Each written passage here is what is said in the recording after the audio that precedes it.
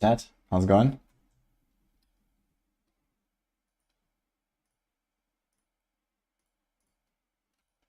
It's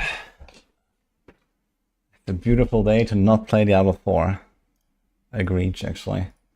How's everyone doing? Oh shit, my phone is ringing. 1 second.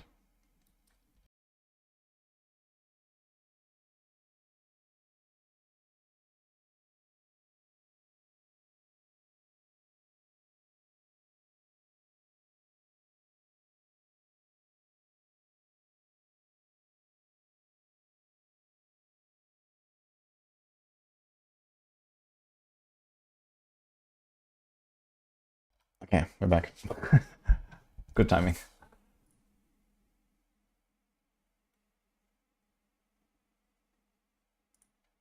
So, one thing I want to watch today is this one. Good day. Hello, Sora. Something up with my chat. Wait 1 second. I think my chat is bugged out or something. What the fuck is going on? Wait a second.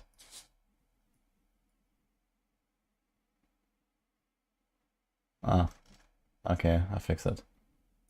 That's weird. So, it always just shows the last message. And everything else disappears. But I fixed it now. Okay. Anyway. Video on a phone. I do have to pick up the phone sometimes. You're watching a 7-hour video essay about Dune. What the hell? Going for hardcore from the start? Yeah, it's a really bad idea. Because there's many bosses and you have to learn them all.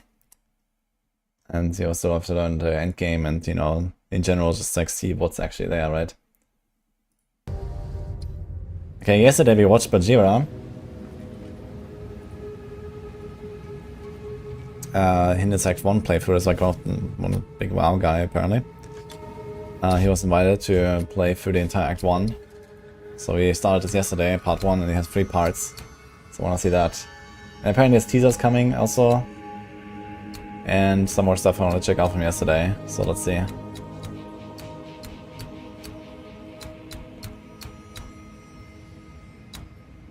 You love long form content like that. 7-hour video essay, that's a quite long video.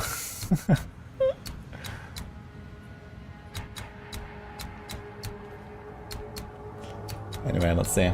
I guess you should also keep an eye on the UE Twitter.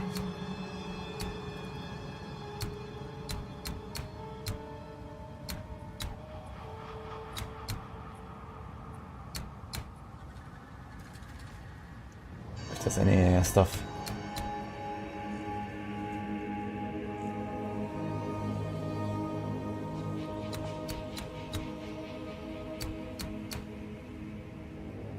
There seems to be some FAQ or something. I'm gonna open it for later. The art. Mega Q&A. Okay. Let's get it for later.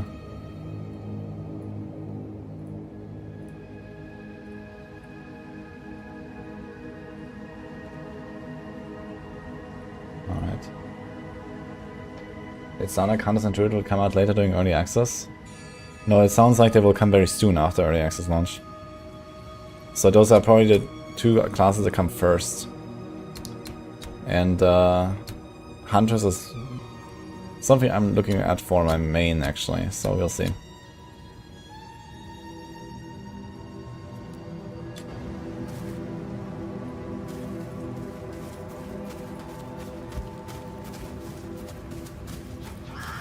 Yeah, well, Crimson Casts. You can DM me on Discord if you want.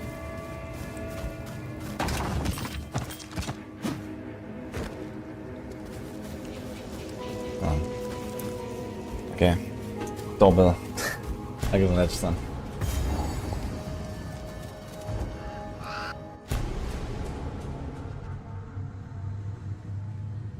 This place has not been abandoned.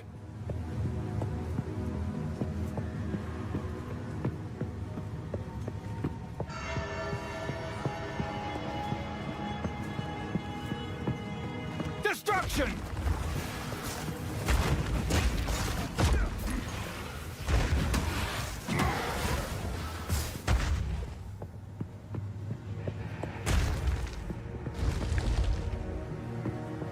Vitality.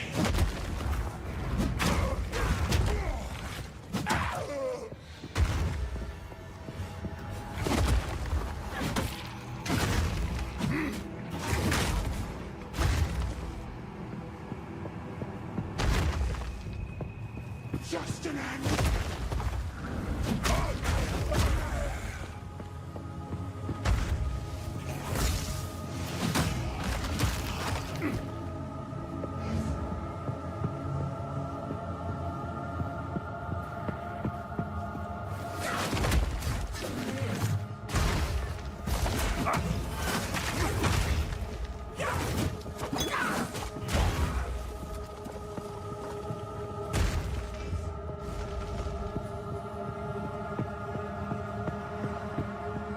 Okay, I got a box.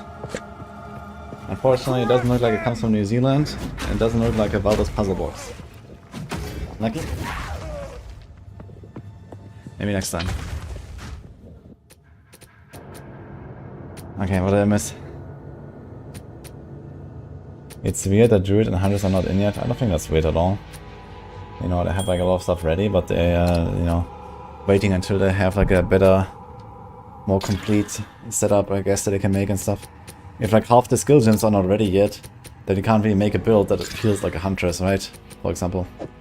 Or the same with the shapeshifting stuff. What's in the box? Something for Nini. Not for me.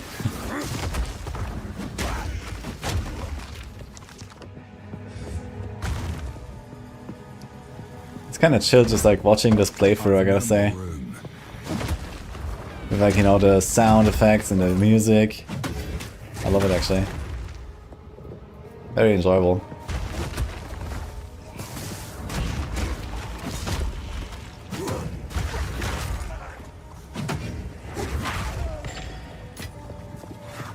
What do I need to purchase to get early access? The $30 supporter pack. Or higher.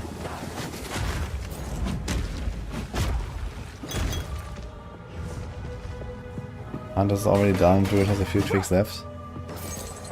Did he say that? If Hunter's is done, then why she's not in?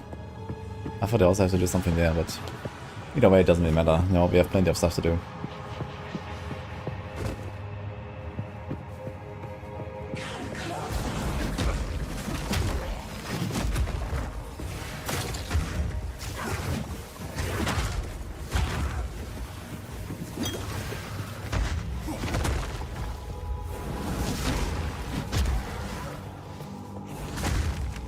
Maybe it's better to play with controller. I don't think any game is better to play with controller. But I guess compared to PoE 1, this will certainly be much more controller friendly. PoE 1 I cannot imagine.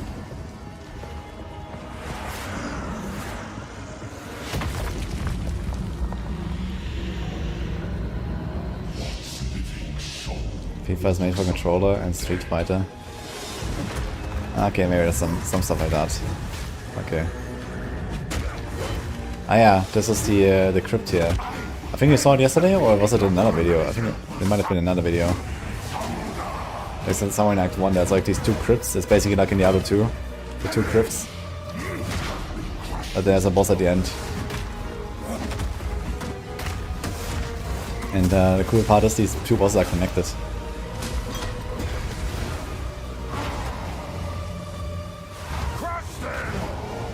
Getting blasted, holy shit.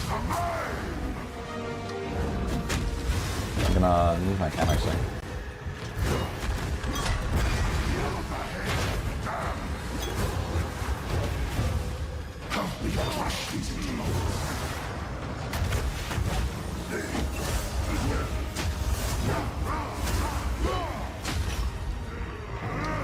Let's see the HP.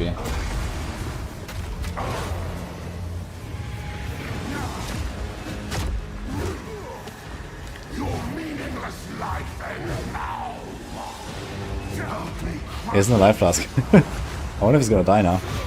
He doesn't have regen, he doesn't have life flask, he's gonna die. Yeah. And this here, ladies and gentlemen, is why life regen is OP in the early game. Especially like as a warrior or marauder or something, there's like life regen nodes you can get pretty early on. You definitely want to grab like, even like 1% life regen or something is insane. Yeah, I'll play hardcore in PoE too.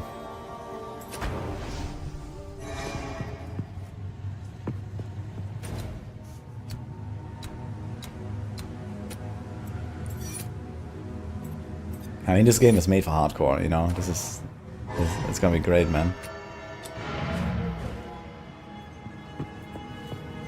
Not on launch, but, you know.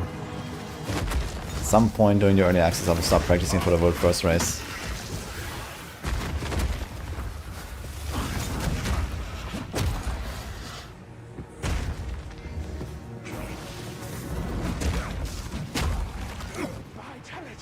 Dodge this!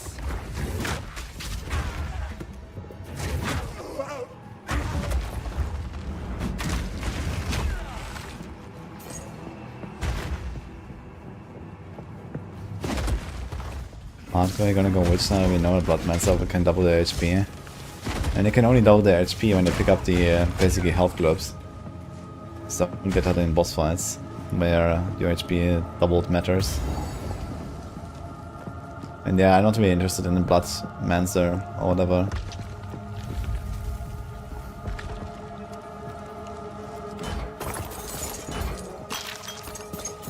Wait, so they did not actually go and try the boss again?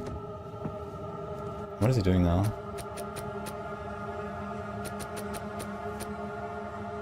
Is Ruthless mode in the game? No, Ruthless is the game.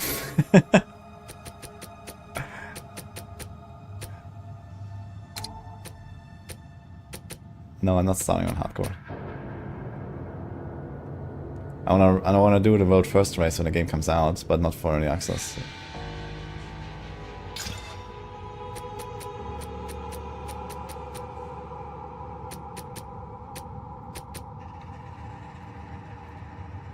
Have I played PoE one match?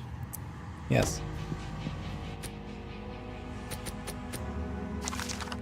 I have like 4,000 hours or something.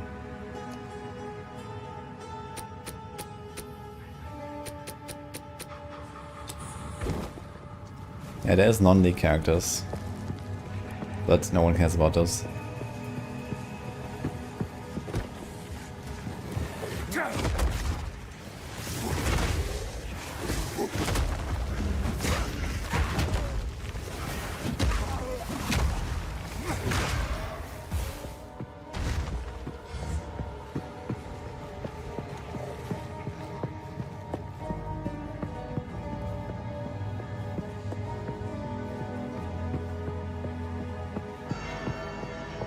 This is a console. Well, I'm not sure if they play the console, but at least it's playing a controller. Wait!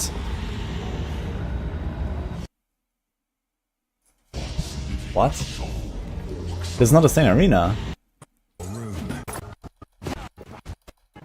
The entire zone reset or what? Yeah, he was going to the top left. What did he do exactly when he died? He did revive in town. Why did he reset it though? Was it by accident?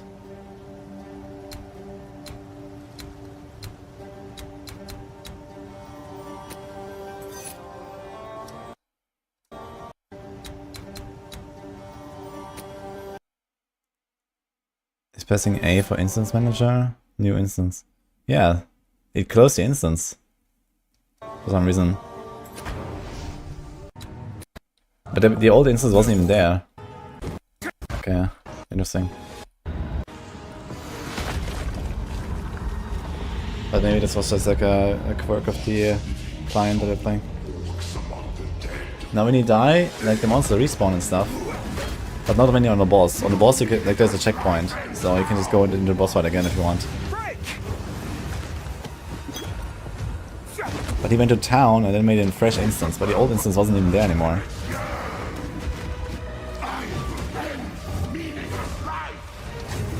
We watched part 1 last time, and then the interview started. So we're watching part 2 now.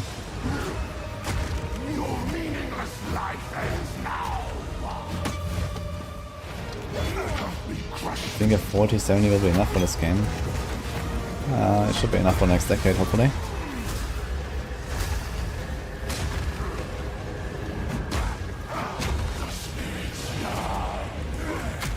He's blasting him. Does anyone know what this icon is here with the minus 10% there at the top?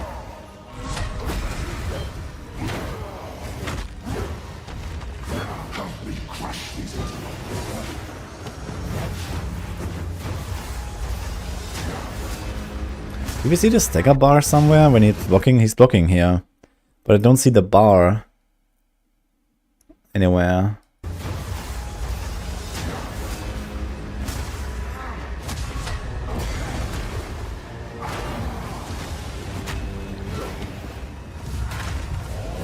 He doesn't have life pot anymore.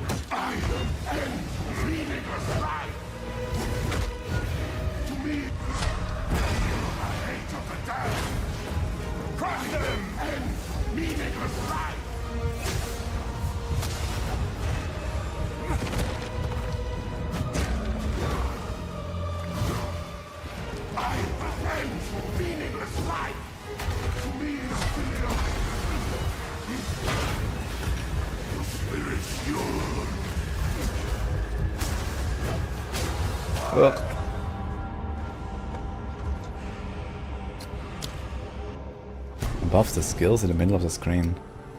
Wait, is he gonna reset again? He actually reset it again. Is he doing it on purpose? Also, I wonder what happens when he just presses select instead of instance manager.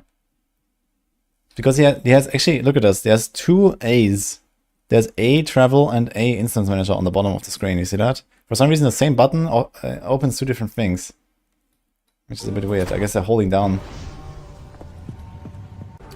Did he cut it here? Because this time he didn't open it, but he has a new instance.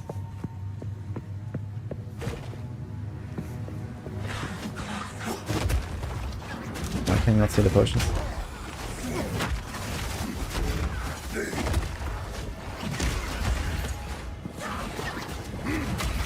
Yeah, maybe he's actually just doing it on purpose to get stronger.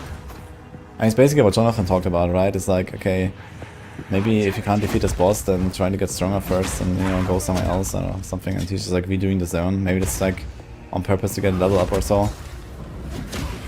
But I mean, he almost had the boss, you know? If he does it a bit better, he can do it.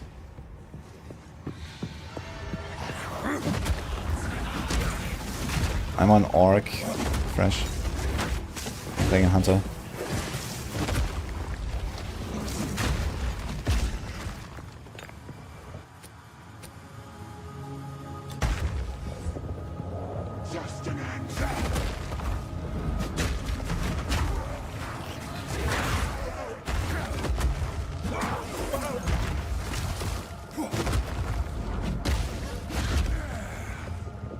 Starting Warrior is probably a pretty good idea. At least early game Warrior seems very powerful. But I'm probably going for Mercenary.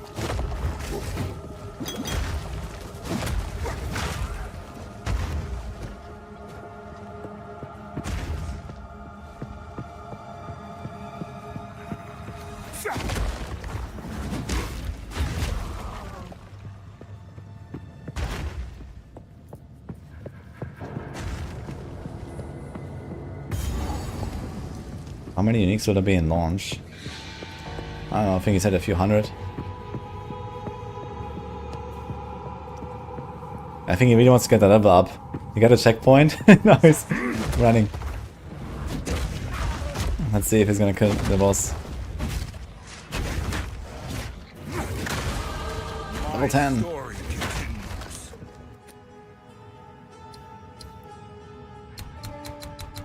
Now what is he taking?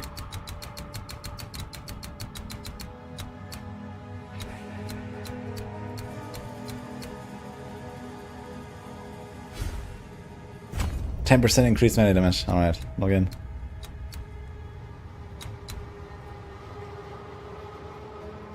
You avoided so many characters like this will be too punishing in the early game? No. I mean, once you get good a little bit, getting to the bosses is not such a big problem, I think. So it's about taking down the bosses, and taking down the bosses is just about learning the bosses. So I don't think there's like a massive disadvantage from playing melee characters, for example.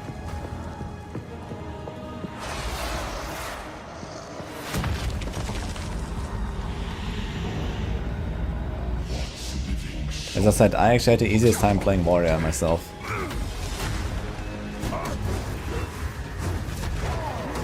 Destruction! Isabel belongs to spirits now. Your meaningless life ends now. I think you can't revive in town. Yeah, maybe every time you go to town it actually resets the instance. Or at least if you arrive in town after dying. Or maybe this was like something that just happened here in this version now.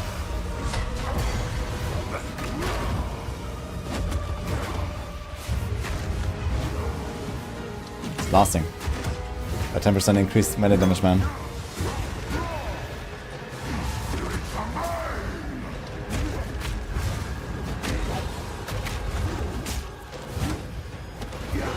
Yeah, this is Bajira YouTube.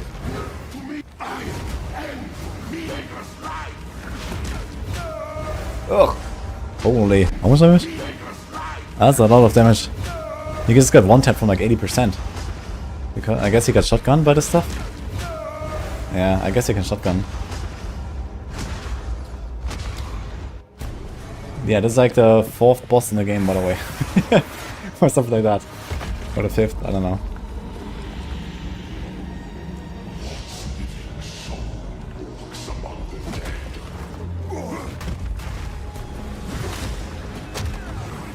So you watched a few PoE content creators videos explaining all things PoE and you compare that to the 4 content creator talking about PoE and the difference is night and day. Yeah, I don't know, like, I guess it depends on like who you're watching. You know. Crush them!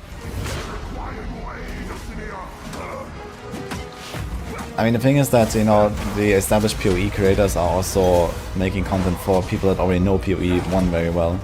And the 4 creators are not, right? The 4 creators are making content for people that do not know PoE. Like, I will also, you know, keep it relatively light when I make my own videos, I think. Even though I can explain all the details. But it's no help, you know.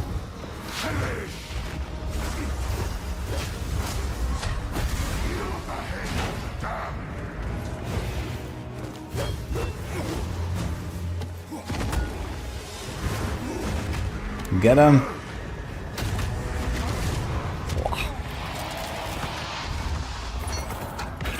Your name has long been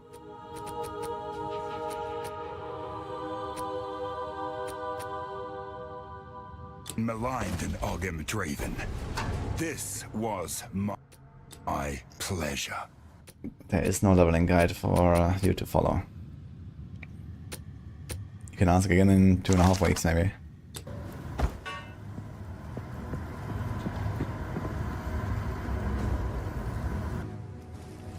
If you pay for early access, you will get this equivalent value in points that you can spend in the in-game store to get stash tabs. So yeah, you can get stash tabs from that.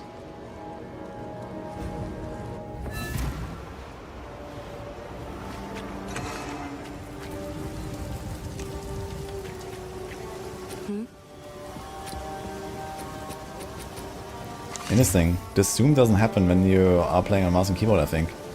Right? When you talk to an NPC. There's a warrior. This is not the place. How's the clearing?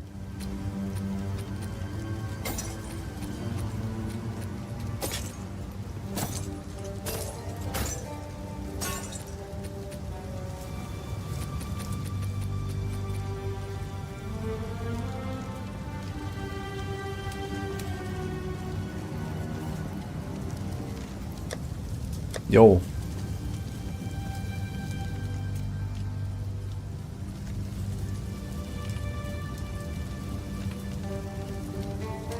He also has... That's actually not an upgrade. He also has percent increased. How much gold does he have? 3,000. All new shield though, pork.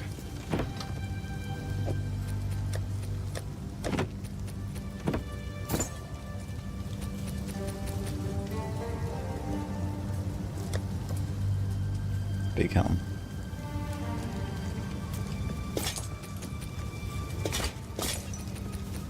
They actually added like item level in this game, that's interesting. Just showing there. That's nice.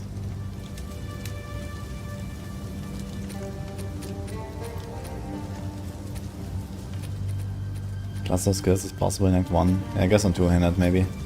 Till next time.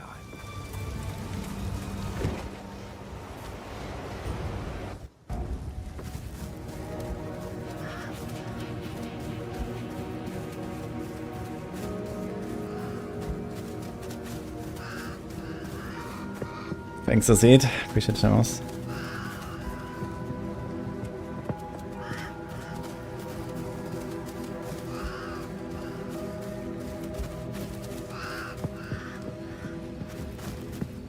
This is PoE 2 and I'm not playing.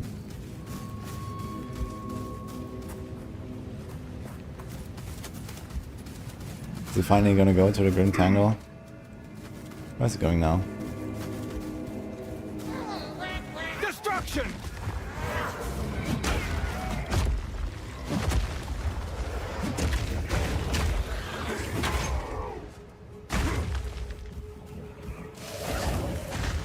Q, speak for yourself. I have streamer client.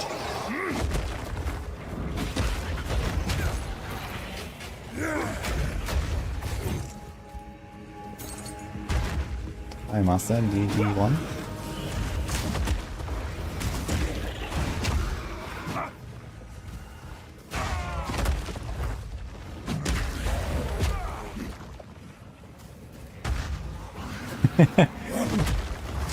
You're not they're on release day, you don't have to deal with the day 1 issues.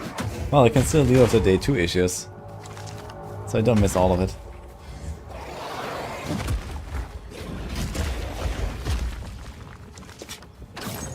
Yeah, Warrior is really nice.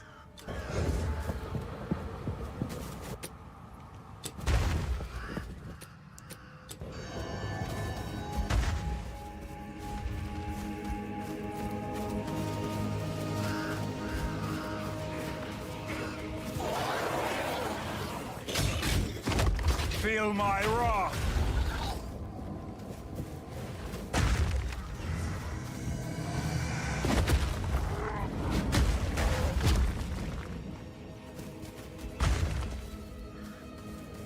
Those are kind of funny. Yeah, I'm gonna start Merc probably. How was Witch? Witch is actually the one class I didn't get to play very much. I played Warrior, Ranger, Monk.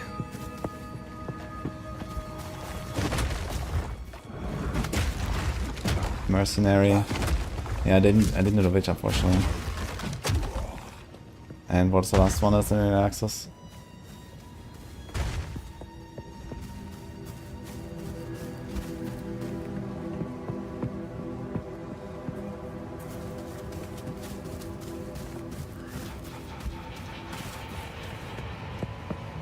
Warrior, Merc, Ranger.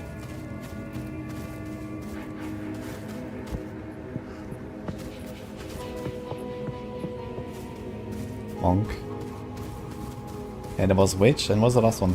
Sorg. No, Sorg is not in early access. Is Sorg in early access? Ah, true. Sorg is in early access. Yes, I think Sorg wasn't available when I played. So it was only those 5, and I only played 4 of them. I didn't get to play the Witch.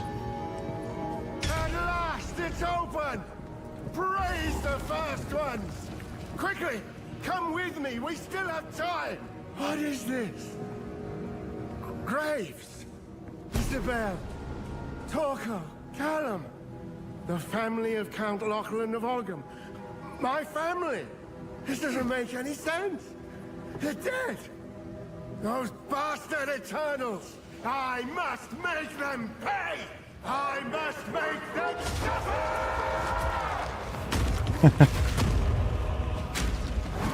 He starts with a slam.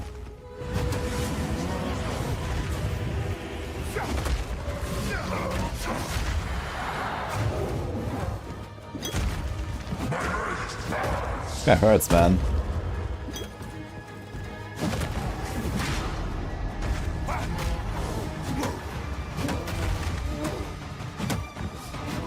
Slamming. This heavy stun is actually pretty sick, man.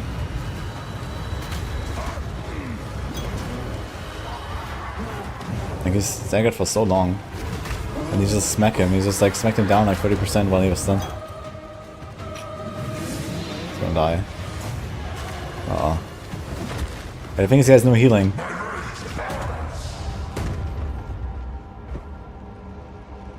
Dead. I think there's no way to get out of a boss fight, right? In hardcore, that's the thing. Like, for example, here, if we realize, oh shit, I need to get out, I don't think he can. Can he run out again? I mean, the door seems open. Maybe he can just run out.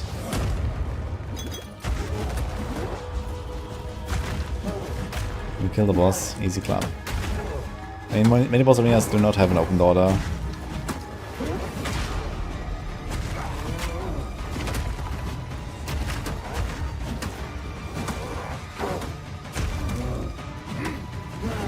Yeah, logout marker doesn't help you because you log in straight where you were. The game will put you where you were.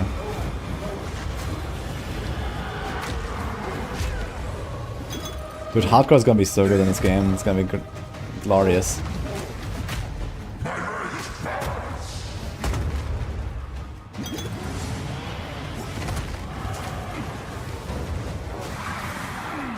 There's town bottle, I guess they're not allowed to use it in the boss fight.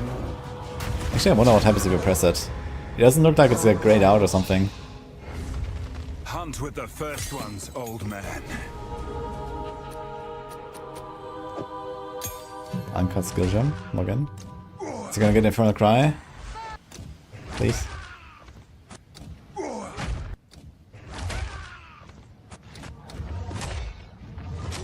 Using Armor Break repeatedly against enemies will break their armor, allowing you to deal more damage.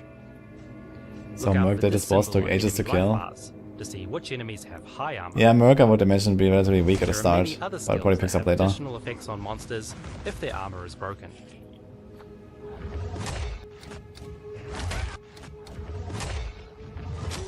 Using Armor Break repeatedly against enemies will break their armor, allowing you to deal more damage.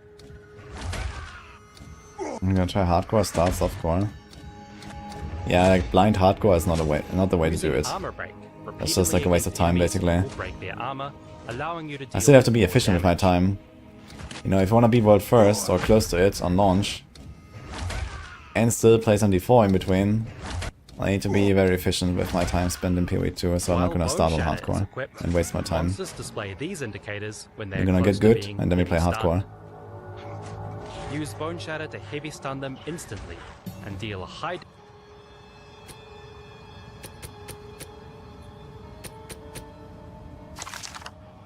Huge weapon.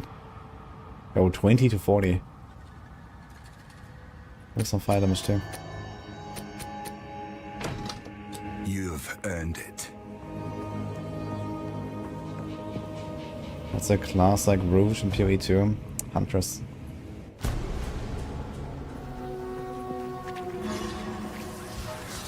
Corruption has twisted these wilds beyond recognition. No chance!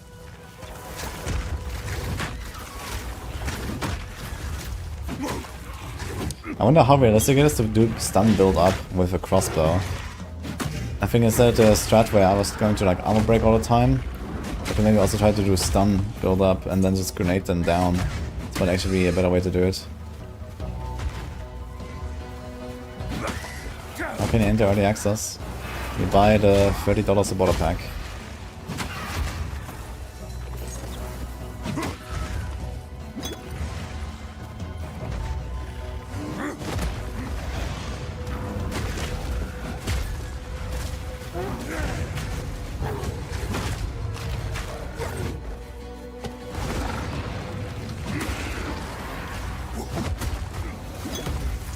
consider the enhanced paladin class before D4. I could imagine that maybe one of the ascendancies for Templar might be a paladin. It's gonna have some holy stuff. I wouldn't be too surprised about that. What are the current Templar ascendancies? Guardian, Inquisitor. What is this? What's the last one? Yeah, they might make one of them paladin. They also already added flails, for example. Pretty sure they're gonna add paladin. Hero Fun, yeah, exactly. Hero Fun is kind of like a champ thing anyway, I think. So maybe they're gonna remove that and make a paladin instead. Hey, there's a ritual altar.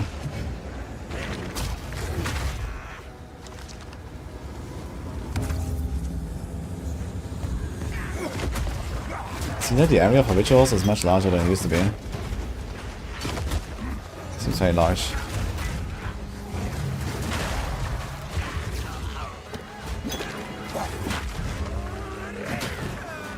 Is the video like this but with Merc gameplay? Hopefully. If anyone has one, let me know. Also just link your stuff in the Discord. I have a channel in the PoE 2 section on my Discord. Or like all kinds of links if you want to just throw anything there. Dealing area damage. Using armor break. Have you noticed PoE 2 has no freaking doors every screen? Yeah, doesn't really matter to me.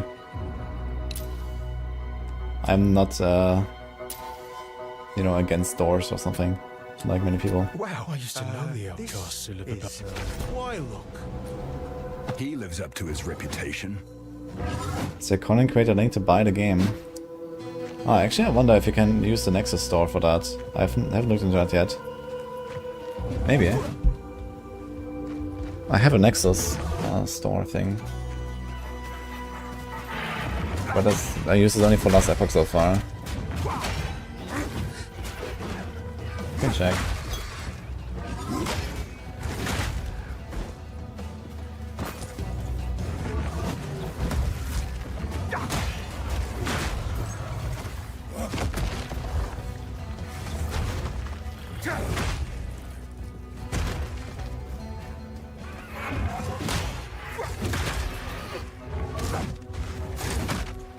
Application error. A client-side error has occurred.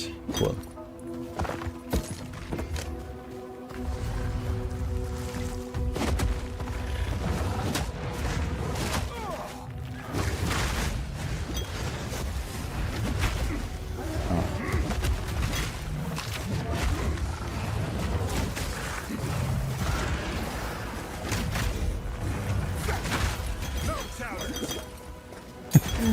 Ding ding ding.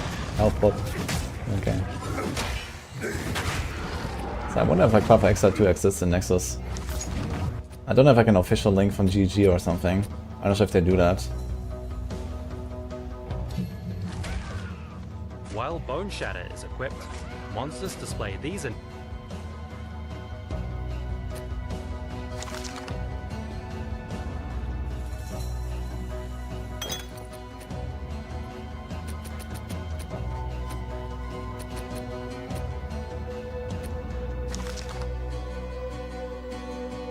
You know, PoE does not exist in Nexus. I can't find anything. I thought other creators were using Nexus for half-XL stuff at some points.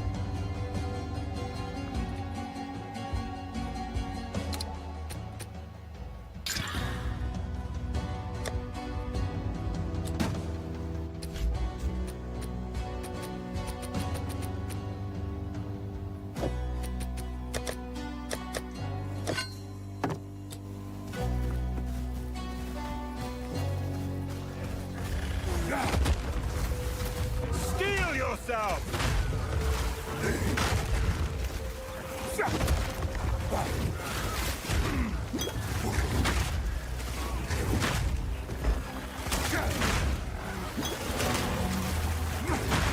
Would you buy the most expensive supporter pack? I already got a wife who has done that. She likes the supporter packs a lot.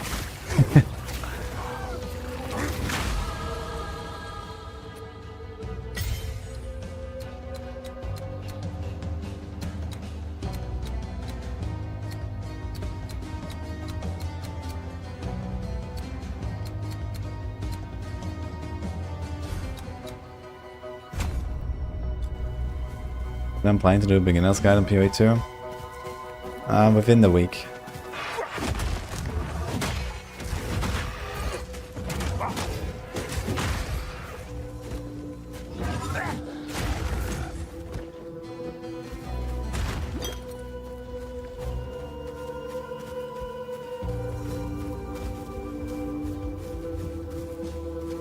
Does the character automatically walk backwards facing enemy during combat? Well, with target lock on controller, I guess it does that. But not when you are playing mouse and keyboard. I mean, I'll play alone for the start. I asked Sis if we're gonna do some co-op stuff at some point, he said yeah. So, definitely wanna try it. Could be fun actually. Maybe, like, you know, ask the crew, like the hardcore blasters, and maybe we're gonna start hardcore together or something. That could be hilarious, I think. Like Sis and Karn and so on.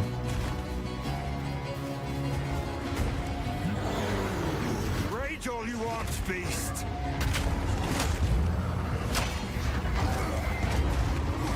Hi Johnny, thank you for the sub.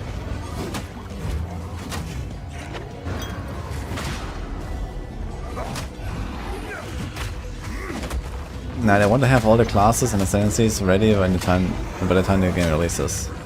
There's no classes in it later.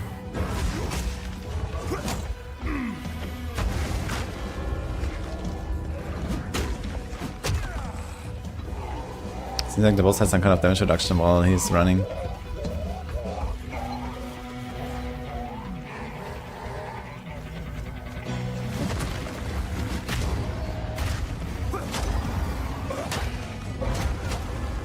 Smash. That's what.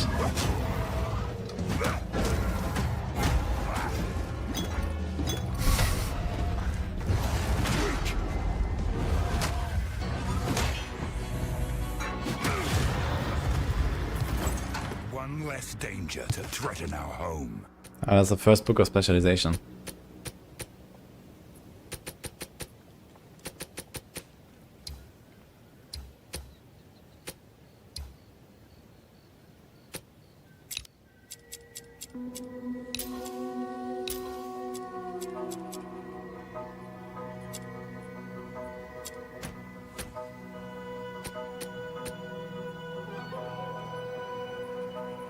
Yeah, I also like that you can see the second weapon set all the time.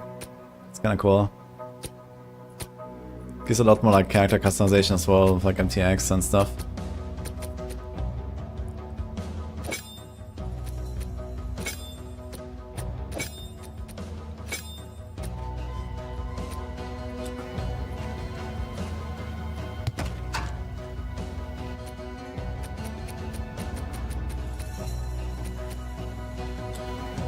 Temper class is full on paladin with holy spells.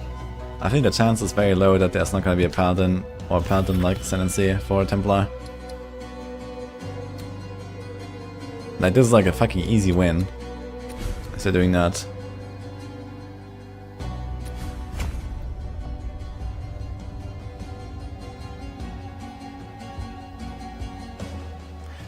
Actually, I just realized, so since you get the Book of Specialization, you get 2 extra points, and then you can decide like for which weapon set you assign them. I wonder if you can assign both of them to the same stuff, and you just get extra points, basically, under all circumstances.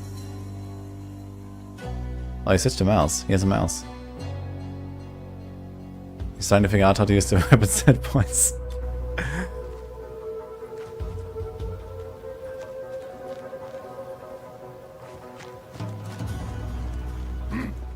I wonder how relevant this whole like weapon set specialization stuff really is gonna be, since only so few points, like 8 points you get at the end or something, right? It's not very much. It's like 2 in passive clusters. And they have to be basically right on the path where you're already going anyway.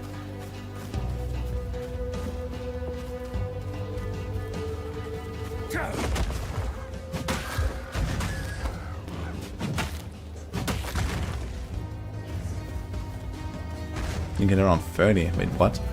Okay, I thought it's only 8. But maybe this was mostly the early game stuff. Okay, 30 is a lot actually.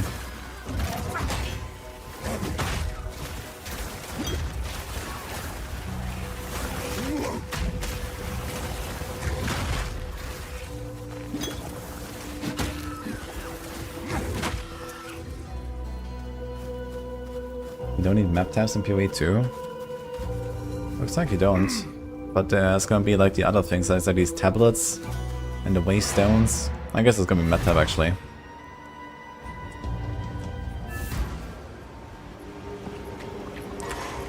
I think even if I hold both hands up while streaming, people will ask me how am I playing the game already. So it is what it is.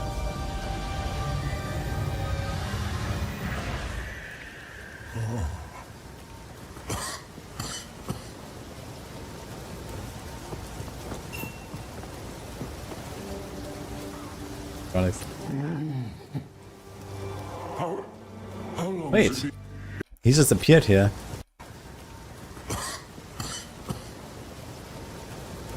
Oh, he's coming from the back there.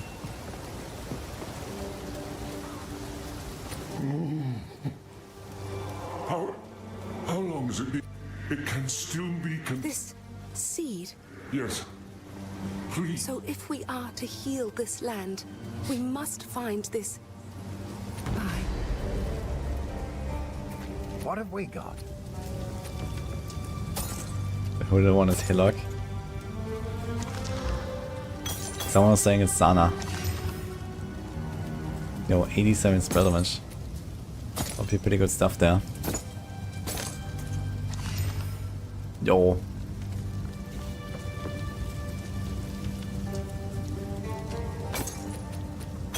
Wait, he sold it?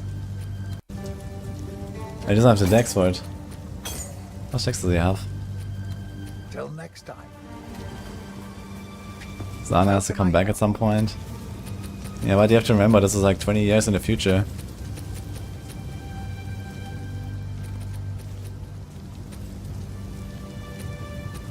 So anything kind of happened. Stick to the cairns.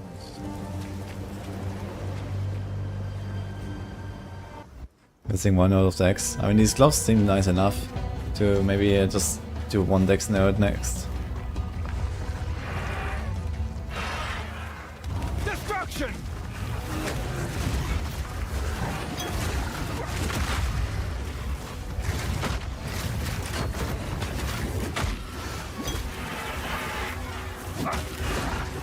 I wonder if the screen also lights up in like red or something, or orange, if you're ignited. It does that with poison, but I don't think it does that with ignite. I feel like this green health bar looks a bit weird. They need to add like some kind of like, I don't know, animation or pattern over it or something. Like the, you know, I don't know, it's just like plain green. The same with the boss health bar. It looks a bit too simple.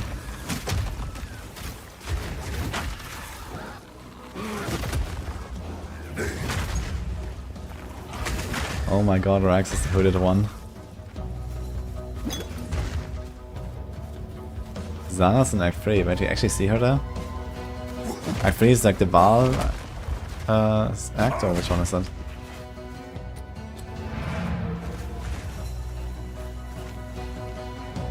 And before it gets green for everything, yes.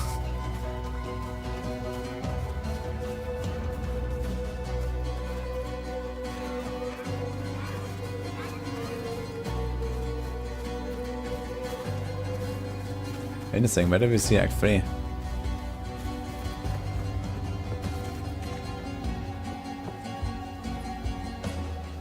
Should we start with Path of Exile 1 or is it easy to jump into Path of Exile 2? I think you should absolutely play some Path of Exile 1, just to understand the basics of how the game functions. Because Path of Exile 2 is actually a sequel.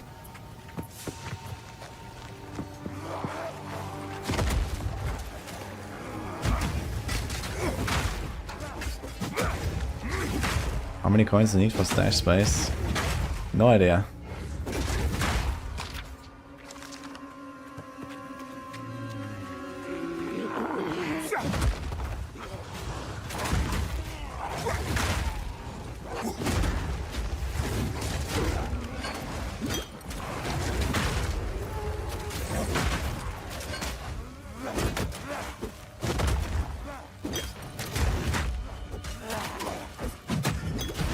Shatter!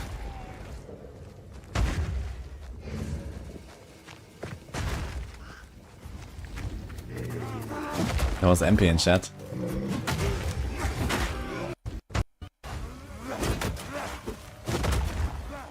Anyone wanna try big party for fun? Early Act 2. MP LFG.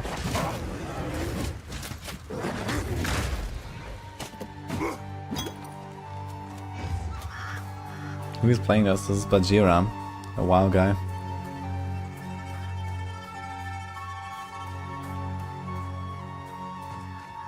Two core PoE 1 mechanics are reworked. I mean, a lot of stuff is reworked or deleted from PoE 1, and that's a good thing.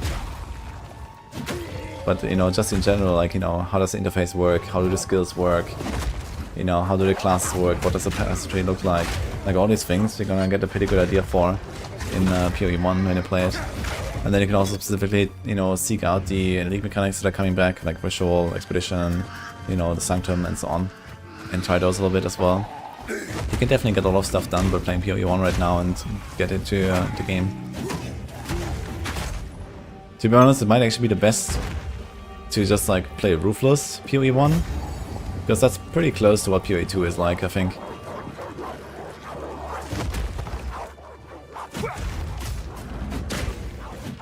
But the thing is, you won't really get anywhere at some point, like in the maps and in the end game. You cannot really, you know, try the things that you're supposed to try.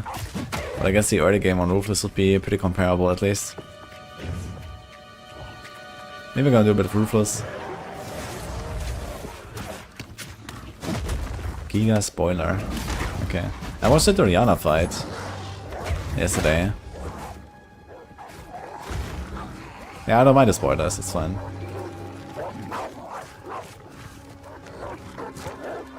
I didn't realize that Dana was present there in this fight.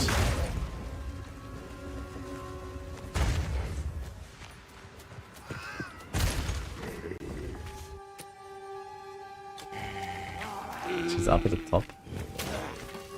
Oh shit. That was a cool fight though, you can watch it again. That's an Act 3, I guess.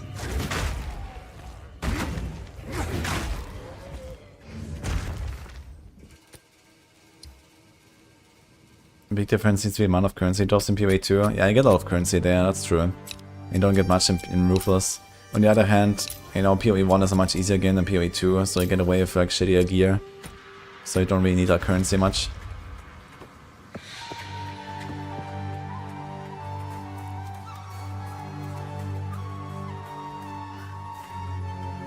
What are they doing with the pets here? What do you mean, Iglesias?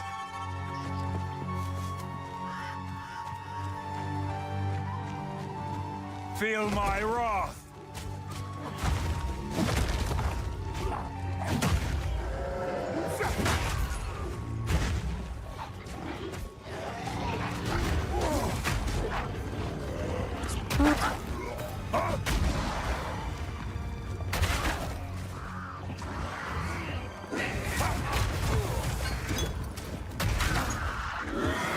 We can watch that Big Thanks video later.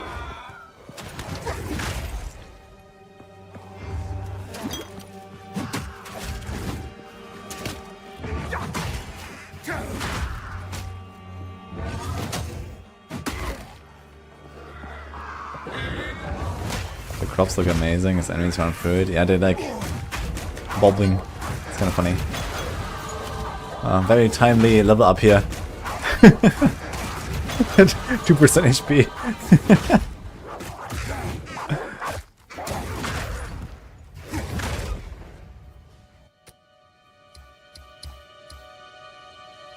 Is this the life vision node? Yeah, this is big. This is what you want to rush. The life vision is so good. Actually, you can go straight through the life vision there, but he went for the damage as well. I guess you kind of want the damage, but you want to pick that life vision. It's very good. There's more life vision there.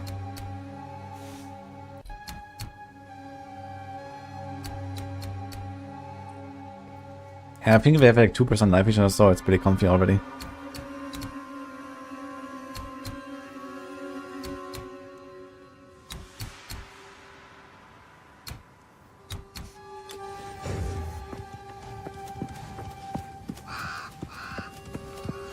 Everyone is pogging our defenses. Yeah, of course. I mean, even on softcore you have to build your character defensively now. Because you're gonna lose the map if you die once. Potentially even lose the boss and stuff, right?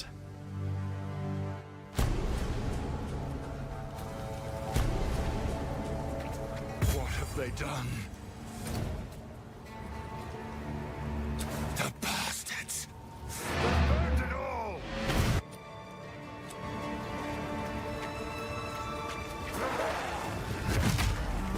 This is a good class as a new player. I guess the Breach will probably be the most beginner friendly. Because of minions. And ranged.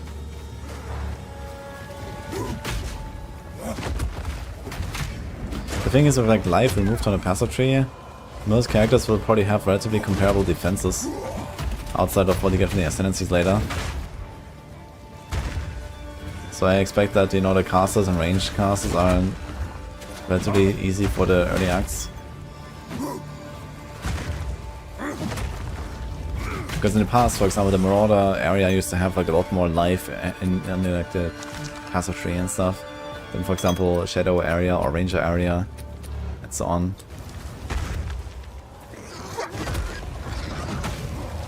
But I guess you get armor now and these other defenses that they can build into, and life vision that the witch doesn't get.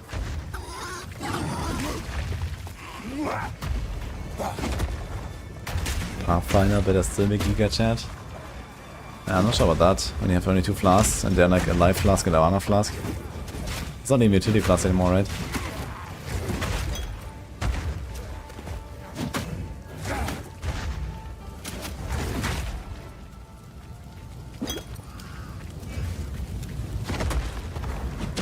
Essence Drain Monk.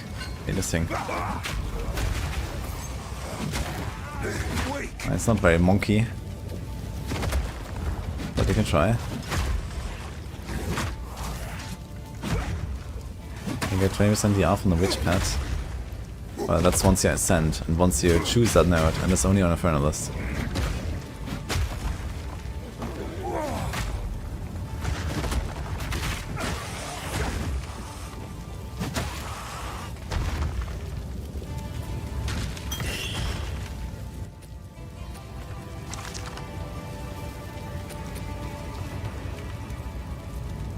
You don't have 300 hours a month to play games, but I enjoy PoE too. That's a good question. That depends on how much you enjoy suffering, I guess.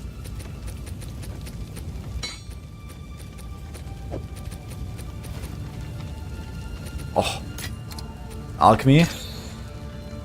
On a one-handed mace. That's a pretty good outcome, I guess.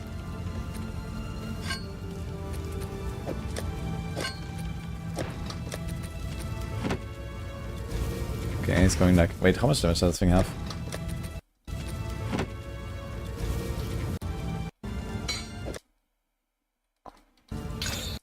(16 to 25, 1.55 attacks per second).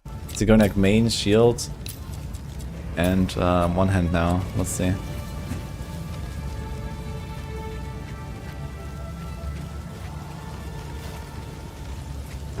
Which class looks like the fastest to level up? This is unpredictable.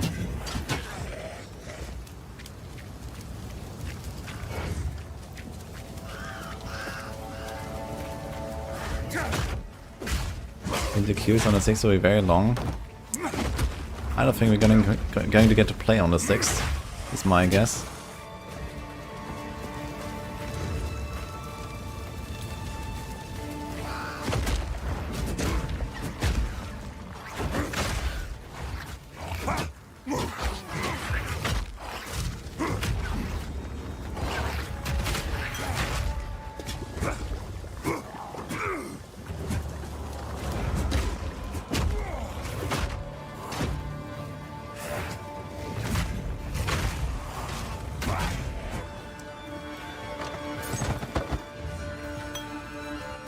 Pass auf, eines in der Chest.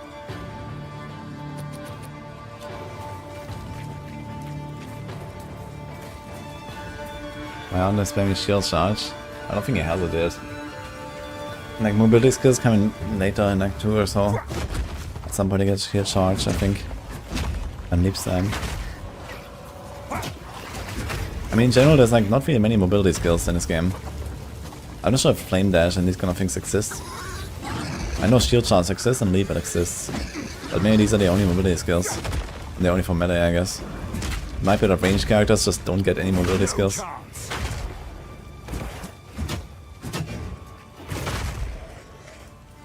Yeah, and the Shield Charge has a cooldown too. And it's a pretty short cooldown, I guess.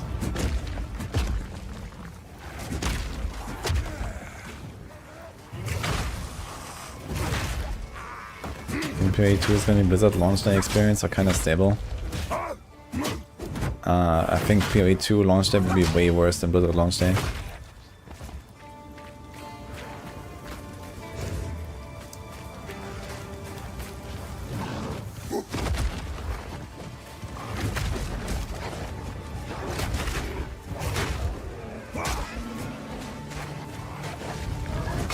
Trust me, start before ya. Okay. Maybe I'll trust.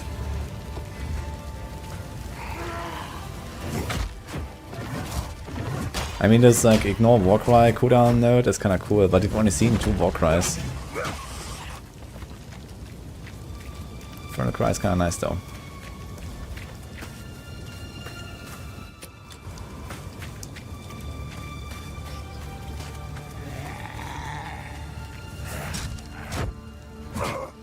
Alpha mode in PoE 2. Yeah, that's not happening here.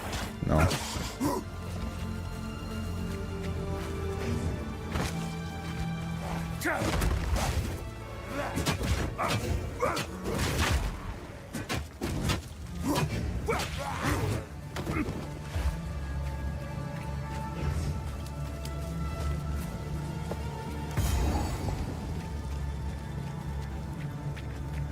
They've all gone mad! Just wait! Surely we can... You have been sentenced to death. Great Wolf take you, bastard! You bastard! Face me! It's a cool fight.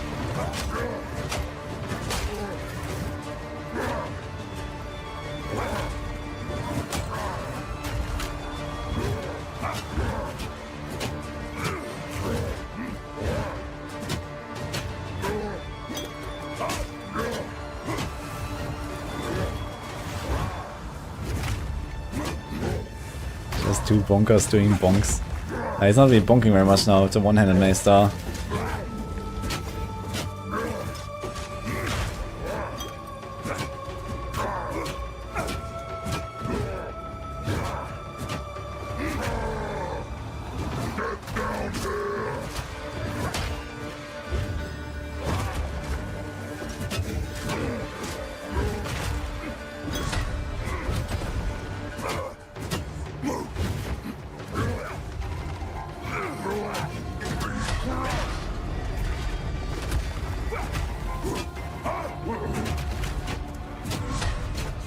He's like tickling him.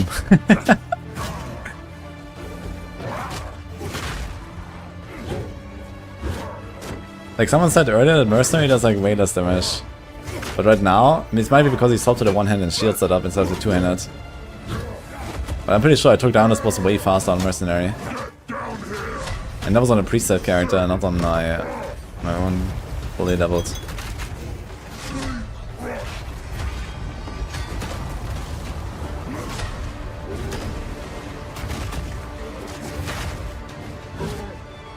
Too bad he's not running Infernal Cry, there's a lot of ads later in this fight, he could actually blow out the ads around the boss.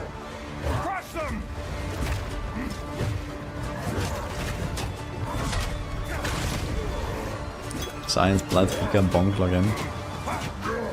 That's not an act boss.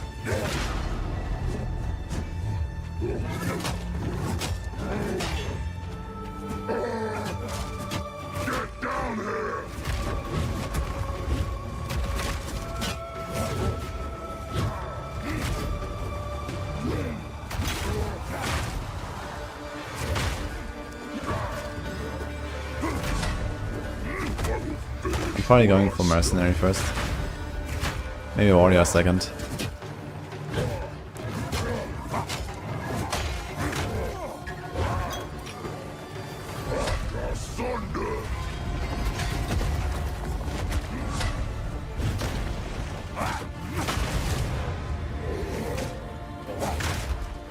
not revenge enough for what you've done. Stone charm.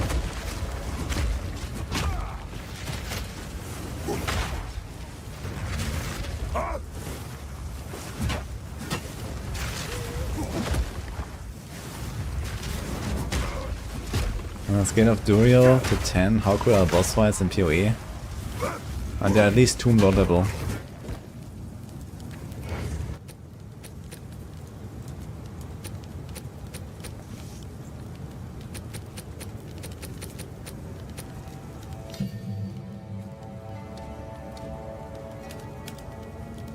Yo, take the rage. No. The rage. Yes.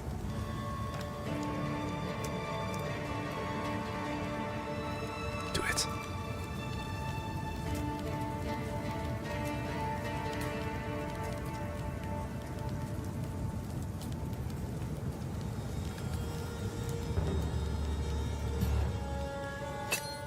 Yes.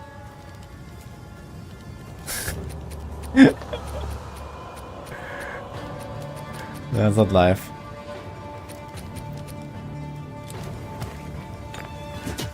This would be where you check the buffs icon. I cannot see. I've nowhere to keep that.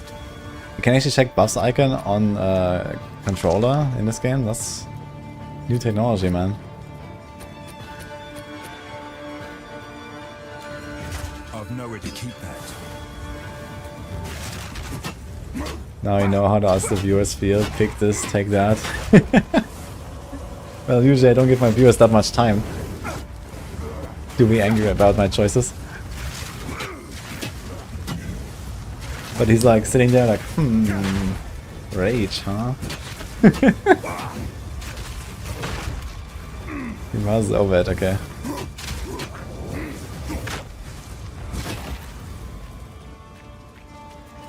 Yeah, it's new footage. This is like full Act 1. You have now unlocked a Scion. Oh wait. That's a different game. He killed. Clearfell is safe.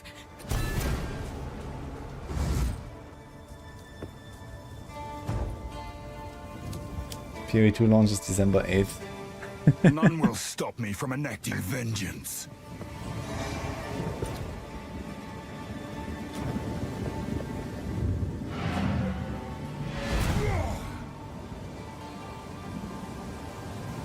It's kinda interesting. Oh. We finished, yeah. Okay, part 3. Let's go. What is this actually? Act 1 boss battle spoilers. Okay.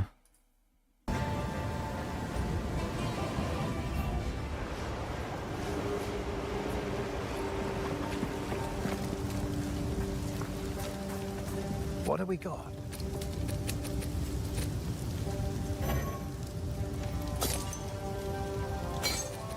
Yeah, there's no customizing of your character. But you can get NTX for your armor and stuff.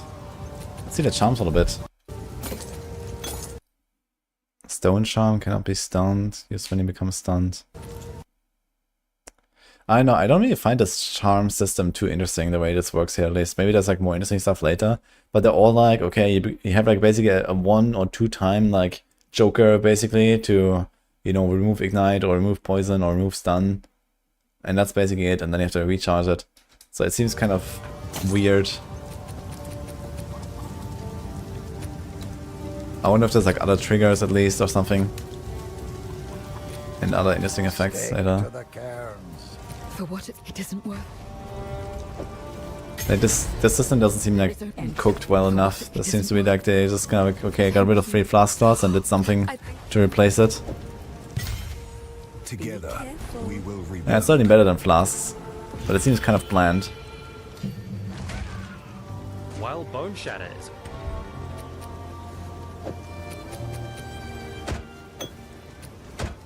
I haven't seen any witch gameplay.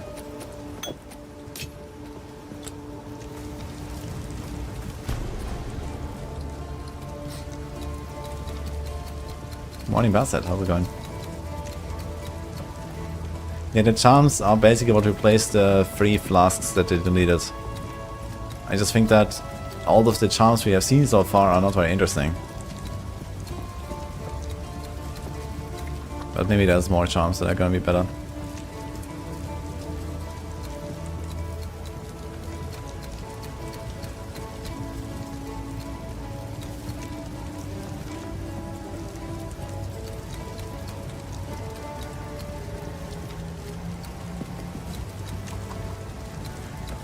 Free life hardcore enjoys are rip. Yeah, you don't need like free life plus to survive in this game, I guess. You get good, get some leech or some regen or something, and you're fine.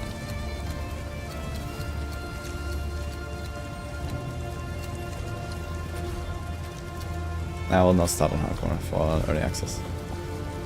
I mean, the thing is that even if I somehow, you know, make it to maps or something on hardcore, and then what, you know, I can't really try the pinnacle bosses that much, and, you know, I need to learn the fights there, and I can't really like, choose up the difficulty in the maps that much, and so on. Like, I need to learn the game first to see actually what is even the target, you know, what are we even going for. While Bone Shatter is equipped. And even then, like, the servers will shit themselves, maybe I'm gonna die to that, or whatever. Or maybe something is imbalanced or bugged, or, you know, there's like 1,000 things that can go wrong, basically. Even if somehow I make it through the campaign.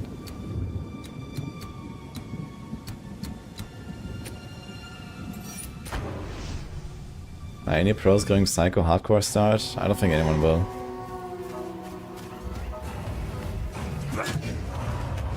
Face me! I think going hardcore on the first character is just a waste of time. It will take you too long to learn the game if you do this. Exile? Okay.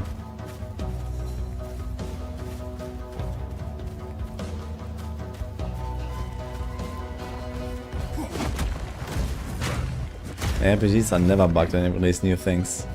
True. I didn't get a puzzle box yet, but soon TM. Dude, imagine I actually get to design a unique in PoE too. That'll be badass.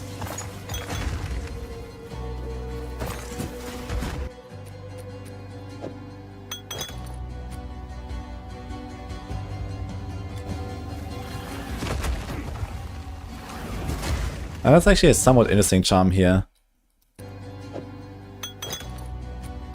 Yeah, used when you take lightning damage from a hit. I mean, it's only after you've taken the hit already. But, you know, in many cases, this will probably be fine. You get 4 seconds of 25 lightning rest. That's kind of interesting, you know? You kind of like close the weaknesses of your resistance setup for a little bit and stuff in a campaign, for example. I think this is way more interesting than this. Ah, yeah, you just ignore the next ignite that hits you. Enjoy. I don't really see like much of like a interesting upside there. I mean, you can probably cheese certain bosses or something with that, you know? Just get like 3 charms that give you like ignite immunity or something on certain boss. That could probably make them very easy.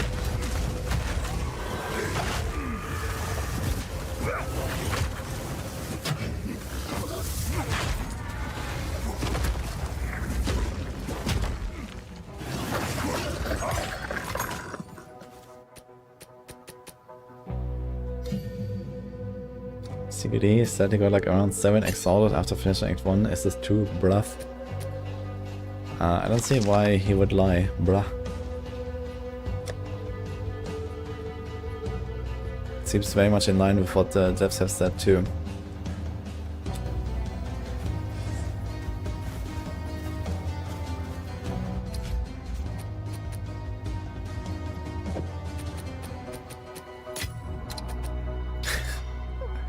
We'll be able to play this game on phone. Oof.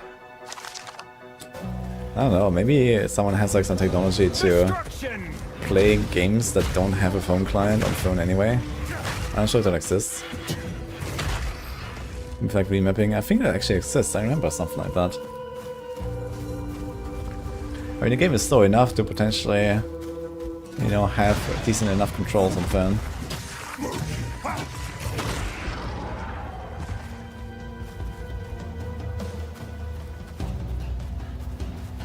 mean, your phone is probably gonna explode after like 20 minutes. But other than that... Wait, is this where he came from with the crow bell? Isn't this the path back?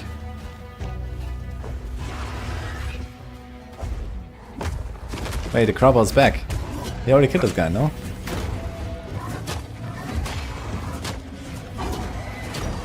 The boss just spawns again?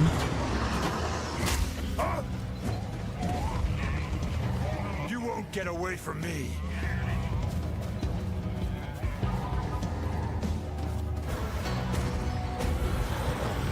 Rage all you want. Think we should do a podcast, invite a few content creators.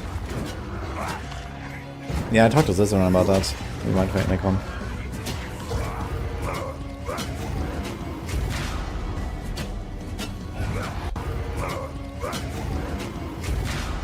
Damn.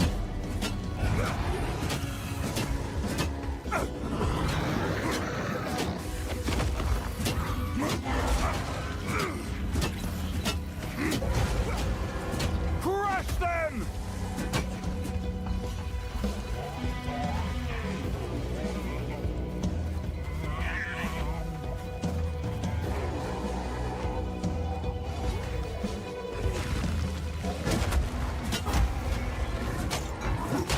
Uppity.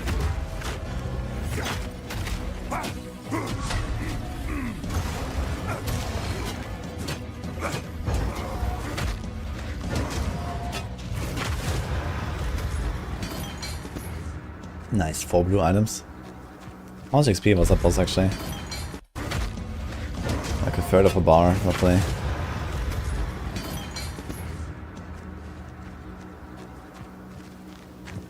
The mini crow bell. There's a mini crow bell.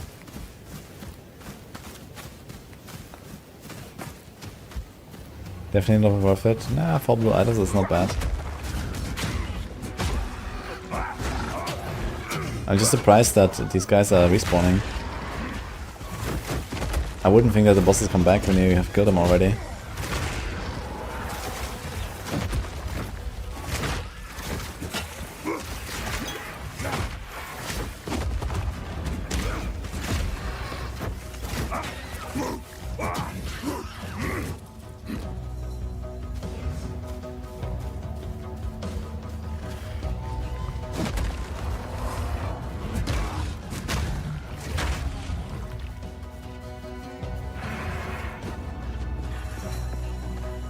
Yeah, I don't think that he's really supposed to like farm campaign bosses anyway, for like a loot pool or so.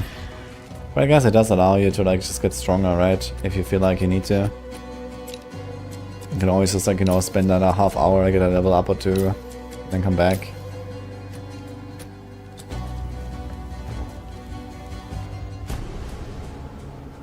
Will I try to play a controller? The clanless live. Hell There no. are far more of them than I expected.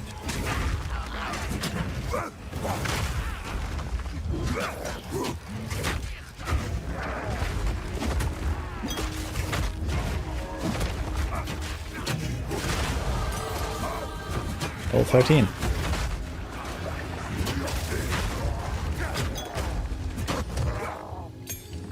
By decree of the council. Yeah, I've not seen this zone yet. Besides in like a preview.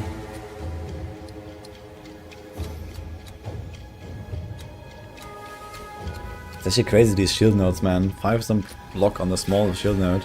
And I think one of the big ones was 12%. You can get so much block there. The shield nodes seem definitely pretty crazy.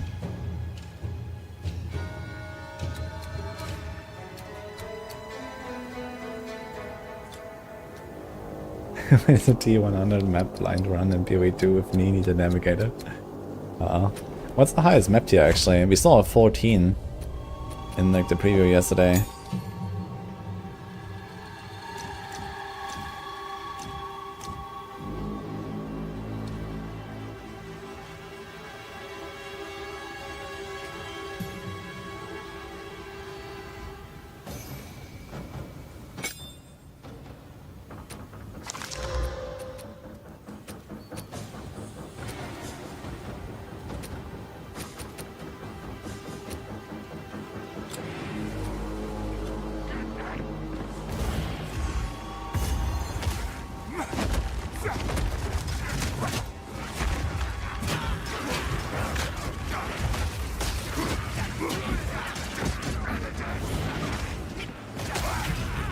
Yeah, I've not seen him mouse over the rage tool, by the way.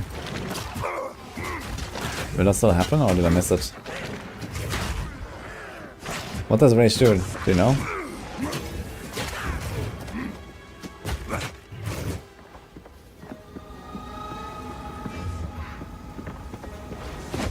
Imagine if the astronauts are playing PoE 2 from space. I mean, promising someone a lifetime of blasting PoE 2 in exchange for, you know, reaching the next frontier for mankind. Not such a bad fate, I guess.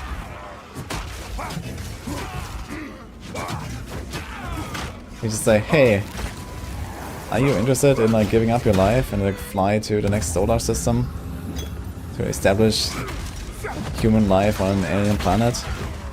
It will only take like 400 years to get there. And you're gonna be the first generation. But you can play PoE all day, every day. Sinister shadow lurks here.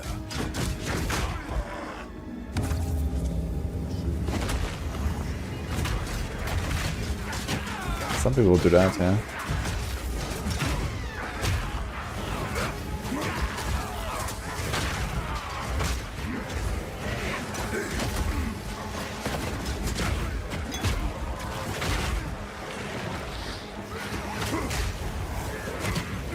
Rage is 1% more attack damage in PoE 1. Oh, I didn't realize that we worked in PoE 1.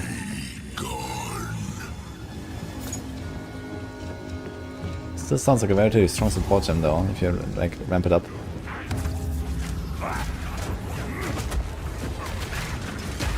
It's kind of interesting that there's like so many rituals here and all this stuff already. It's like one.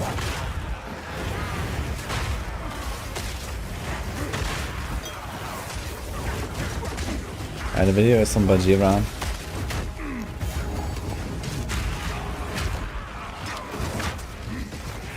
Okay, so one rage is 1% more attack damage. So that should be good.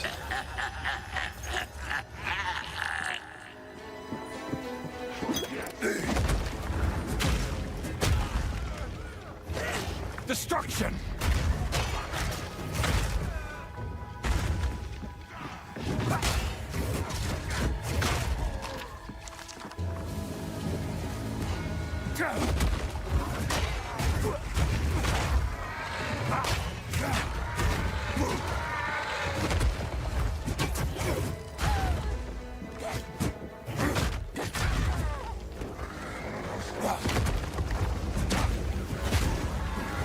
What in the bar on December 5th because he will be online for at least 1 month without sleep. I will say. I mean, I will be very sleep deprived before it starts even. Because I also have to pass like, you know, 3 days straight PTR and hopefully prepare as much as I can for the Season 7 guides.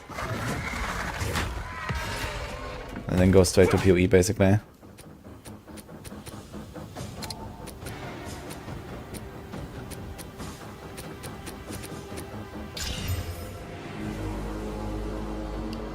Where you get Strab gets 20% quality in 1 whetstone on a yellow item.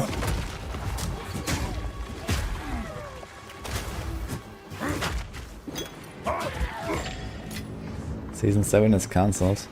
Well, even if I don't intend to play Season 7, I'm still in charge of everything on Maxroll. So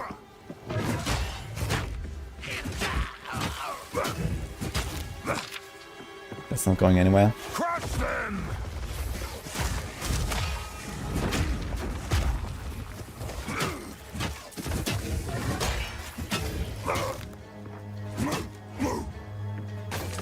I've nowhere to keep that. I didn't say I don't want to play Season 7. I just said, you know, with the comment from James on YouTube who says Season 7 is cancelled. What the fuck? Spinning. What have we got? Wait, was it NPC spinning? What the fuck?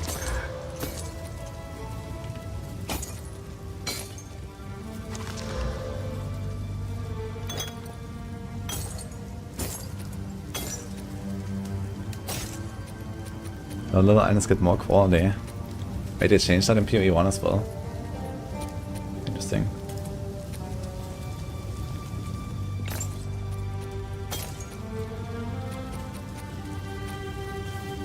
I guess it's just a way to like keep the somewhat relative similar value basically, right?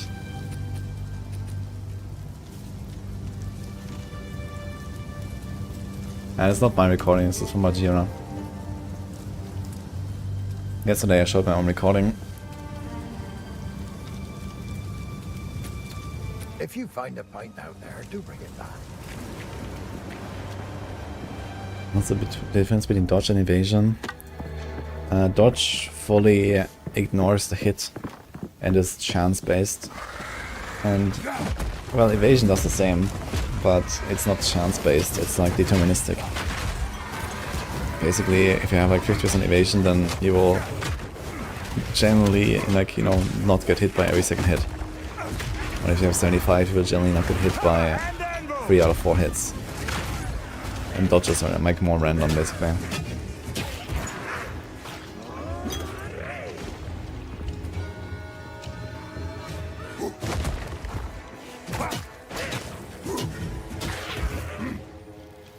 Actually, does dodge exist in PoE 2? They removed it in PoE 1 for the most part. At some point, because it was like basically just like the same as evasion almost. I'm not seeing anything with dodge yet.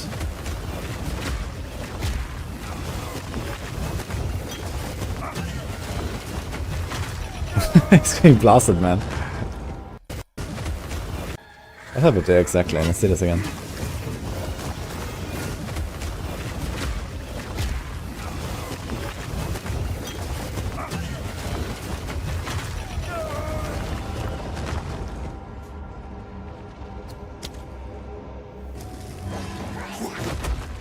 Yeah, spell dodge still exists. Which is kind of weird, to be honest.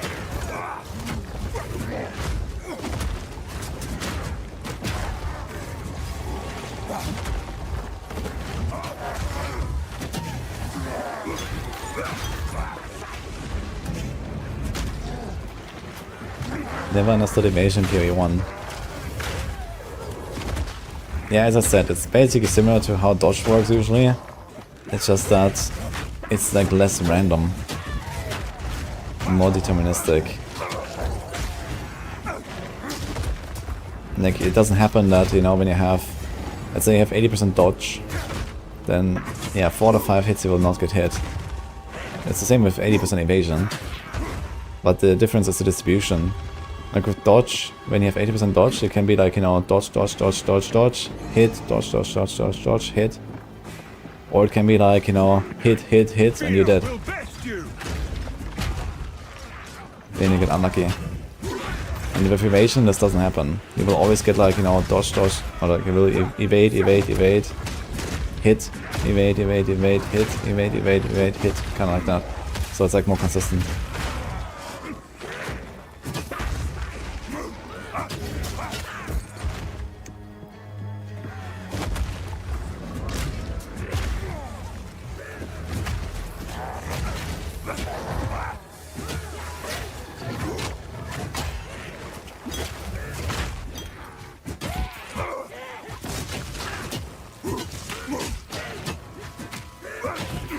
Yeah, and then there's accuracy as well that plays into it.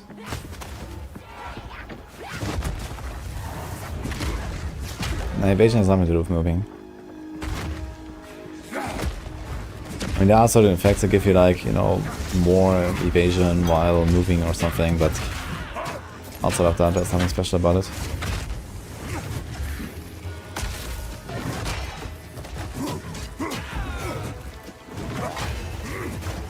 Shield in this game makes a ridiculous amount of change, but this dude's dodging instead. Yeah, it's the same reason that you dodge roll in Elden Ring and don't use your shield, right? Because you're gonna get good.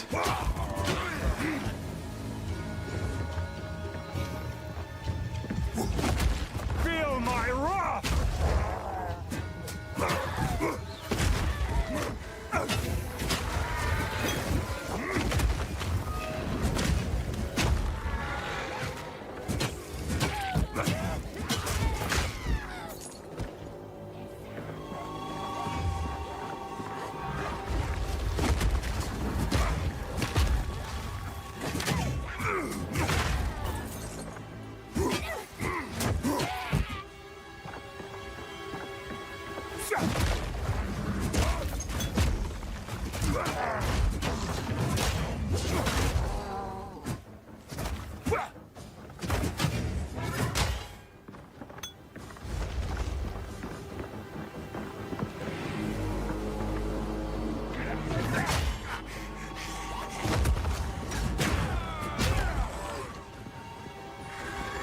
There's no iframes in dodge roll.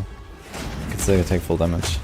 But I think we saw a notable somewhere that gives you 30% damage reduction while dodging, while dodge rolling. So that could also be potentially used to, you know, avoid a one-shot, for example, when you don't have the timing right. There's an iframe? That's news to me. Are you sure? Really? They added iframes to the dodge roll.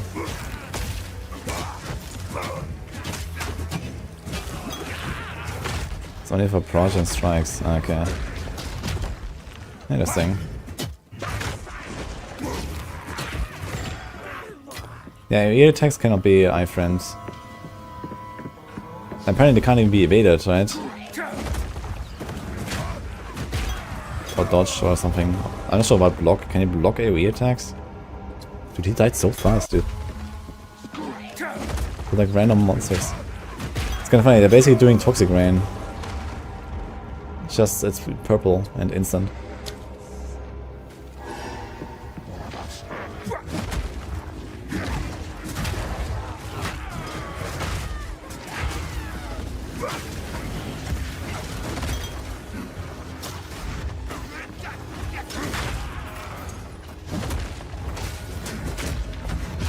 Please don't remove the iframe. Okay. That's pretty big actually. Now the thing is, now I have to learn like what is actually considered a slam and what is considered a strike for every single boss attack. I think that will not necessarily be that easy to distinguish. Big shield.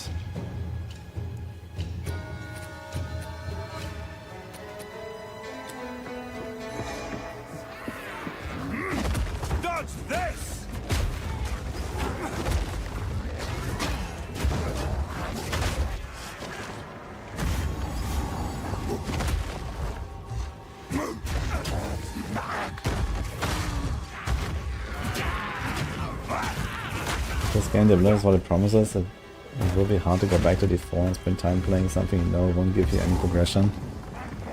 I don't think it will be that hard to go back and, you know, play some D4 again. I generally like Diablo 4 as well. But of course, you know, there's a lot of stuff to do and a lot of stuff to learn in PoE too. So I want to use my time as much as possible there, just to like, you know everything about the game there is to know, basically. You know, and this will definitely take more than 6 weeks. So in that sense, yeah, I'm not really too interested in like blasting out Diablo 4 now, since I have been doing that for like 1.5 years straight now, pretty much, with like little, you know, distractions. And here we have a lot of stuff to do.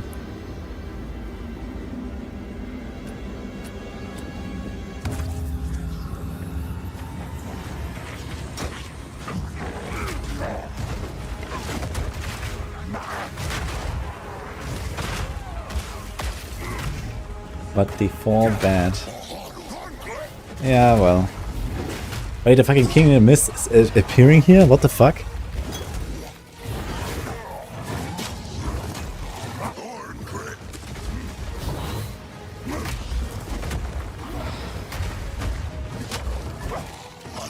There's no loot for this here.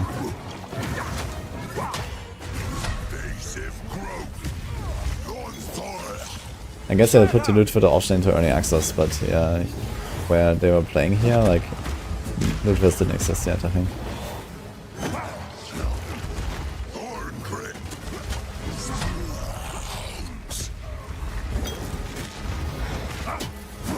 Hello.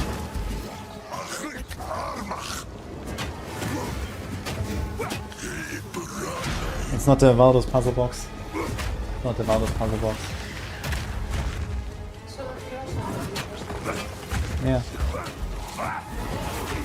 Are you gonna get lucky?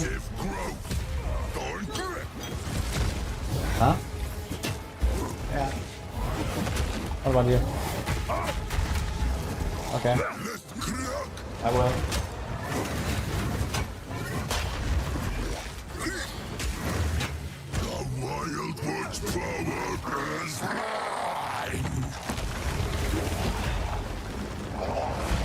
this now. It's getting bigger. Wait, he reset too. I wonder how different is the pinnacle boss fight from this. It definitely seems like an Act 1 fight. Just a bit beefed up. But apparently this is also gonna be the pinnacle boss fight. Thanks, Unroxo, by the way.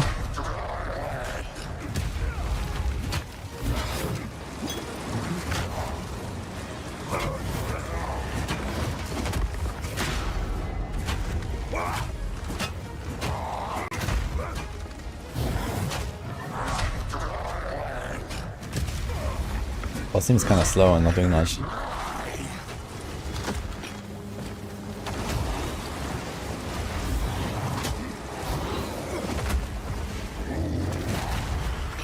Drop some mines though.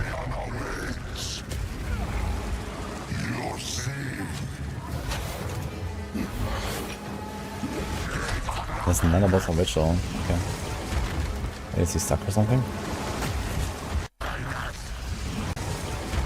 He has like a debuff on him. Makes him stuck, I guess, or something.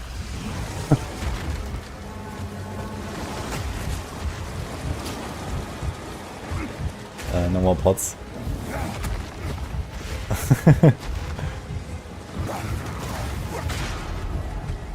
Oh, the stun. Dude, you almost died at the end from like the explosion on the turtle or something.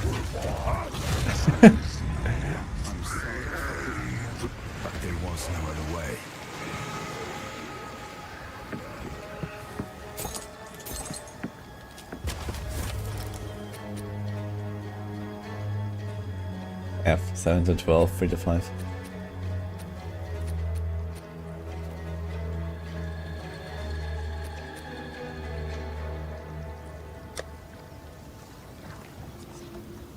That means stop or you get petified.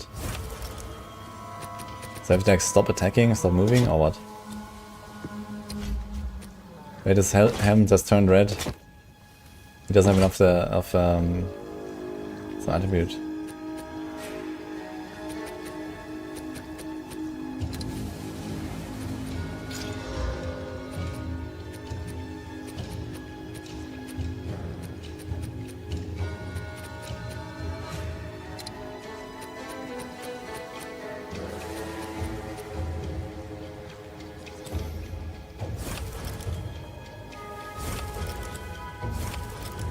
I need to check actually how much XP he gets on these rituals. I'm kind of curious if they're actually worth doing at all early on, but I guess you might have to do them here. It's probably forced, right? Because you also had to fight the boss.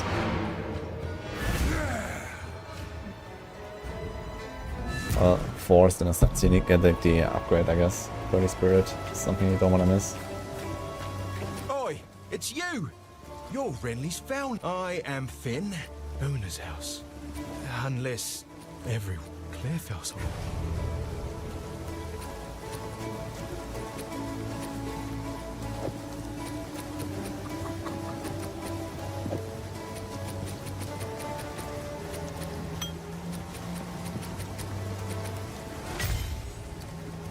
Come back, sir. How can I help?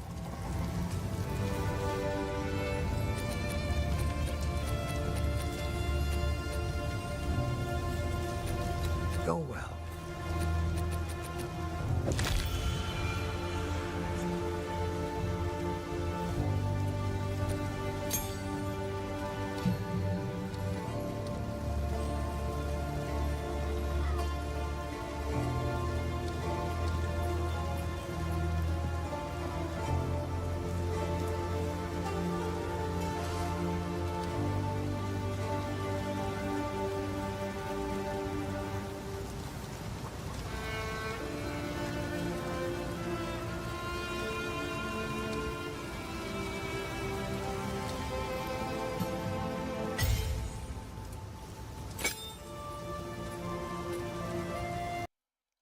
I want to see those skills again, actually.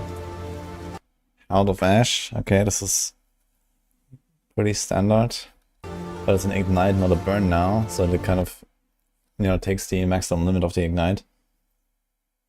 Renegates his shield is infused with magma for a short time. Ah, we've seen this actually, magma barrier. And grants the endurance charge. No skirmish plating.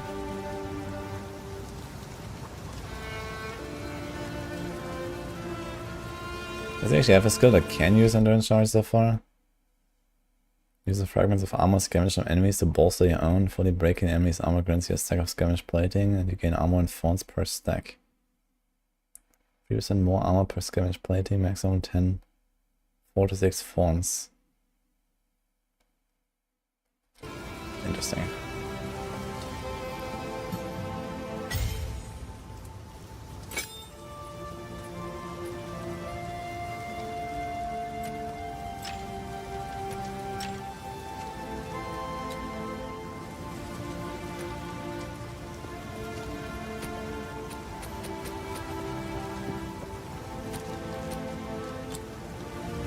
How can I help?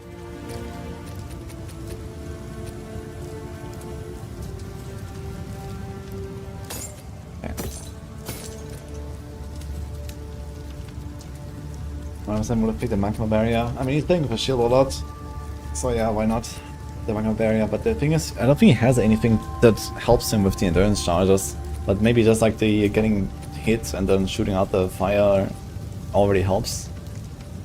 I'm not sure if he's using endurance charges or anything right now, but I guess you can set it up for later. My pet is starving. I fed him a lot of meats before I went offline. Keeps us saturated for a long time. We pray to baby Jesus, we don't have to unlock snatches of little like D4 in PoE 2. No, you don't have to.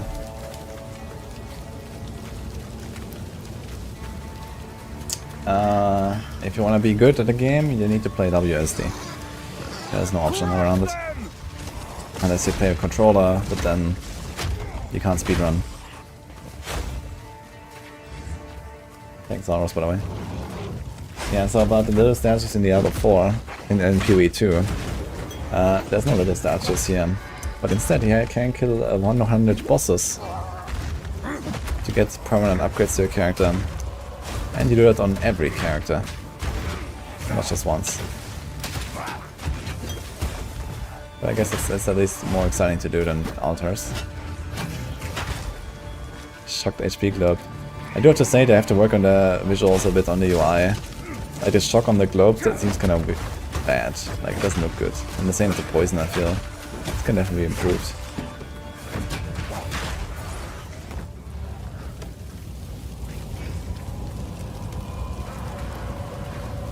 Why can't you speedrun a controller? Yeah, because you're just too slow in like inventory management and skill tree and all that stuff.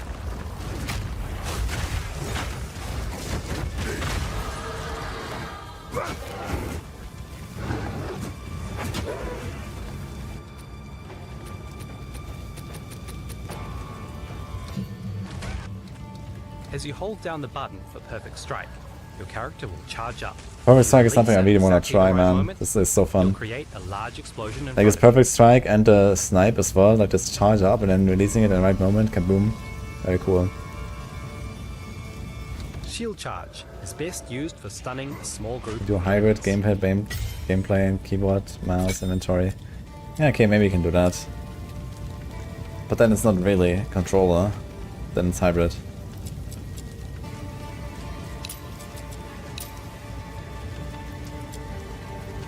But look at how slow this guy is.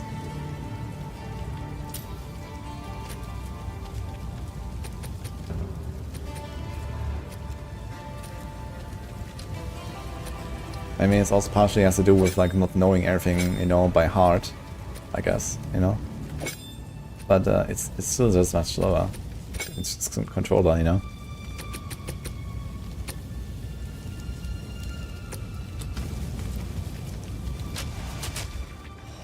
Hybrid is not available on EA launch. He was using the mouse earlier though at some point.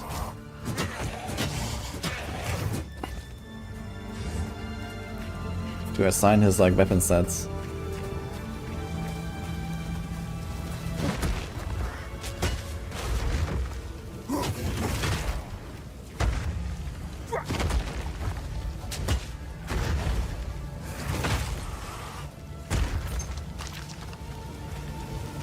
what is this?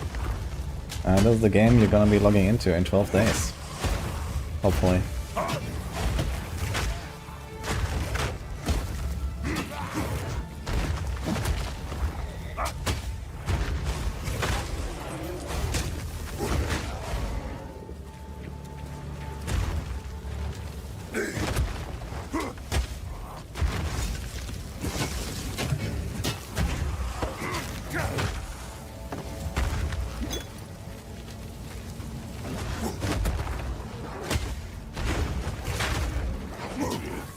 I think it's going to the count now.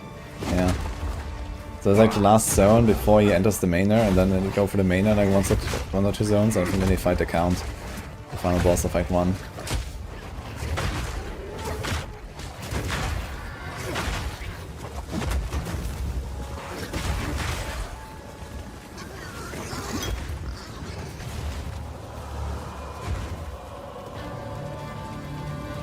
I'm going to play permadeath off the rip. Okay, very ballsy. I wouldn't recommend that, to be honest. Like even all of the like experienced blasters and Puff XL1 are not doing that, I think. I'm not doing that either. Going hardcore, blind on early access is... That is a fun challenge, I guess. You only get to do it once. That's fair, I guess. Yeah, personally, I think there's just gonna be like, you know, too many things, like too many unknowns, too many possible bugs, crashes, whatever. Or just like bad balancing. But we'll see.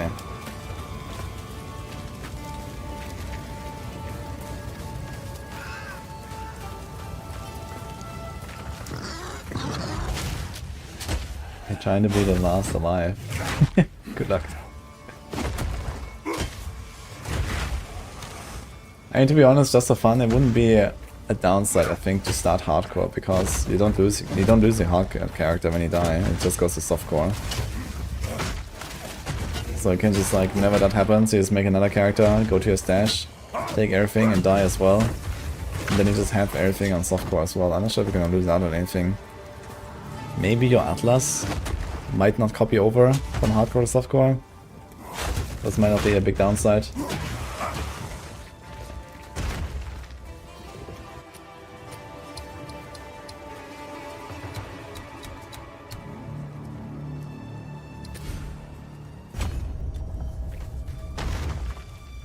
The buffs you get from bosses, now that they're character bound.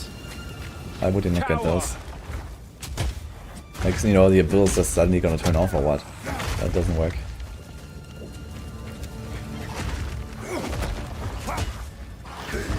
Got lost in the sun so hard. It kind of feels like you just need to go north. Yeah, look at this.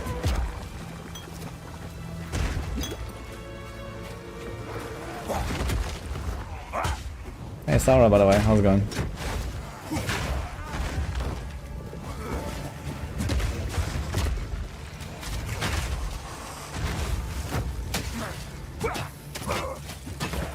I did hardcore in D4 and it launched just so easy, I never died. Yeah. PoE is a game that's much better suited for hardcore than Diablo.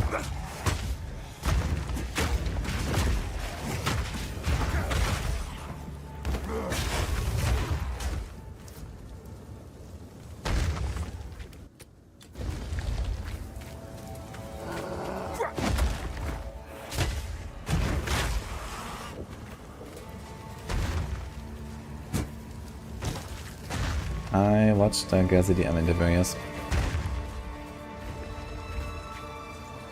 Any PoE 2 builds? There's no builds really these days. I have to wait it until after launch. But I will make some videos to talk about like my plans, what I'm looking at to play, and... Wait, he's doing the executioner again.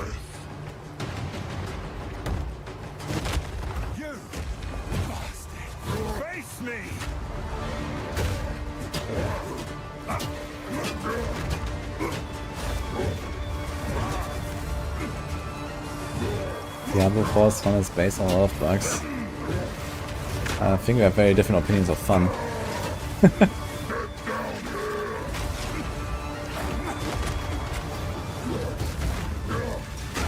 There was a Maga barrier here. Look. Many blocks. That's kinda cool. How much damage does it do though? Got like 60 damage. With some blocking.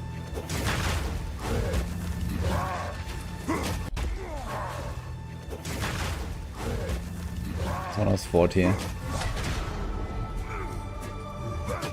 Yeah, it's mostly chip damage at best.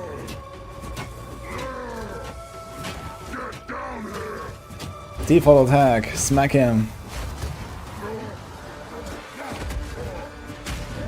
It's kind of funny, he seems like so overpowered now against this guy. Look at this. Look at the comparison compared to the first fight, man. Why do you so much burst here? Damn.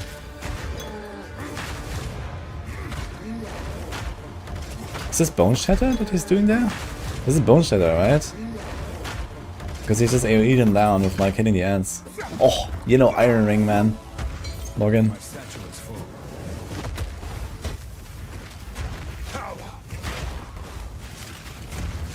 Yeah, that was some big burst there.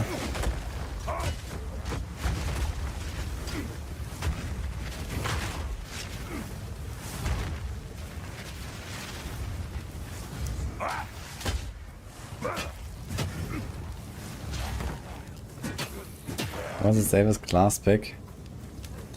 Body Witch.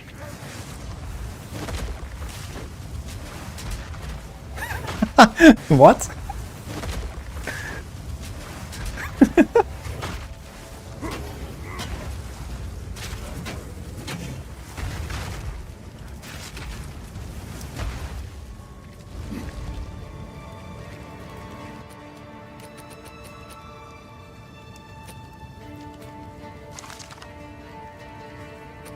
Looks very weird. It was the ring. No.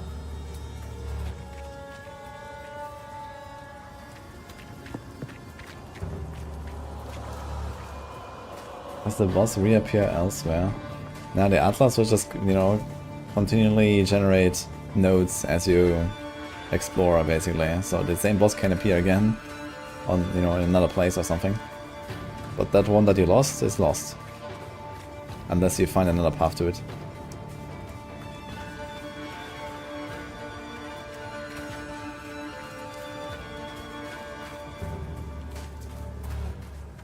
Has there ever been a one-shot kill on bosses from any character like D4 is famous for?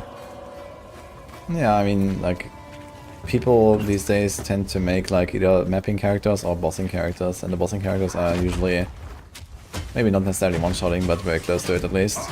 The hardest bosses in the game. And especially before we used to have like the WoW bosses that we have these days. We would have like multiple phases and stuff like that. Yeah, there used to be like builds that just like one-tap anything basically.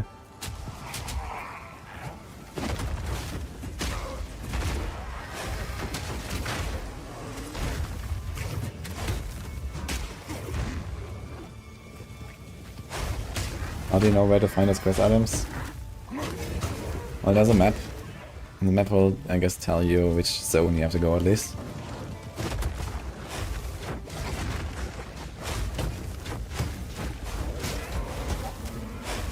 No, you can't break your season by dying in Atlas boss. Someone's just asking if you do that, and the answer is no. You don't break your Atlas. Theoretically, you can get into a scenario where you die so many times without actually clearing anything that you don't have any more paths to explore, and then your Atlas will reset.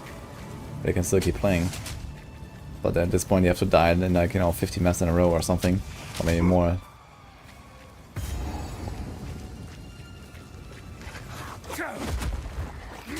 But you can lose maps if you die. And you can potentially lose stuff that you're trying to unlock behind that map.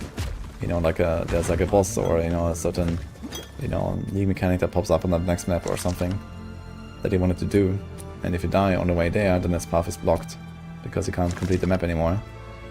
And then you have to either find another path or you can't get there, you have to go somewhere else.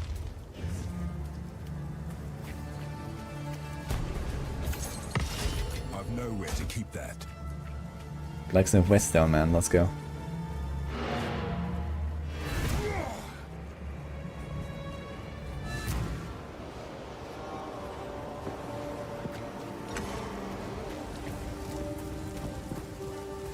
I'm planning to do Mercenary for the start.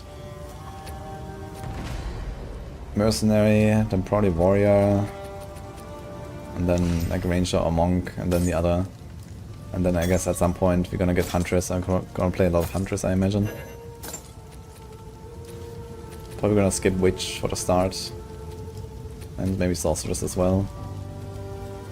I'm mostly looking more at the attack-based characters and the fast characters.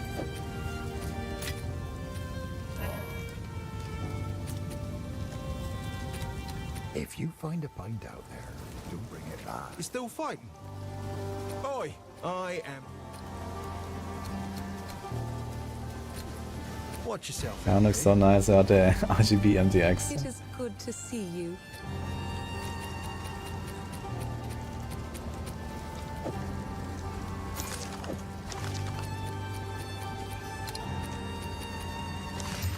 Here comes the ring.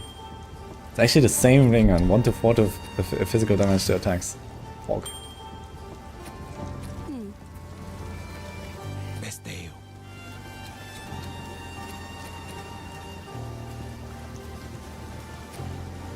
Time the 6 acts will take.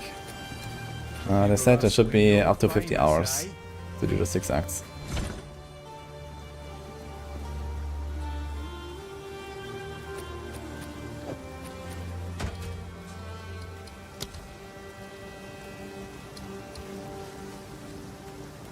There's a crafting bench, but it doesn't exist actually. You see Flicker Monk. Yeah, people really love the Flicker. I'm not a Flicker enjoyer though.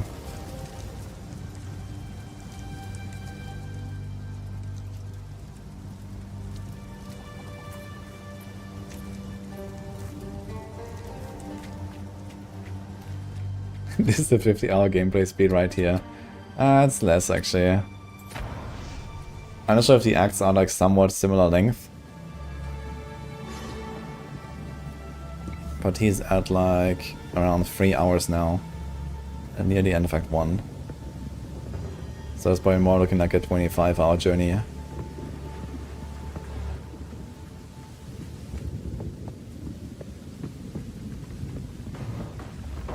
Destruction! People think I like Flicker until they actually play the skill. Yeah, I was never interested in Flicker to be honest.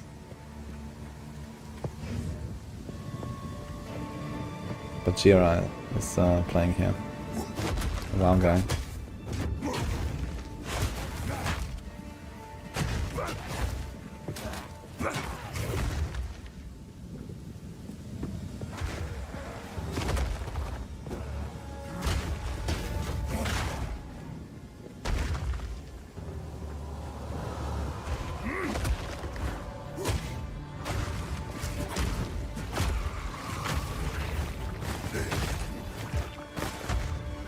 Any Magic Find gears? Actually, I'm not sure what they said about Magic Find. But I really hope they're not going to do Magic Find. The way I know GG, they will add it.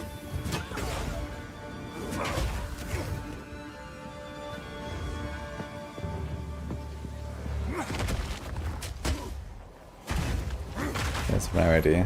Okay.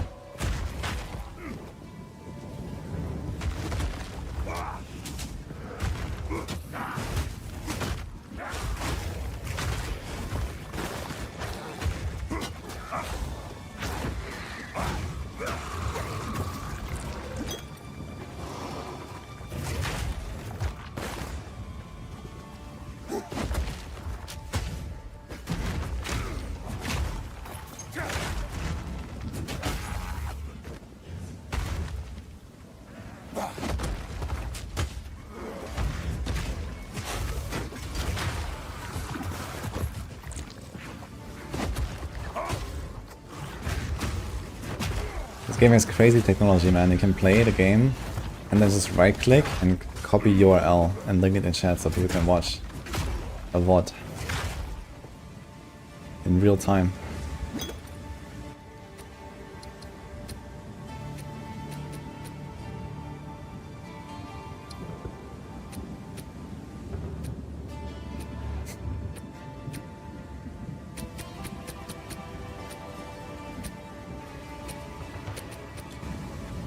Day 2 is quite different regarding gems, upgrade, support, and skills. Not really. Just the system is less complicated and less convoluted in PoE 2. And you can rewind time. This death never happened.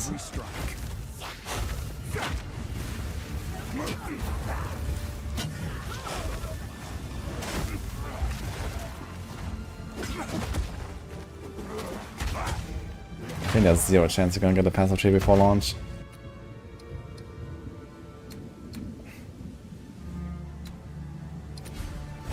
I mean, yeah, maybe with data mining. You know, while we're sitting in the queue, you can start looking at it. But I think that's about it.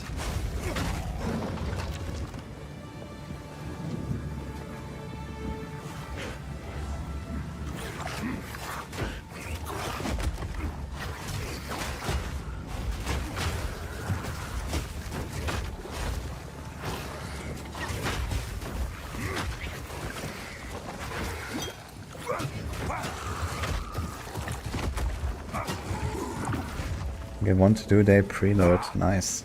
Okay.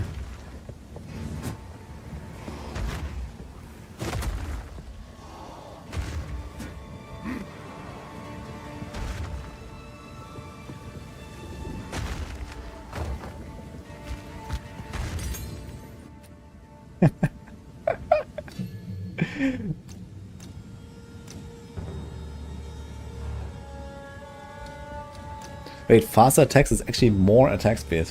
Holy dude. 25 or more on the one.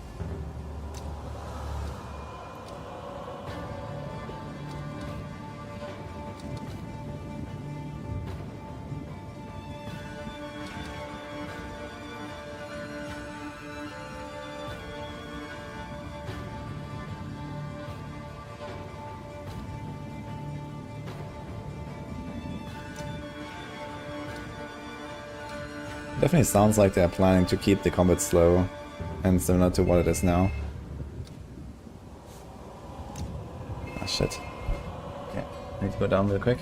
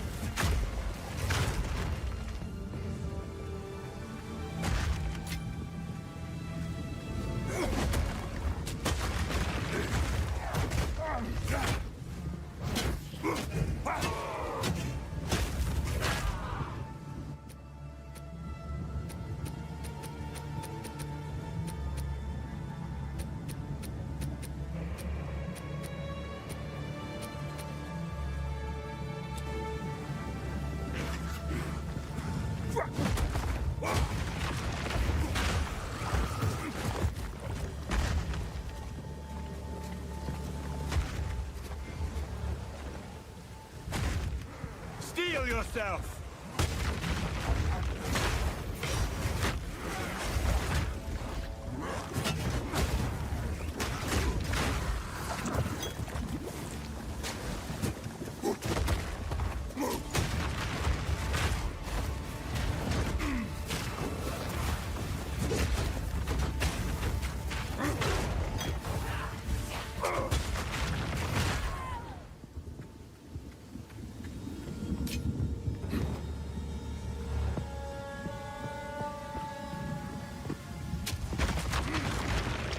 can't yet.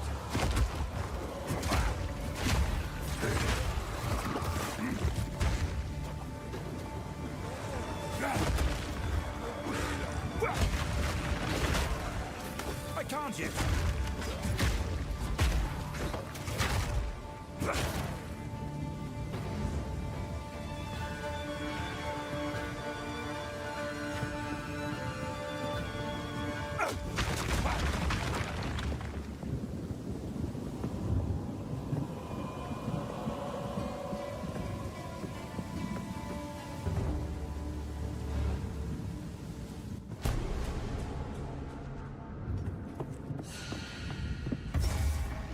Gianor must be made to answer for his crime.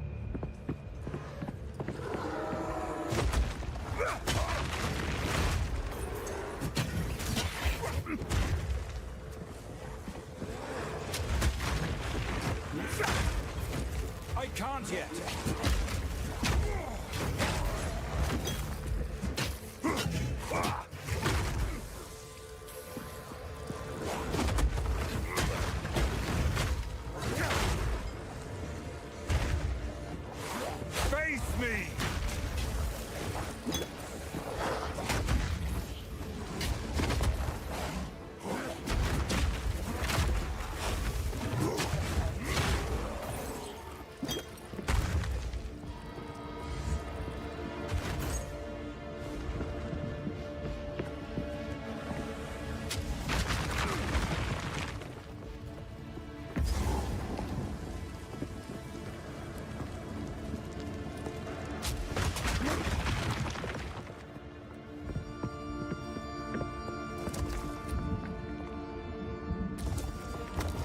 What madness is this?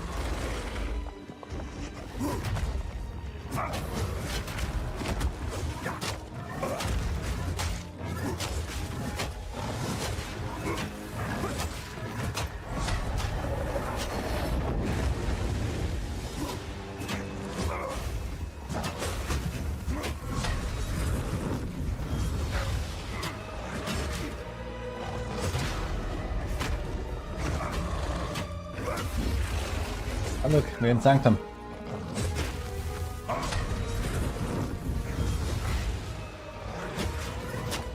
What did I miss, guys? Crush them!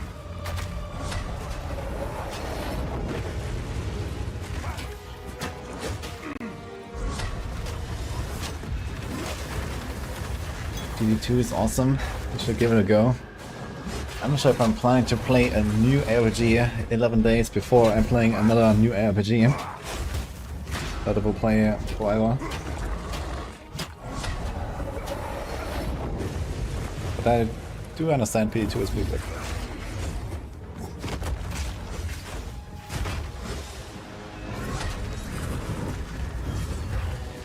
How the controller feel versus keyboard? I did not play PoE on controller, but I did play Diablo 4 on controller as part of my subathon last month. And I can only tell you, never again.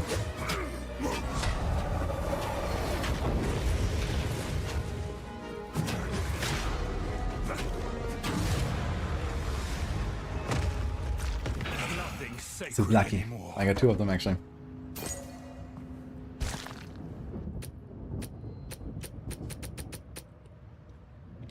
$20 left.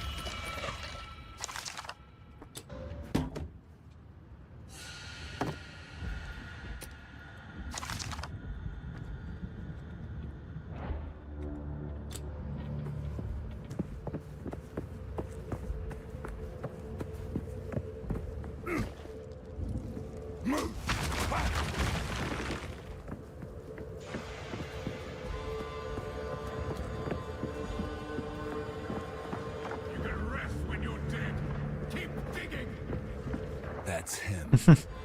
One of us will not leave this manor alive. It's good I can look down there. This is the boss arena here for the boss later. And this is the thing, the beast from the intro. You can rest when you're dead. Keep digging. That's him.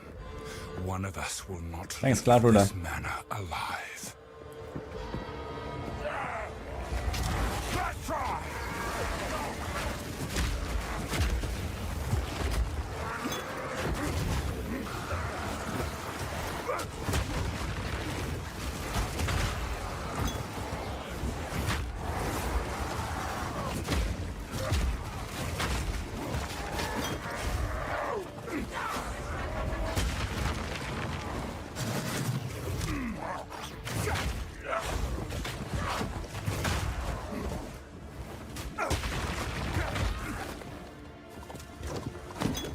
I've no more room.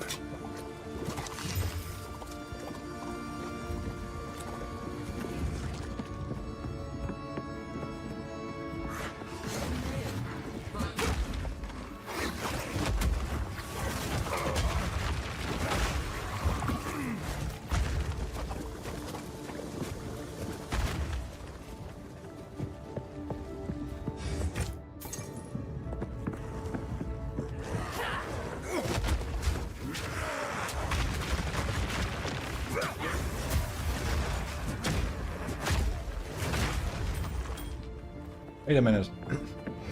In PoE 1, what is the currency called in the Sanctum? Not gold actually, right? Was it gold? No, it has a different name, right? It's like some coins. I'm not ready.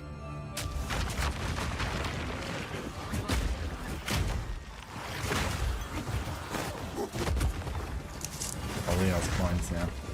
Okay, I was just thinking, did they actually rename it? But no, it was always the Leo's coins. I guess they might have played with the idea of like introducing gold.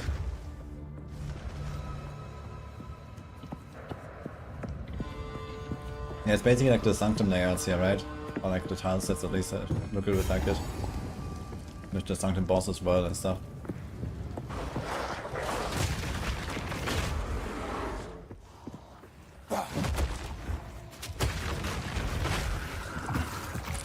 There's no recombinators. I could imagine they bring them later down at some point.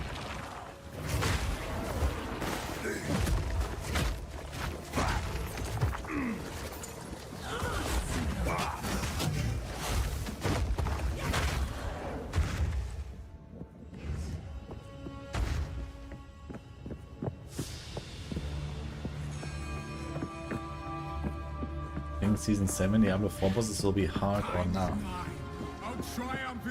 Hell no.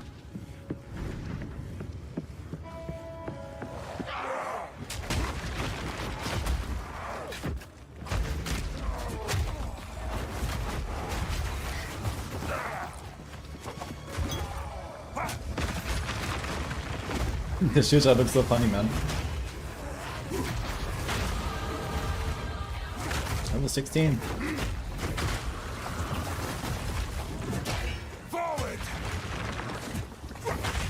It's supposed to be 35 after Act 3 and 65 after Act 6, right?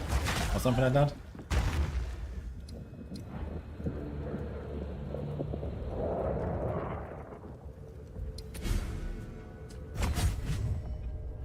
Okay, thank you so much.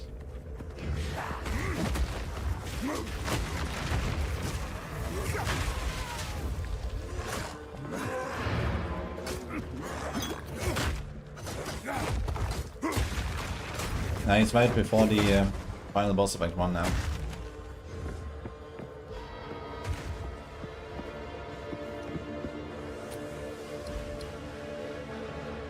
Did not show how it hideout. I'm not sure if it can enter the hideout. I don't think I was able to when I played.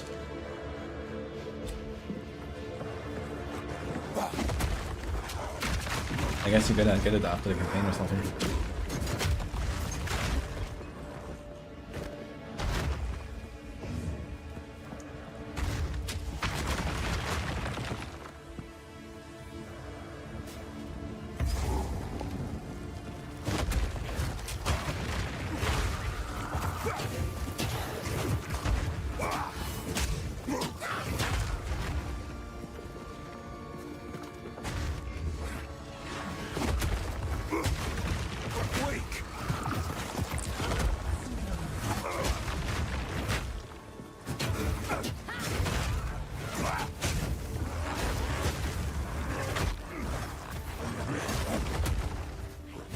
There's so much to do in PoE and to learn that no one will go back to Diablo alone. Well, for some people that may be true. For other people that's precisely the reason why they go back. Not everyone is like you.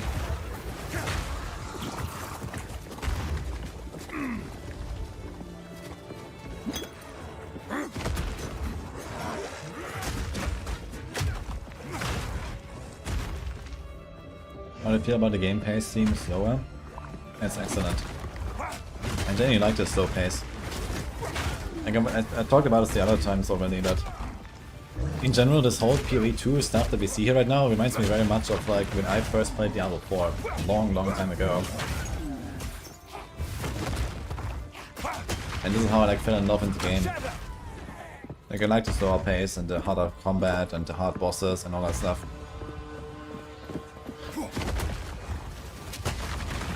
Too bad I got rid of it. I hope that in PoE 2 the same thing doesn't happen.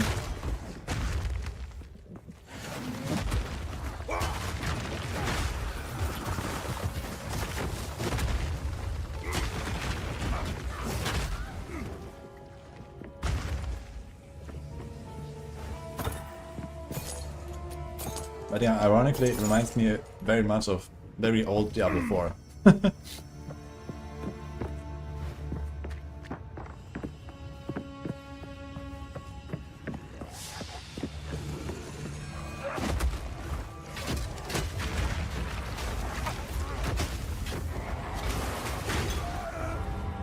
Catch. Dude, he's fucking lasers.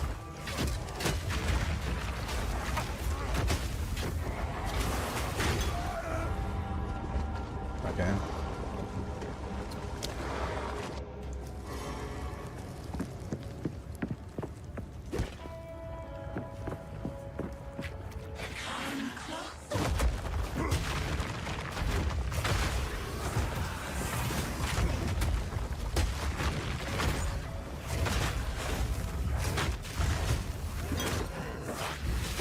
Got XP for the death?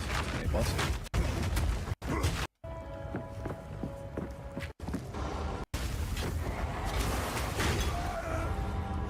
I just killed like one guy in the same moment. And then the monsters respawn, I guess you can grind his way there again.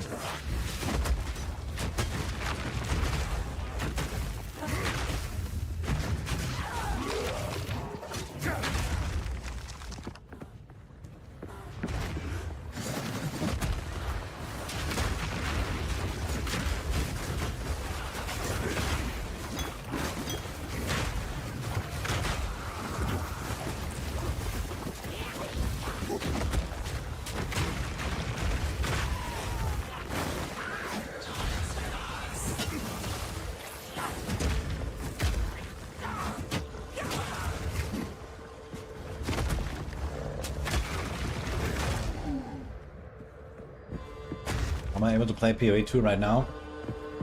Well, I'm a time traveler with psychic abilities. Can even do it while eating so lucky.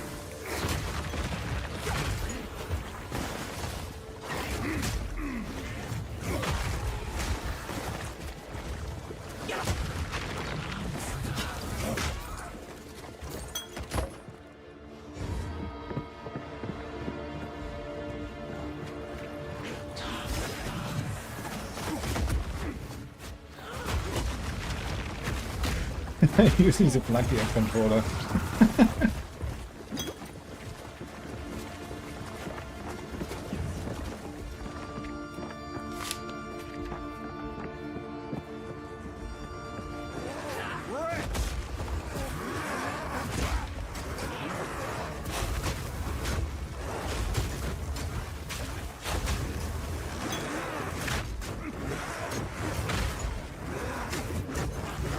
Dude, I wonder if David Gravik is gonna log in, man, in PoE 2 early access.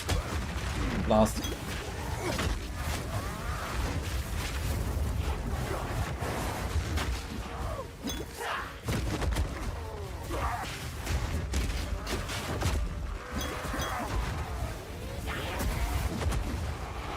Now the PoE guys went up after these two teams. There were basically like 3 dudes in a garage making PoE.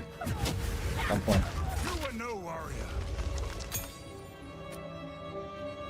Like, was it like Chris, Mark, and Jonathan?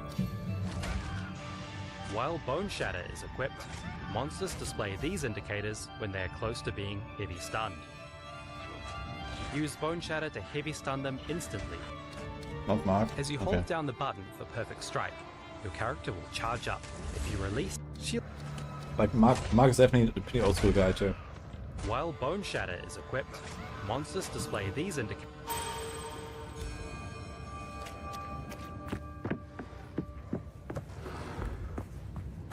Can you sell 3 flats for an upgrade of flats in PoE too? Good question. Horrific. Seen any info They're about it? insane. Maybe.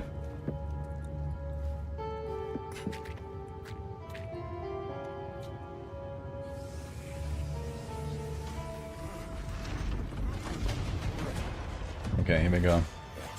Crush them.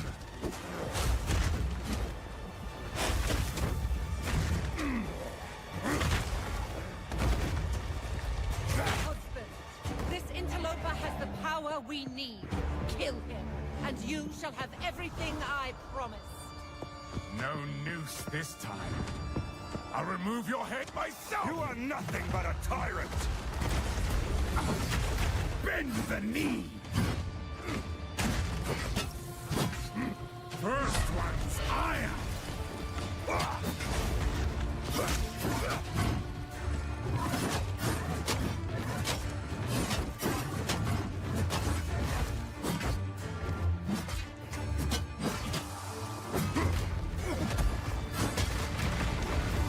Easy prey. Great will It hurts actually. you will pay for that.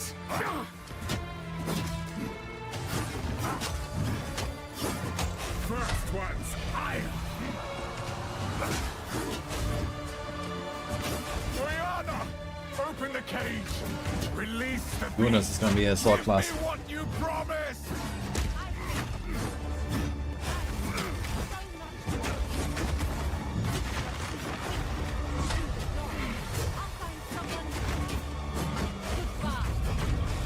How dare you abandon me after all I've given you!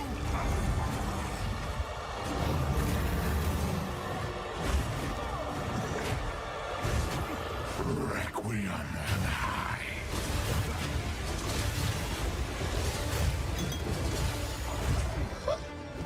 Like straight out of Elden Ring, man.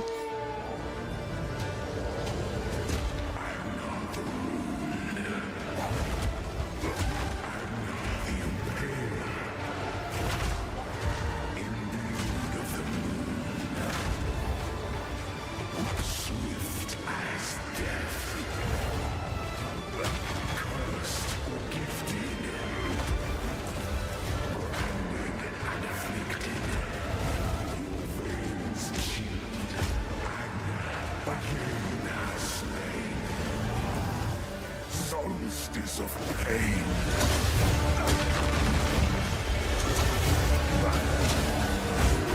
I will take out your heart and savor each bite.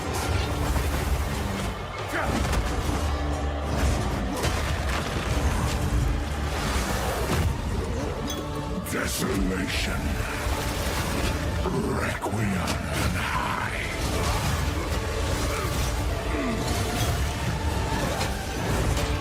I smell your blood, and I am ravenous. Destruction! Chilling frost.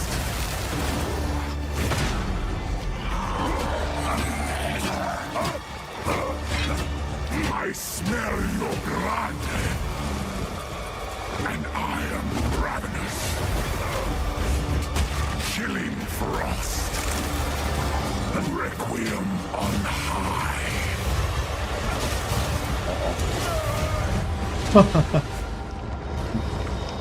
Quite nasty, it freezes you actually. On one hit. Hey.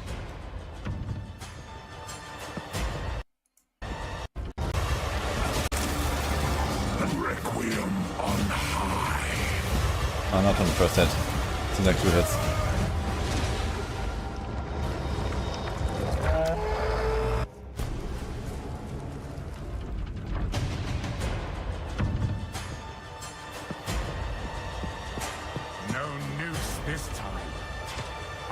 remove your head myself! You are nothing but a tyrant!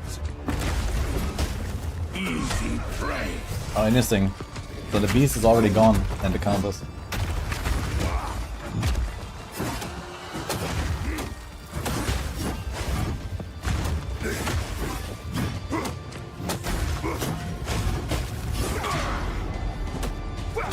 That will not go unpunished!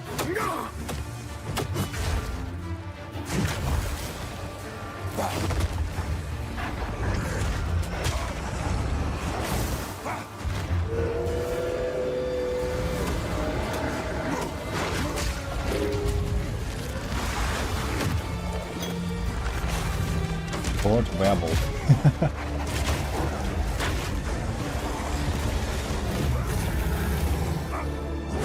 I use default attack all the time. It's actually pretty effective and does cost mana.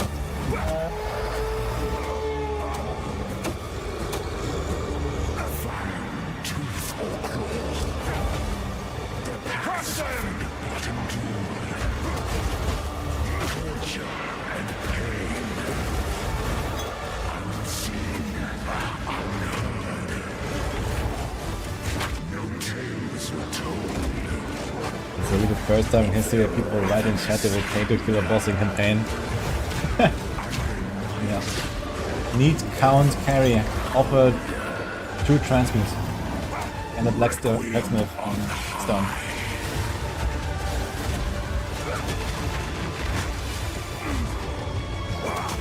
Desolation.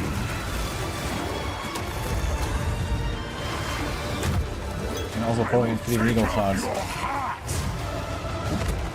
And savor each bite.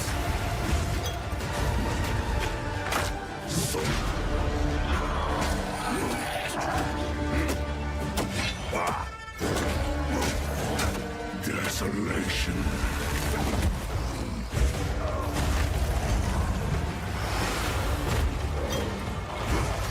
I will take out your heart. I'm gonna play pop punk. No plans right now, we'll see.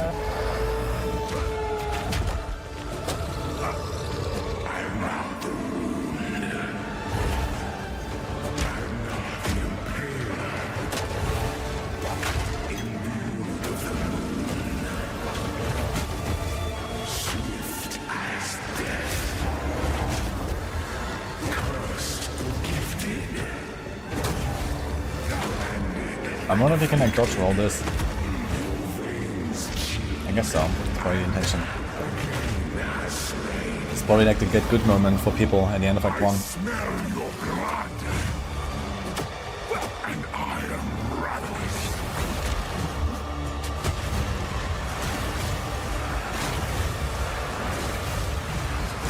Freezing gale. I can't get. I smell your blood. And I am ravenous. Chilling frost.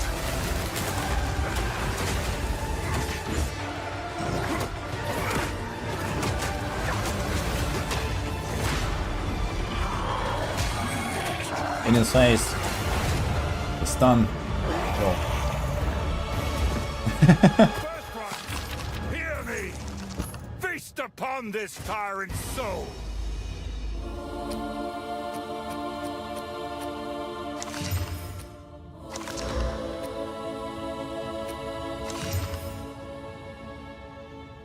You can see that he's a good mechanical player. His speed knowledge is just limited.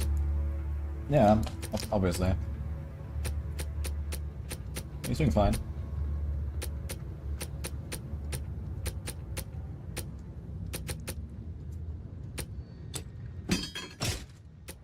I wonder how many of us are gonna kill this boss on a second try. What's your guess?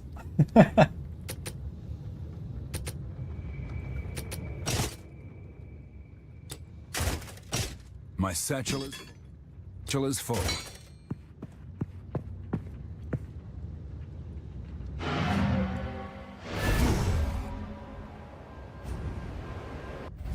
Is there a reason to ever just not evade roll? Well, you can still get hit while you evade rolling. Count is dead. We can finally start. Go well. You've done well. The darkness. And obviously you're not doing damage.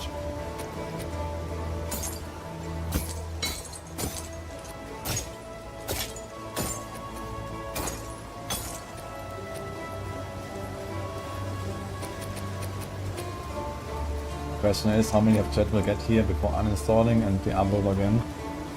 Oh shit. Be careful.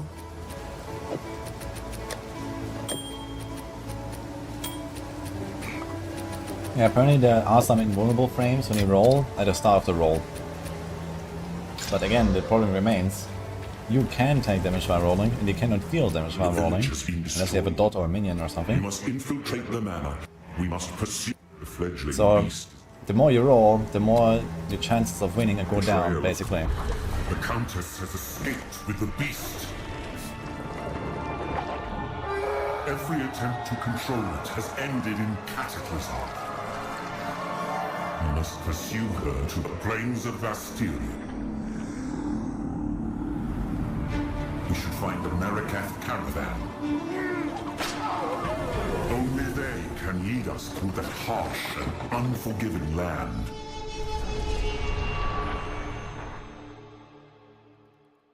Animations. What a strange being.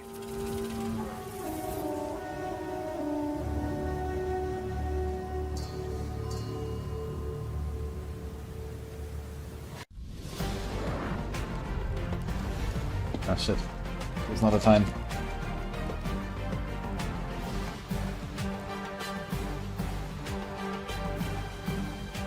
There's like one more video that he had there. What is that? Act 1 boss battle. Ah, it's basically just the same again, I guess. You wanna watch it again? Horrific! Yeah, okay, this is like basically the fight again. So no other video follow up here. Act 2 is yeah, cool. 420, Act 1, not a shame. No, it was 320, not 420. It's like 3 1 hour parts that we watched there. 1, 2. Actually, 1, 2. It's like 325. Yeah, close to 4 hours actually, I would say.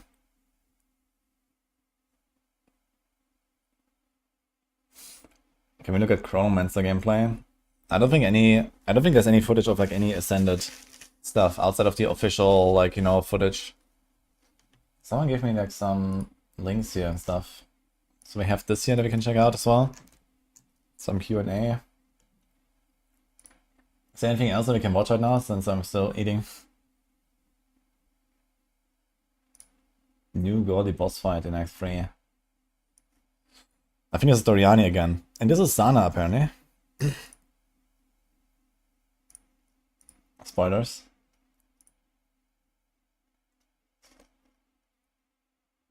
Let's watch this one. We watched this yesterday. Alva. Someone said Sana is, yeah. But it does look like Alva. She has the hat. This looks like Alva. Yeah. Not Sana.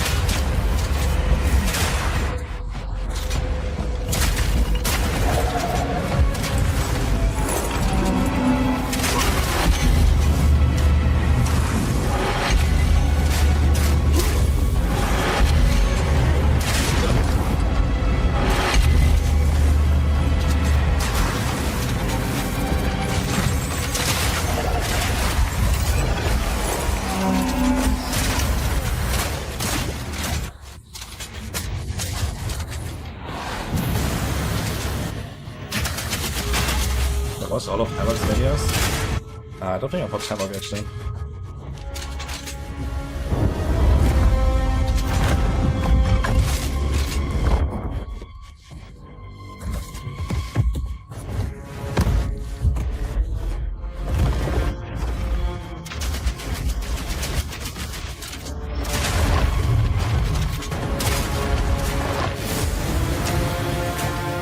definitely one of the coolest bosses I've seen in a while.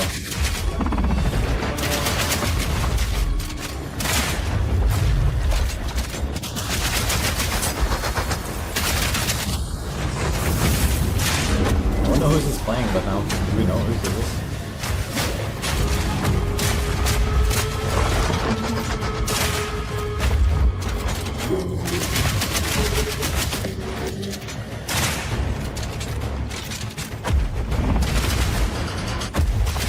Damien.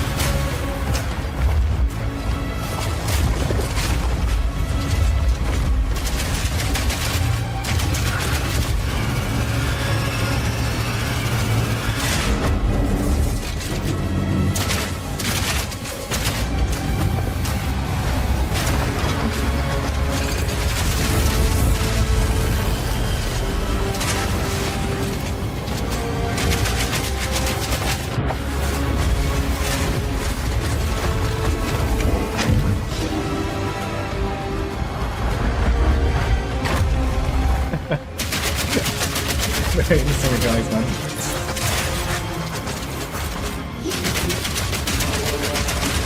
Definitely looks really cool.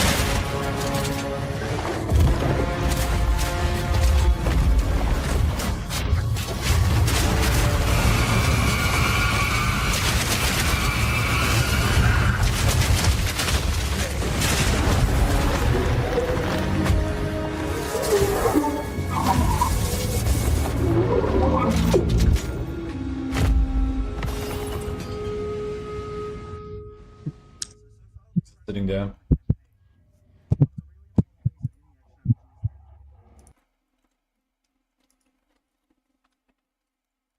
What are the numbers on Havoc's nickname? Havoc, here's some numbers now. What's his channel? 616.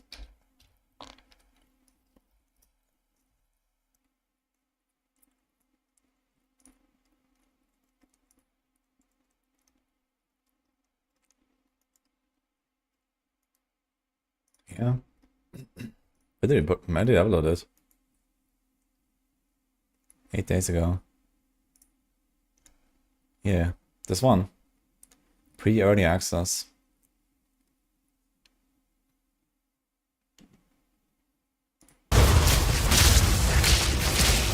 Minutes. You're meeting us life and now! Right, little medic! Okay, that's the video. Alright, that's it.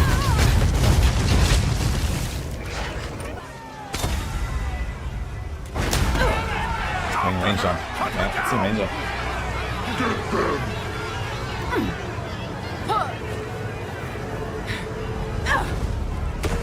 It is important to note this video is primarily based on my March and June playthroughs, meaning that come early access on December 6th, the game most likely will be different, and any feedback given in this video may have already been addressed. On that note, the primary goal of this video is to, of course, provide feedback to GGG, emphasizing gameplay and design elements that stood out to me. But secondarily, for the players and community, I hope I can further the discussion on some recurring topics, especially in regards to combat. Now, with that settled, my opinion on Path of Exile 2 after 12 hours of playtesting is Path of Exile 2 is good, and Path of Exile 2 is its own unique game. If I had to give 3 additional reasons to play PoE 2, they would be meaningful combat, improved accessibility, and higher intensity boss fights. To expand, the combat versus trash monsters has a mix of both zoom and challenging encounters.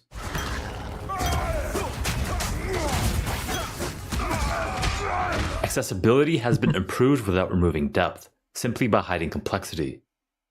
And endgame level boss fights can be experienced during the campaign.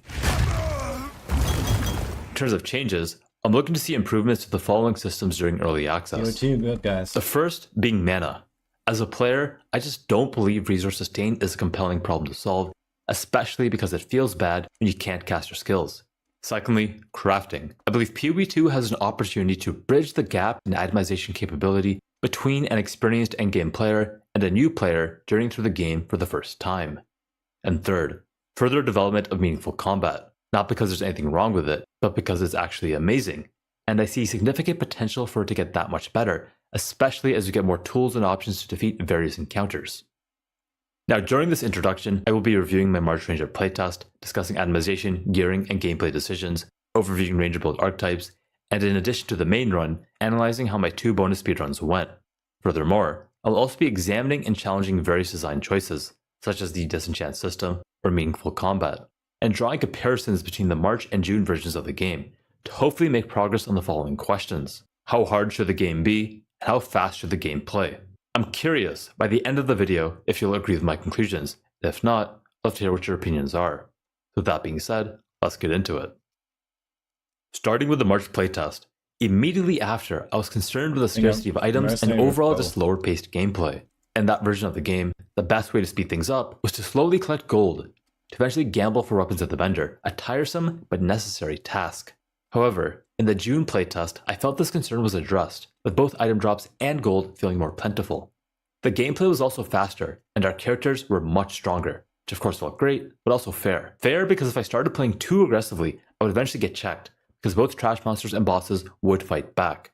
Which from my perspective, allowed the game to create periods of higher paced blasting that was kept in balance by tougher encounters that require strategic gameplay to move onward. This combat dynamic is fundamental to what made my PoE 2 playthrough so engaging, which is why I'll be emphasizing and expanding on it throughout the video. But before I do, let's shift gears and get into the main Ranger run.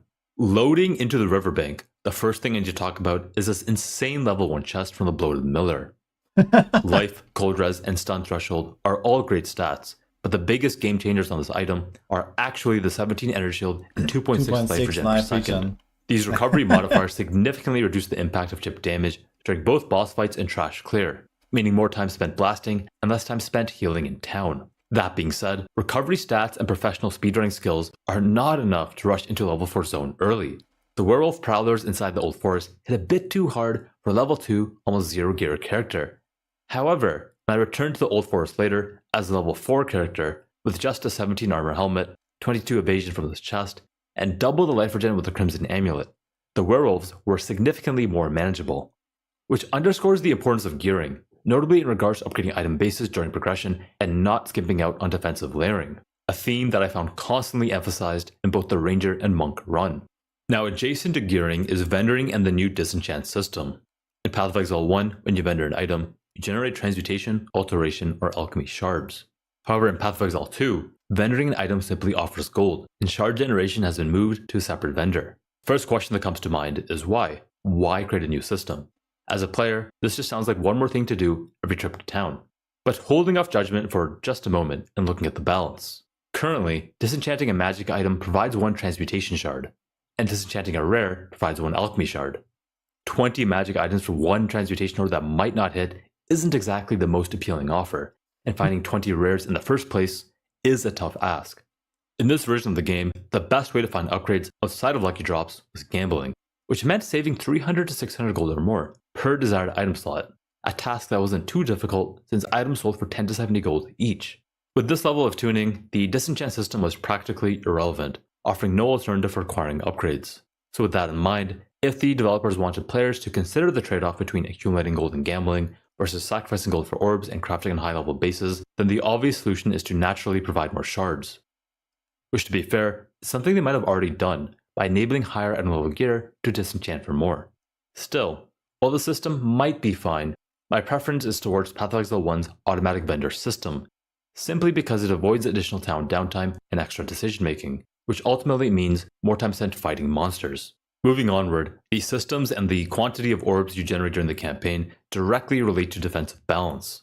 Currently, if I'm constantly upgrading my gear to the latest item bases and equipping the appropriate resist jewelry, regardless of the affixes on my items, campaign progression feels fair. My potential concern is, if say alchemy orbs are plentiful, we might run into a situation where the balance team deems that well-rolled rare items are required to smoothly progress ahead. And while it's likely that will be the case in later acts or early mapping content, it's worth considering how the amount of necessary gearing impacts the overall camping experience. Right now, the level of minimum viable gearing in Acts 1 and 2 feels well balanced and enjoyable, especially so in the June iteration of the game. The progression from quest to quest, boss to boss, and zone to zone was challenging, but also fun.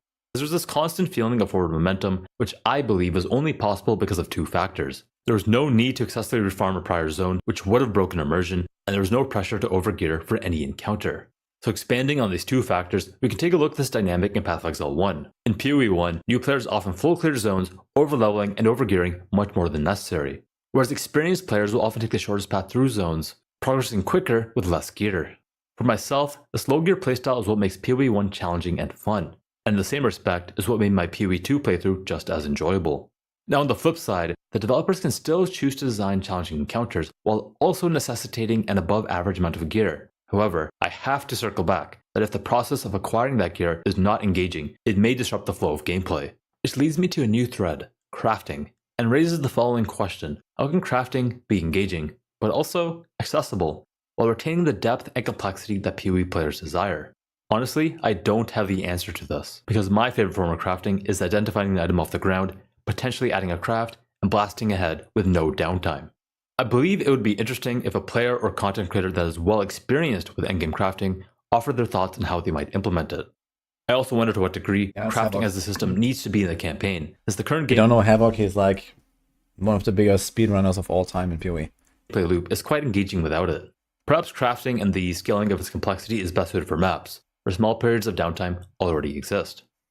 Zooming back out to playstyle, right now in the current PoE 2 balance, you can create a similar experience to PoE 1 by refarming zones or bosses to outgear the content. While in contrast, if you farm each zone and boss once, your character will naturally have less gear, which leaves you with a decision: play slow and safe, or to challenge yourself to blast and survive. And this challenge to survive, while blasting as fast as possible, I believe is what makes Path of Exile 2 unique. Now, I could expand on strategic combat for quite a while, discussing when you can zoom and when you can just jump in and blow stuff up. But for the brevity of this video, I'll pick just one aspect of it, which is dodge roll, and how that leads to another design area with potential room for further improvement. So in this clip, you can see that I'm in the Mud Burrow, a very narrow zone, and as I'm progressing forward, I encounter this big pack with a ton of skeletons. And what's interesting here is that when I dodge roll through them, I shove the skeletons out of the way, which feels good. But immediately after, since mobs are dying slowly, I have to make a decision. I can kite backwards where I know it's safe, or I can push forward into the unknown to progress ahead and get to the zone boss faster. Naturally, as a speedrunner, I chose the latter. Unfortunately though, actions have consequences, and I get surrounded here by hard-hitting mud simulacrum. So to maintain forward progression, I try to dodge roll through the 2 simulacrum above me, which I can't, leading to my quick demise. As an experienced player, I can recognize that this death was my fault, but I suspect for newer players, this might not be so obvious. At the very least, they might feel confused or even frustrated with either the mechanics or the feel of the game. Now this problem, which I'll define as a lack of agency, is evident in the June update as well, even in wide open zones. Currently, if you pull too large of a pack, you might get swarmed and surrounded, and some might argue that this adds a level of challenge, but I would counter, this challenge is only 2-dimensional. Those 2 dimensions being that you either pull small packs of enemies and take care of them one at a time, or you should just YOLO jump in, button mash, and pray. If you ask me, meaningful combat should offer more than just these 2 options, involving decision making both before and during the action. Now if I cooked for a moment, what if dodge roll had phasing? Without phasing, aggressive gameplay is punished and slow gameplay is encouraged, removing multiple dimensions of skill expression. Introducing dodge roll phasing could encourage more aggressive playstyles, allowing players to bite off more than they can chew, while still having the ability to outplay the situation. Furthermore, it may open up additional design space for the developers to explore. This change alone might reduce the current emphasis on overly cautious gameplay. I mean, there's no chance that it's not a unique item that gives you phasing, right? And benefit newer players who might not recognize the need for careful positioning and movement. All that being said, this might just be a skill issue, because in Acts 2 and onward, we had way more skill gems available. It's entirely possible I already had the tools at my disposal, and I was simply unaware of how to use them. Which is a sentiment echoed by Jonathan Rogers, the game director of Path of Exile 2, who mentioned in a recent interview that you really need to spend time playing a character to fully understand how it works. And without that experience, getting destroyed is a likely outcome. Changing gears, the blink we thing, need but to the blink talk is not about the same. Especially when it's you also don't a chess have piece it. that you don't The really problem want to is, sacrifice, I when guess. you don't have it, you can't play the game. And that really is the key point. I understand resource management is a tool to balance the game. However, as a player, I've never found it to be a compelling problem to solve. In this clip in the background, you'll notice I've been low on mana for quite a while, and because of the town portal animation, I could not portal out. My only option at the time was to roll away while attempting to lose aggro with the mobs, then portal out and refill my flasks. This took over 40 seconds, which is frankly frustrating. Now they did update flasks in the June playtest, but it still wasn't enough. That said, this might have only been a monk problem. All of the monk players I spoke to were grumbling about it, with some even specking mana nodes on the passage tree and still not solving it. Either way, I'm looking forward to more improvements here in the future. Changing focus from conceptual topics, let's discuss ranger builds. In this playtest, ranger builds can be sorted into two themes, lightning and chaos, with lightning builds being further broken down into two variants. The first variant is the simple combo between lightning rod and lightning arrow. Lightning rod shoots an arrow into the sky that remains in the ground for 12 seconds after it lands. This ground embedded arrow then releases AoE lightning bursts every time it's hit by chaining lightning beams. Conveniently, lightning arrow fires chaining lightning beams that can chain into the lightning rod arrows, creating multiple lightning burst explosions based on the number of lightning rod arrows previously shot. Now in this version of the game, most monsters were fairly tanky, so higher damage combos like this were strongly incentivized. That being said, also in this version of the game, Stormcaller Arrow in combination with Herald of Thunder could recreate one-button gameplay. And what's interesting is, at the time, I considered this a balance issue, because if a one-button build was too strong, it would likely get nerfed. Yet that perception was based on my prior understanding that combo gameplay was the end-all be-all method of achieving meaningful combat. However, after the June playtest, playing a monk and clearing multiple screens in a row with mostly one button, I realized that meaningful combat doesn't necessarily require combo gameplay, it's just one avenue to achieve it. In future versions of the game, I can see a world where one button gameplay still exists, because by shifting the focus away from the player and more onto the monsters, combat can remain both engaging and strategic with the right combination of varied monster packs and enemies that actually fight back. Anyways, I did say I was going to talk about builds, but I just couldn't help myself there. Moving on to the Chaos Ranger build, I end up playing a Poison Dot variant with the 3 skills, Poison Burst Arrow, Toxic Growth, and Vine Arrow. This was a combo build and it worked as so. Toxic Burst drops pods on the ground, which then light up and explode when hit by a Poison Burst Arrow, as long as there's at least one monster above the pod when hit. To attack multiple pods at once, Poison Burst Arrow was linked to multiple projectiles and pierce, and for more damage, Toxic Growth was linked to poison. This combo could chunk bosses, but in comparison to Lightning Rod and Lightning Arrow, it was much more difficult to use, because more focus was required to maximize pod overlap, while also predicting boss movement and avoiding monster one-shot abilities. Now both builds did benefit from Vine Arrow, which would help by tethering to bosses and slowing them down. But if I was put on the spot and had to choose a build for a new ranger run, I would pick the Lightning variant for 2 main reasons. The first being that the jump back from Toxic Growth messed with my positioning much more than I would have liked, which I might have been okay with if the pod's conditional is a monster above check had a larger area in combination with a larger explosion radius. But secondly, instantaneous damage and the ability to attack from afar just feels good. Now transitioning to Speedrun 1, it was a low gear playstyle attempt that selected Escape Shot from the first uncut skill gem, with the goal of using it as a movement skill, and an ambitious secondary goal to clear while moving. The mobility was great when it worked. I think Escape Shot is going to be huge actually for all the stuff that he's describing, because he is talking about getting stuck between the monsters, pushing forward, not knowing what's coming next, with like a pack behind you and all that, right? I think Escape Shot is going to be like one of those really huge upgrades that will actually allow you to do these kind of things, and you can get it pretty early, it seems. Like, what level is he here? It's actually one of the first things there.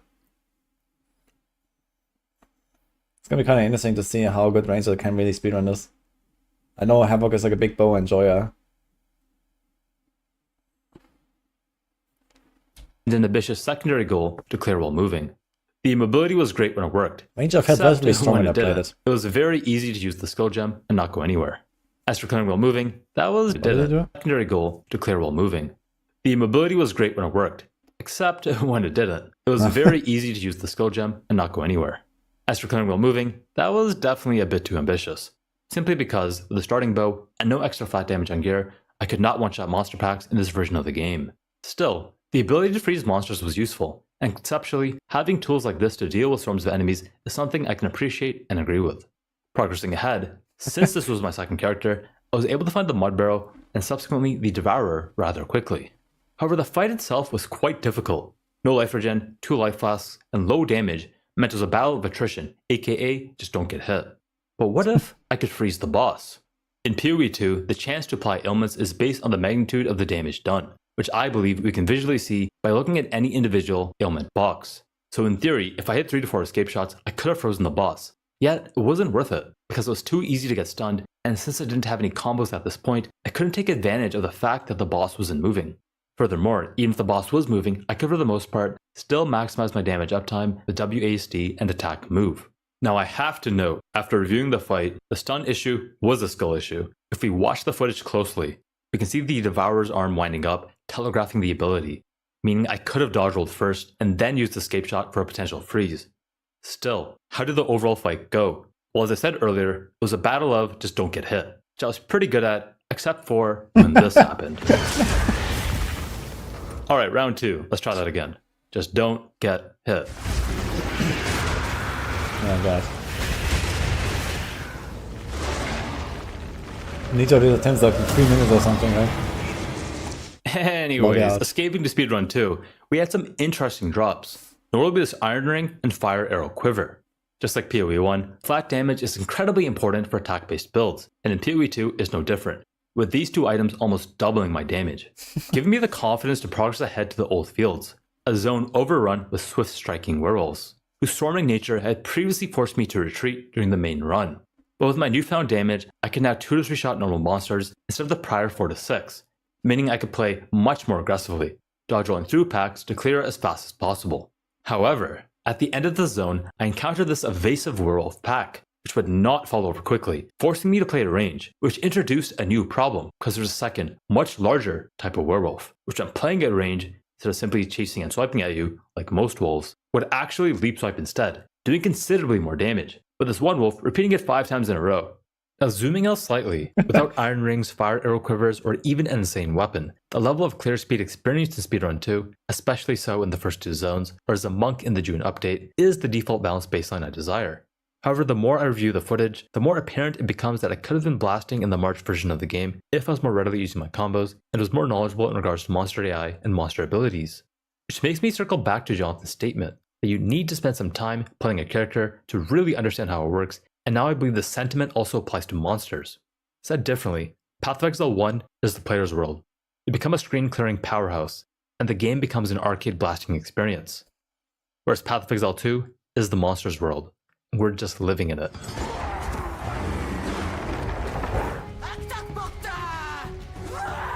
Looping back to the introduction, I posed 2 questions. How hard should the game be, and how fast should the game play? And in review of the discussion so far, I've mostly discussed pacing and lightly discussed challenge, a subset of what hard is. Which is the big question. What does hard even mean? I've been trying to find an answer for quite a while, but defining hard is hard, because everyone has their own definition of hard. That said, for myself, hard is the challenge, and when I look at my most challenging moments, they are also my most memorable. So to attempt to answer the question, I believe the game should not be easy, rather it should be difficult. Because if it's too easy, there's no sense of accomplishment, and the experience might become forgettable. Whereas if the game is hard, and tuned appropriately, the challenges can be both aspirational and memorable. I hope I don't beat endgame bosses on my first try. I hope I really have to struggle with some of them. I hope that there are pinnacle bosses that are so hard that if beaten, can provide a huge sense of achievement. And knowing the developers, I believe this is what we can expect. Now moving on to pacing, the more I think about it, the more I realize it doesn't actually matter. What matters is the level of engagement, the flow of combat, the interest I have in my character, the puzzles I solve along the way, not how fast I clear a map. 20 seconds versus 20 minutes, it doesn't matter. What matters is if I'm having fun, and based on my experience so far, PoE 2 delivers. That said, the actual experience is more meaningful than anything I can say. Whether or not it jives with you, that's for you to decide. Anyways, early access should be here on December 6th, and if you can't already tell, even with my reservations, I'm on the hype train. New game, new builds, new monsters, new everything. If you want more footage, you can check out my June playthrough here, and my Ranger boss footage here. Lastly, GGG is live streaming everything you need to know about Path of Exile 2 on November 21st. So until then, thanks for watching, and as always, have a great day, Exiles. I see the monk Bye. gameplay actually. That was a really good video actually from Havoc. Maybe I should link that real quick.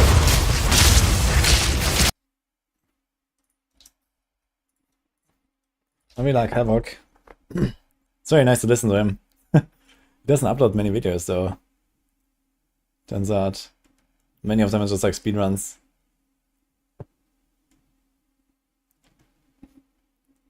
Where's the other one? The monk? This one? Actually, I put this at some point. It's 4 hours. Couch co-op. Act 1 and Act 2. Kinda curious about it. Very fun to play, and the balance felt really good. That's his YouTube voice. Yeah. Yeah, it was very interesting to hear actually what he has to say about like the speedrunning stuff, because that's also like relevant for me. And you know, he has done a lot of this like, you know, field crafting around speedruns. He has done some crazy stuff in PoE 1. And you know, he has like a kind of a mindset for it as well now in PoE 2. So he's definitely gonna be like one of the craziest speedrunners. But usually I think he's doing softcore, not hardcore. But either way, you know, like this understanding of like the, you know, the situations, what issues you're running into and how to solve them and stuff, he's doing that very well.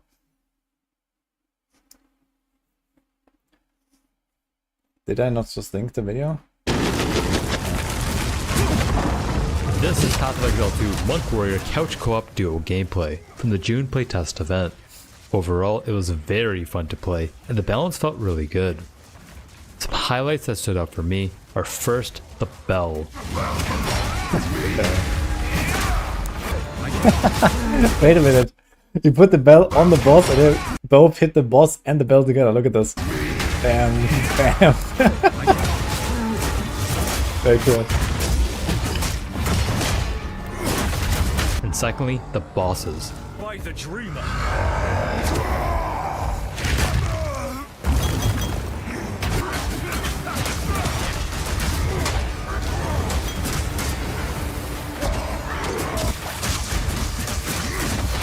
Really killer boss. I'll never forget Torgal this the boss. Defiler was a very fun fight, and definitely gave us some trouble and suspense, which you'll see when you watch it. Now of course, there are some areas that I believe need improvement, such as mana, or how easy it is to stagger some bosses in group play. And I'll expand on them in a first impressions video at a later time. Until then, enjoy the rest of this video, thanks for watching, and as always, have a great day, Exiles. Bye! Fetch. Stop the foundling! He's escaping!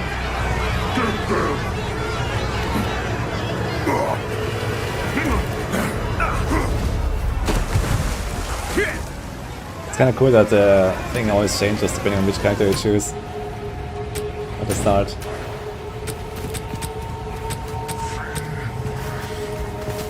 Quickly! I sent runners to gather reinforcements. Man, it's been so long. I can't even get past this gate. The keys. I sent. Wait, this is a sound effect. It's not a sound effect 1. We already have skills in it. It's not a real rank here. So you like fast forward this or what?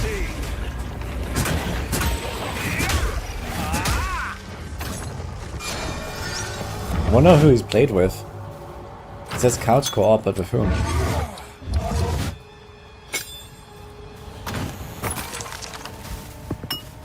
Did he say it? No, right? We're gonna see a lot of Act 2 here. 1, 2, 3, 4, 5, 6, 7, 8, 9 bosses in Act 2. I don't think they've finished Act 2 though.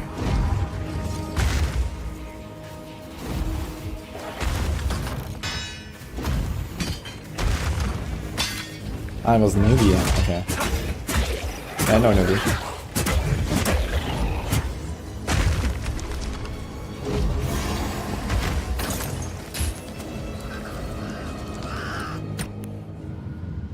I speak German, English, has not been abandoned. French not that well anymore, but I can still understand a lot. It's been a while since I used it really.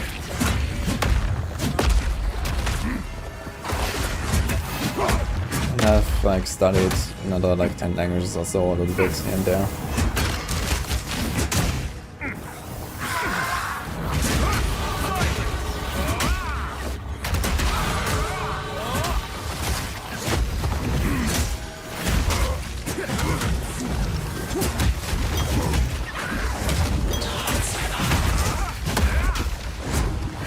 The interface looks kind of interesting with the split the health and mana bar for each player. That's actually a really good way of solving it. I guess just need to get used to it a little bit. It basically looks very similar to the original PoE 1 interface. It doesn't take up a lot of space, which is good.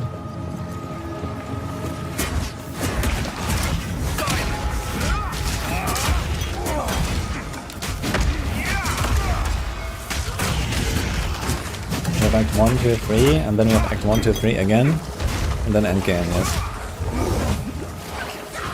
I wonder if you're gonna get to play like Act 4, 5, 6 at all in early access, but it doesn't sound like it. But maybe like towards the end or something. Maybe they wanna keep it though for the big launch, I could imagine. It's gonna be like a hype thing to make people go in blind. Yeah, here we go. We'll eventually need to test them a bit. I'm not really sure. Do we have to test them? I think they could keep it hidden.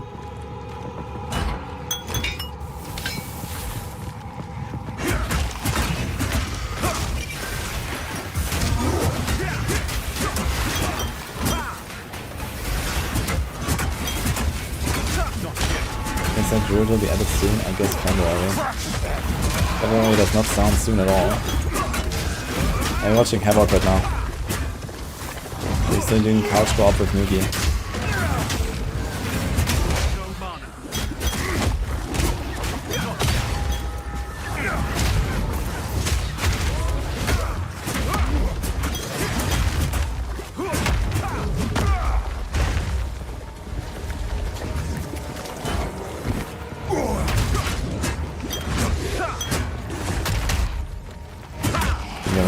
Resets of new content because it costs money to join.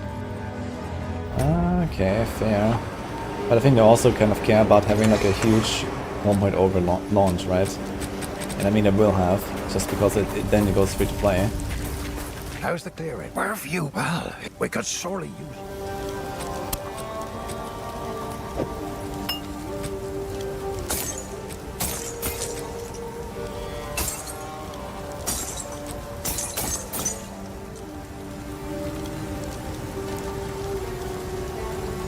The DPS meter. Yeah, you can see how much damage you've done in like the last few seconds, and it kind of keeps the streak going. It's like it's more, not like a DPS meter, but it's more like a damage streak type system. And after a few seconds of not attacking, it disappears. Is the implicit multiplayer in PoE 2 like Hell Tides? No.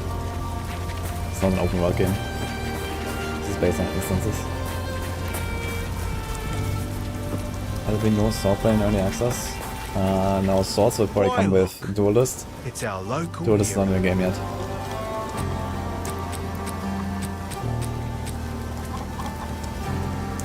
I wonder if Duelist is gonna have some cool stuff like, you know, parry and riposte and these kind of things.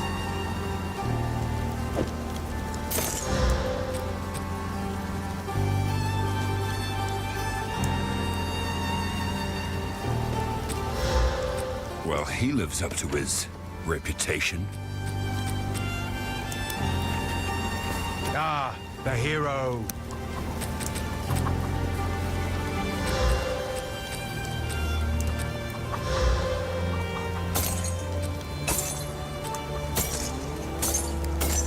Yeah, pessimist who says soon and give it 2 months. Yeah, I mean, if they say soon and for the early access period, that would be probably in December, not in February. If they say something is coming soon after early access starts, I would expect them still to deliver it in December or maybe early January or something. It's probably gonna be holidays. It looks very funny, like looking at like 2 people doing this at the same time.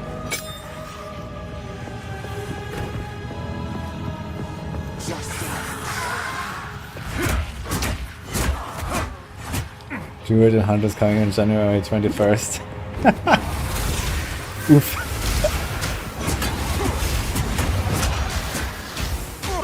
That's a big oof.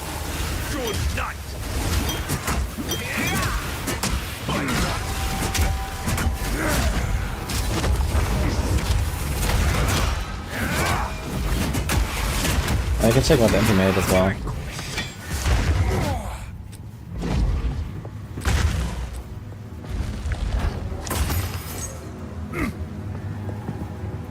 found a spear. Are there spear skills in this version? No, right? But he's using a spear.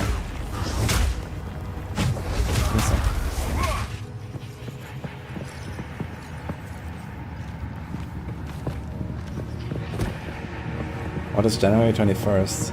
That's the Season 7 launch.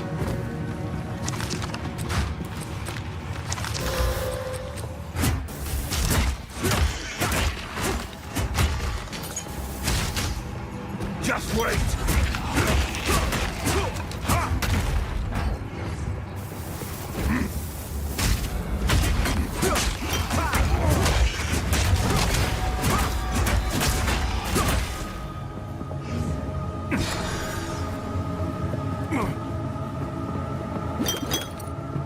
Holy crap, yes. Yeah, it's probably because of the holidays.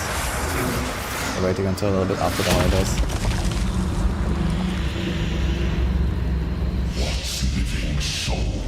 Walks among the dead. You'll see!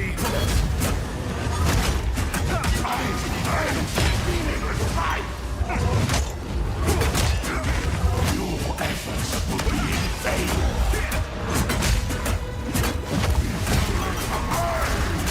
Did he actually push the boss while he was stunned? Look, he's moving. They're pushing him away. It's hilarious.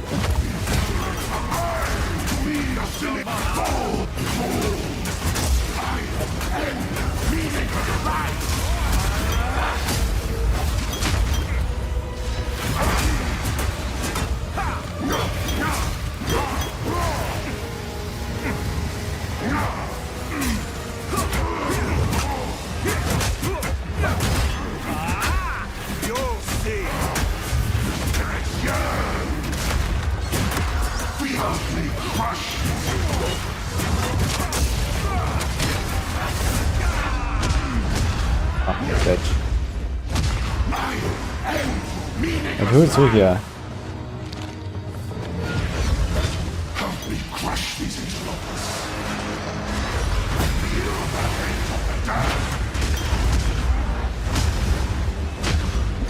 Oh, so that's back.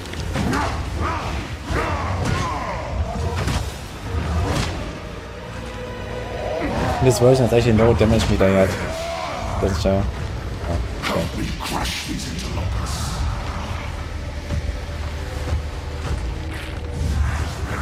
Yeah, they actually have voice lines for bosses. I'm not sure why they're not doing that in Diablo 4. It's kind of sad actually. I don't have any voice lines in Diablo 4 bosses. Walks among the dead.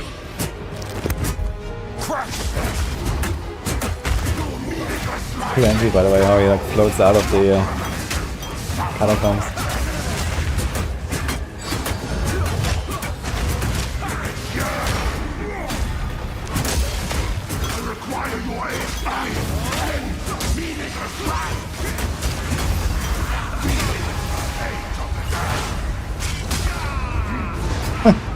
Bitch. Who's playing what here? Who's the monk and who's the warrior here? Does anyone know? I'm not sure which one Havoc chose. I guess Havoc is a monk, I guess.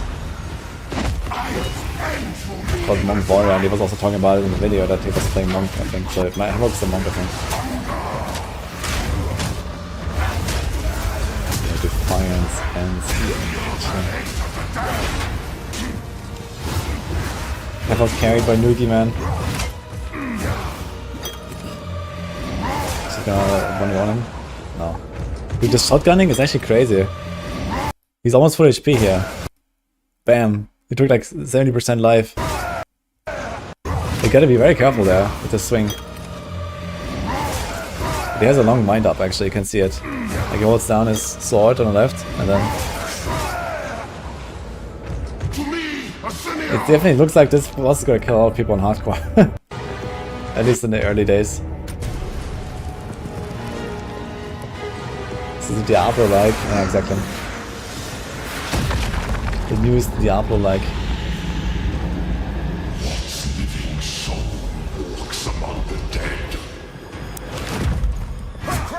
I thought I should cancel that one.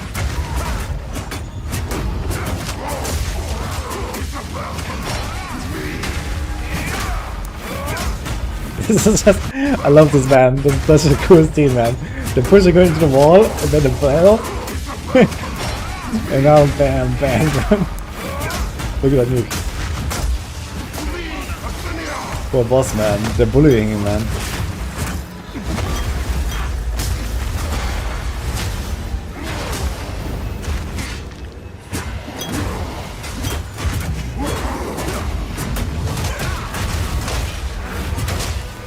What the bell, man?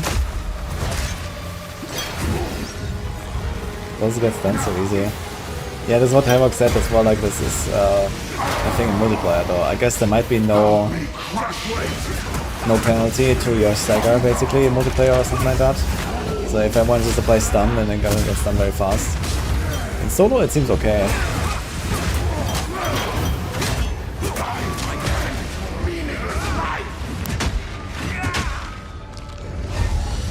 He's reviving. Can he finish it? Oh.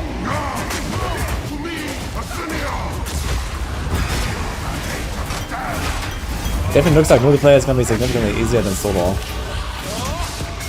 Just because they can revive each other. Let the Ezamites buried here finally know peace.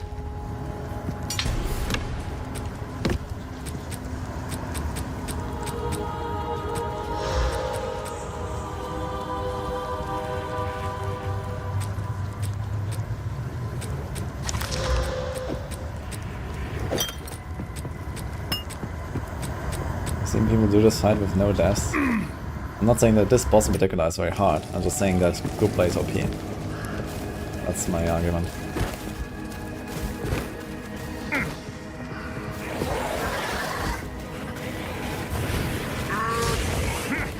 It's gonna be difficult for you regardless. I mean the entire game is supposed to be difficult, so naturally.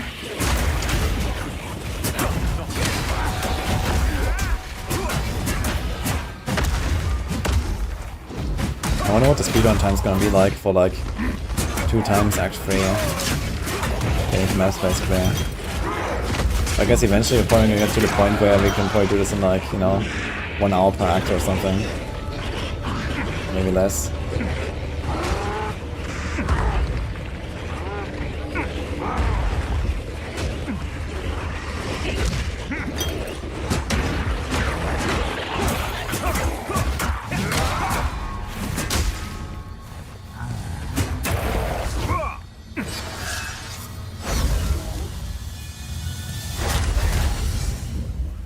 I think a lot of Warrior, and I'm actually very tempted to play Warrior instead of Mercenary as my first.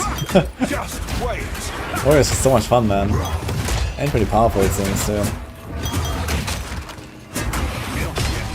But the Mercenary stuff is also fun.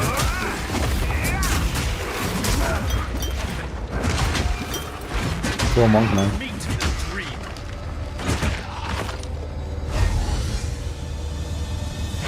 Actually, this time the Warrior died. No more room. Got the puzzle box. That's not here yet.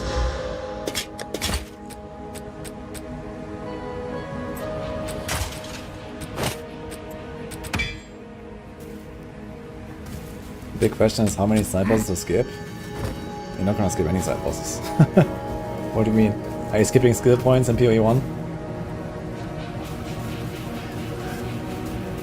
They are optional quests, of course. Stranger? Ah, we did not all. Warrior dies, gets rest, takes all the loot. Doink. I don't think I've said anything about loot filters. At least I don't remember anything about loot filters. And I've not seen anyone play with loot filters. But I guess for early access, I would imagine it would be surprising if there's no loot filters. Because we're gonna have endgame. Like in campaign you don't need loot filters. But in endgame you certainly need them. You can escape and do them in maps for the points. Oh really? I wasn't aware of that. So if you kill the same boss in the map later, you get the drop? Okay, then it is actually optional. That's interesting. I didn't know about this.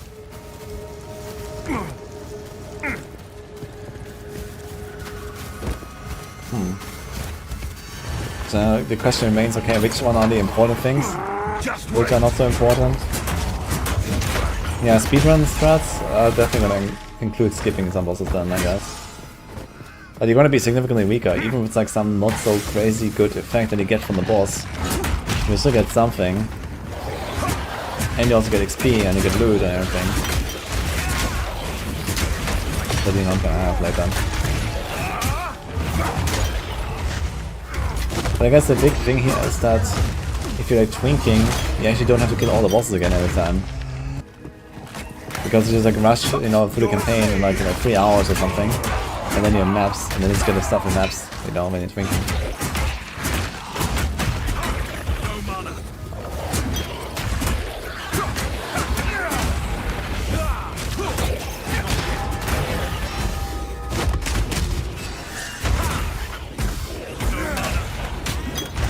Yeah, I understand that they're making loot filters, but the question is, does they really actually even have loot filter functionality from the start?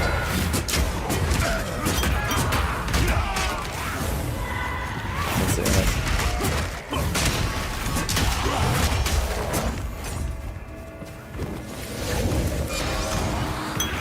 Hardcore, no shot, you don't do side bosses first. I wouldn't say that. You know, if you're doing like world first race on launch, I could definitely see us also skipping some bosses on hardcore even.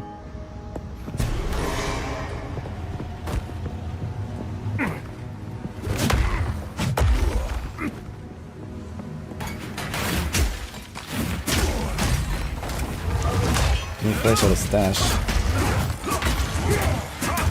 I don't think I've seen any. And I also didn't use the stash myself.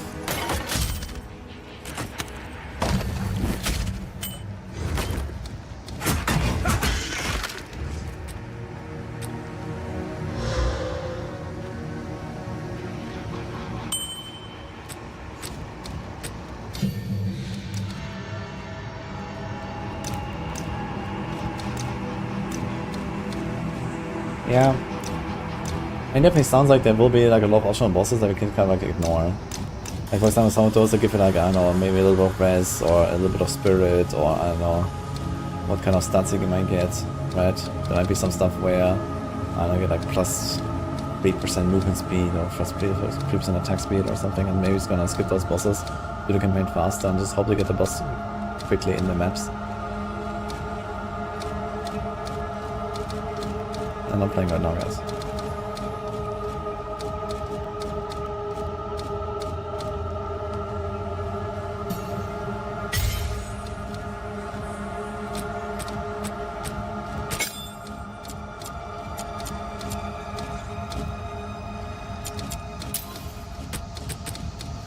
Entire farm boss with specific items in PoE, yes. Well, most map bosses don't necessarily drop like specific items, but like the late game bosses, the end game bosses, yeah, they have their own uniques. Like there's going to be 7 different like end game systems in PoE 2 at the start, and they all basically come with their own like boss fight with their own uniques at the end. Inferno acquired, Noogie knows. Yeah, they're gonna go much faster now if they'll cry.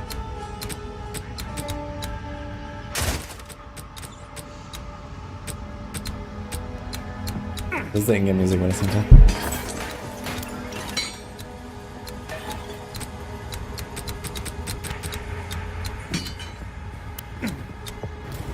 It's a very satisfying sound when they're like clicking around the passage tree.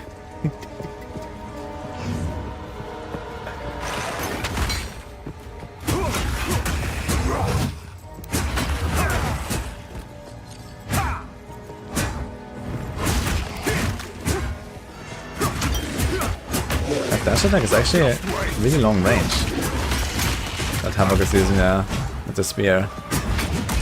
He's like jumping across half the screen.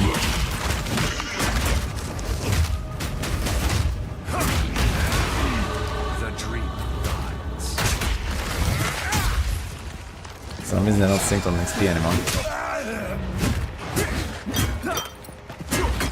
Another interesting thing is that in card score you only have 6 bars of experience and not 10. The experience bar is actually like, you know, squished basically.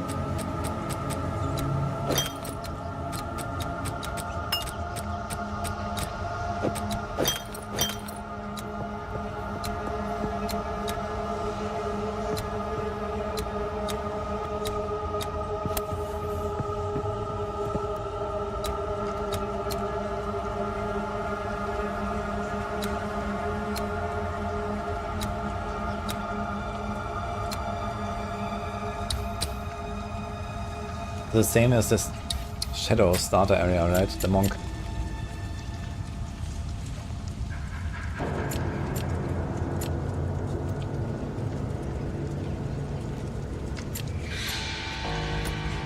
This is a video, yes. This is a gameplay from June from Hamburg and Nugi playing couch co-op.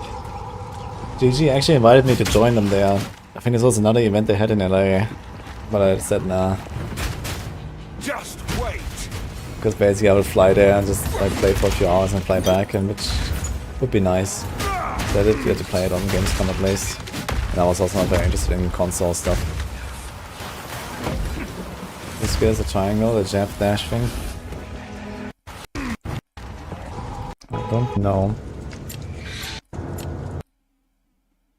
Fuse a quarterstaff, slam target. No, Falling Thunder is this is like the big slam. It's like the OP skill. Come on, go one more left. No. Ah, here beside. Siphoning Strike. Dash to a target and strike them with your quarterstaff. So apparently this is a quarterstaff. I thought it's a spear, but it's actually a quarterstaff. Like the monk looks very funny anyway. He looks like a mercenary with a staff.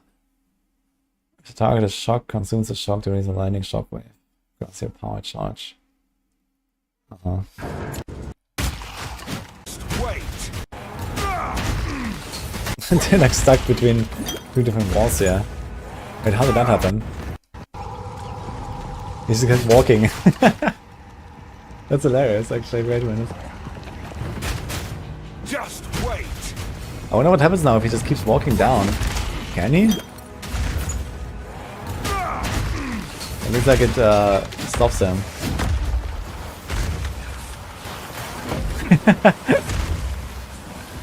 Okay, they're like stuck basically.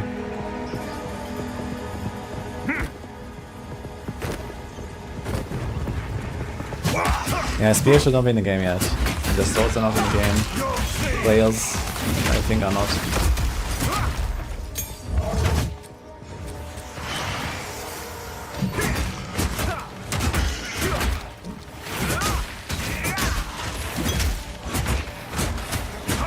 That's the old passport here again.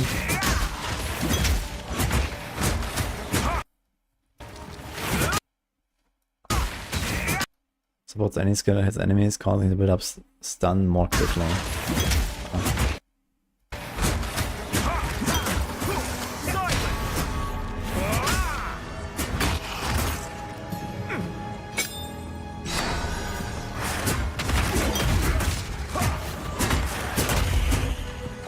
It's kind of interesting when you think about like the problems you have to solve when you try to make couch co-op in a game like this. Right?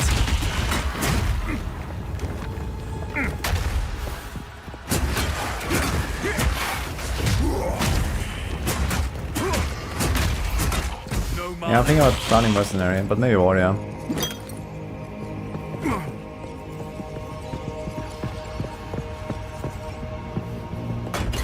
I've no more room. We know D4 is bad, couch co-op? How do we know that? I thought that D4 is praised for its like controller viability and couch co-op stuff.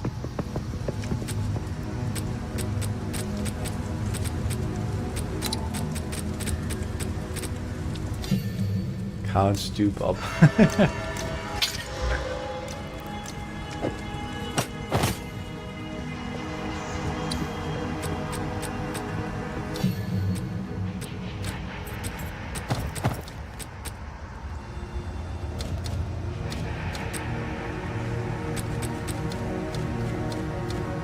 You can't do raids on it, yeah, that's definitely embarrassing.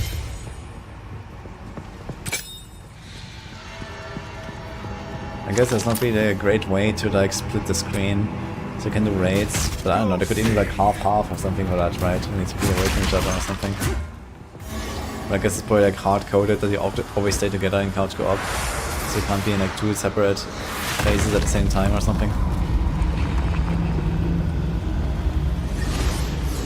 dares tread these halls? Crush them!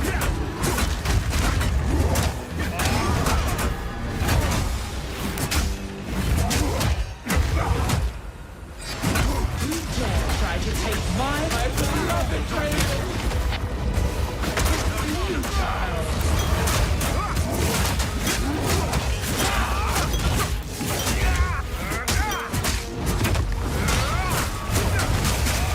My beloved Raven! Call to me! Forbidden thaumaturgy causes nothing but pain and Yellow helm. misery.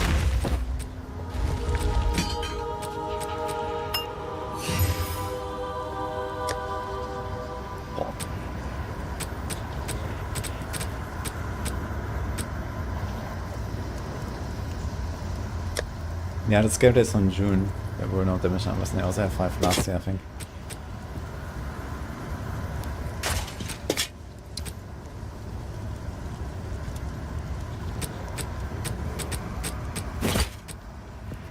New auto sword. No, there's no auto sword in this game.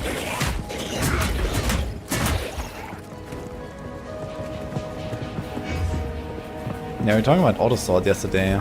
But I also can't really understand what would be the advantage of having auto sword exactly.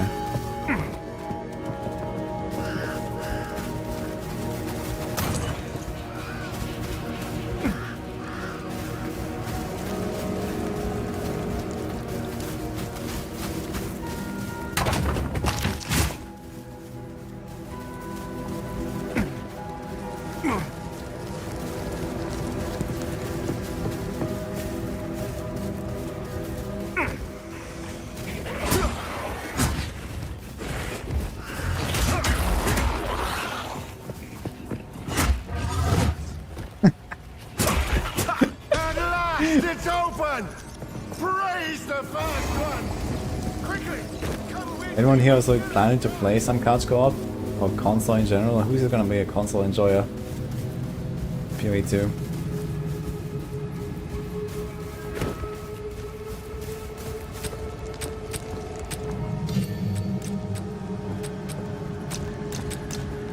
Isabel! Torko! Callum! The family of Count Lachlan of Ogham. My family! This doesn't make any sense! They're dead! Those bastard Eternals! I must make them pay! I think we're going to try to play on Steam Deck. I could imagine this actually works pretty well on Steam Deck.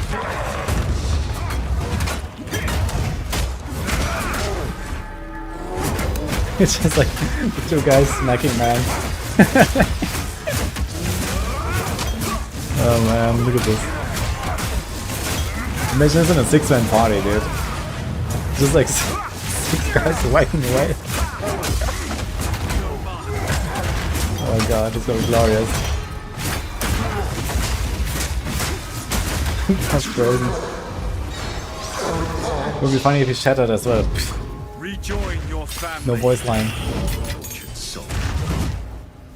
Yeah, group play is unfair, man. It's 2v1. They're ganging up on the poor little guy, man. Nice tip here, by the way. In the drawing screen.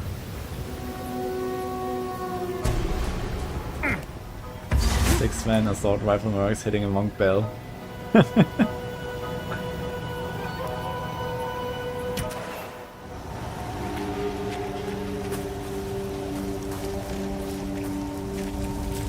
Why look, it's our local hero. Can we turn character any direction without aim control? You can do it with mouse and keyboard as well, if that's what they ask you.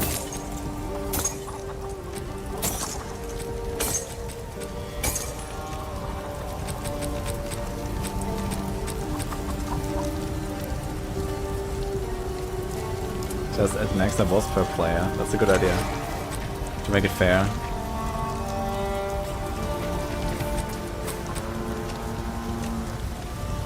Having to share the same loot as randoms is crazy. I mean, are you gonna play with randoms though? I guess if anything, people will like play like as a team, you know, with their friends or something. care to take half a week? The name's Finn. Why is it crazy even if we are making like a party with Venom? There's loot on the ground, you take it, or someone else takes it.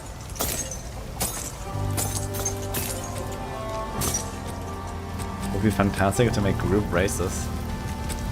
I wouldn't be opposed to it if that's like a very minor part of the overall amount of races. It would be fun to see how that would look. But races should generally be solo. This isn't the And ideally hardcore. Although the game is like, you know, medium core enough, I guess. So it could be fine on softcore.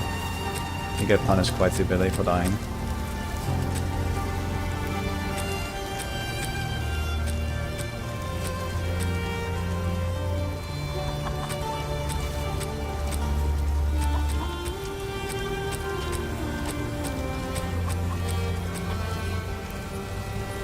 This isn't the place or the time.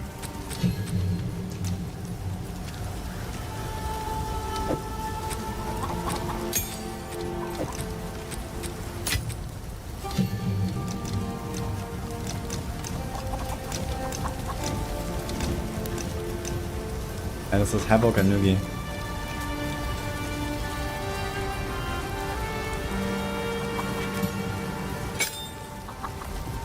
This.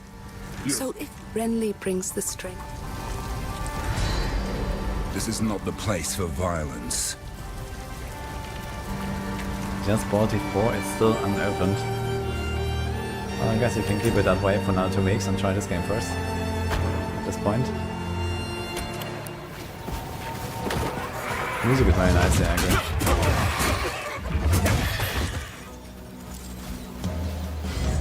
Maxroll boss ladder speedrun where it's also 6 bells. just make 6 months then with the bells. Oh boy. Season 7 is on 21st of January.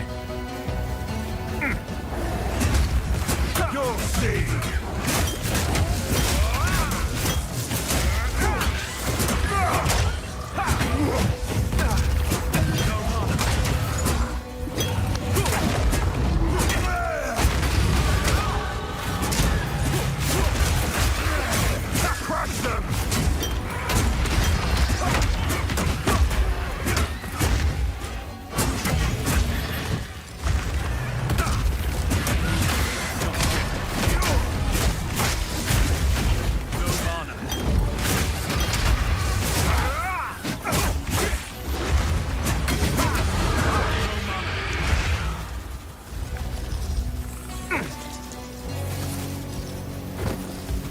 Looks like dodge rolling does not actually make you faster, right? So you don't have to roll around all the time.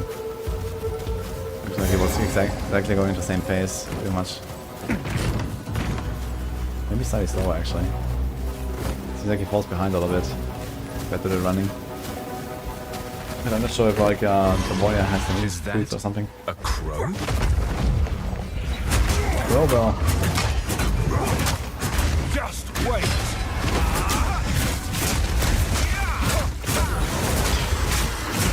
You'll see who has a bigger bell here.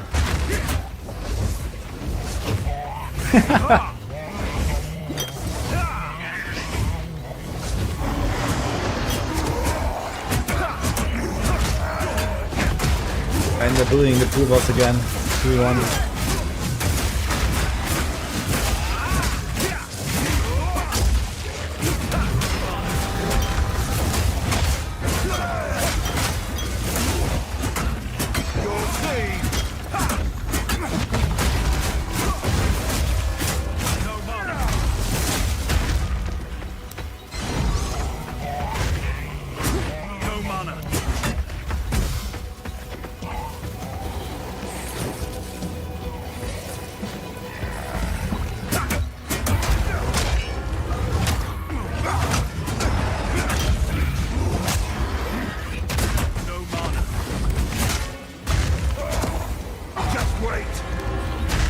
I like this animation with the bell.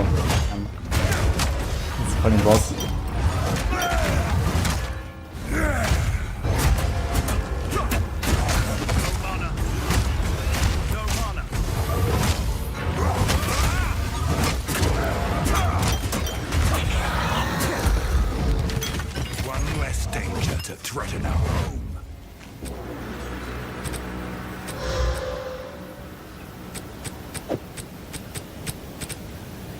It definitely seems very easy in co-op, to be honest. Especially because you can revive each other as well.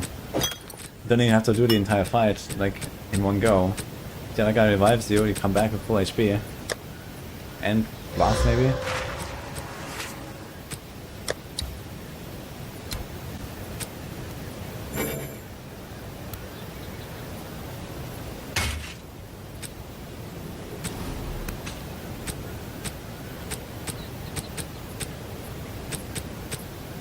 Yeah, this is Hamburger Noogie.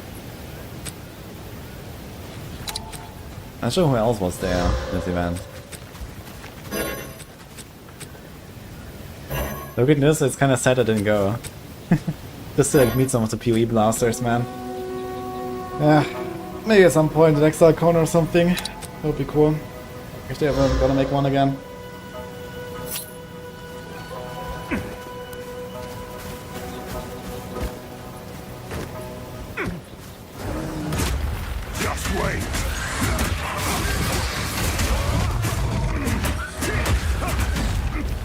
Loot filter will be well. I guess we're gonna be able to make like very basic loot filters quite easily though. Like, yeah, I never think we need some time to like make the website and all that stuff with the tool. But you don't need that, you know, there's a lot less loot in this game than in PoE 1. You basically just go in and you filter out, you know, like, I don't know, basically the weapon types you don't care about and the armor types you don't care about. And that will already like give you like, you know, a much better experience.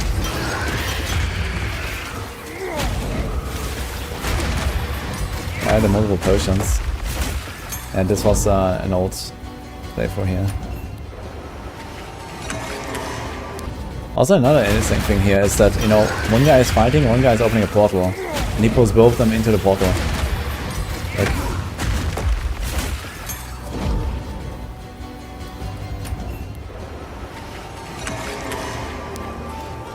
I don't know. It's in my...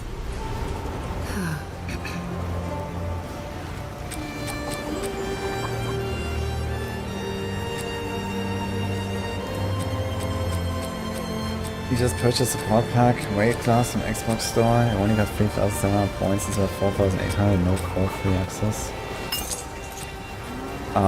Maybe you get the access later. I'm not sure exactly how it works right now. But the points, I can't help with that.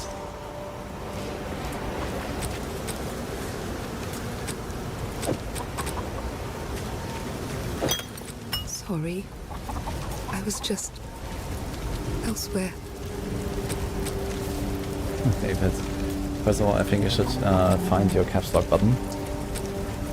Then you should decide if you want to play PoE or D4, or maybe both.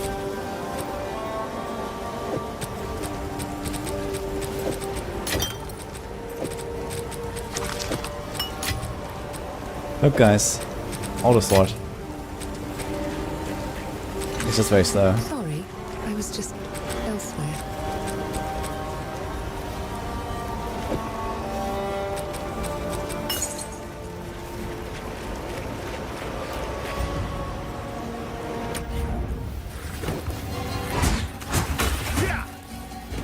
Black Sark.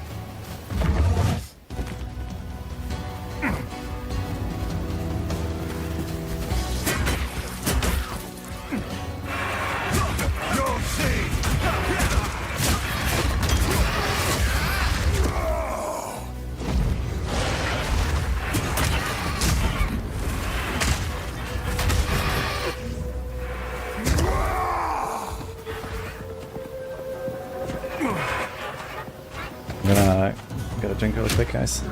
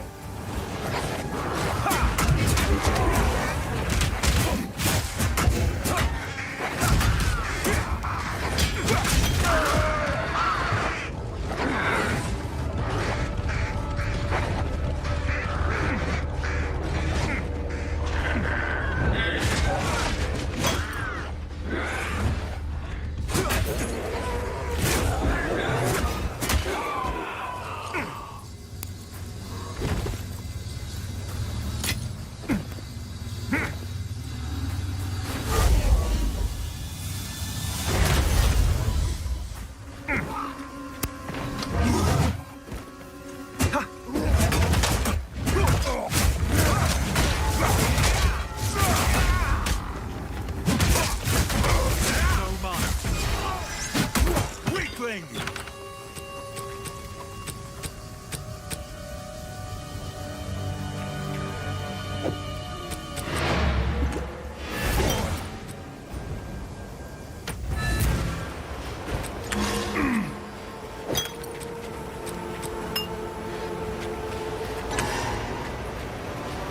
No.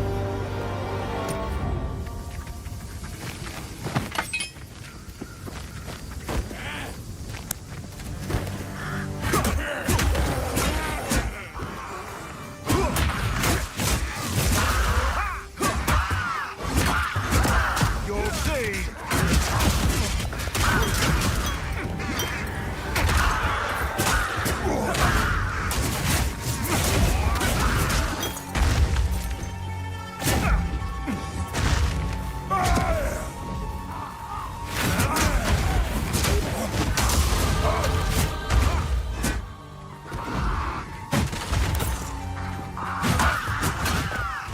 That's everything over now.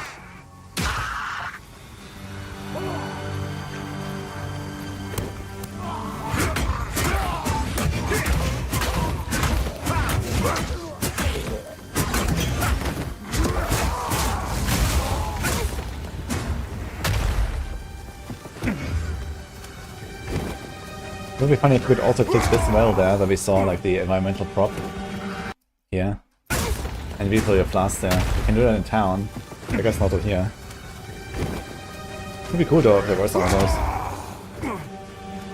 Similar to shrines. By the way, what about shrines? They don't exist or something, right? Just realized there's no shrines.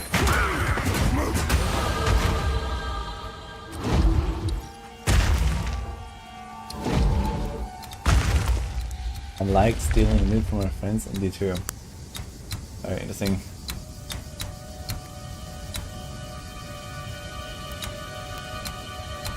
There are shrines, but they are reworked. Yeah, it's true. I remember from the announcement they had like a really weird name. But they're like mostly maps, I suppose. Or maybe they appear in like later acts. And you know, for example, in like later in Act 1 there's the rituals. Maybe in the other acts there's like some other mechanics that you see for the first time there, basically, and then you're gonna see them more in the late game at some point. I don't know. Yeah.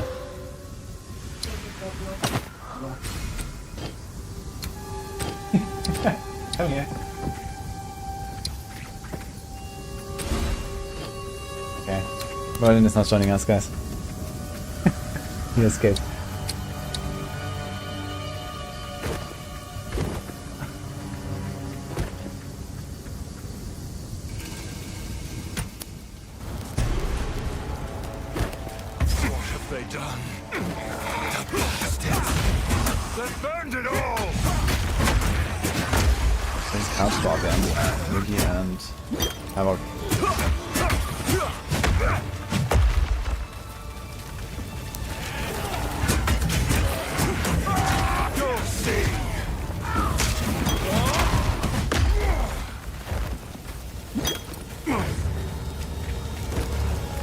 It's kind of an interesting business model when you think about it, right? You're like, hey, please pay us $30 so you can play our early access unfinished game. By the way, in half a year we're gonna make it free for everyone, and it's gonna be twice as big. It's kind of backwards, isn't it?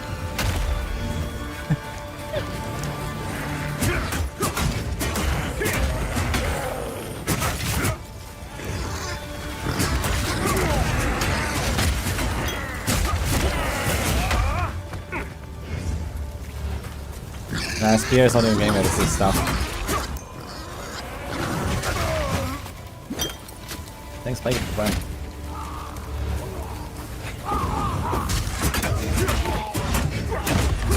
Just wait.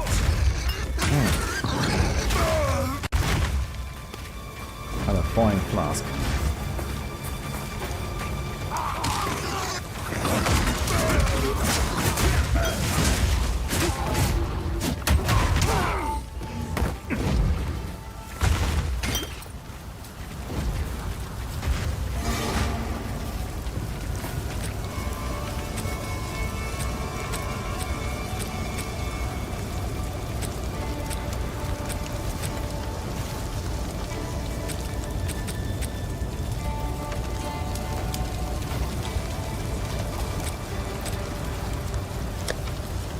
Guys, I'm not saying that this is too much money for the early access or something like that. I was just making a joke.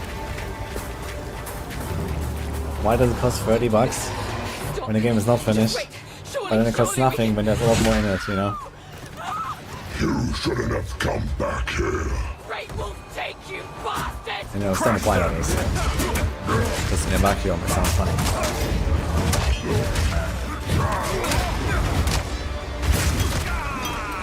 Ditch. I think they were trying to stun him. Look, he's almost stunned. They're probably like, yeah, Pog, let's go. That is there. Bam. And a kick. Oh man, beautiful. I love that animation, man. Bam.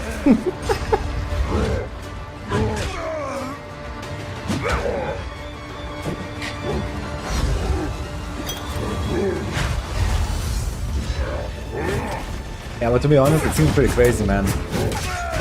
Like you stagger the boss, and then just revive anyone. You get like a guaranteed revive off in the stagger.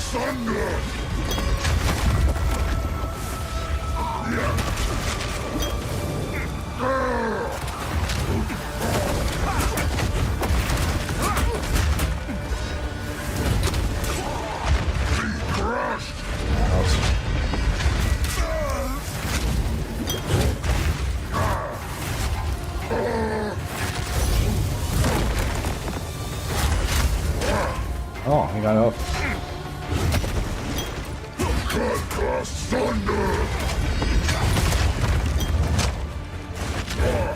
Just wait.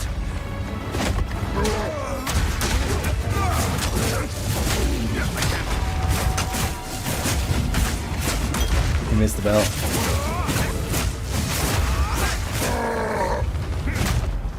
What's the cooldown on the bell, actually?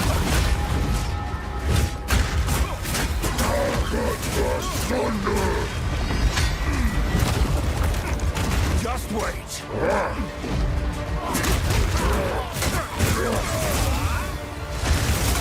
He's going 3-4 seconds after.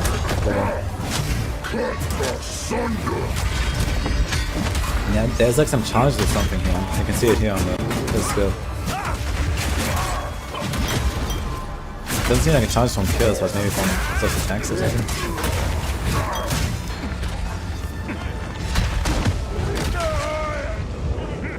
Oh, now the other guy died. The other guy. No, he's also almost dead. Does he have any pots? He has no pots. Oh boy. Yeah, no way. The ads will interrupt. I wonder if they're gonna save it. Speedrunning seems overqualified for the job. Maybe he likes it. Have you thought about that?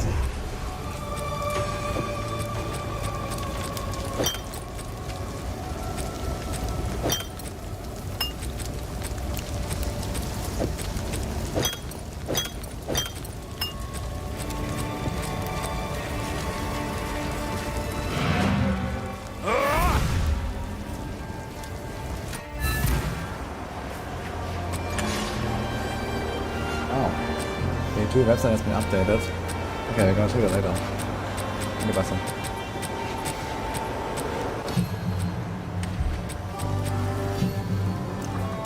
We're starting work. Yeah, I'm kind of torn between mercenary and warrior after that.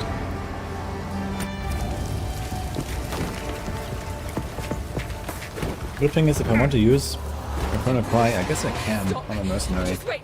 Surely we can. You have been sentenced to death. Great will take you, bastard! Ogham deserved execution.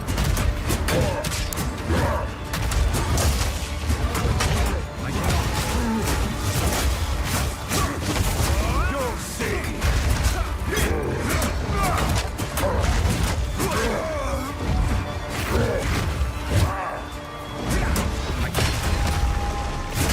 Be crushed.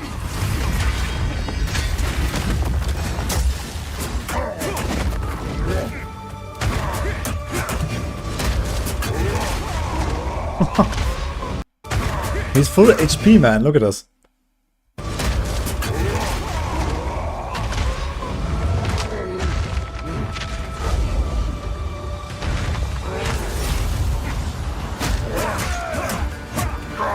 You know, I love the kick, man, for the executioner.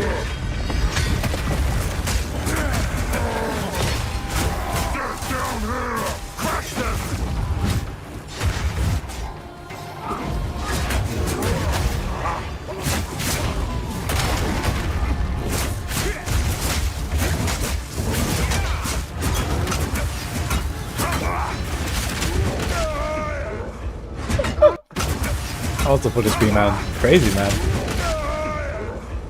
Yeah, they certainly nerfed this boss a bit, I think, since then. Like, I didn't try to get very hit, I didn't try to get hit very much when I fought the executioner. But when I was playing, it seemed easier. Damn.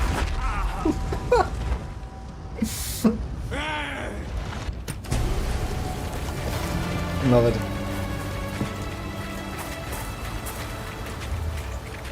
Don't do this. Stop. Just wait. Surely we can.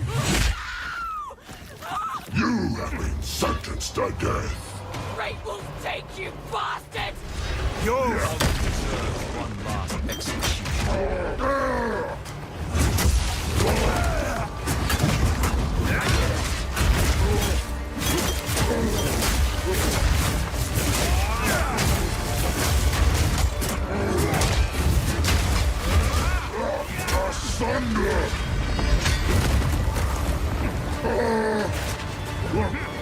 Seems like the people playing need to get better gear before the fight. Or maybe just needed to get better. How was that? Spamming video is that right now?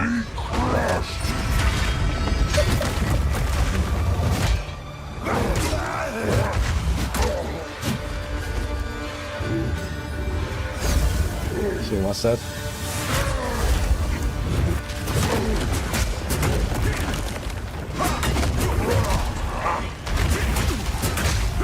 The guillotine shall cut asunder.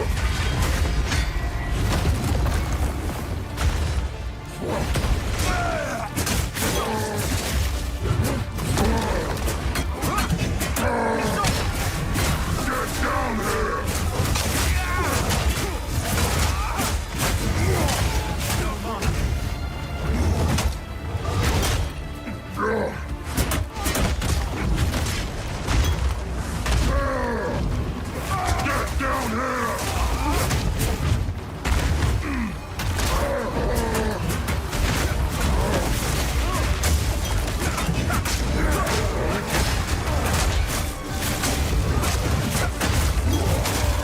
Get in this time?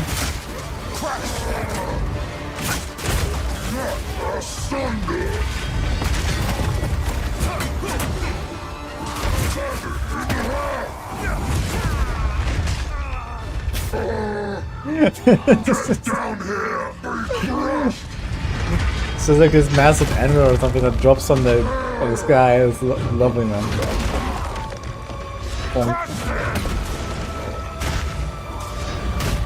The guillotine drops. Oh. Wait, did he actually roll under the swing? Look. I wonder if this was like the invulnerability frames, or if it's actually like, you know, 3D hitbox and he doesn't get hit because he's swinging over him. I guess so. Very cool.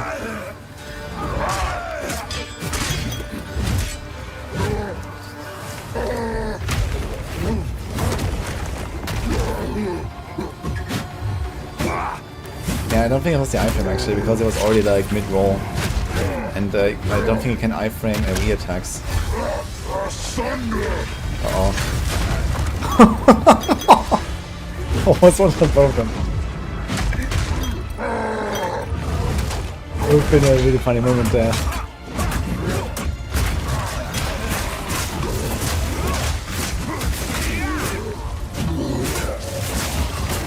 Death is not revenge. revenge enough.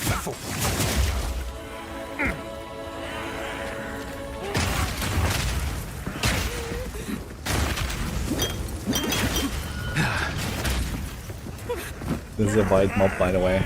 I know exactly.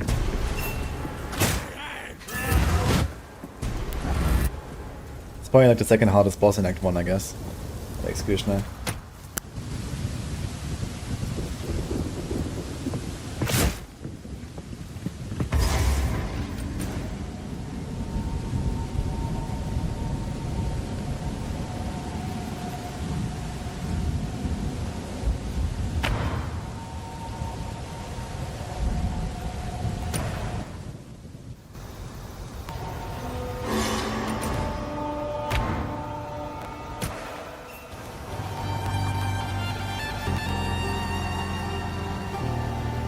Did it just like start playing the music twice because of 2-player? How did WSD controls feel? It was okay, you get used to it. I think it will still be like relatively tough to control a character with so many buttons. Because if WSD, then you have to press the parts here and there, but luckily they're only like life and mana now. And then there's also like, you know, like a lot of controls with like skills and stuff. Depending on the build, I guess. Yeah, we definitely depend a bit on the class and the build. Like, we do expect that, similar to PoE 1, they can probably automate a lot of things in late game, where like, you know, you don't have to press your curse all the time anymore. Yeah. Maybe you don't care about the totem, or you have a constant damage taken, or a constant crit, or whatever, these kind of things. To like automate a bunch of stuff. And then you have, like, you know, basically 2-3 skills, I guess, that you like, press in certain conditions, and that's about it. And then I guess it's gonna feel pretty good.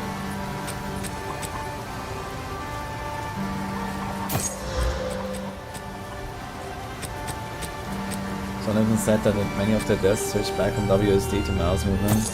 Oh, it depends a lot on class. That's interesting. Yeah, but realistically WSD will be too important. For most builds at least. Not for all of them, but for many builds, but WSD is pretty important. And basically anything that's ranged, WSD is too good, I guess, to not use.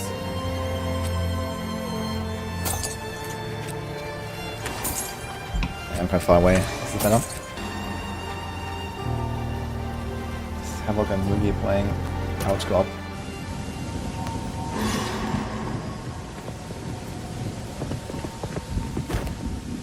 Mouse, sword, it will never change me. How would a druid handle with WSD? I have no idea if druid really cares about it actually. Maybe the druid you just like are fine with clicking. Depends I guess on what kind of skills you're gonna have.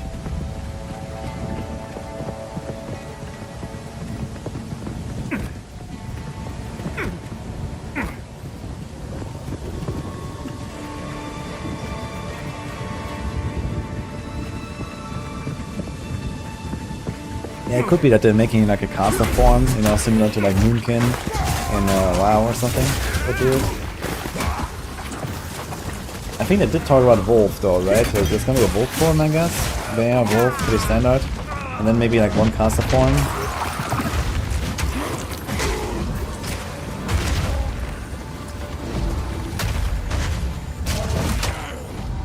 How did you die there?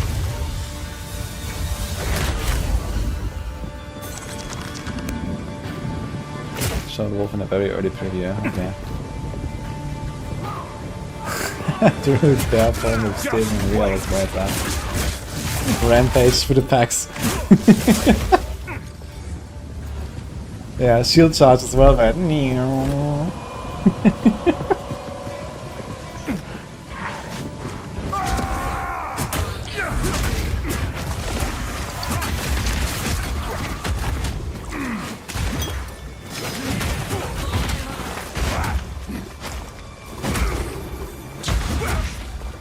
Cyclone the steering wheel. Let's go.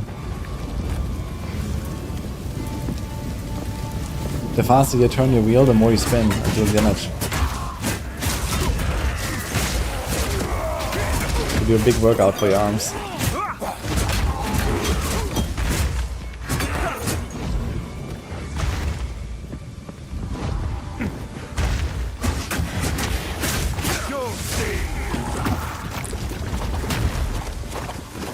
I want controller B instead of WSD for builds like that. Yeah, I mean, controller just makes the whole WSD playstyle way more convenient. At the cost of just being slower with like inventory and the menus and stuff. I think gameplay alone, it's probably relatively good on controller.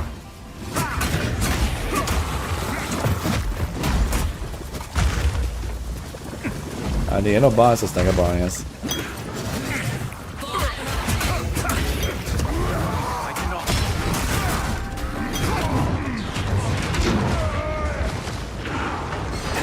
We both just died to trash monsters. What the hell happened there?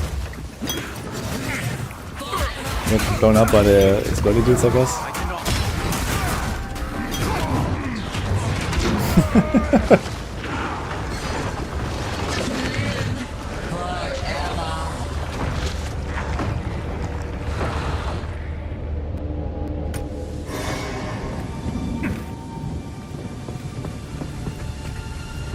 Looks like before. Yeah, graphics are pretty comparable, I'd say.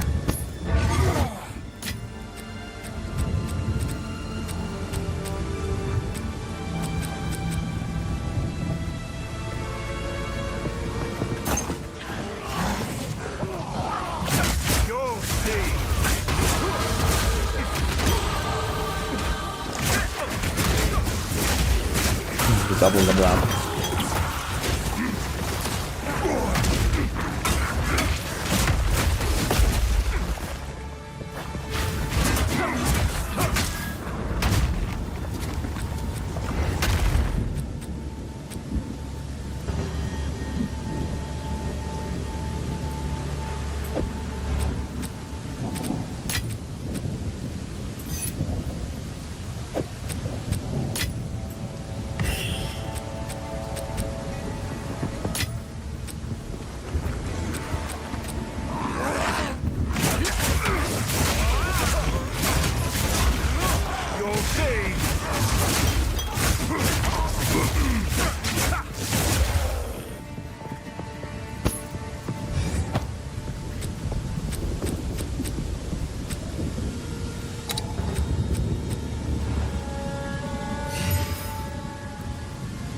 Huge alchemy orb, guys. 6.9 life regen, that's actually pretty nuts.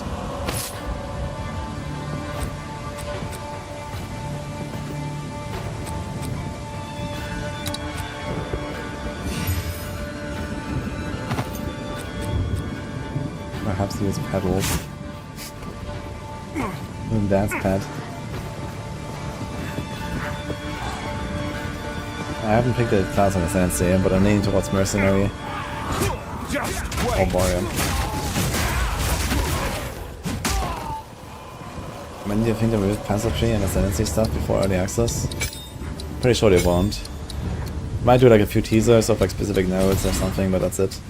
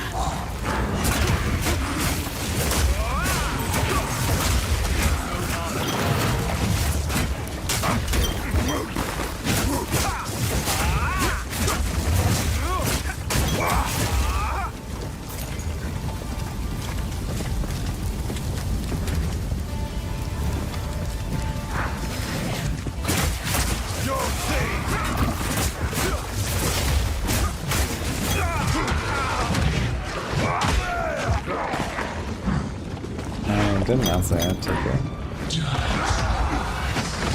Yeah, one having a shield is definitely a viable option. Shields seem pretty powerful defensive.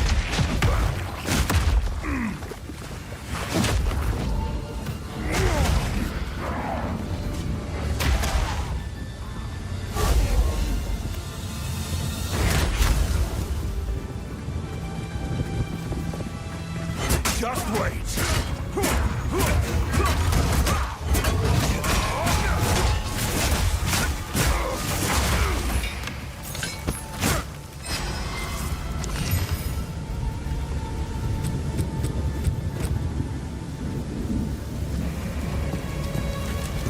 How much maximum life do these guys have at this point? Can you see when they open their character sheet at some point?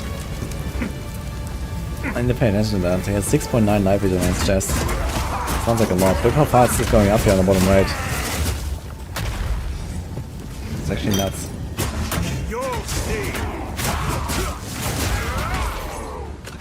Probably has something like, you know, 150 life or something. Maximum right now.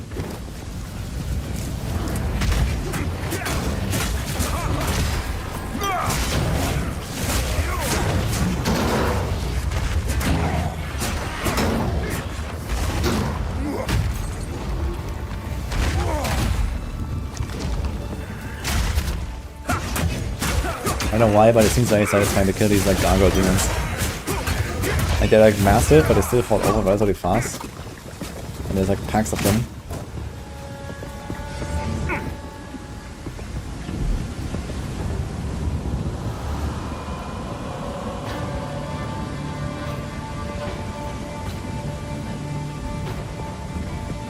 I'm not playing right now, I'm sorry. By decree of the Count of Ogre, the punishment for all crimes is now hanging until death. All hanged criminals will have their bodies thrown into the pit.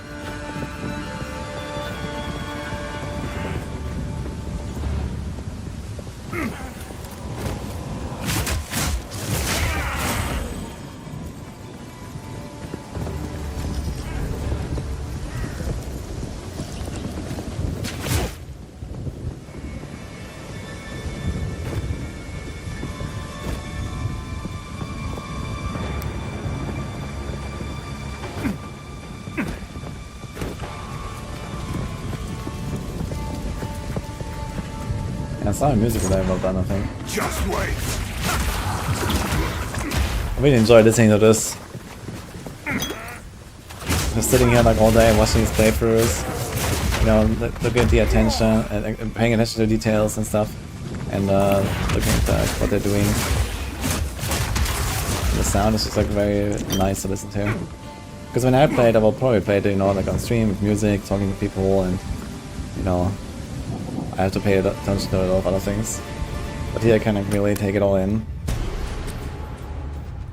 Geonor must be made to answer for his crimes.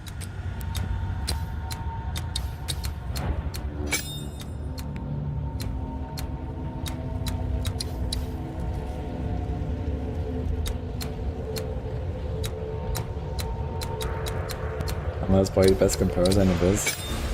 Yeah, he's like the main guy they have, or he's like the only guy. I'm not sure if he's doing like everything alone or what. You'll see.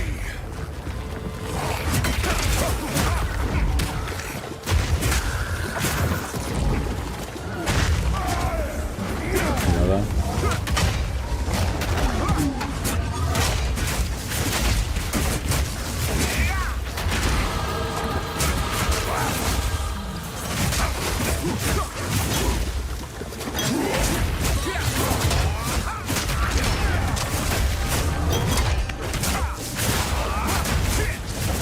Uncut support gem.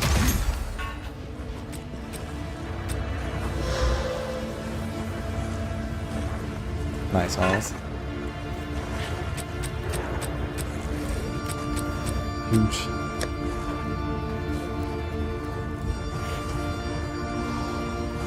It doesn't have to plus 2 to levels. It's not going for it. Just wait.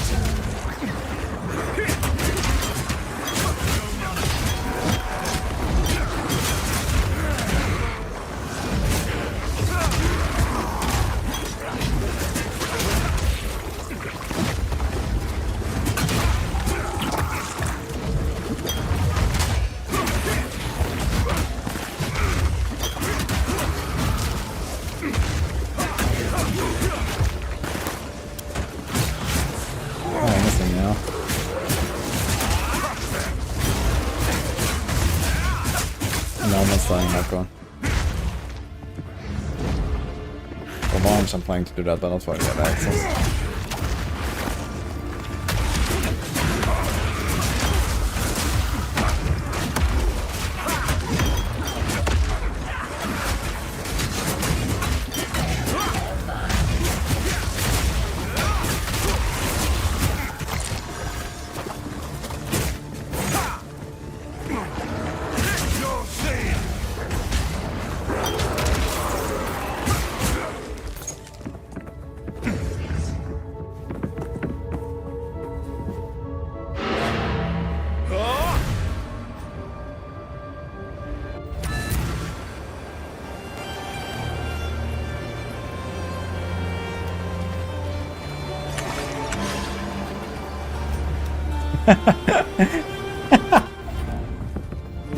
I didn't realize what they were doing.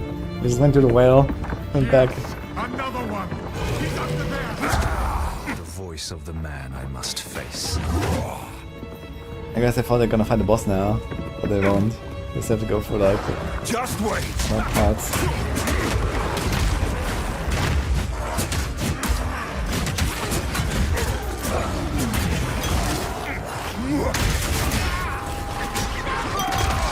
Oh, fist weapons, that's what interesting. We have not seen fist weapons yet. And if anything, they're gonna belong to the shadow. But I'm not sure if they will be fist weapons, I don't think so.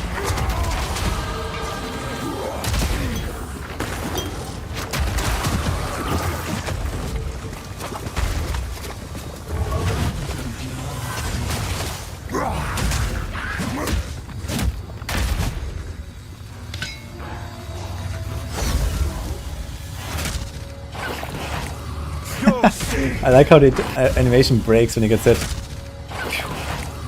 You'll see. While reviving.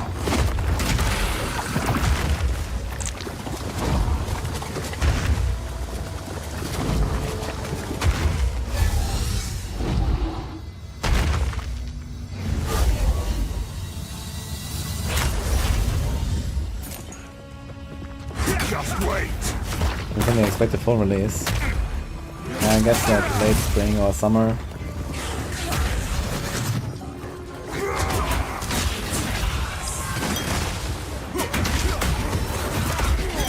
I mean, early access is gonna start with half the classes, and those only have 2 out of 3 of the ascendancies. So they're missing 2/3 of the total amount of ascendancies. And with that also comes like, you know, double the amount of gems or so, roughly. And then there comes 3 more acts, which is basically double the amount of bosses and monsters. So there's a lot of stuff they have to finish there. And all of it is probably like very far along, but I guess we'll see if they actually get everything done in the 6 months.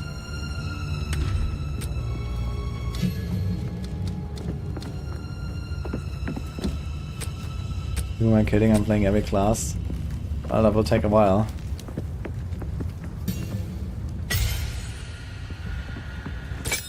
I'm definitely not opposed to skipping some classes myself, or at the very least some ascendancies. This will take forever to actually play every ascendancy once. I don't think I've ever done that in PoE 1 even. Like after all these hours that I've played, I don't think I've ever played like all ascendancies at least once. Like I'm pretty sure I never made like a Guardian, for example. There's like just some that I don't want to play. And I think it's gonna be similar here.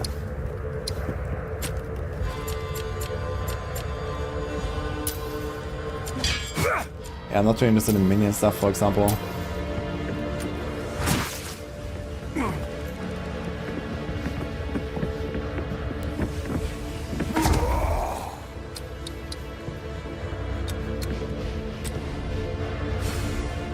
We played them all in PoE 1. Yeah, I just like played all of WoW leagues, basically. When I didn't play WoW, I usually played some melee.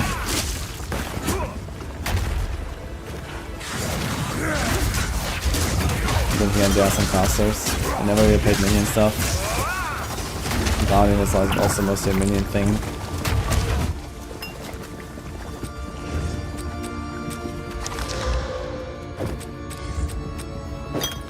Now guys, if they have to delete one of the Templar ascendancies to make a paladin, Are they going to do Hierophant or are they going to do Guardian? Probably Guardian.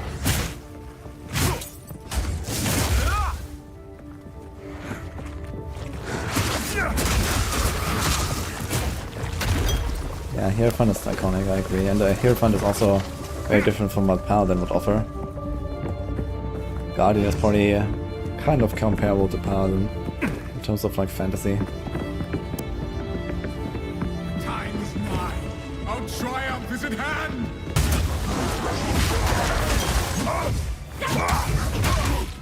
I know. I think it's like if they're not making Paladin as an ascendancy, I don't know.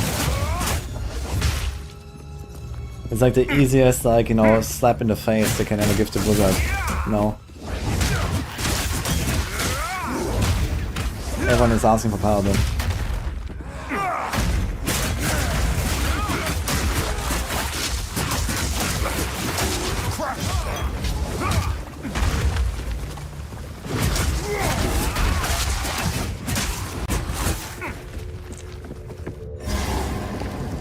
The big question is like, when are we going to hear about Diablo 4 expansion 2?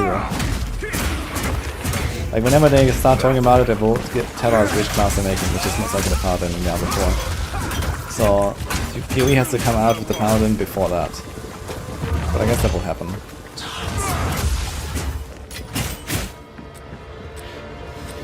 I won.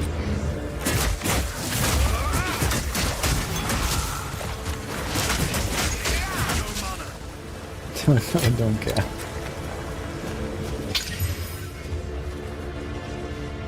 I'm off him.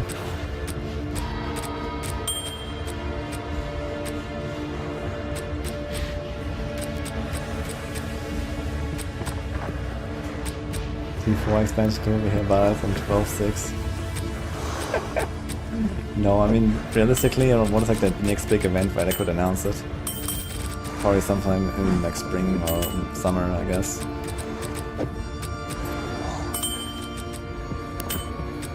Maybe that's gonna like kind of like go low profile and cook until post PoE 2 launch, and then announce the second expansion.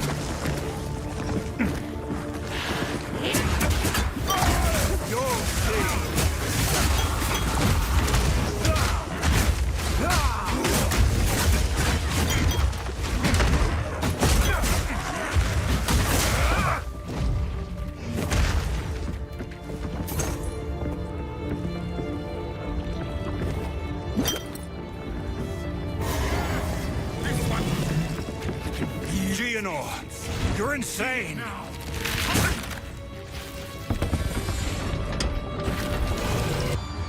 This thing looks like an octopus.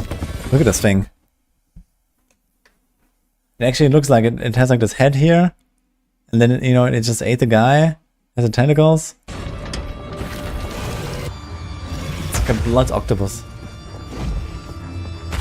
No noose this time. I'll remove your head myself! We'll see about that. Ah, looks like they wiped here, by the way. The Countess is not here. Usually there's a Countess as well. I'll remove your head myself! I know, she is there, never mind. She's sitting there. They just cut out the voice.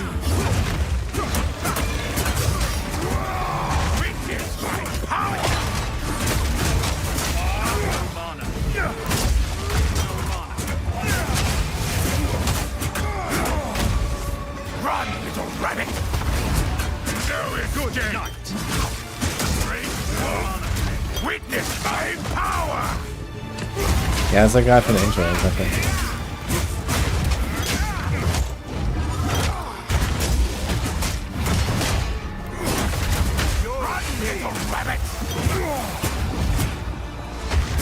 Now die!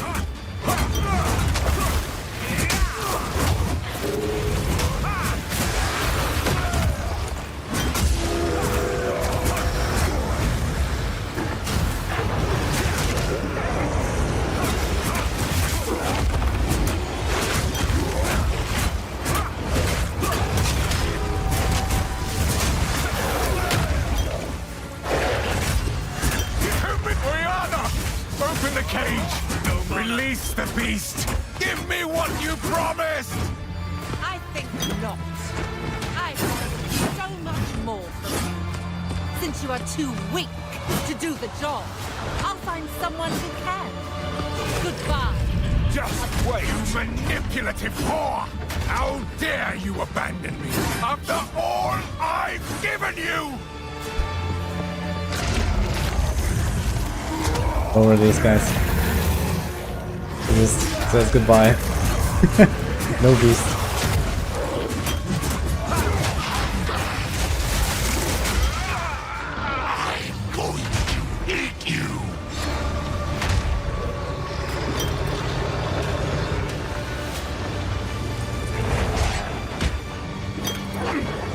You can't revive him, he's in the fog.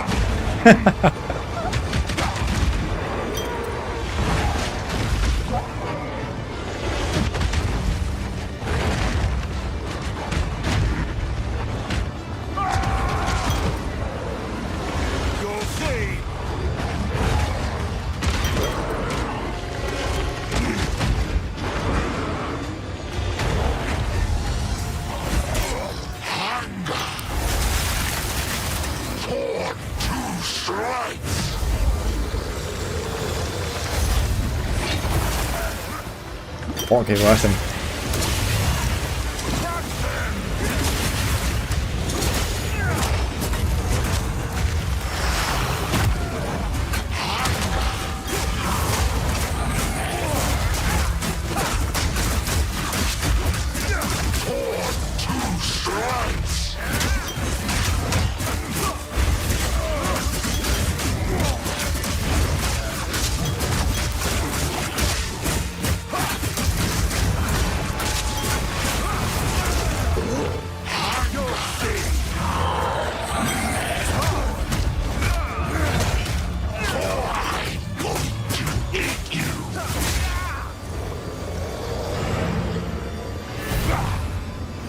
Wait, what?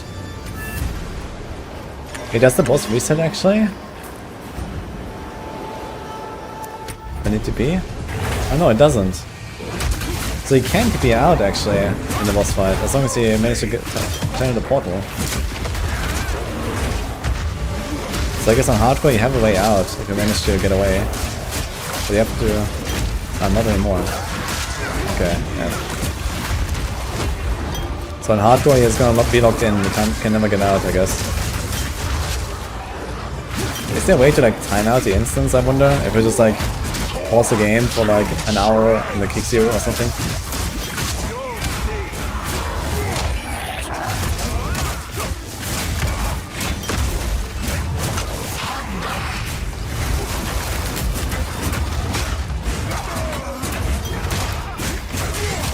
Can it be hard to survive in hardcore with resets?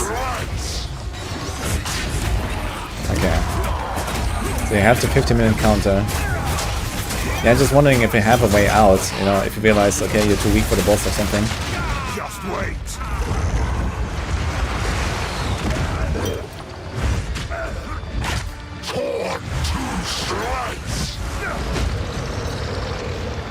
Come back the next day, you're still in the fight. Okay, then F, I guess. If it saves everything, then we can never get out basically.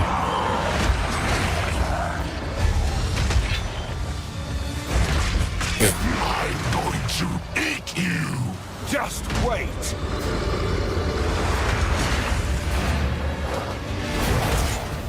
Oh, what does it go to town now? I wonder if he revives so you go to town.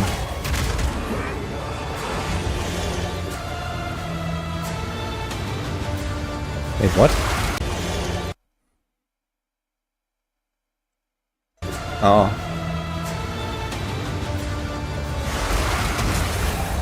They can't do that actually.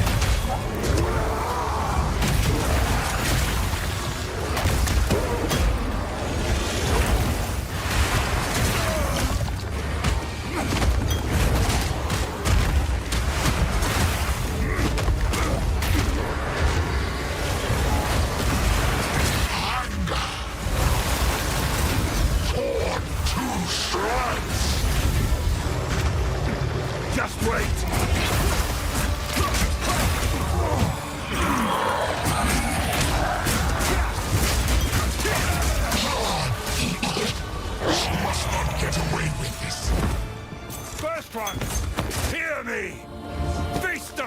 this tyrant's soul!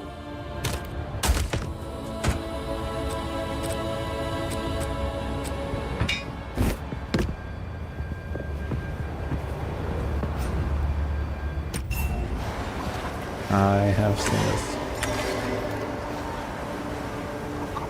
The village we must reflect. Like I retreated that already. Trail.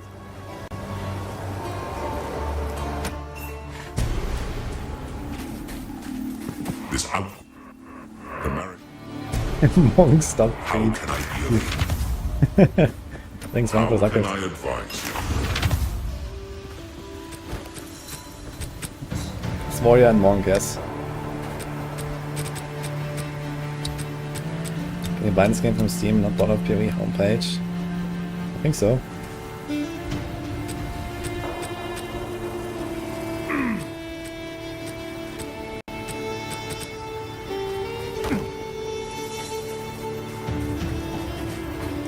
Yeah, I just realized that like most of the stuff that we have seen from lore-wise is like all in Act 1 basically, right?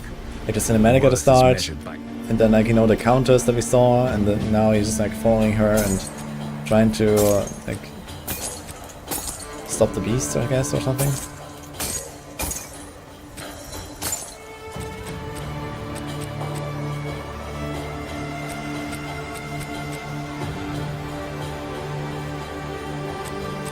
Yo, big ring there.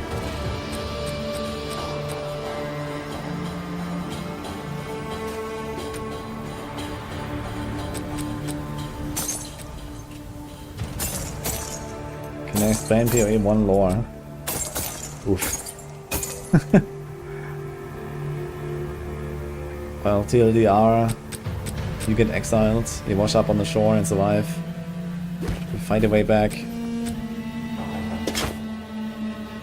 Kill everyone.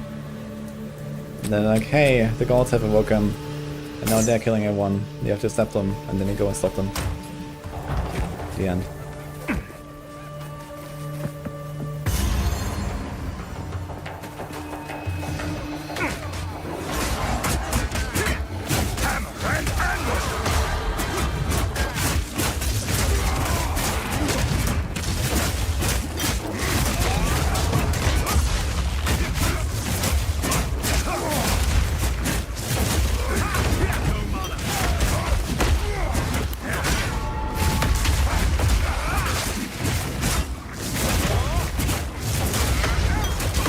Frank is a dirty boy.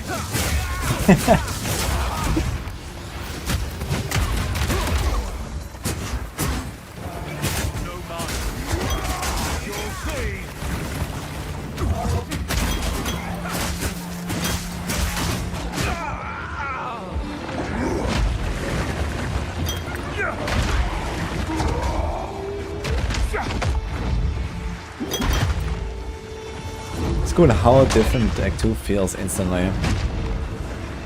The monsters, layouts and everything.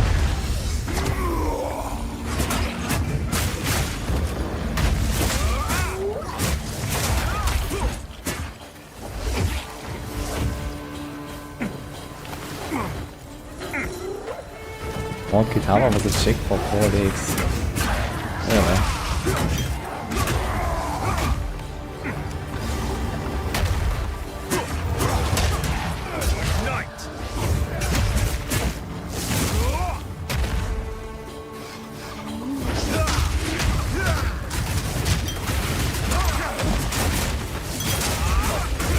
Can't support gem.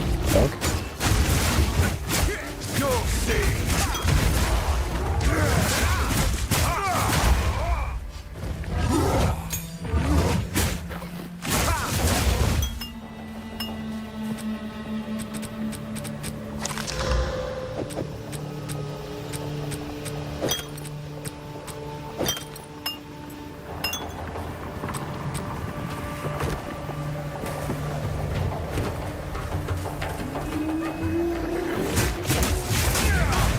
There's no Quicksilver class. There's no utility class in general. There's only life mana. They changed us to only have 2 class slots now. And I think there are 4 life and mana, right?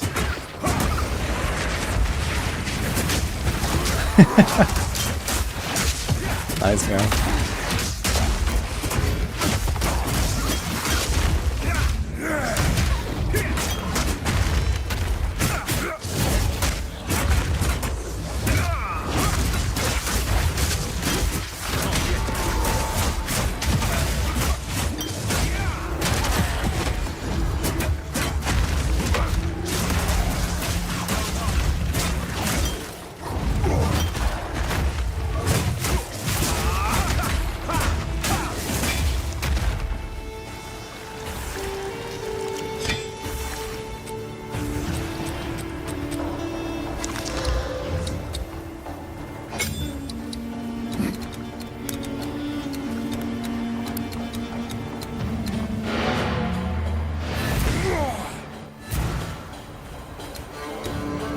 Interesting, no running screen.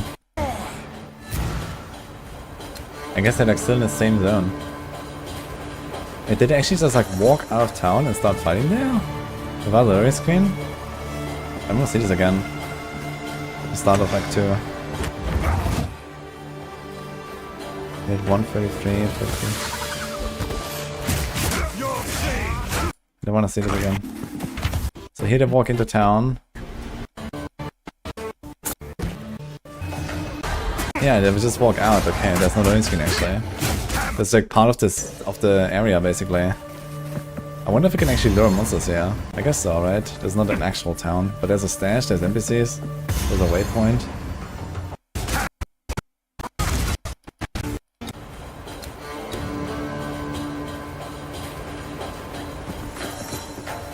But no information, anything about incinerate builds.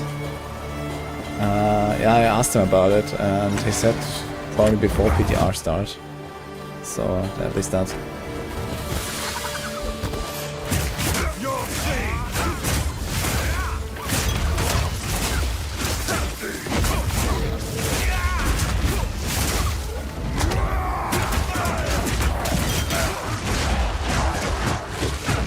Okay, I feel like I've seen enough of like Act 1 for now, so let's see Act 2. Kinda excited to see more. Do we have any footage of Act 3 besides like the Dorani fight and stuff?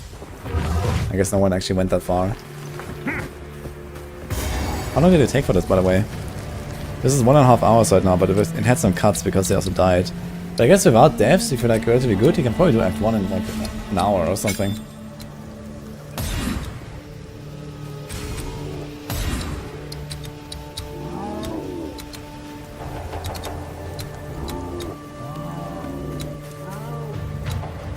Only very old footage for Act 3.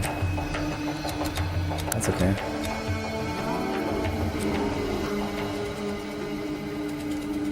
I didn't start a beach, actually.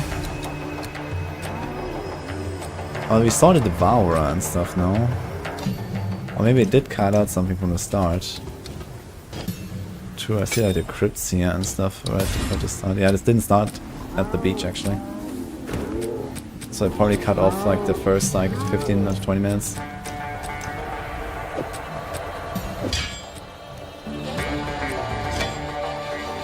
I mean 24 hours for like 1 to 3 is like for like people that are very slow, right? That don't know anything, that are like chilling, reading, looking at all the dialogues and stuff. I don't know. Yeah, Merlin, wanna learn about Half-Exile?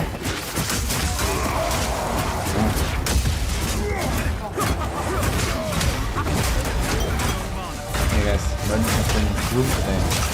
Look how fluffy he is. Say hi to chat. Hi.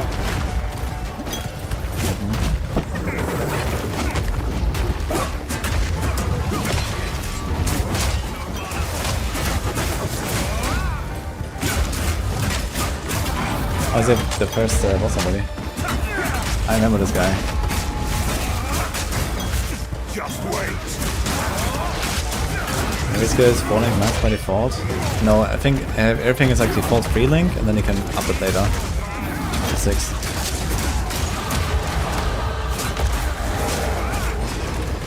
I'm playing with Neuralink. No, it's actually the doggo playing with Neuralink.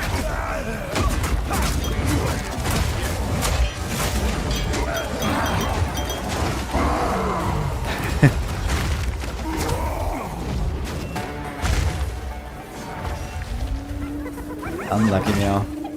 Guys have to wait another 2 weeks. Now, Infernal Cry, blow out the boss. Unlucky.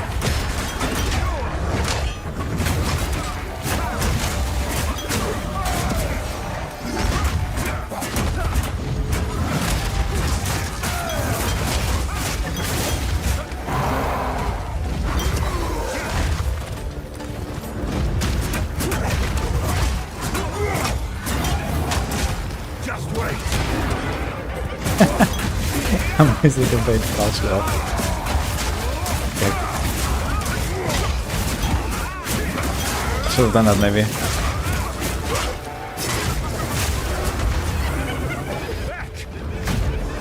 Yeah, Meow is a very cool guy.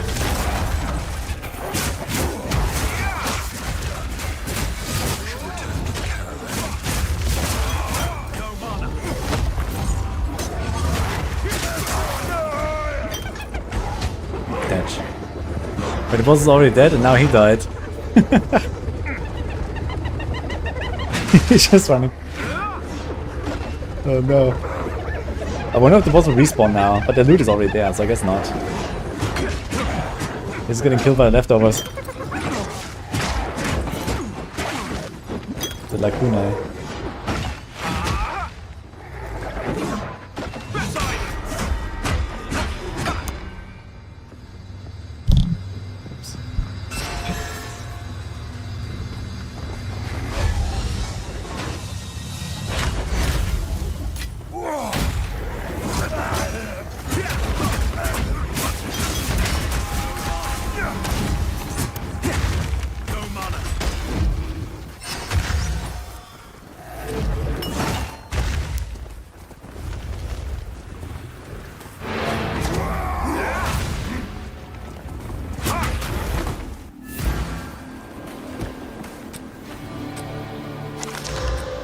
Early access will be for both.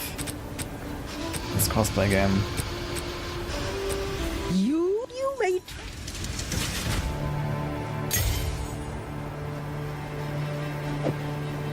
Yo, 30 maximum spirit. TP is not instant, you have to channel the TP, but it can click it then. Instant.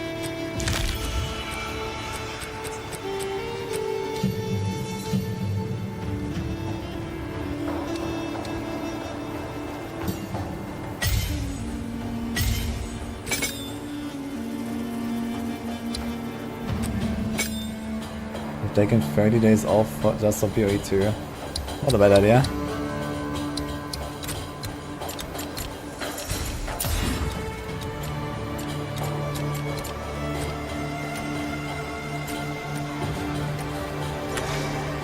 I have spirit now, and I can actually turn in the order, right? Do it. I need to turn it off again.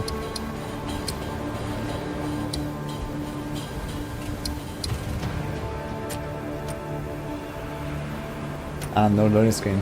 Yeah, it's what I talked about earlier. This is because this town area is not actually a real town. This is more like an outpost in a zone. Like, they just walk out and they're in the zone. There's no screen there. No loading time. So this is why the TP was instant. They're still in the same zone.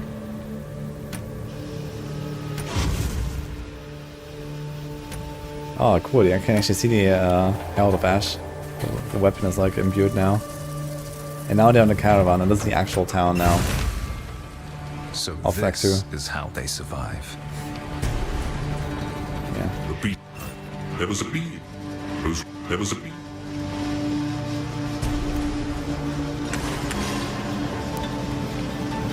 They have a well on the caravan. Okay.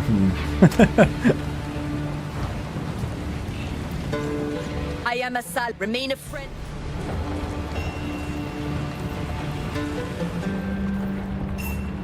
So that we betray. I remain a friend. I am a sal. Remain a friend. I like to watch the world burn.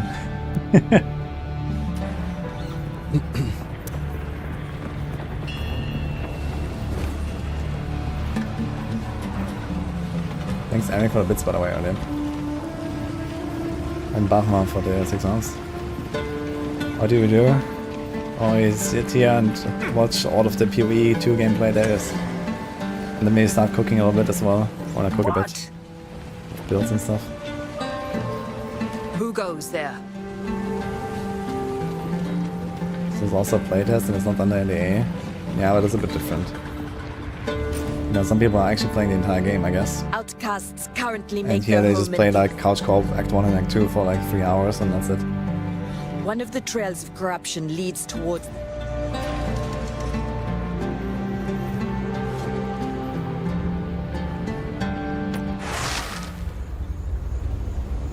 What could they need so much metal for? You could outfit an army with a mine of this scale.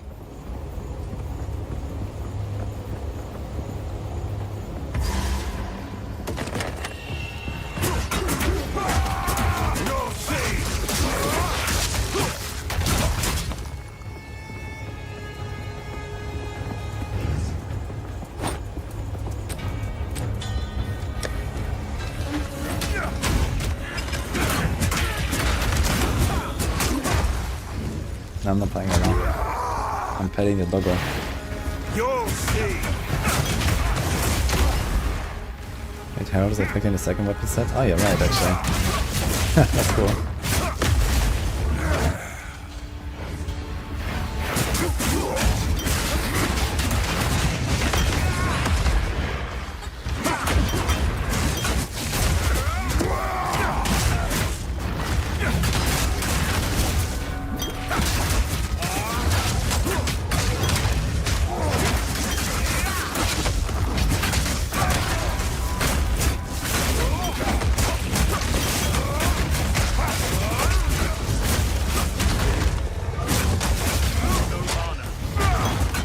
Just wait.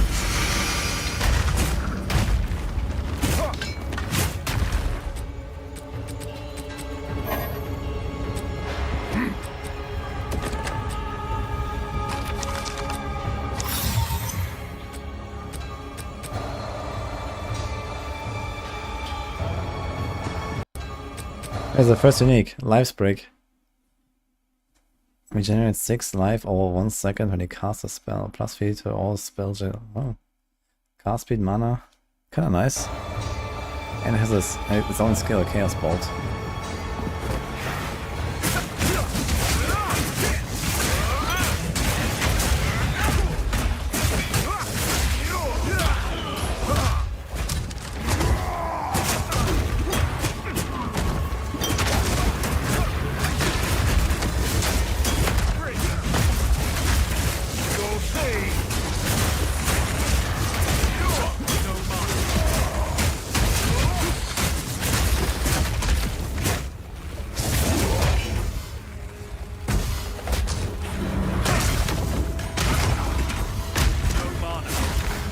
I'm probably going for Merc first.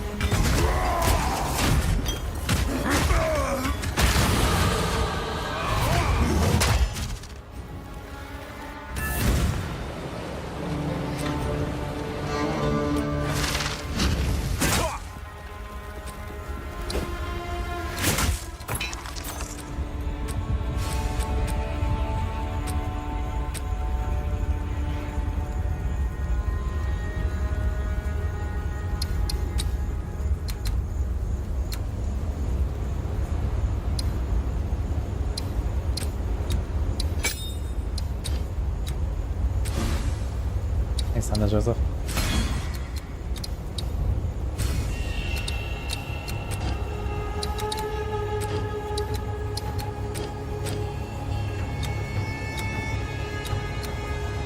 Ah, the bell requires power charges. Okay, so maybe this is why he needs to charge it up. I was wondering because it didn't seem like a cooldown, so it might be power charge related. Could be. It's like a kind of a big skill. As long as you can generate those power charges somehow. And there are ways to get them even on bosses.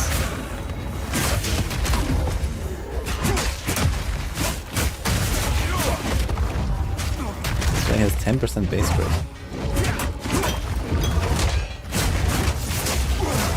Vanquished.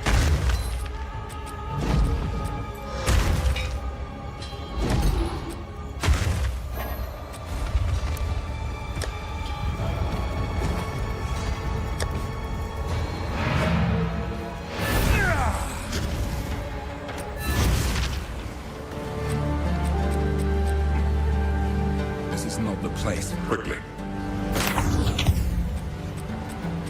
Greetings. There'll be an aura bot in the game. There will certainly be supports. I'm not sure about aura bot, but maybe. But yeah, mercenary, for example, has the witch hunter ascendancy, which definitely looks like it could be a group support type thing. Starting stuff from like, you know, sorcerer with like the chronomancer, for example, that could be something. Greetings. It's a class at the fastest pace. I guess monk so far. Careful, Story. Might be the fastest pace.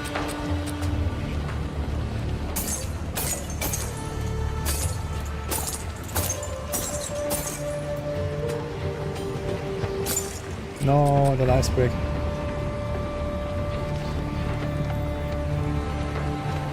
What?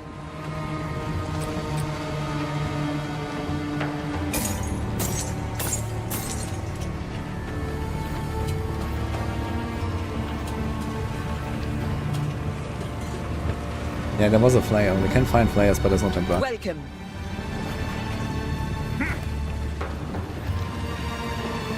What? Need weapons?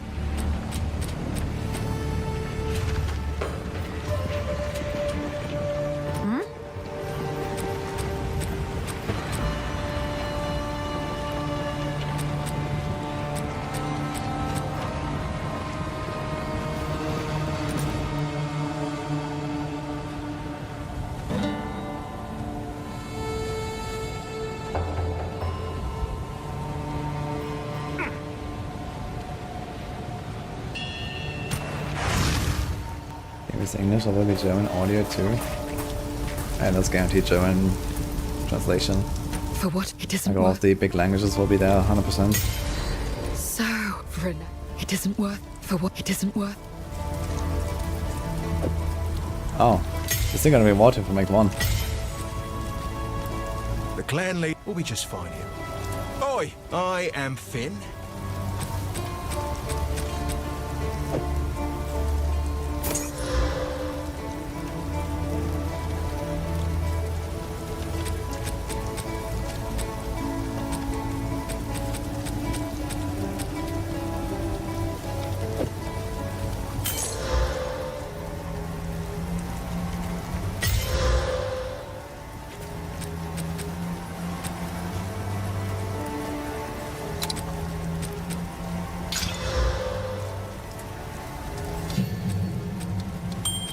And this wasn't a Steam event from June.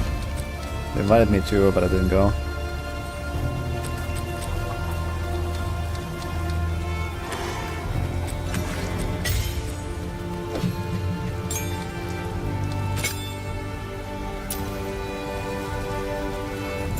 This say whatever Diablo franchise release next will be extra unlike. PoE like.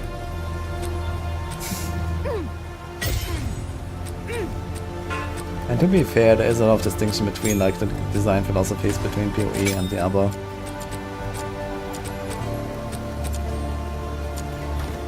We definitely categorize games into one more like the other or more like the other. Basically, one or the other. This is not the place for violence.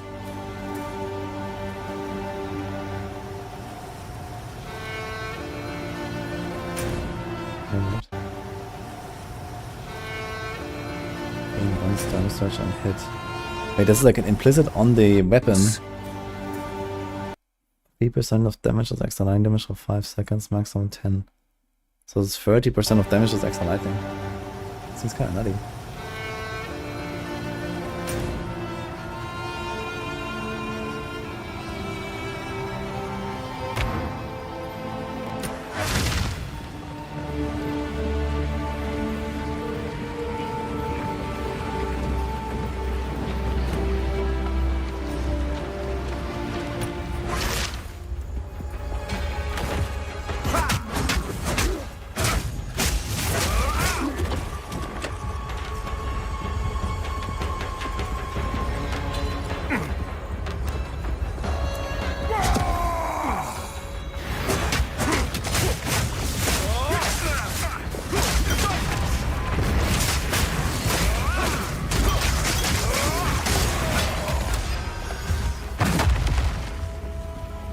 need more time.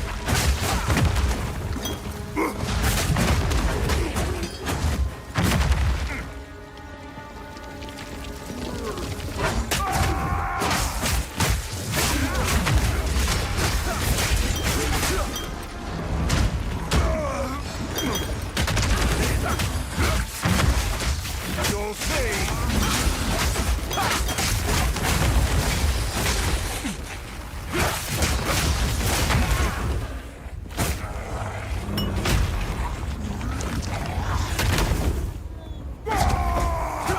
Thanks, Cortex Man, by the way. Look it up. Will French be available? Yeah, for sure. I'm not sure if they've talked about localization. But yeah, like German, French, Spanish, like all the stuff is certainly gonna be there, I think. I imagine Mandarin and Russian even. I'm not ready.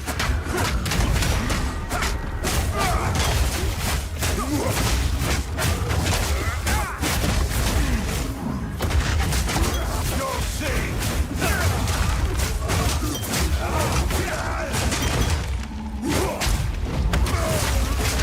Back to the soil.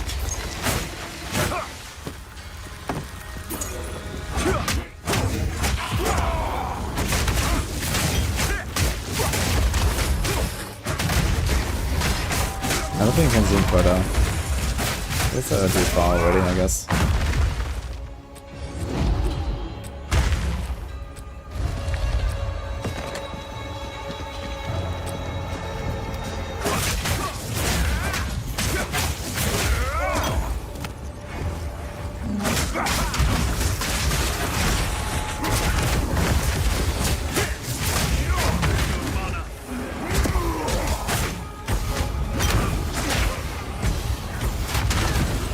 I need more time.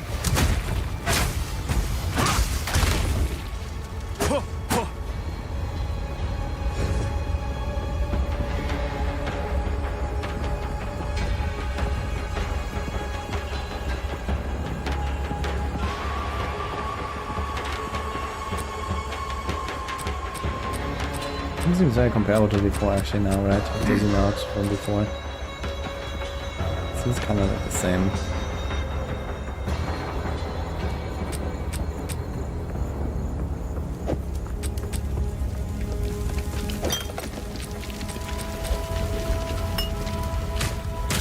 Just wait.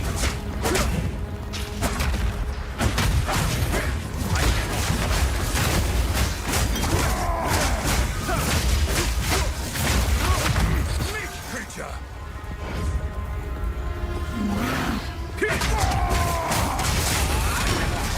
Servers are global in theory. Basically each instance of the game is like located on whatever server you're playing on, but people can join you there. It's gonna have like a latency. No mana. You'll see.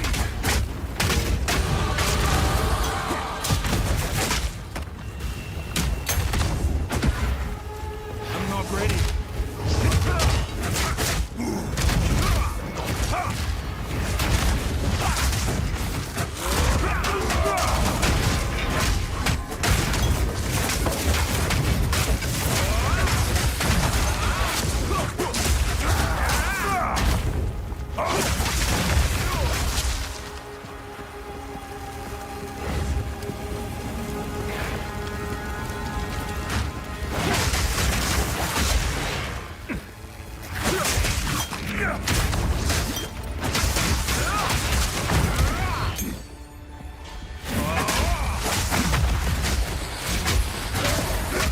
To compare this gameplay now to Act 1. Different feels like they have more mana, attack faster, they have more AoE. Everything just kind of like ramps up over time, it feels. They have Herald of Ash now, so they kill one guy and get the... Oh! You almost went down alone. But you managed to get in. The miners. What happened here? Foundry.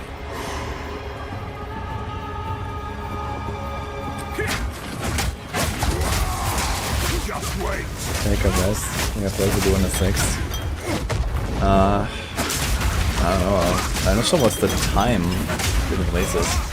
Usually when I have a season release in Diablo, it's usually at night time or late evening or something. My time. I usually go for like a 30-hour stream or something, then go to sleep on the following day at night.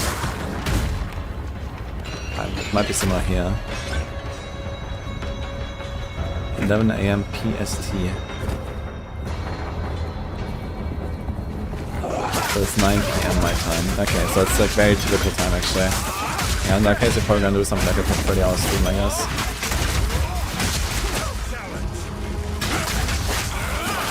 We're probably gonna blast like 2 or 2.5 days of PDR. Try to get most of my before work out of the way. Then go bed, wake up at like, I don't know, 3 PM. Start the stream.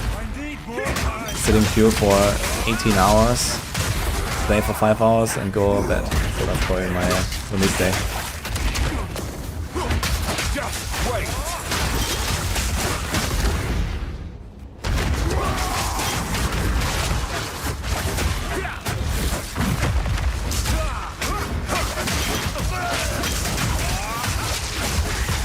I'm just getting quite strong. And it has like this, I think it's actually like a channel ability here. I'm not sure if it's channeled or if it's just like an attack. But it kind of like moves forward, like, you know, ding ding ding ding with the staff. I'm not sure what's the name of the ability. But if you're like overpowered, it's like a very good ability to kind of just mow through everything. This one is using that. It's like one of these thunder abilities.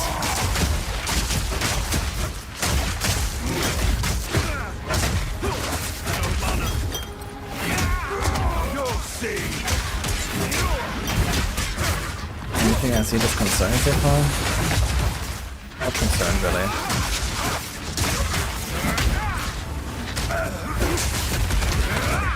I was a lot more concerned like, you know, half a year ago or so.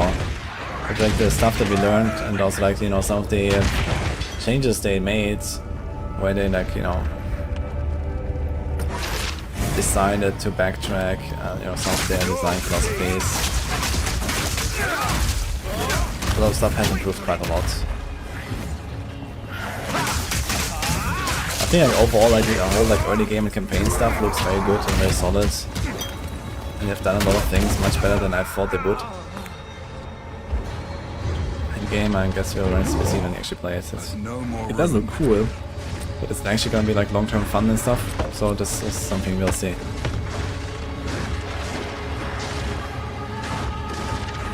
But I do expect it to be.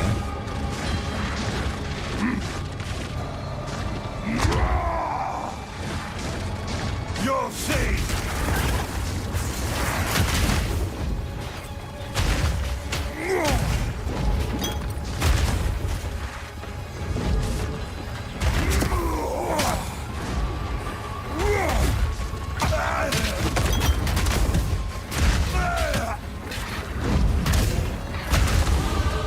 The good thing that PoE has going for it is most of the time, you know, you can do anything with like any build kind of.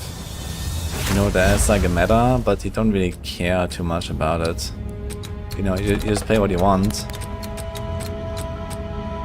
Because there's like no rankings and there's like no like, I don't know, FOMO basically and so on.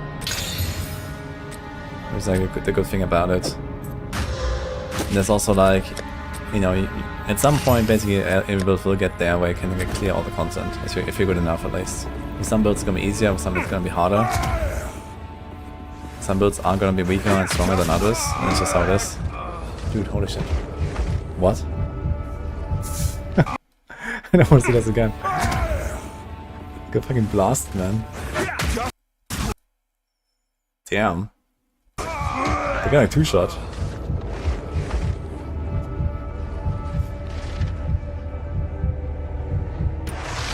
The warrior applied shock from the monk's herald even though he was stitched. I don't think the monk has herald. I think it's something else, or his weapons glowing. I think this might be a storm surge. Just wait.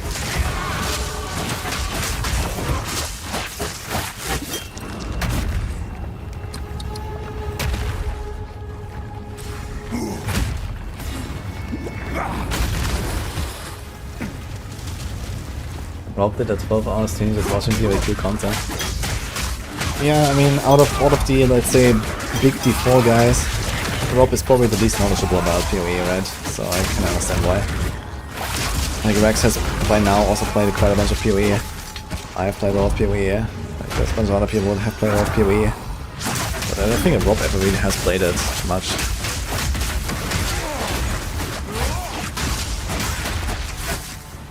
You know, Datmods is like a PoE guy as well. It's on. Dude, these guys, man. They're fucking insane. They did it, man.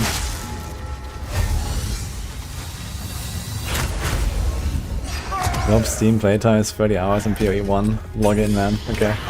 He has done it.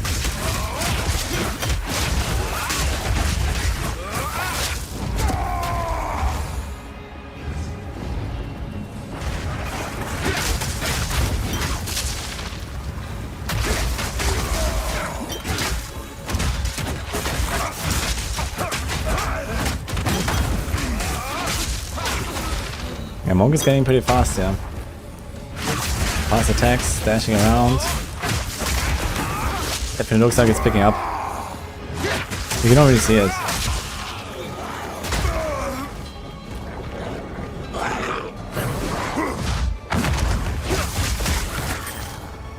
Rob thinks he finds the middle of Quadandra. Oh, Megalol. I haven't even found a fucking mirror, man. Wait, mirror still exists, right? I don't see why not, actually.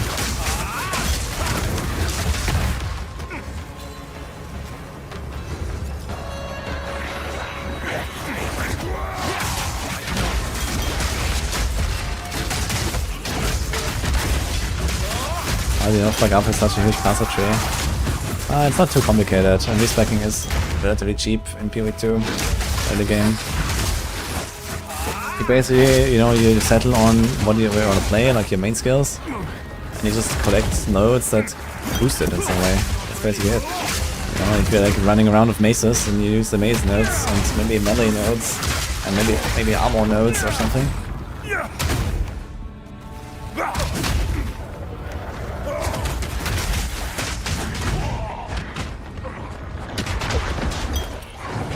I need more time. Just wait. It needs to be like a pretty hard zone here. These ranged guys, they're two-shotting them.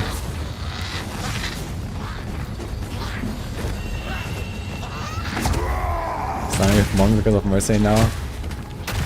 But I don't want to like change my preferred starter class to whatever I watched the latest. So for now the plan is still Mercenary.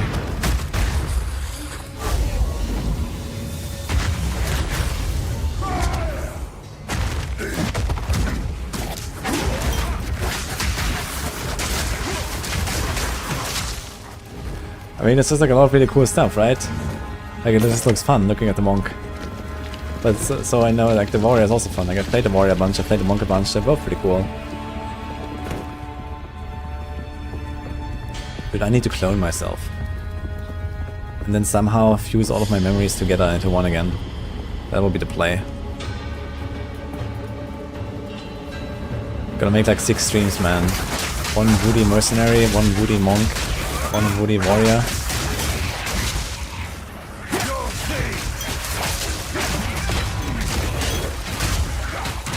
Is there a paladin class in PoE 2?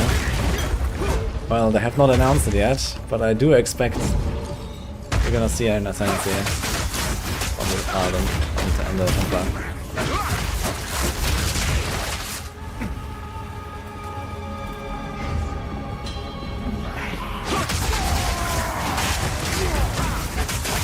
Imagine the collabs.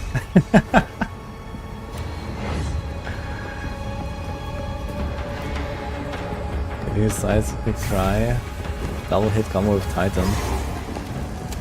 Well, the war cries should work per attack and not per swing. So yes, I think. I will bury you with a secret. The red engineer.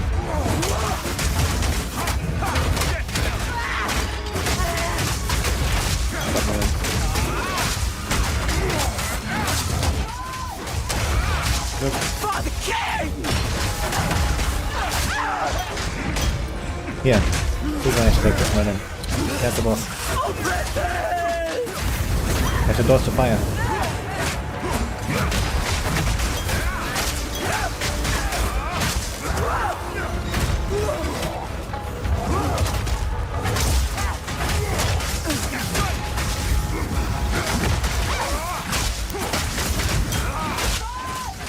Miscellaneous.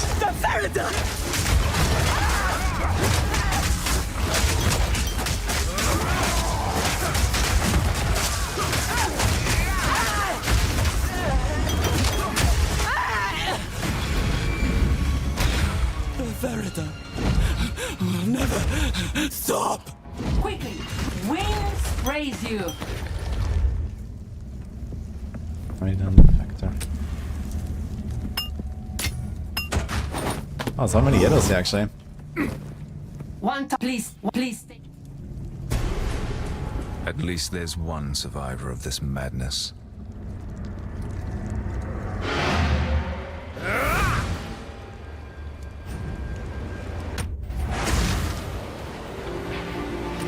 Dude, the bosses seem easy, just strafe circle around them. Okay, dude. I'll see you in the hardcore race. Quickly.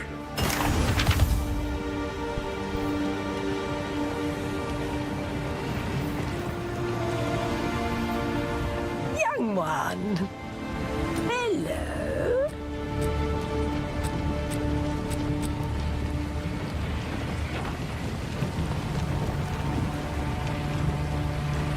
The boss are easy, but not the range scope. Who shot at you? I mean, this definitely looked like a bit of like a balancing issue there.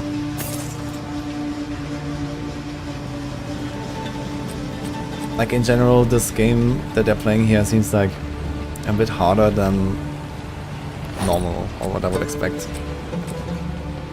Got a pretty good build there. Speak up. Dude, I really like this Act 2 town, man. This caravan rolling slowly. It's very cool. I wonder if, like, as you play through Act 2, it actually eventually stops somewhere, or there's like a different like terrain This and isn't stuff. the place or the time.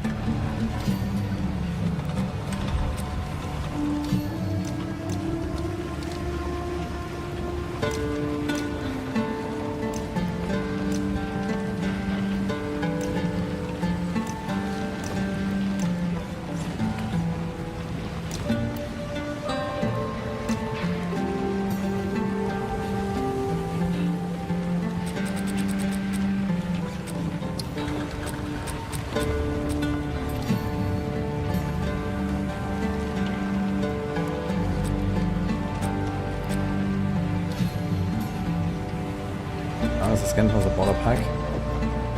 Ah, true actually. I think you can get it as a hideout as well.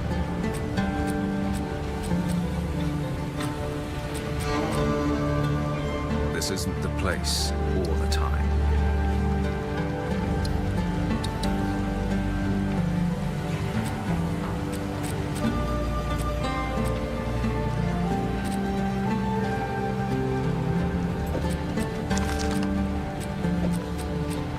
I wonder how the well works on this caravan. This is very sus.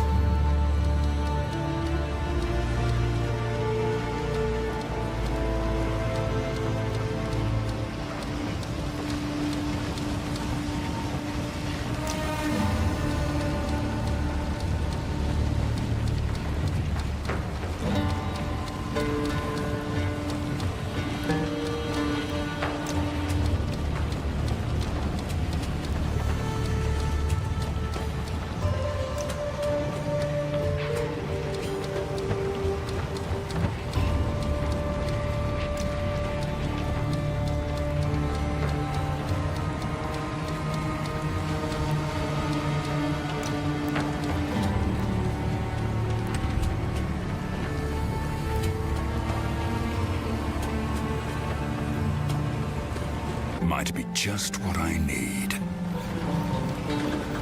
What's this? Oh, it's just like a bit over halfway. Easy. You go all the way to toggle the defiler. Okay. Is this actually the last boss in Act 2, I wonder? This fight remain fine. Colossus. Perennial King is soon. I've killed the Colossus when I played. Okay.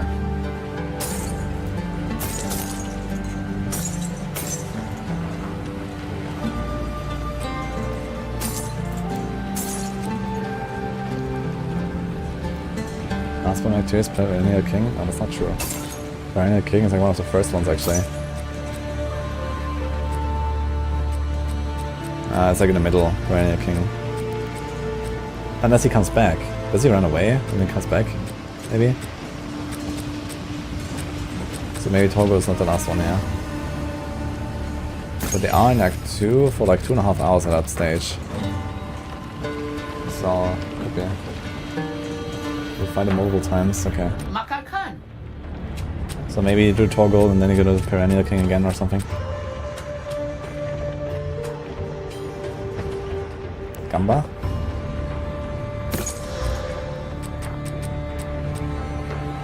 Ugh.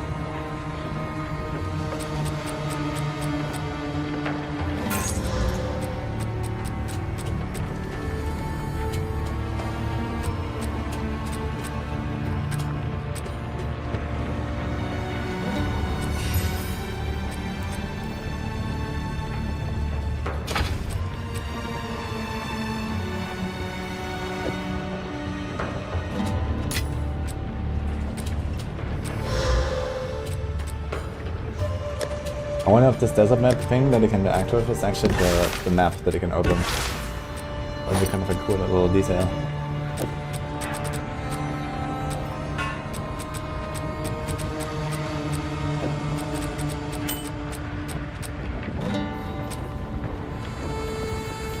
Yes? There's some ancient footage. Yeah. Still good to see though, the Act 2 monsters and the bosses and stuff. I have not actually seen them very much. I've seen a few of them. But it's like, you know, an entire thing. Maybe like fast forward a little bit, this is like doing inventory stuff here forever. Okay.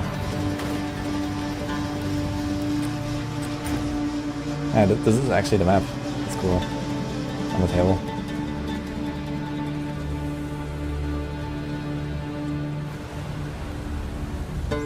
One of the trails of corruption leads towards the Helani gates. Anyone who would wish to leave this region must pass through them. Gonna race on EA launch. I mean, what means race exactly? I'm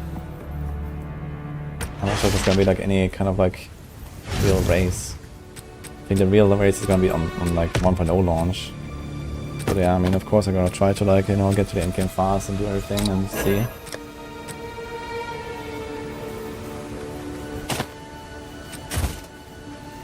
Why have we stopped?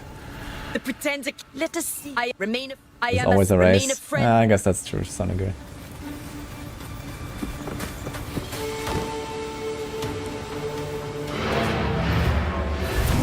The thing is, like with like, you know, server issues and no one knowing anything, and potentially certain classes being like way undertuned or overtuned, it will not mean as much, but it will still be fun, I guess. An ancient passage. The Hala, but there is another.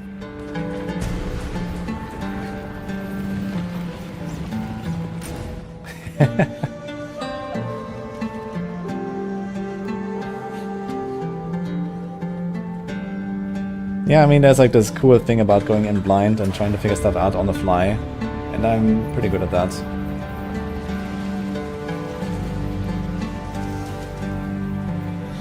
This isn't the place. We shall wait here, Jingak.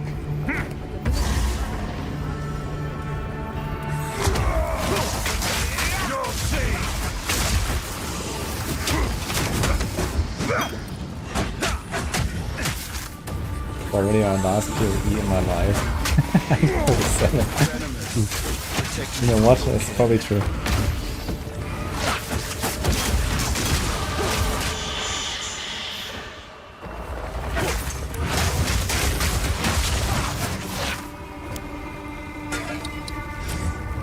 Never playing PoE 1 again, not playing Diablo 4 until next expansion.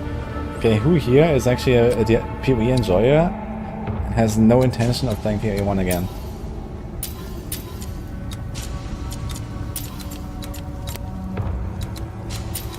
That's probably me, actually.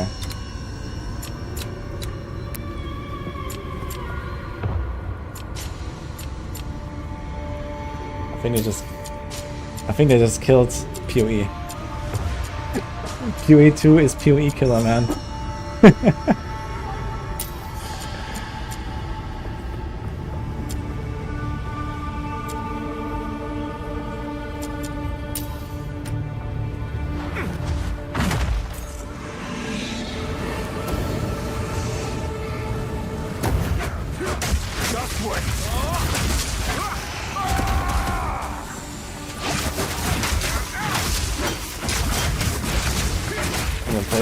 PoE 1 they relate, and then PoE 2 relates for the rest.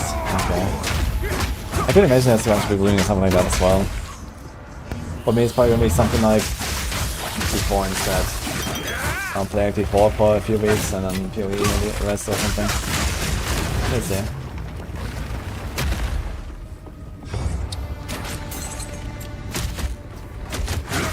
D26 is gonna come out and get like 80k players and GM putting in much effort in PoE after that. Yeah, I mean, what they like the good advantage that PoE has, or like that GG has with the two games, is that they can make them very different, right? They can keep PoE 2 as like a slower, hardcore game, and then they can make the PoE 1 like more and more like the super zoomy arcadey game, even more than this. Just wait.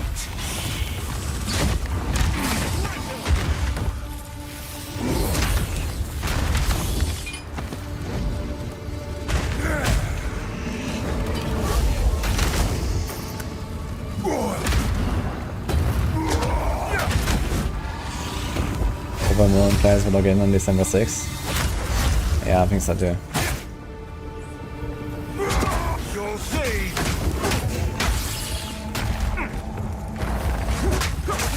Yeah, we can watch the Endgame showcase again a little bit. Just to get a bit of a better understanding.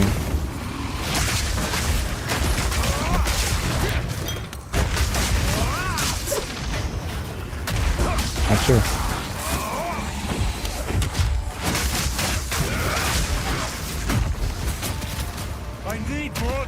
Did he hear that?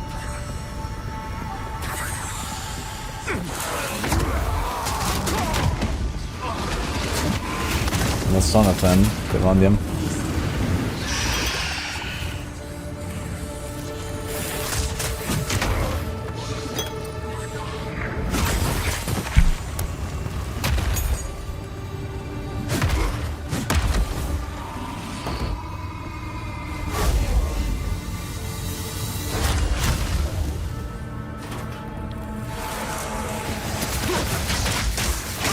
Check out the PoE side after this is over.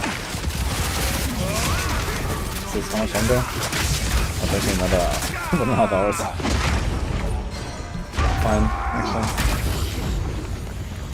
Kind of enjoying watching them though. I want to finish this.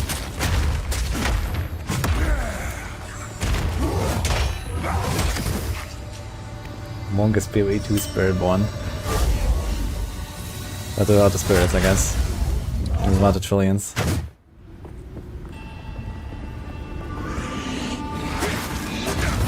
Why is everyone playing on the controller? Because I think couch co-op is a bit difficult with one guy and mouse and keyboard. And that's what it is.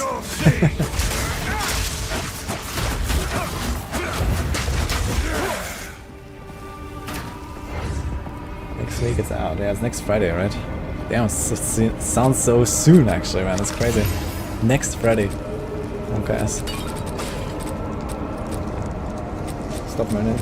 Me.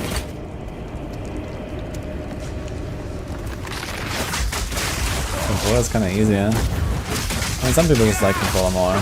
Personally, I would never play anything on controller. I've done it once for my Cyberphone before, and never again. I gotta say. But yeah, some people like it, I guess.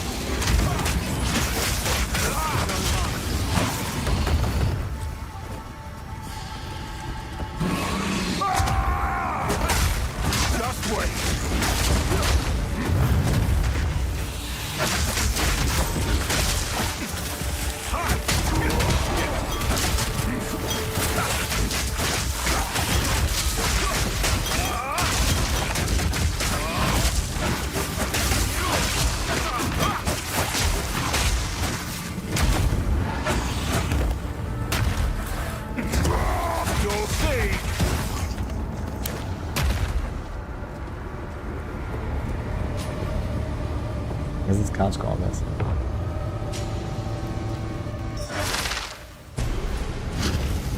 Yeah, I'm trying to find a will to go from 290 to 300 on D4. Oof. Oof.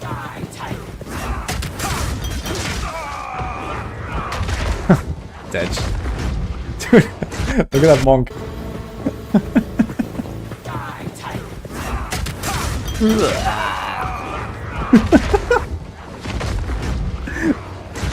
Whoops.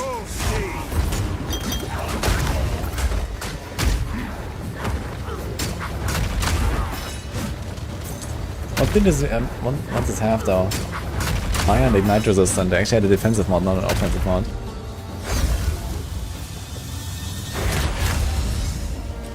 I'm excited for 6th of December. No, I'm just sitting here watching PoE 2 stuff all day and then... You know, I'm still considering, should I actually buy it for 30 bucks? I don't know, dude. I need to make a decision. Advance with me. There are 2 more gates we must open.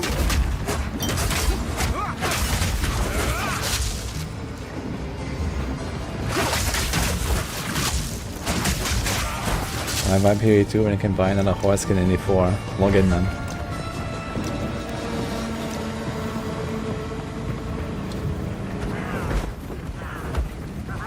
Advance with me. Are the monster immunes in PoE 2? There's no immunities in this game. Just in Expedition, that's like one of the endgame systems later.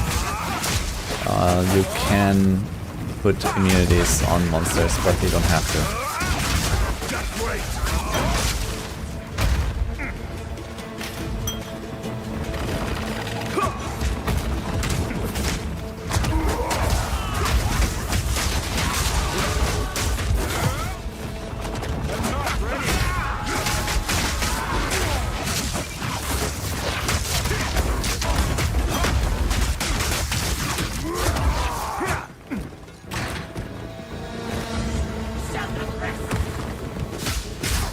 Just wait!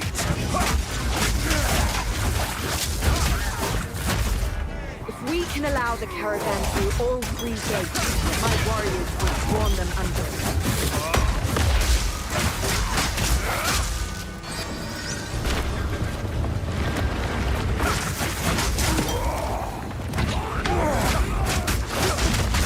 Sounds like an PoE, like before, where you get a bunch of free stuff. You can apply it anytime you want.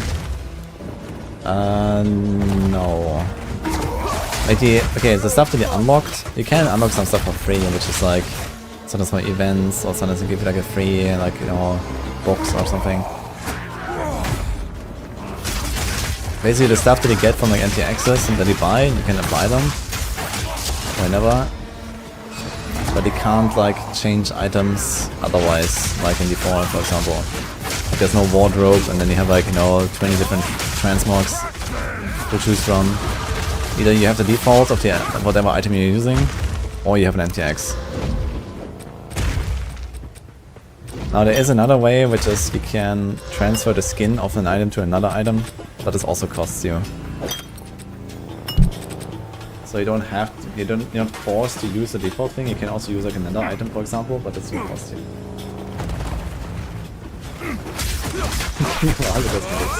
No, they're not real items.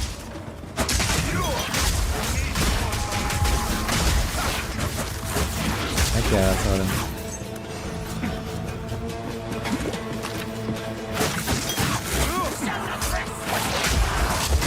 Just wait!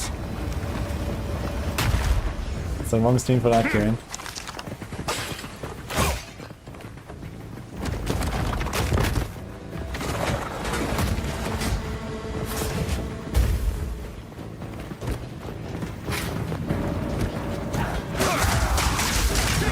Running into the hassle over there.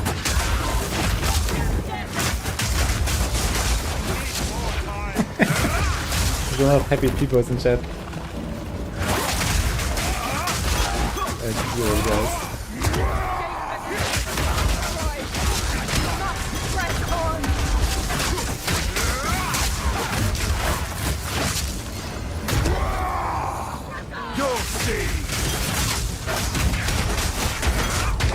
what's the in-game mods? Oh, not in-game mods. There's like some item, I'm not sure what it's called, but in the MDX store you can buy an item that allows you to transfer skins between items. But it's a paid microtransaction. It's not very costly, it's like, I don't know, $1 each time or something to do that. But I guess that's it, close it up.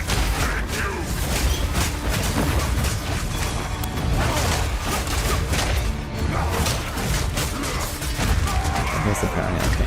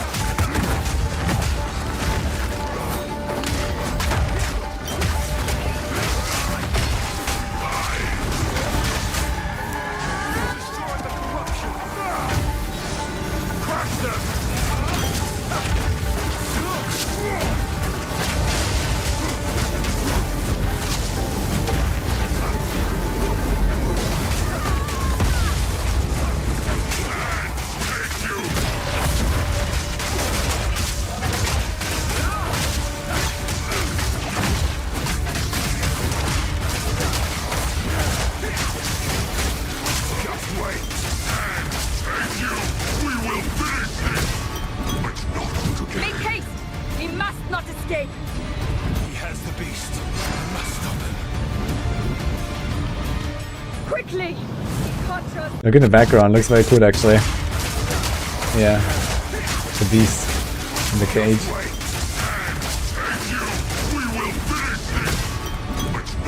Make haste! He must not escape! He has the beast. We must stop him. Quickly! Can't trust the very...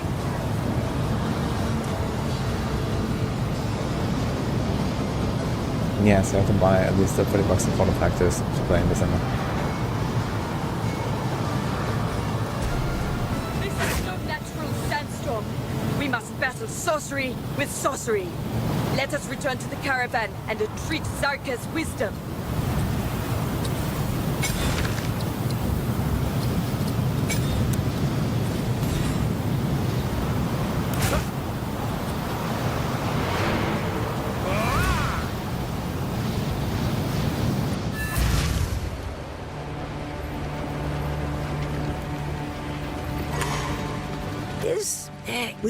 I have my... We understand.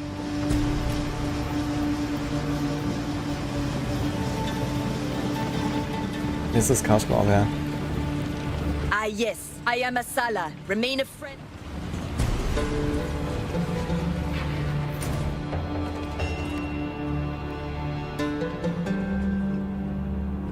Once the seat of power for our people, now a buried testament to a glorious past.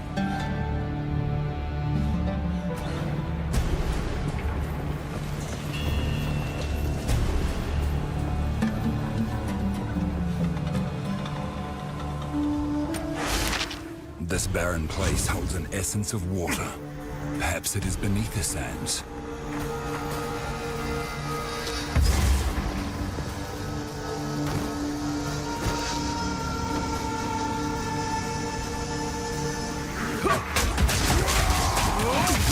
Just wait.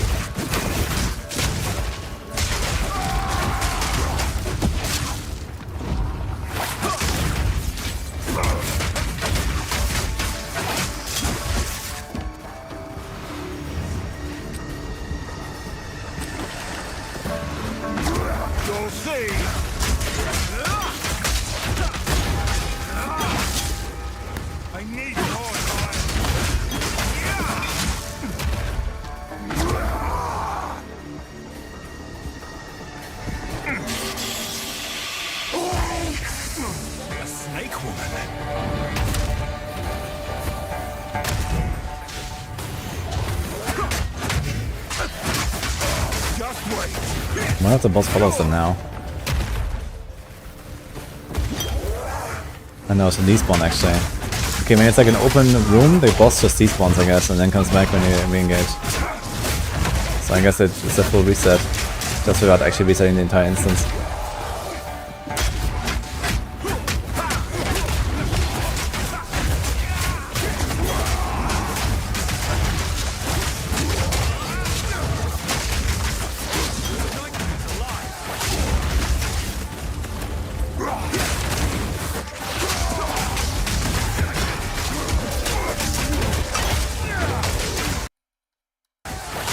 See again here.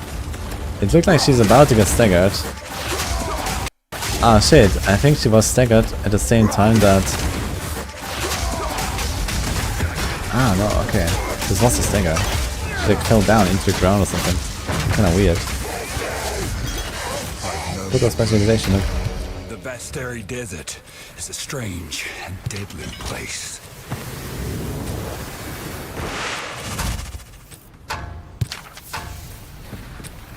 Dreadnought hideout. Simple supporter pack. Critical hideout. Just kill the boss and now ditch. But they were right next to the checkpoint. I wonder if the boss will respawn now as well. Since the boss, unlike most other zones, is not at the end of the zone. It's right there next to the checkpoint.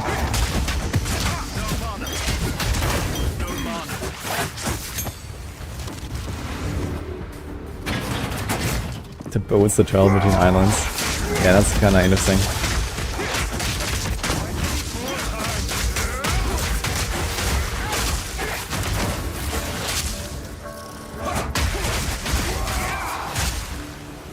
It doesn't respawn. I think I talked about it, right? Like certain stuff doesn't respawn, like the chests and the bosses and so on.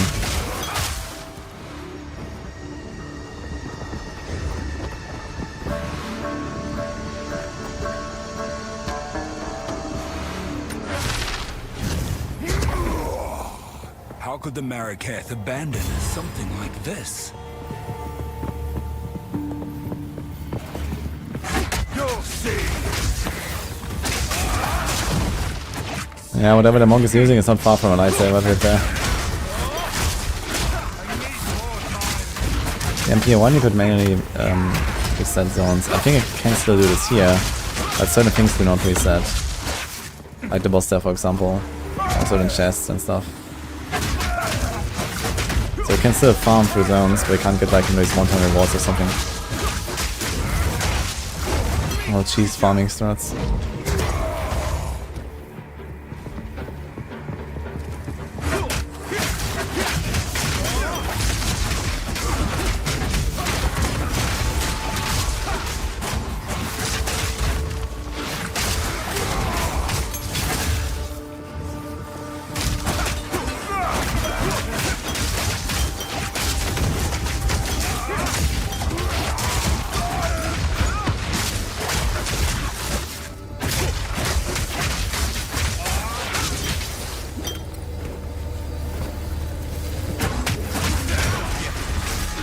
We have no information about this tasting, but on Wednesday we're gonna get the Season 7 patch notes.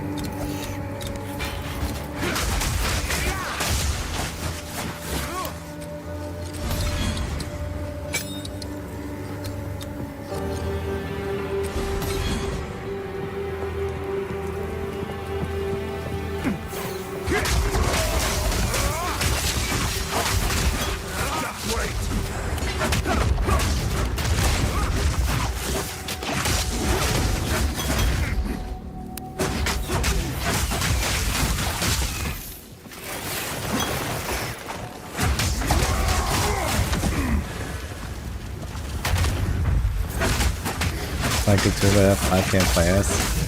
I don't think so. You know, if they do like a nice big patch and it's like it has a good timing, Probably fine. What the hell? Is this a boss here? Fucking lightning scarab. He's like patrolling around here.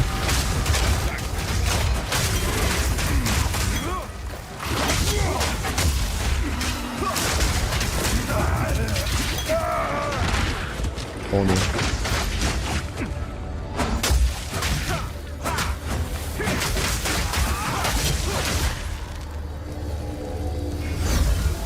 Isn't nice hunting anymore, it's too crowded. Yeah, RPG genre is getting very crowded. But not everyone is playing every game. Like, I think I would fit in like a, you know, a week of knockup or somewhere, I think. If it's not like within the first 2 weeks of like a P4 or a PoE 2 start, I guess.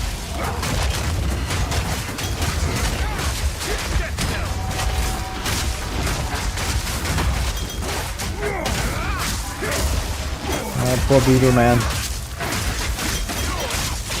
How did I bully the beetle?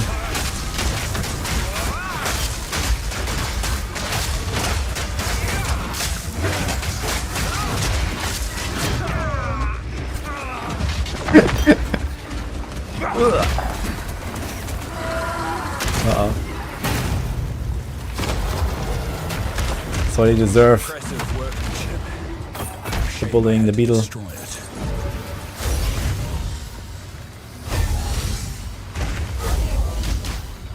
You'll see. And now he's gonna get 2 shots sniped again. Or something.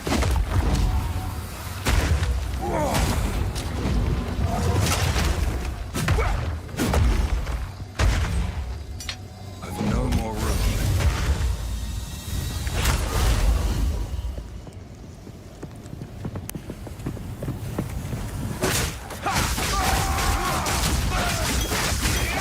P2R reset on December 6th is the most bizarre thing ever. Absolutely threw it in the bin. Wait, did it just announce that? What the fuck?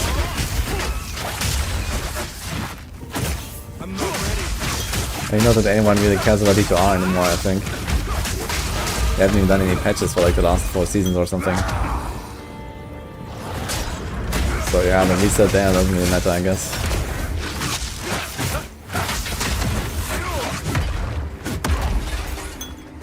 It's a 1-line patch note, nice. What does it say?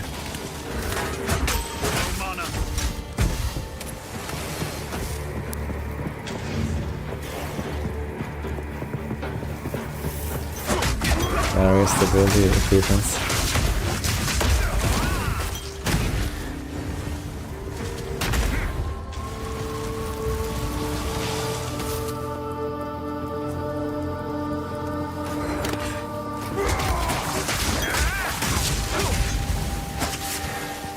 Rifle is the progress of this stuff, yeah, you have to do like a full rifle in one go.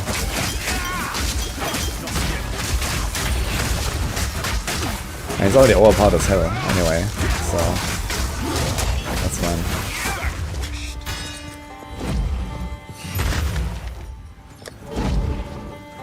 Not even now I'll be on D2 on December 6th. Are you sure about that?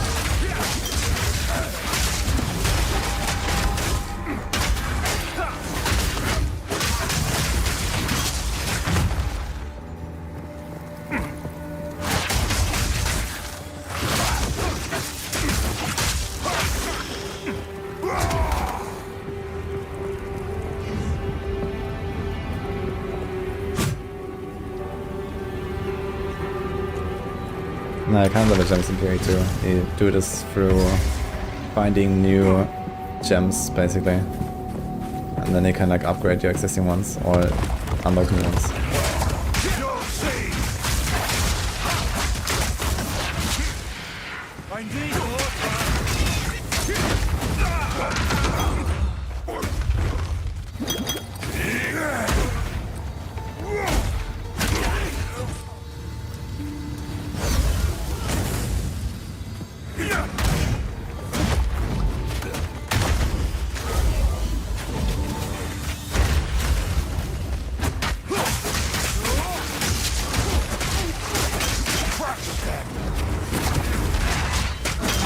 Only now, like by PoE 2. I guess I will give it a try. I don't know. Not that I follow Dharma really. I just know that he's like, you know, the biggest D2 enjoyer in the world.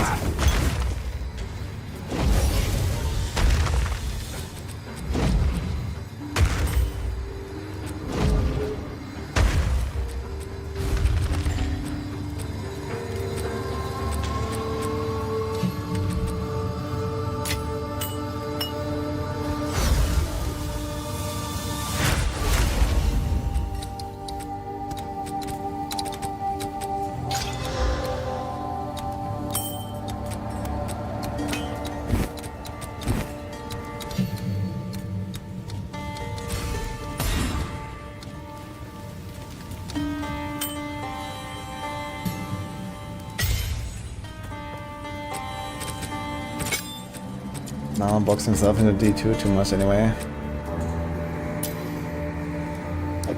I mean, he has this like stable audience now. He actually has like a very large audience for what the game is, I guess.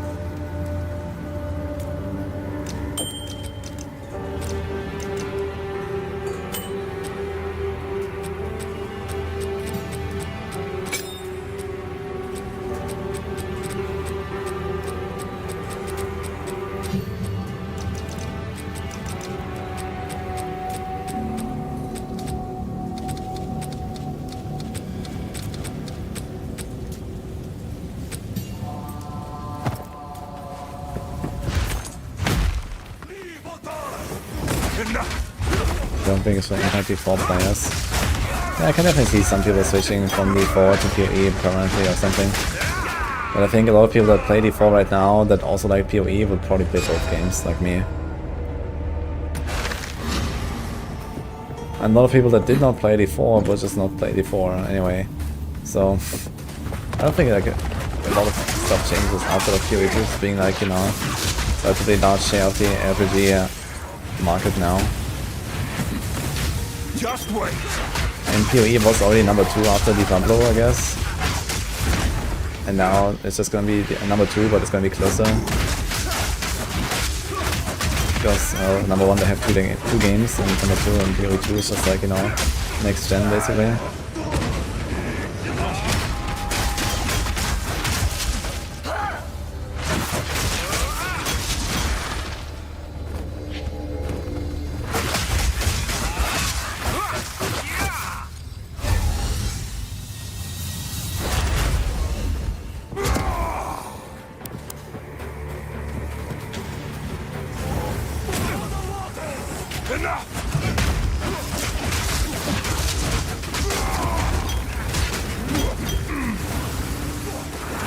Yeah, the good thing that PoE has going for it is that there's just like more to do, right? Especially for people that want to play a lot.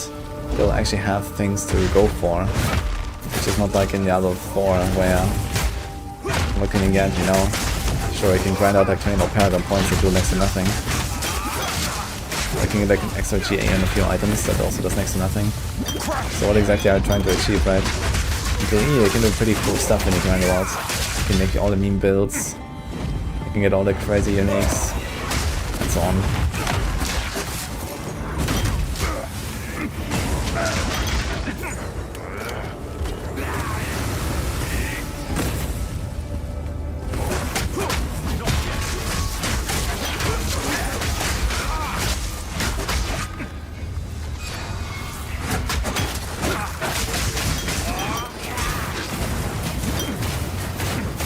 Yeah, there's nothing wrong with like a comfortable and simple game, I think.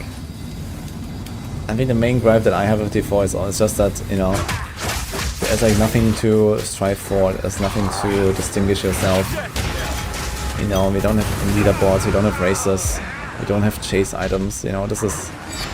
You know, they could keep most of the stuff the same as it is and just like add more stuff to for like the top end, and it would be a lot more exciting for people like me. And it's not that I don't enjoy my time playing Diablo 4. I always have a good time when I play Diablo 4, because, you know, it's still like a fun game. Just that it's like too little for the high end. And PoE will definitely satisfy that need a lot better.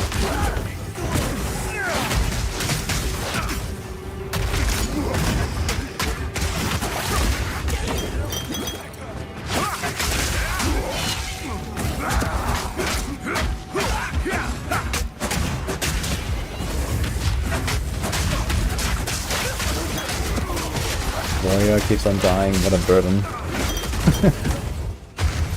Yeah, you should have kicked the warrior from the group. Not the monk solo. That will certainly go well.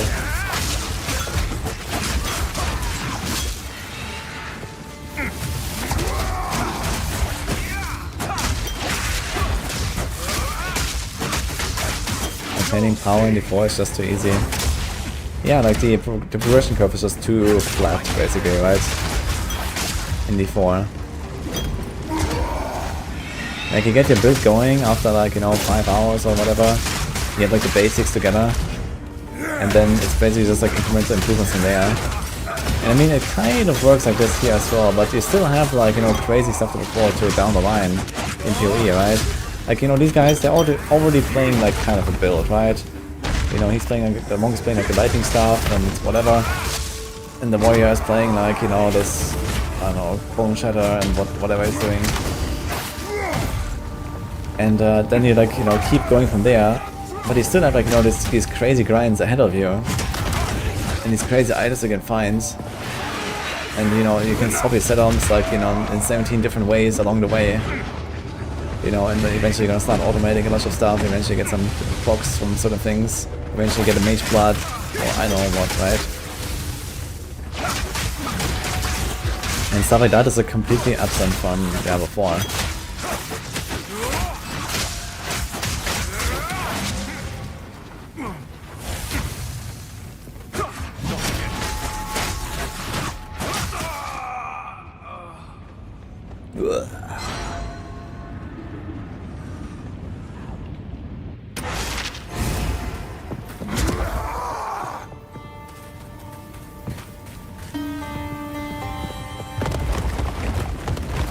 Now D4 isn't trying to be PoE, it's trying to not be PoE. Yeah, I mean, understandable. But then they will also have to live with the complaints that people have, right? Which is what I just described. No chase, no competition. And it doesn't have to be that way. I think you could have both these things in Diablo 4 just fine. Without even giving up much of the development of, you know, let's say, whatever you're doing for the more casual audience. You could do relatively low effort systems that would be extremely rewarding for people like me that want endgame and chase and competition.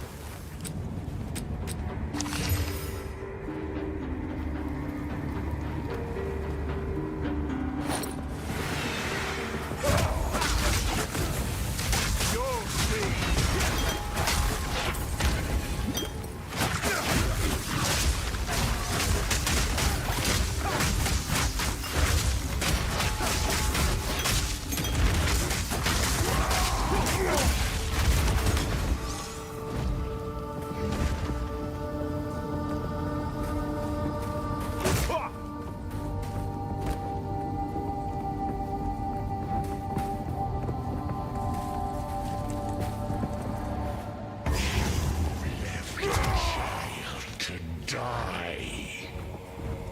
He holds a new loyalty now. My king nears. Just wait. Cool looking boss. Insta-Stagger. Okay.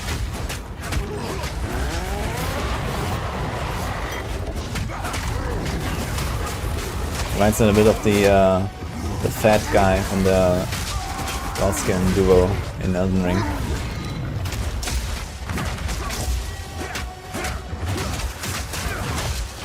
Yeah, you can play 6-player co-op.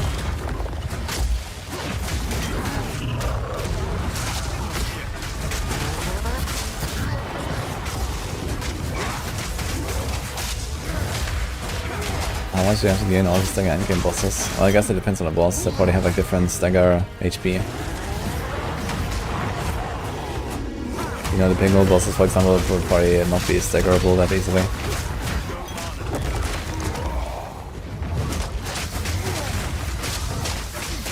One is a monk, one is a warrior here.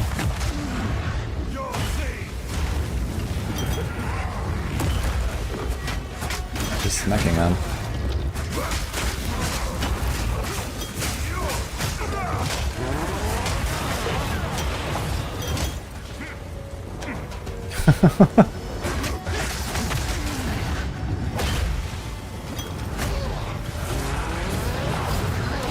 It's PoE 2 right now.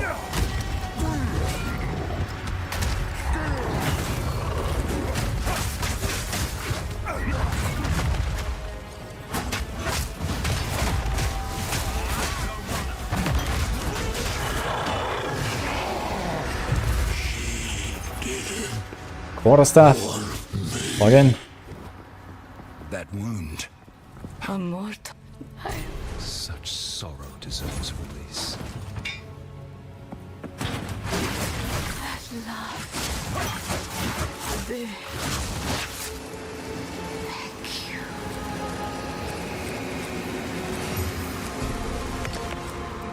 I never expected divinity could be such a curse.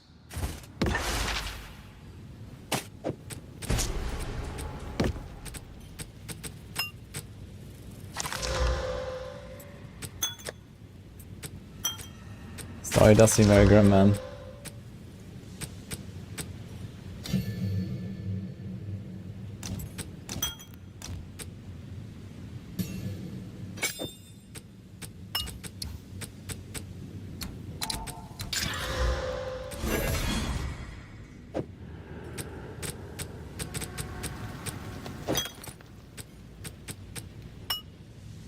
Thank you for your sacrifice.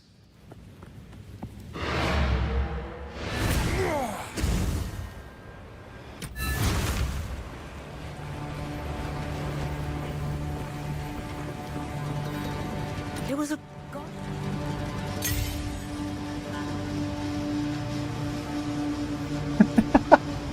What the fuck? Look at that ranger.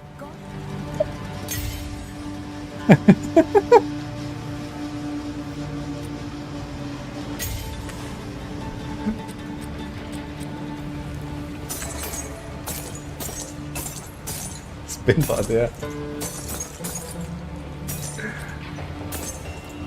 It's playing Cyclone early, man. Jingak.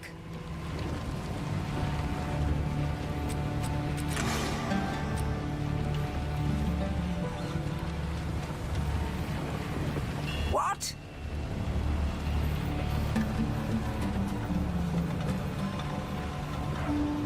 Good day!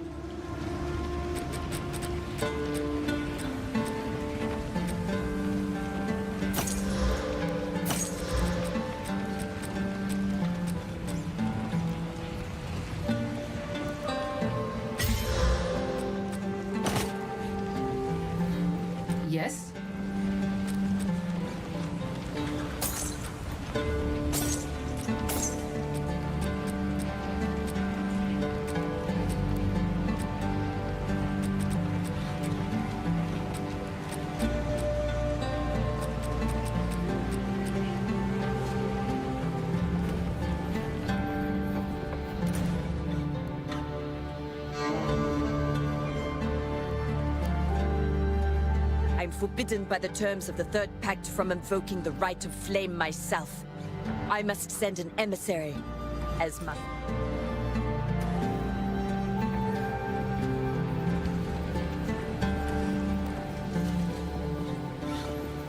Music is so chill, man. I like it a lot.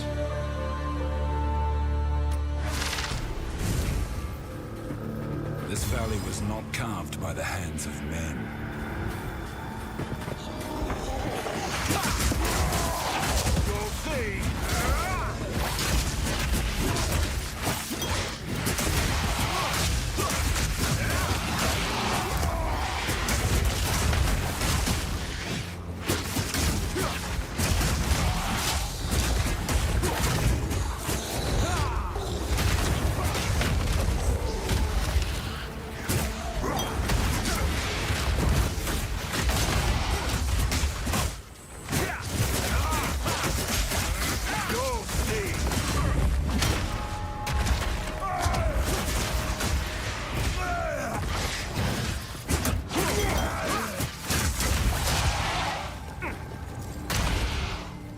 Yeah, the co-op gameplay definitely looks quite enticing, I gotta say.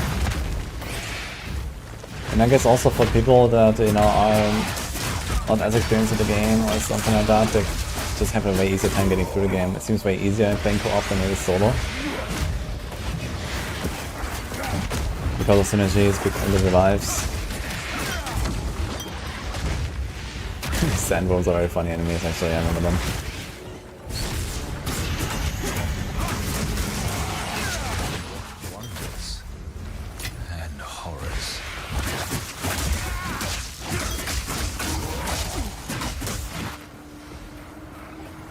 Just wait.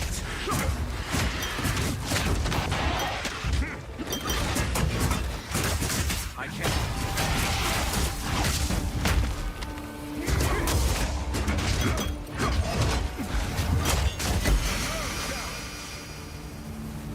Oh. We need boots. Ancient power. Iron reflexes. Does this convert all evasion to armor or something, right? Does it say here? Yeah.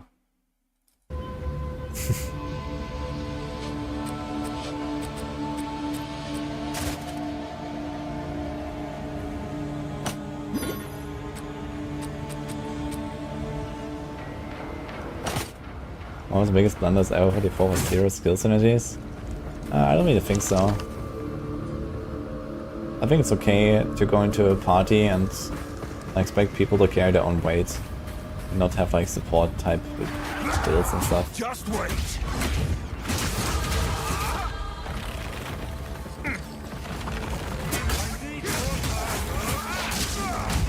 From monk to monk.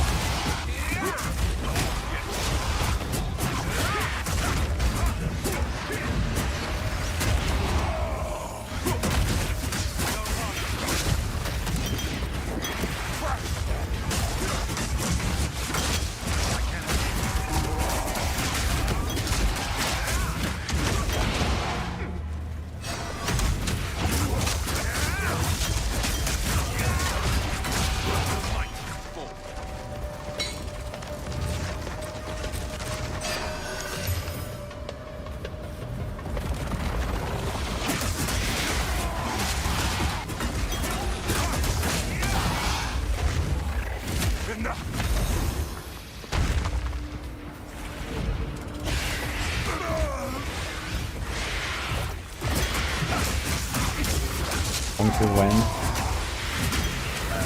I'll probably try to pre-cook a little bit. For now I'm just kind of like watching through all the stuff that I have not seen yet. There's only so much gameplay to watch out there anyway. At some point we're gonna run out of it. And then I want to start prepping and like going for the skills again. Thinking about what I will do. The thing is that you have such an incomplete picture, we can't really make like a real build. Or at least you can make like the general idea of a build.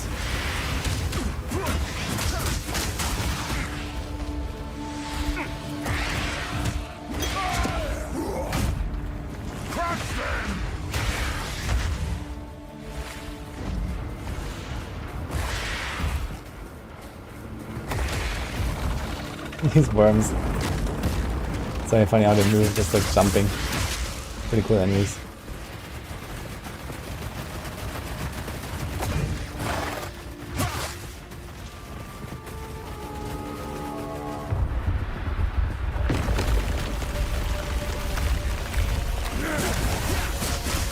Ah, I found it.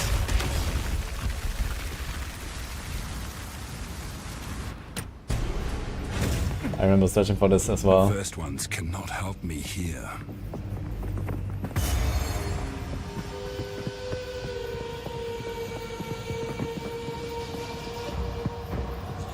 I just want the Huntress CNTM. Yeah, I can't wait for Huntress. Huntress might actually become my main. Just some looks of it. It looks like such a cool character. Very much like the Rogue, basically. The range and melee combined.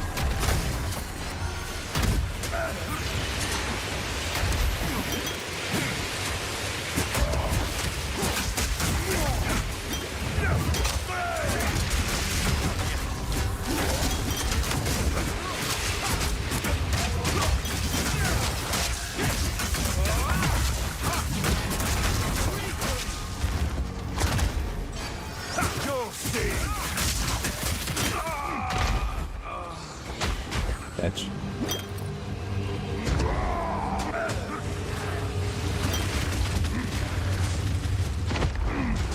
Dude, I think to make this like an actual game, they should add a 3-second animation to drinking a life flask where it says stand still and like, you know, open it and chug.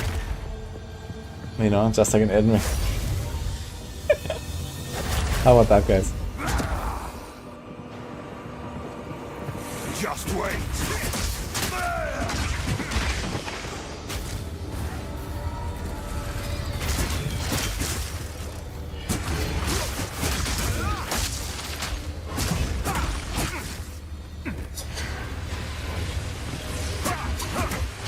Glad to see. Yeah, we saw like the ice monk stuff, right? It was like more ranged. Seems like there's definitely a bit of like a defensive problem. The melee monk without CC.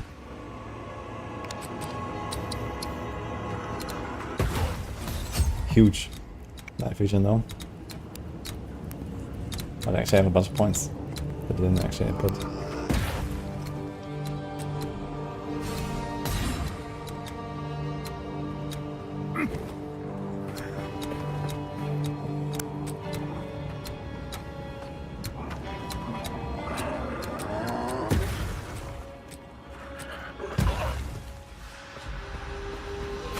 Yeah, I don't think I have much resistance stuff right now. This is Act 2. I don't really have right about there.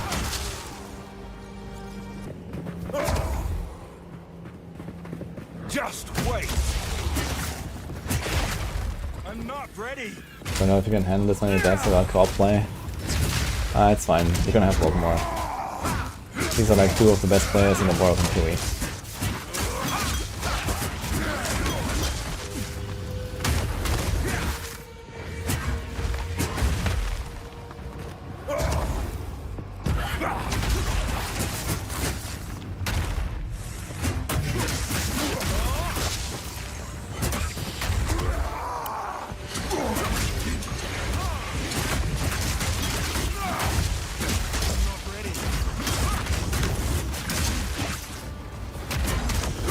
Just wait. The penalty for dying is gonna be only later. The campaign there's no penalty. Besides, if you're alone, it will reset the instance, or it reset the boss.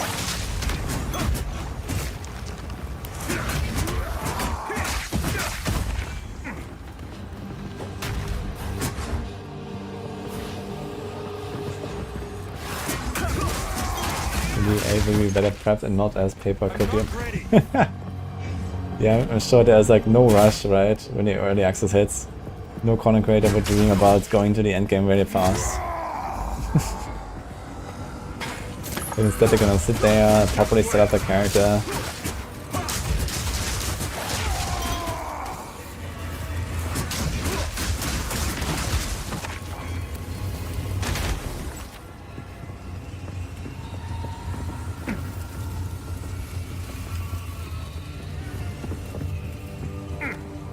Raise to 100. Yeah, I guess there might actually be a raise to 100 in the end.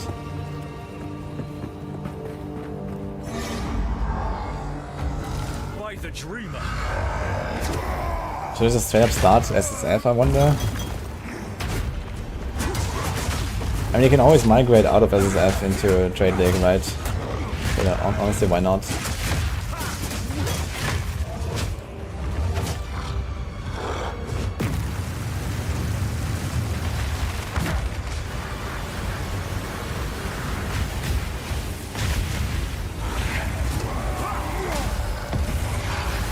I mean, I wonder how trade will even go.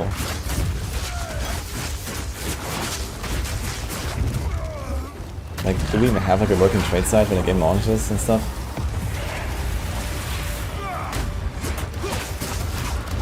I think trade might be very scuffed actually as well. I might actually just play SSF, honestly.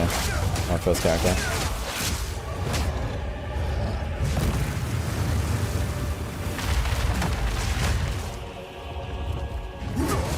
True, they said something about testing the economy and stuff.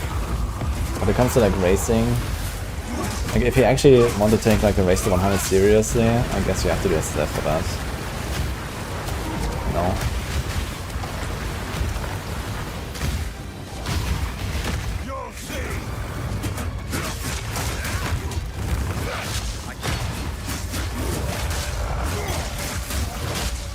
On a scale of P4 level 60 to P4, firing to 100, following the PoE leveling to 100 take, it probably takes Diablo 5.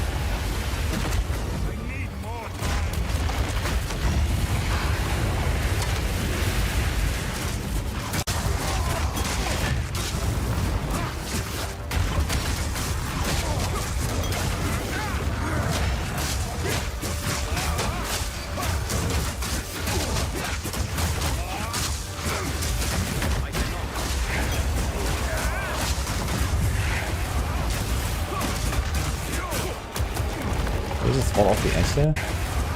Yeah, where is he? Look at the monk. Yeah.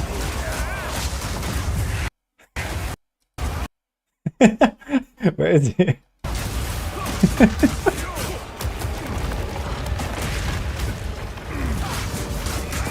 Just wait.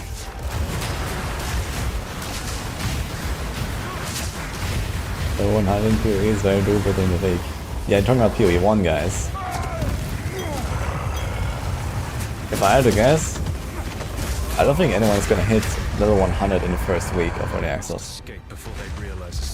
It's not like, you know, Khan just doesn't sleep once and he's, you know, level 100 on his league start. You know? I don't think this is how it's gonna go here. They probably like took exactly the same XP values that they need for level ups from PoE 1, copied them over to PoE 2, but reduced the density by like 95%. And the clear speed as well by like 80.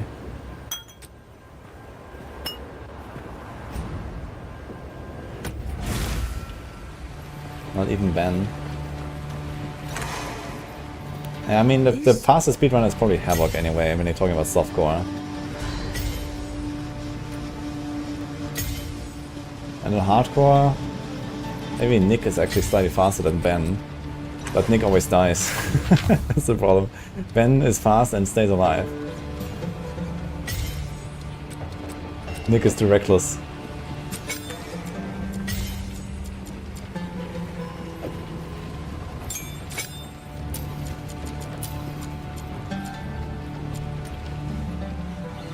I expect some level 100s before 2025. Yeah, of course. I mean, it's not gonna take a month to hit a 100, I think.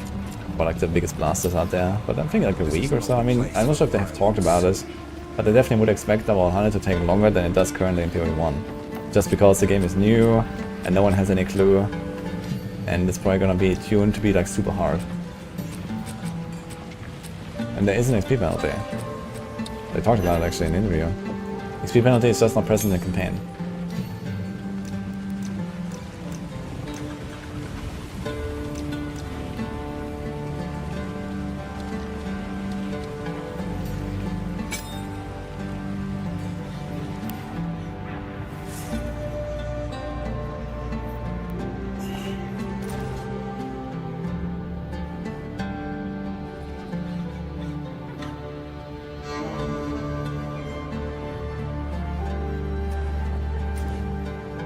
That valley of the... Yeah, we need to get some water. Here be.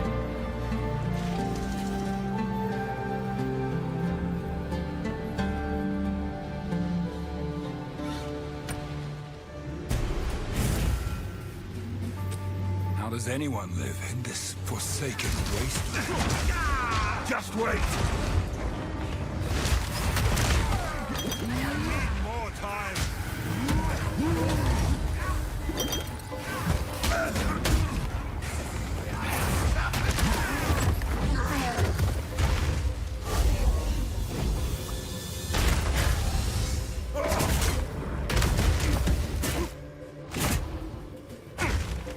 I need more time!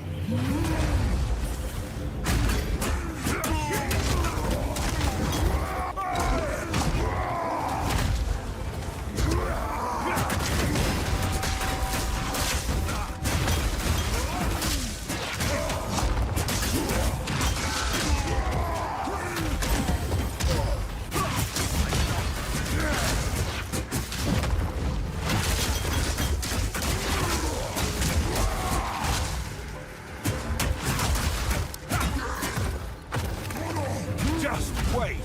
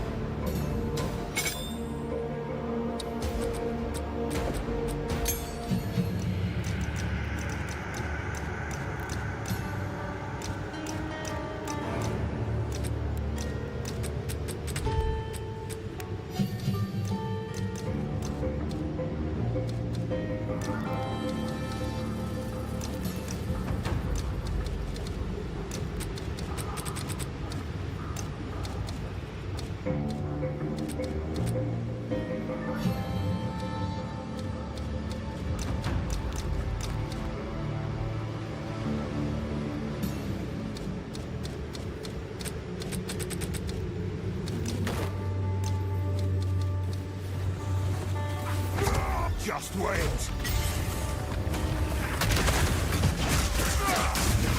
I need more time!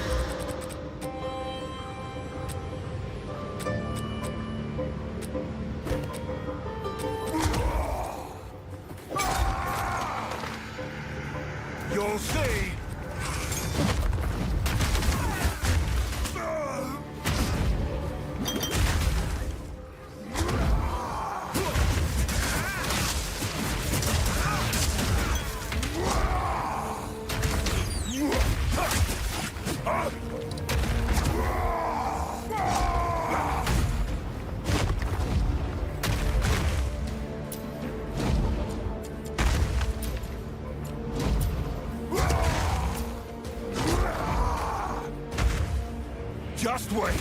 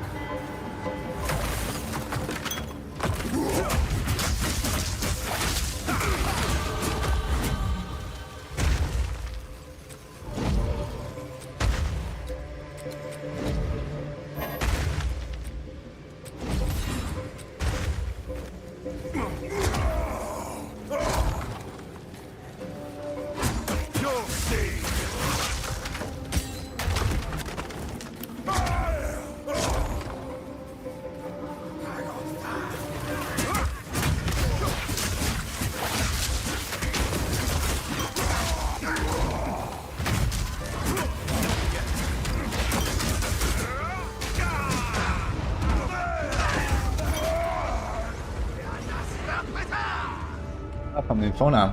Thank you so much, Infona. Did I miss a boss fight or something? Oh, I missed Ditch. Okay, I brought Merlin back to Nini.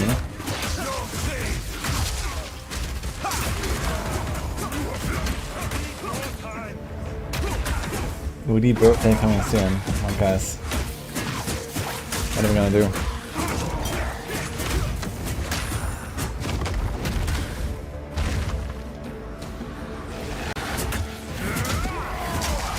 Two console clans. If you only knew who's playing here.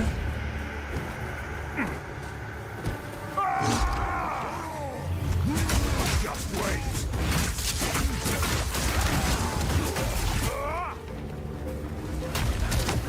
Chipotle. Should we go to Chipotle? With Nini. Does that exist in Europe? I don't think it does.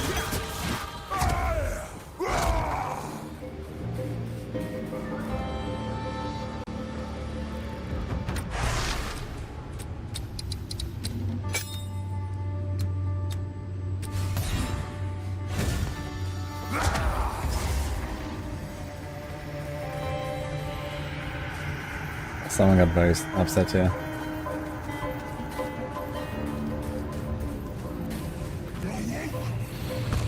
Just wait.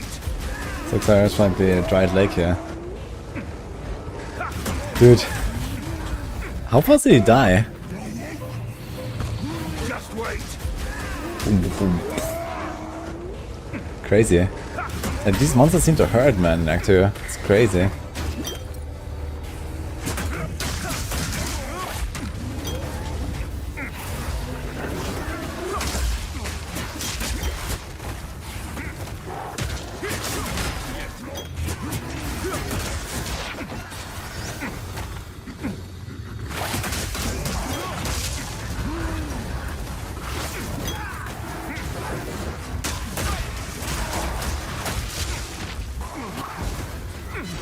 Let's see if we can save this. And the thing is, if like something like this happens, and then like one of your two guys dies instantly at the start of the fight, the other guy has to kill everything with double HP. It's gonna be kind of rough, I guess. Yeah.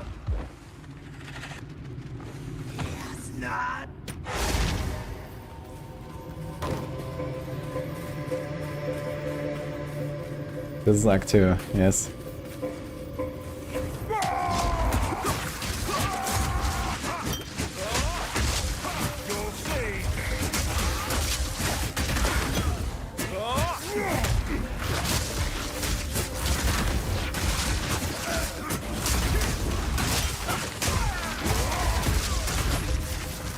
The other one is Nugian. It's also a creator. Okay. I'm not sure if he's also like a big racer like Havoc. Is he? Not sure if he does like stuff like the gauntlets and such.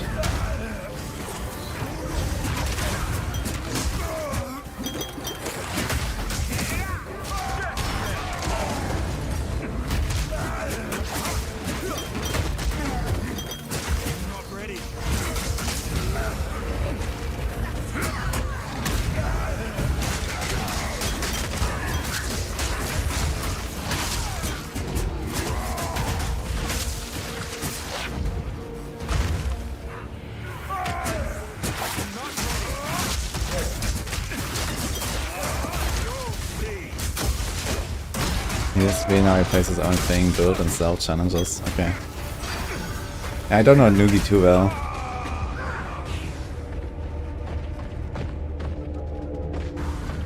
Oh, hi Lulu.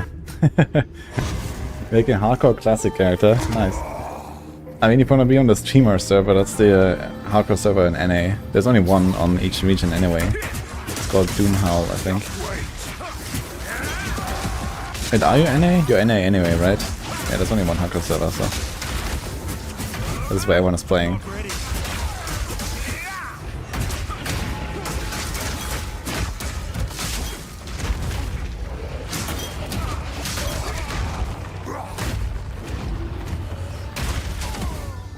Just wait.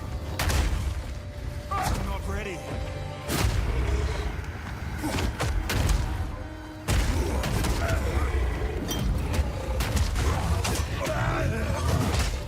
You're trying to sleep 12 hours a day, so you'll save almost 2 days of waiting. Nice. Good strat. Oh man. Ditch. Dude, they're getting like one guide here by Acid Tonk the Ever Thirsty. Actually, I realized this is the Searing Exarch Minotaur guy. Just wait. King of Long needs to play that barrel he's putting on the ground. No. It's just like one of the multiple skills you can do.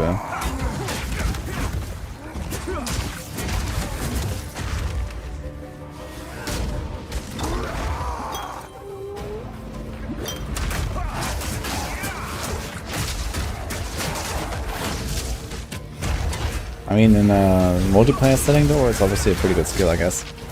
Since you can hit it, the other guy can hit it, both of you can hit the boss at the same time. So there's certainly some synergy there, I think, in multiplayer. You see, like some of these bosses melt pretty fast, actually.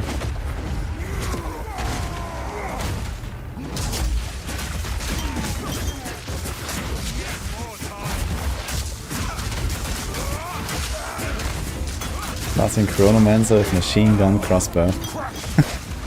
Okay, sounds like a funny combo.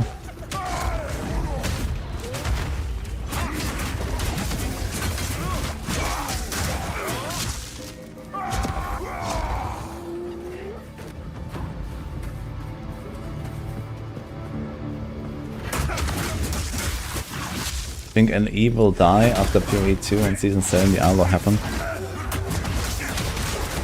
Well, first of all, what is LE now? Let's start that.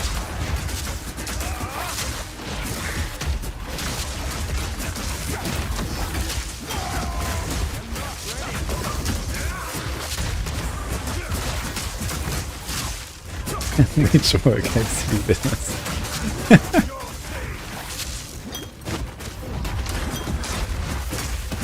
Well, first of all, Mr. Chronix, you have 2.5 days of PTR before logging into PoE. And since we're expecting at least like 18 days queue, I guess you can actually do the full PTR.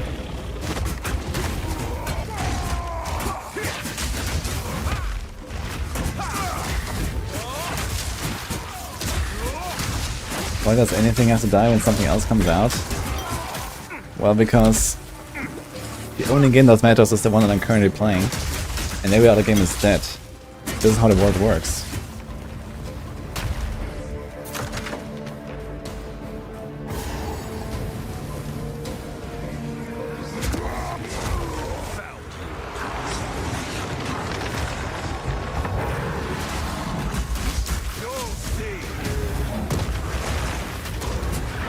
Oh shit, double boss, was this?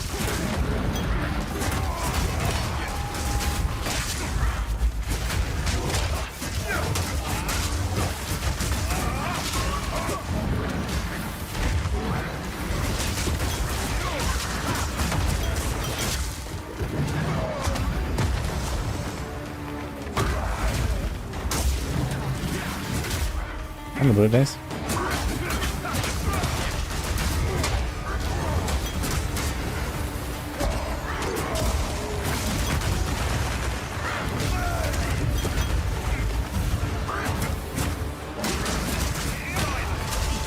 Mr.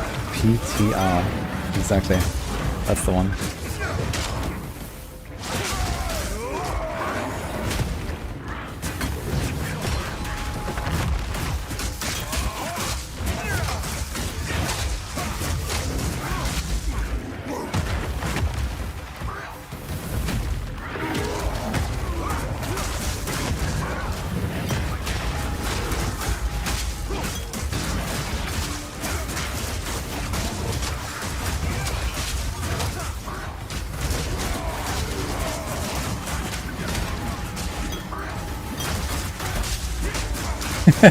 It's like they're both only wanting one. It's kind of funny.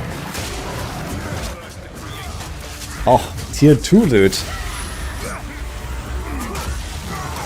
I wonder if we can actually notice like a significant improvement in the quality when they identify it. It's the first tier 2 item that we see. So tier 2, tier 3 and so on just has like generally higher rolls the way I understood it. So it's like, you know, not necessarily can be better, but generally is better, I think.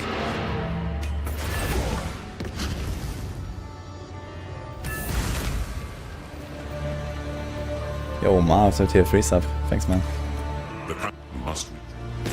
I got a link into PoE on 6th of December.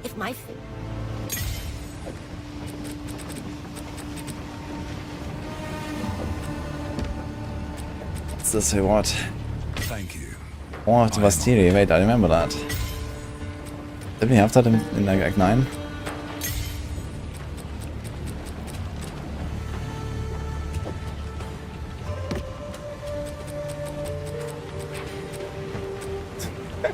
Tetris. He just needs to write it. Okay.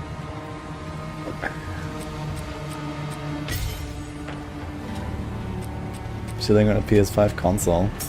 Yeah, they're doing couch co-op here right now. We're actually watching couch co-op PoE 2 right now. Oh, good luck.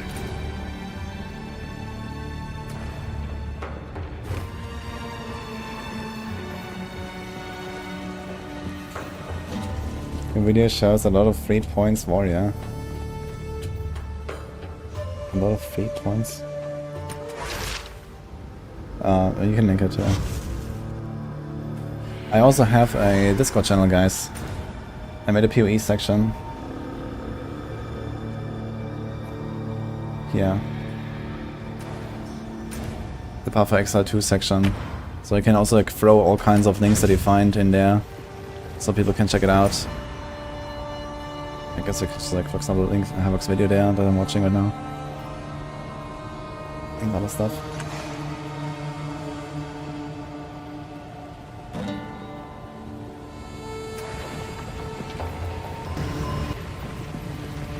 Okay, so this is... Wait, we watched Bajira earlier. Ah, wait, he continued in Act 2 or what?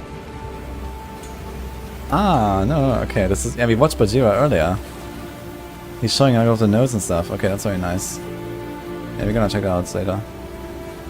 Let's finish this one. This is like another half hour here.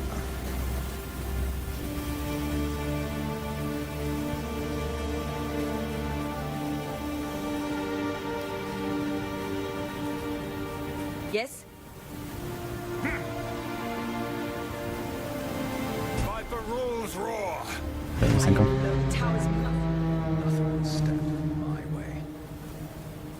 Oh, did the caravan stop now? It wasn't actually moving anymore. Ah, true, they managed to clear the sandstorm there. I forgot about that.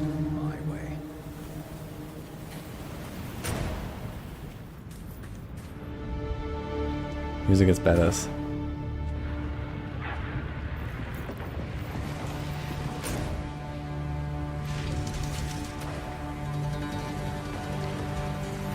If you're solo card squad, you double your chance in the first 200 race. Easy. As with the other, if you find Liluma's body, It would be an interesting challenge to do like a, you know, solo couch co-op hardcore playthrough or something in PoE 2.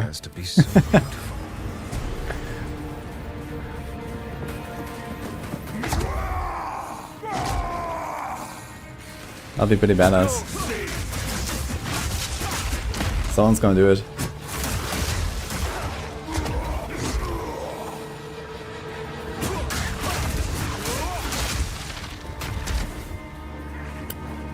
It's gonna be a support class type deal.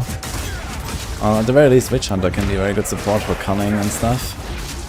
And I'm pretty sure I can make like aura bots or something close to that. And probably other types of supports as well.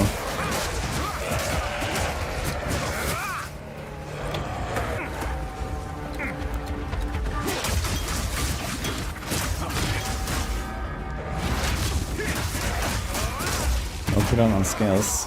Some skills do have cooldowns. But most are just like resource based.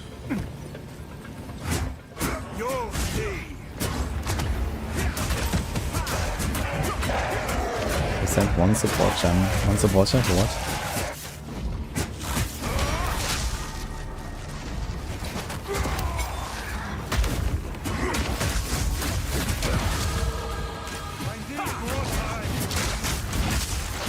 Did I support GG by buying the most expensive supporter pack? No, I haven't bought one yet. I'm still considering, should I get the game or not, you know? I don't know.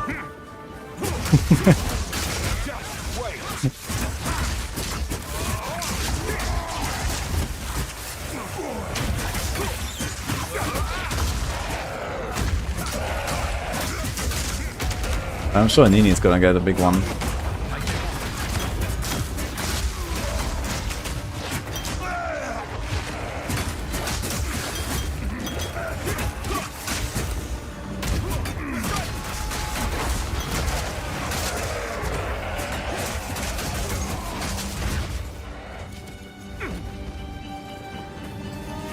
I mean, the thing is, GG is doing a very good job and they definitely deserve the money. And since there's going to be a lot of free-to-play players, or nearly free-to-play players, we need people that actually subsidize those free-to-play players by paying extra in the form of, you know, MTX and big supporter packs, right? So that's how the business model works. On the other hand, it feels a bit odd to pay 500 bucks for a game, to be honest. Like, if the game would come out and the only option is to pay 500 bucks, I would do it. But would I do it now? I don't even want anything from the NEX, you know? Like, I don't care about the hideout or whatever, like the points that I get.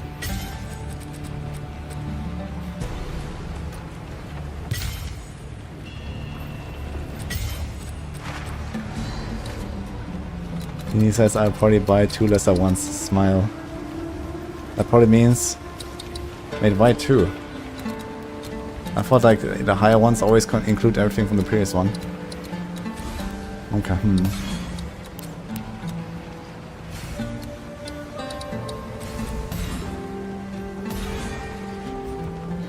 First official race is a hideout boat race. Poor people are disqualified.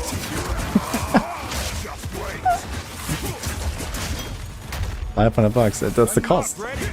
Or 480, 500, whatever.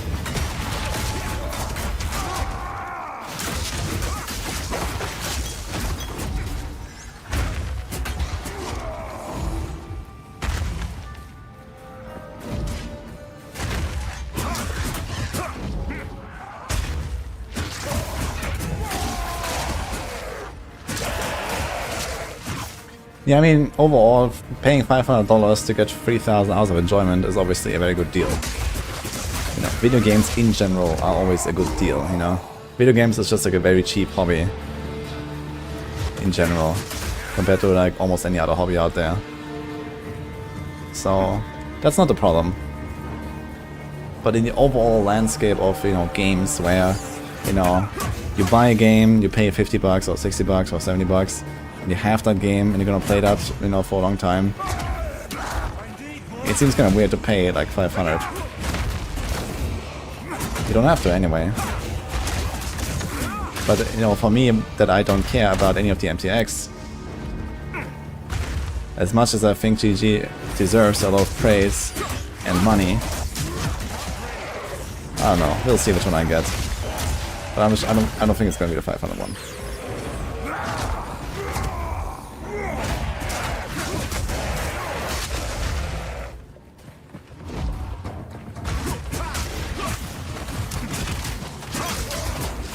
I'll check again what the support packs actually offer, and if there's anything that I would like, then I just get whatever that one is, I guess.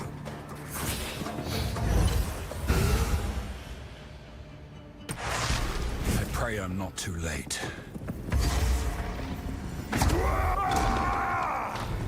I mean, I saw the supporter packs, but I just generally don't care about microtransactions, you know, I never buy stuff. So...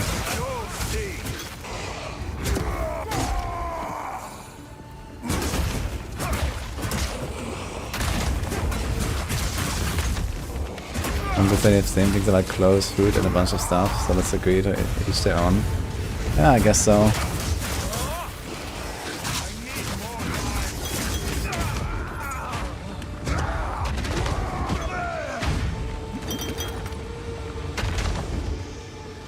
Crush them!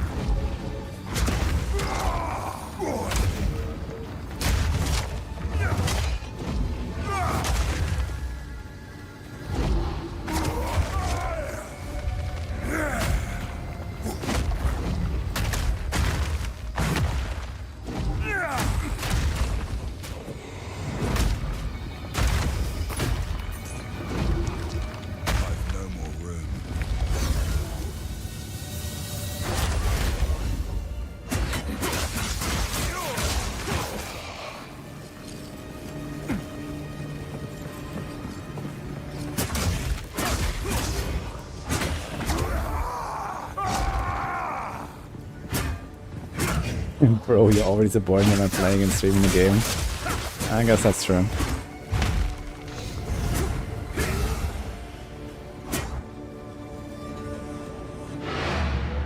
It's not rare that I get paid for playing a game.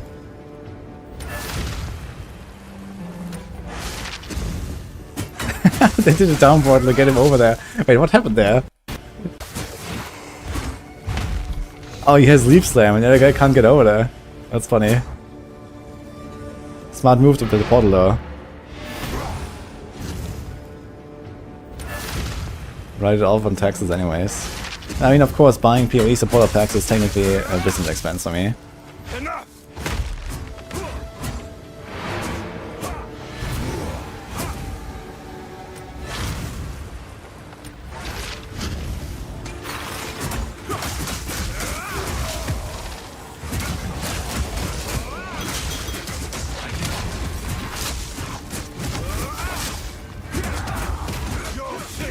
And Nugi is not grieving, he was saving him. This hammer couldn't get over there. Nugi has to leave Slam. Wait, they left the support gem there! What the hell? Look! No!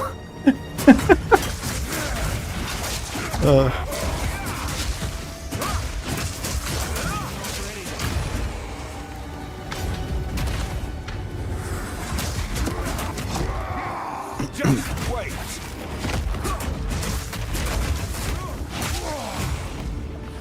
They should give me an early access key if I asked them. What if I already have one?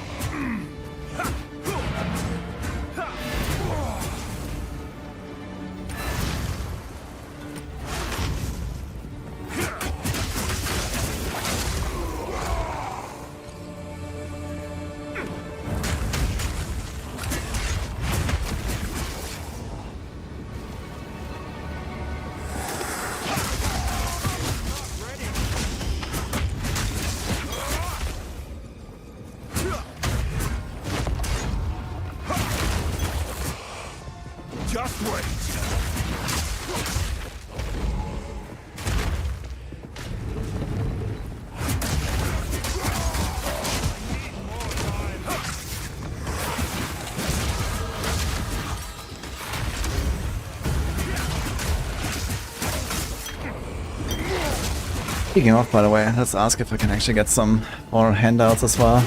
There's some giveaways maybe for some keys for the PoE.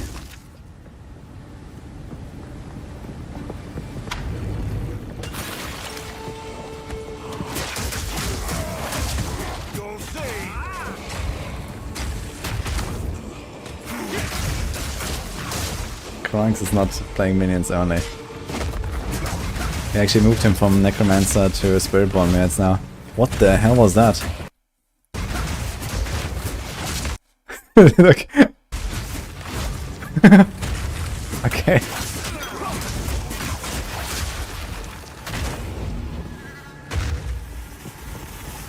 Someone said in the video that Monk is pretty difficult to play early. Yeah, I can kinda agree with that. Monk requires you to be quite tactical. I guess it gets better later.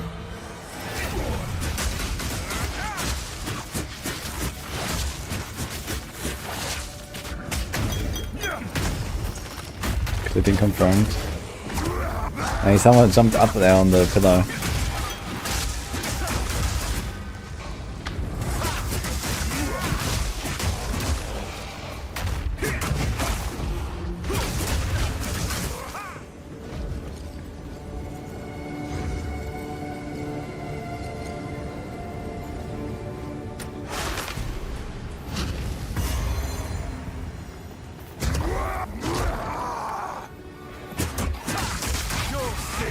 Is this here toggle the finder?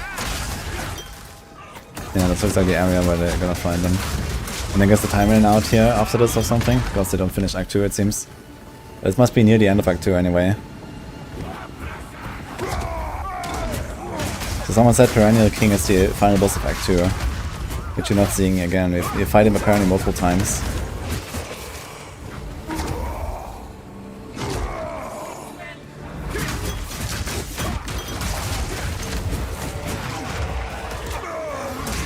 What happened? What is Christ going to start with? I guess it's mercenary.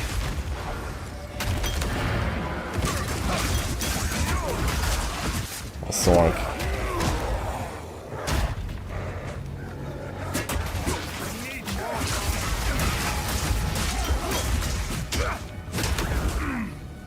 Ah, is this a cowbell?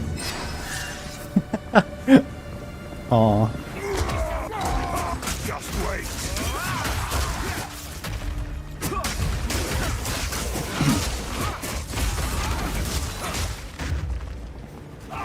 Yeah, I have kind of like an idea of what I'm gonna play, but I don't have like, you know, a build like laid out or something.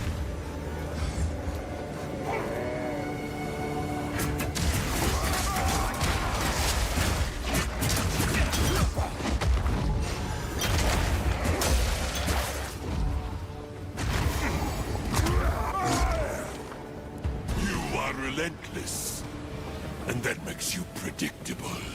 The end of Marraketh's tyranny is nearly at hand.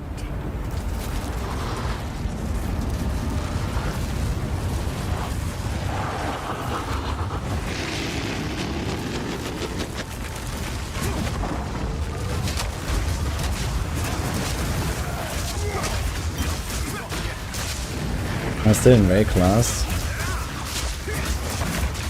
Good question actually. Is it still the same like general area? I'm not sure about that actually. I guess so actually, since we're talking about Bastille, the desert and so on. Yeah, this must be like generally still Ray class somewhere. Hunters looks incredible. Hog. Another Hunters enjoyer. Yeah, I'm also very much looking forward to Hunters actually. After being Amazon main in Diablo 2.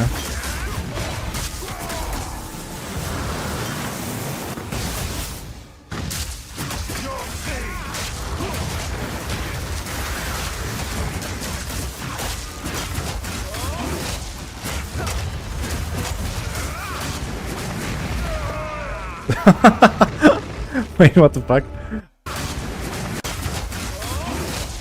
He comes out of the stagger and just one-shot both them. Big slam.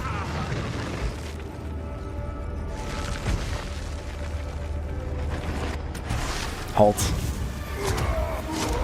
You are relentless, and that makes you predictable. The time of the Faradun is nigh.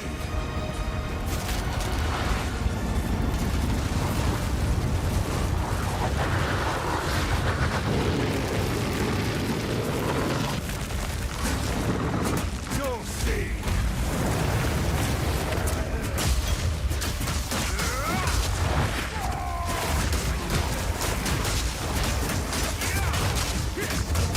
The angles of the boss look so good.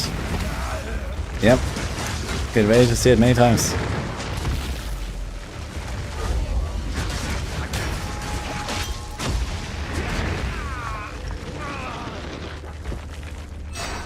Yeah, it's basically Tomb Lord. You are relentless, and that makes you predictable. The time of the Faradun is nigh.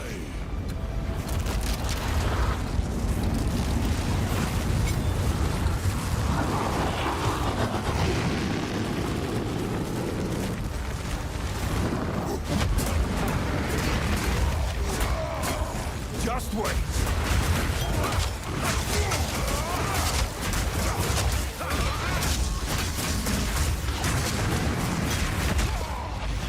Damn, man, this guy slaps.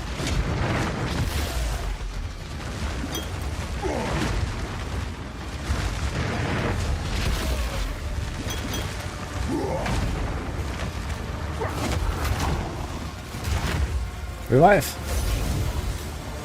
I think what would be the strategy here is like to not stand on the same spot, but like spread out like left and right or something, so you don't get one shot, and you can always try to revive each other a little bit.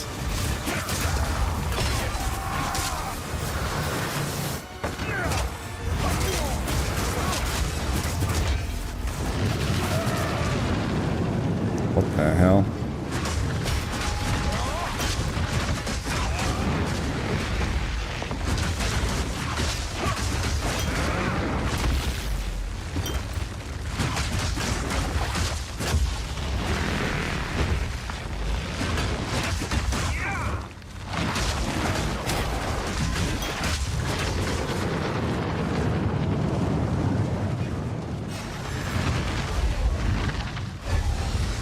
Uh-oh.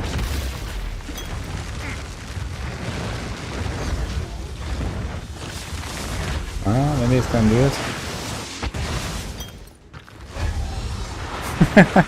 He's trying to revive. I guess just stagger him and then do it. It's probably the best strategy. Just stagger the boss and then revive. Like trying to do it between the attacks is just hard. Did the stagger just disappear? What happened there? Someone the stagger disappeared. Sis wants to set up couch co-op gauntlet. What the hell?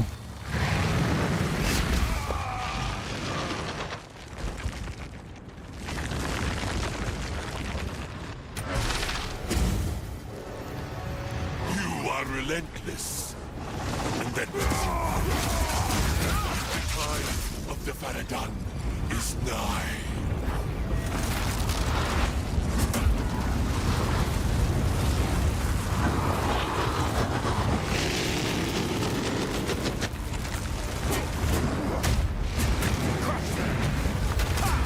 One fly over to this for couch go up.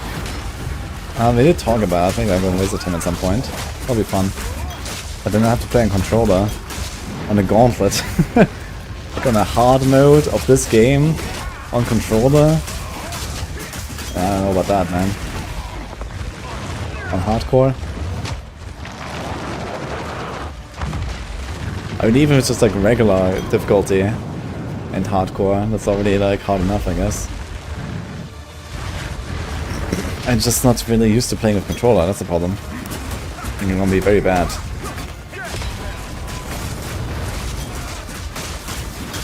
So I don't think I will really go very far hardcore with a controller.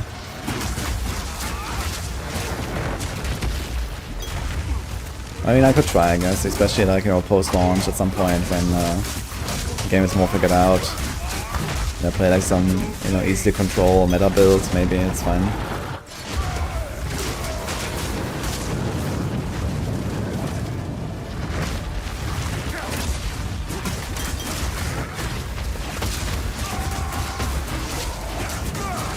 be disservice to build a game and you couldn't beat it with a controller? Yeah, people can. I don't think I can, really. I don't want to play with a controller, and I'm gonna be significantly worse playing with a controller. That's what I'm saying. Flame of the Forge!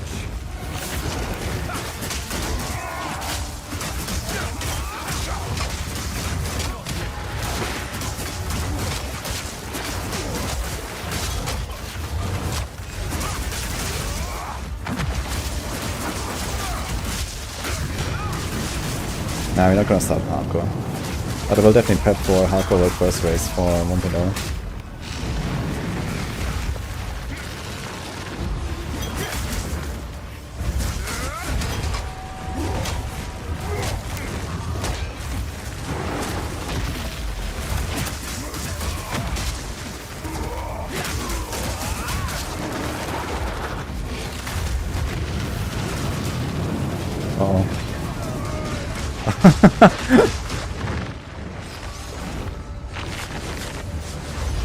No, he's standing in this shit.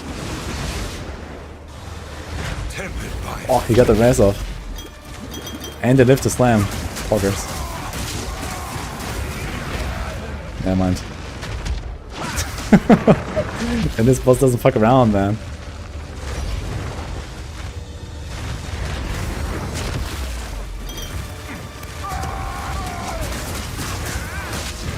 What? Oh my god, dude. Stagger him!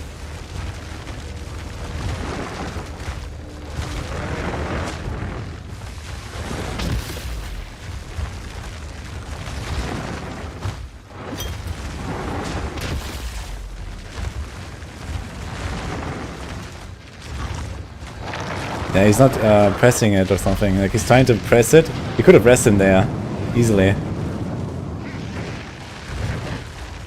But I guess he wasn't able to target it.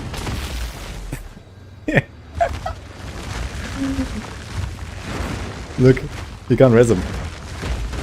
Oh my god, dude. He's gonna die. He could have killed the boss by now, man.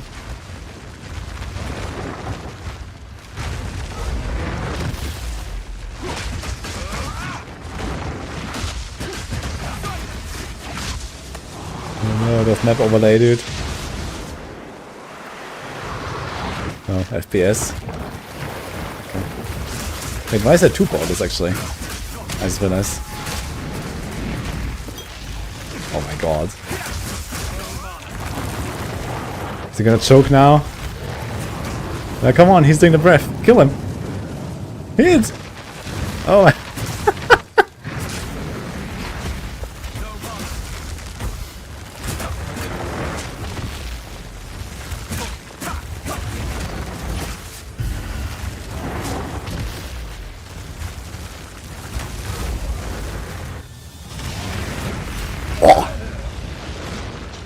He got insta one shot after the rest. And he doesn't have potions anymore.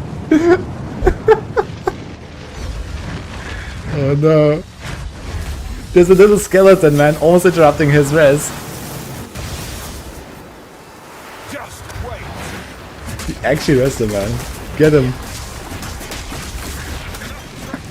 They won't get away this time. Oh my god, dude.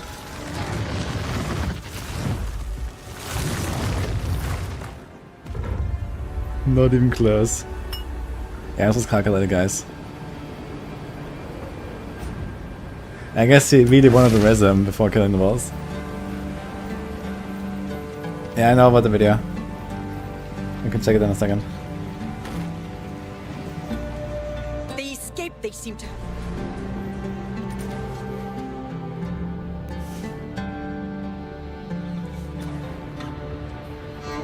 We have their trail. I remain a. No, the players are Havoc and Nugi. Is there like more? Wait, there's still like 10 minutes left here actually. Because this part of the video is called Toggle the Divider, so I thought this was just it. But there's 10 minutes more. That's the loot, yes.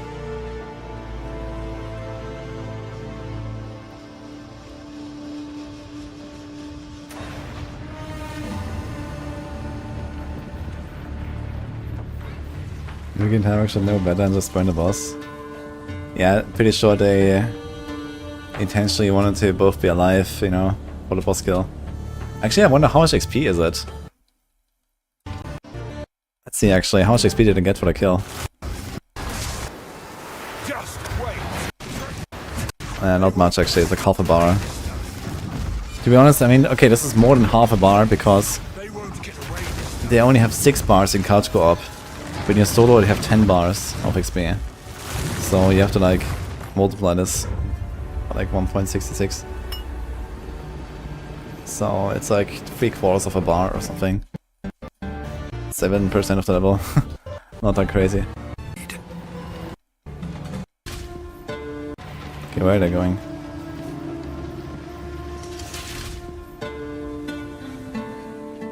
Ready yourself! This must end here, no matter what! War is the last resort of the sane against the tides of madness. What the hell, man? This is a cool level. What is going on? Hello. Yeah, we bring our dog. Minis here.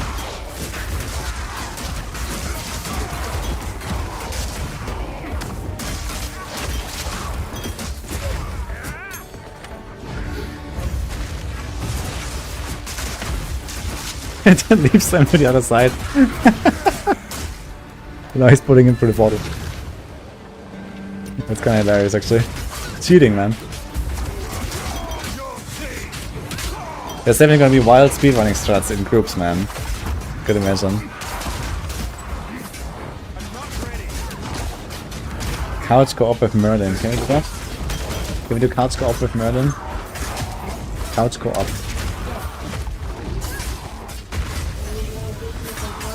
Yeah.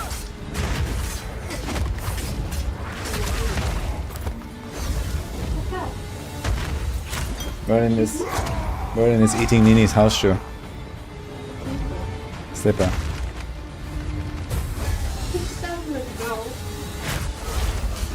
Just wait.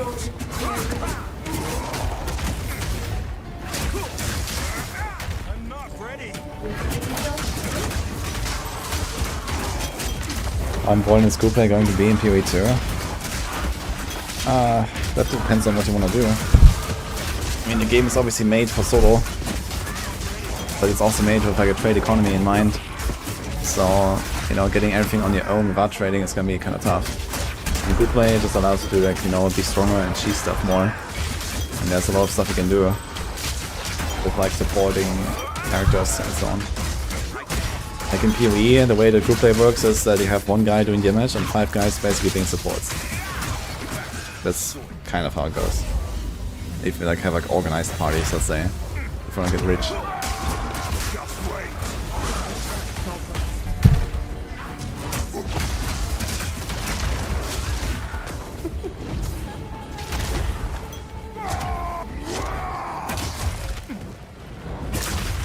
How are the 6 party members within a small Defiler arena? Mainly that as well. What? He said I love Merlin. For real, for real. Okay. Then Meat Focus always writes some weird random shit. I timed it out a few times.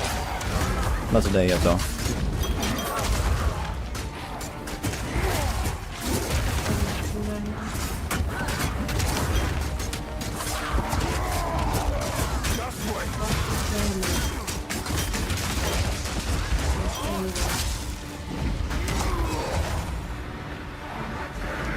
I don't think I've seen a single creator play PoE 1 in a group before. Yeah, PoE is not played in a group. That's basically MP. MP's party is always doing like the crazy stuff. But yeah, other people won't play groups. But maybe PoE 2 is gonna, you know, mark a shift there a little bit. Like this seems, you know, very fun actually.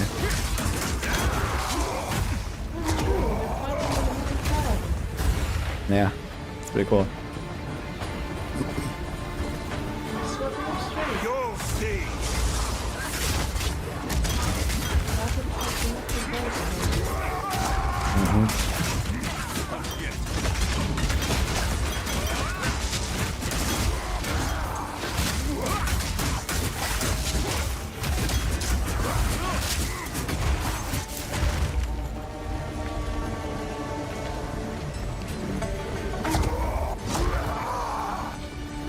gonna split loot and pay traders. Yeah, I mean, that depends on like how crazy you wanna go with group play, right? There's also a lot of people that do like casual group play, like hey, let's just run a few, you know, 4 joys together or something like that. Or hey, let's run some like Legion emblems together or something like that, right? So a lot of people do that stuff as well, just like casually.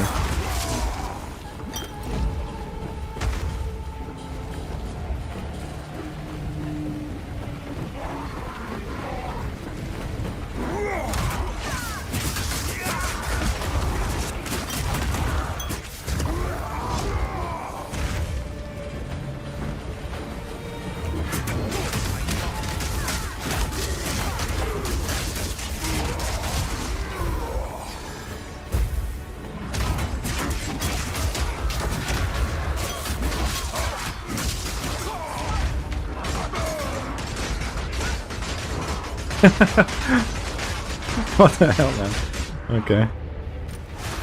Oh shit, they have to do the entire thing again. Wait, do you see, like, what is the monster level here? Level 32, okay, so they're not actually unleveled.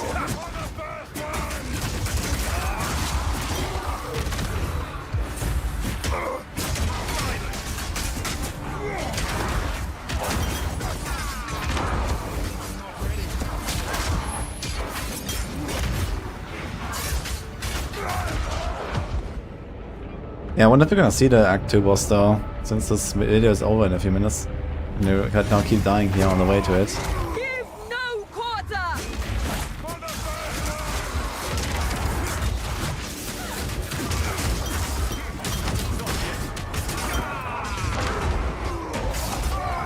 Now.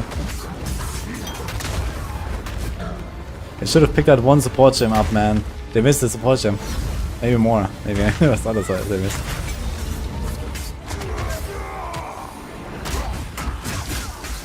Yeah, they probably had to stop here, so this was probably like a 4-hour thing and that was it. Thanks a bit, Jacob, yeah. Yeah, it's gonna be a lot of PoE too, Conrad. Uncut skill gem. Interestingly, the uncut skill gem doesn't say anything on the tool, like on the tooltip, like, you know, level 7 or something like that.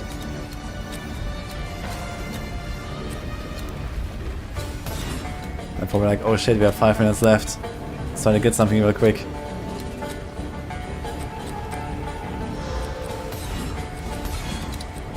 Just grab armor. Pork.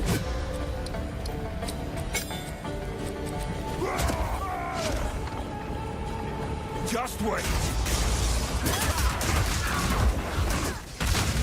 Enemies getting good by. They talked a little bit about it in the interview. I think like currency drops and stuff is like double generally. And other drops are not exactly double, but like plus 50 or so. Like certain armor and weapon types. And then the monsters, I guess it's like double HP. I'm not sure if they also do more damage. I don't think so necessarily. It's more than just times 2 and duo and 3. Okay. Yeah, I mean there are group synergies, so it would make sense to make it more than 100% per player. Because in some cases you just blast down stuff on your own anyway, if you just spread out, for example. In other cases you play together and you actually have like, you know, group buffs, you have like multiple auras, and then you can even make like, you know, other stuff like the culling strike, the decimating strike, all this kind of stuff. It has like the group viability.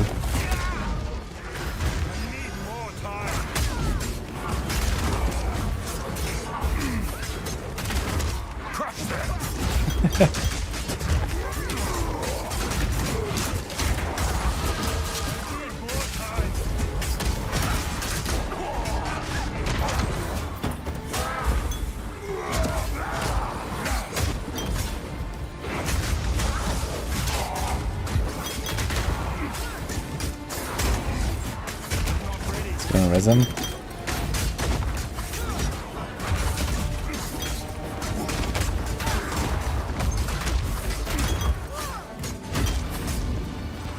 Yeah, I don't think you can have multiple mercenaries to the cull.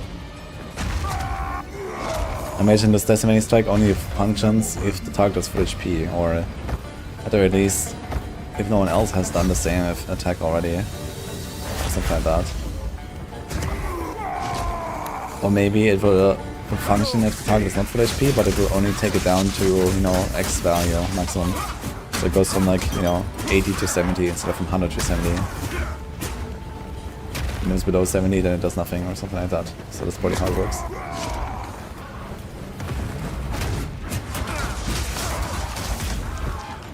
I'm not ready.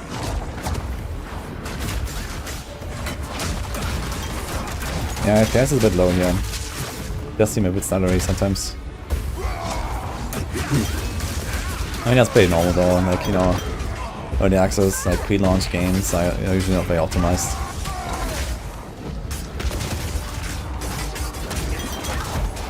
I don't think there's anything surprising here.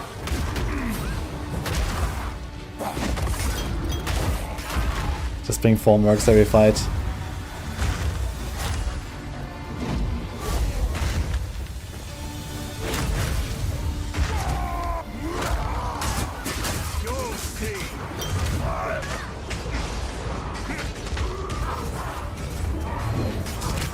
It stops here. No! Okay. I guess this was probably the moment where they had to stop and got kicked out. Alright.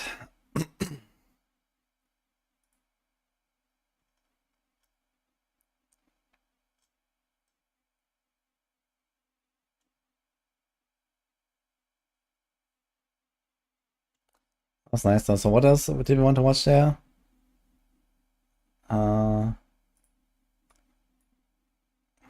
1 minute. Why are you here? What is it?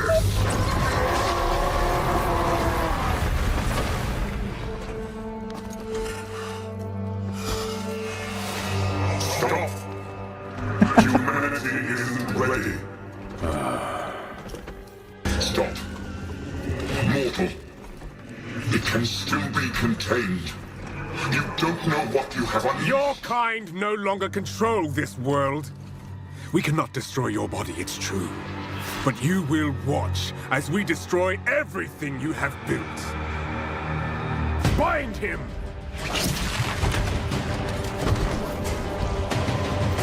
Feed. Grow, my child. I'll make sure you can eat your fill.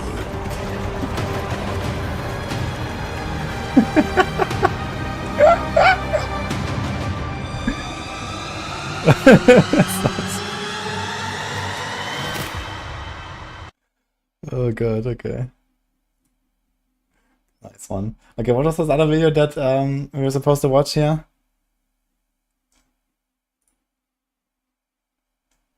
With the nodes and stuff. This one? Dreamcore? Oh no.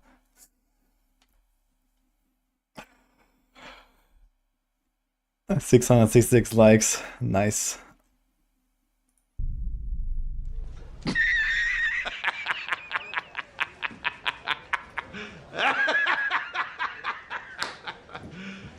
You serious?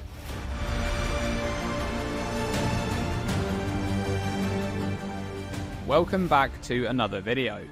I was able to grab some of the PoE 2 passive tree during my playthrough at the LA event, and I'm making a short series of videos covering some of the more interesting nodes. Today, wait, what the fuck? Back to another video. I was able to grab some of the PoE 2 passive tree during my playthrough at the LA event, and I'm making a short series of videos covering some of the more interesting nodes.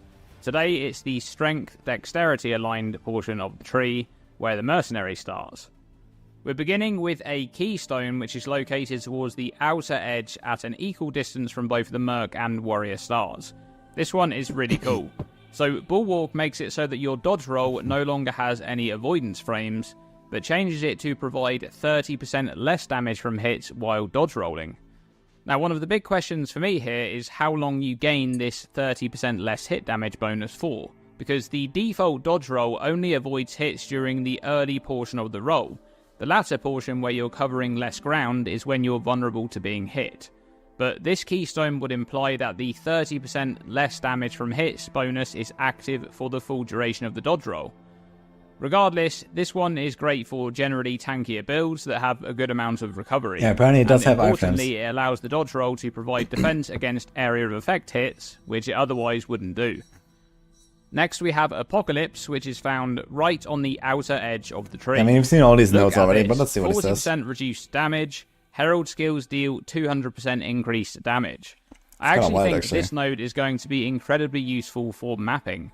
We know that Heralds are somewhat similar to PoE 1, providing a boost to the character and having some on-kill effects which are typically very good for clear. For example, Herald of Ash, which burns surrounding enemies based on overkill damage. This node will improve those on-kill effects whilst making your own damage a bit weaker. However, it's very possible that we end up getting some unique items to make Heralds more single-target focused, changing how their effects proc or something similar, so look out for that with this node. Check out this one, Cull the Hordes. 25% increased Culling Strike threshold. I found this kind in a of weak, previous to be honest. video, I speculated that Culling Strike threshold may be a stat in PoE 2 after the change to this mechanic from PoE 1. In PoE 2, Culling Strike is based on monster rarity, 30% for normal, 20% for magic, 10% for rare, and 5% for unique. This node would act as a multiplier on those thresholds. For example, magic monsters would now be culled at 25% of maximum life, while uniques would be culled at 6.25% of maximum life. It will be interesting to see just how accessible this stat is elsewhere, and also how easy it will be to get Culling Strike on a character. I'd guess it's going to be quite a rare modifier to obtain, considering it looks like it will be an entire node on the Witch Hunter. In fact, perhaps the Witch Hunter will have increased Culling Strike threshold somewhere on its tree. We'll have to wait and see. Okay, look at this one. Fast Metabolism. Yep, that's Overleech on a notable in PoE 2. Default Leech is removed when an unreserved resource is topped off, and this modifier will make it so that recovery keeps going even when full, a bit like Regeneration. There's a couple of things to discuss with this one. Firstly, I think that Overleech in general is going to be a bit weaker in PoE 2 if the default leech duration is 1 second. You're going to want to find modifiers to extend that duration to make this form of recovery feel better in situations where you need to move and are unable to hit for a while, like when you're dodging boss abilities. Secondly, notice that this node specifies unreserved life, which implies that there may be ways to reserve your life in PoE 2.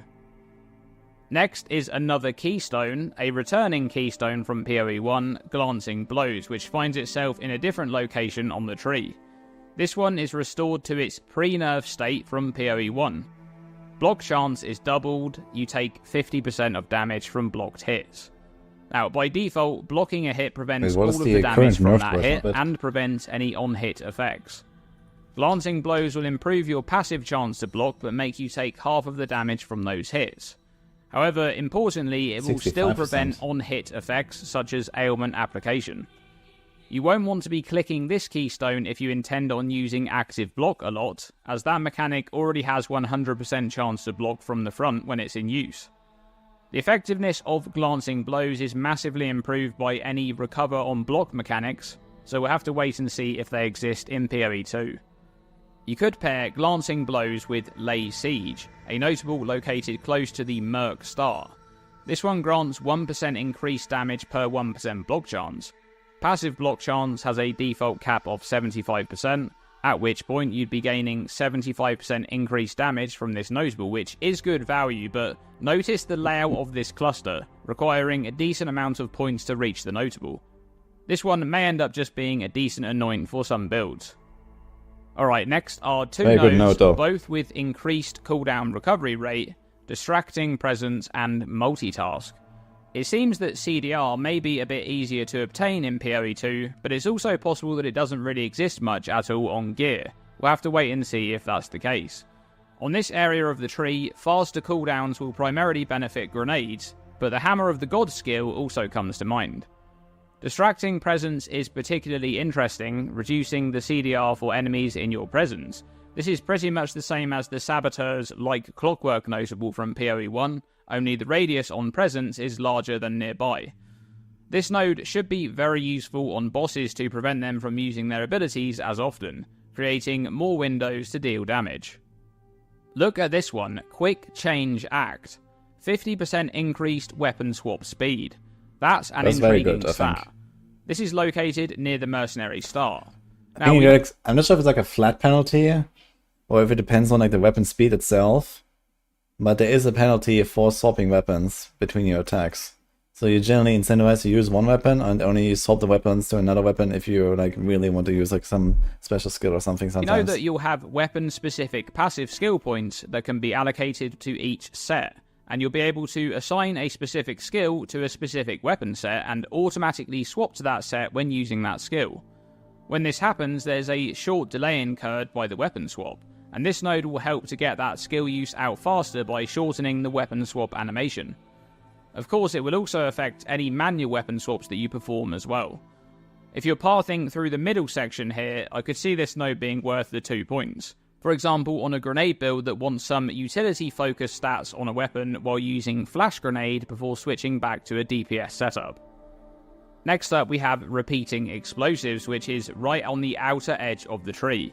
Not too much to say about this one, other than it just being really strong, especially when used with a damage-focused grenade that's linked to multiple projectile support, where you get a ton of value out of each grenade rolling this chance to activate twice. Now, speaking of grenades, check out this wheel right here, located right in the middle of the Strength X area. This wheel has 2 notables, cluster bombs and grenade. Yeah, this is insane, man. These 2 notables, along with the previous repeating explosives notable, are going to be pretty much always taken on any grenade-focused build because they're just too good to pass up.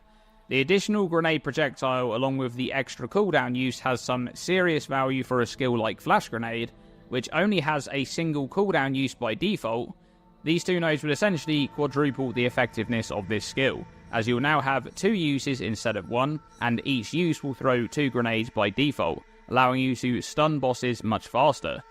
In general, the extra grenade projectile is kind of crazy because we know that you'll only be able to use each support gem once in your build, and that means multiple projectile support can only go on one of your grenade abilities. Having this node will mean that each grenade skill would at least throw 2 grenades by default, which is just crazy value for a notable passive skill. Alright, I've left 2 wild notables until the end. Firstly, Polymathy, located at the outer edge of the tree, right in the middle. 10% increased attributes. All attributes. That's kind of crazy. We know that there will be a lower allocation of attributes on the tree, with each highway node providing 5 instead of 10, while the stat notables will provide 25 of an attribute instead of 30 in PoE 1. However, if attributes can be obtained in decent quantities on gear, this kind of notable becomes very desirable, especially in regards to strength builds, not just... Let's listen to this part again. Oh, thank you for this episode, nice. We're also doing some PoE 2 stuff. Which is like, we were watching the Havoc Noogie co-op playthrough and some other stuff. And here's like the new nodes that have been unveiled lately, or found lately. Increased attributes. All attributes. Watching like a Dream Core video here. That's kind of crazy. Thank you. We know that there will be a lower allocation of attributes on the tree, with each no, this is like node from the providing latest 5 playthroughs. instead of 10, while the stat notables will provide 25 of an attribute instead of 30 in PoE 1. However, if attributes can be obtained in decent quantities on gear, this kind of notable becomes very desirable, especially in regards to strength builds, not just for the life they'll be gaining from that additional strength, but also in the use case of the Giant's Blood Keystone to help satisfy that doubled attribute requirement of weapons. Polymathy will likely end up being one of the very expensive anoints, considering it seems to pretty much be a best-in slot for any attribute stacking and build. multiple projectile success. Okay, my favourite notable on this section of the tree is left till last. Levitation will make you unaffected by enemy ground effects for a second when first standing on them. This one is so cool, and it will be incredibly useful if we have anywhere close to the amount of enemy ground effects that exist in PoE 1. Imagine just how useful this will be in boss arenas where there's some kind of ground denial effect that stacks up over time, like we've seen in PoE 1 boss fights. And that's it. A handful of interesting nodes in the strength, dexterity portion of the tree. If you've enjoyed this video and want to see more nodes in other parts of the tree, Make sure to subscribe, as I'll be doing more videos like this one in the lead up to PoE 2's early access launch on December 6th. Thanks for watching this video, and as always, stay tuned and stay safe. Welcome to another video, and we're another day closer to Path of Exile 2's launch, and it's another passive tree video. If you missed the previous two, I captured some of the PoE 2 passive tree during my playtest in LA, and I'm covering some of the most interesting nodes for each section of the tree. Today, it's the dexterity area where the ranger I don't think you're going to reveal the tree.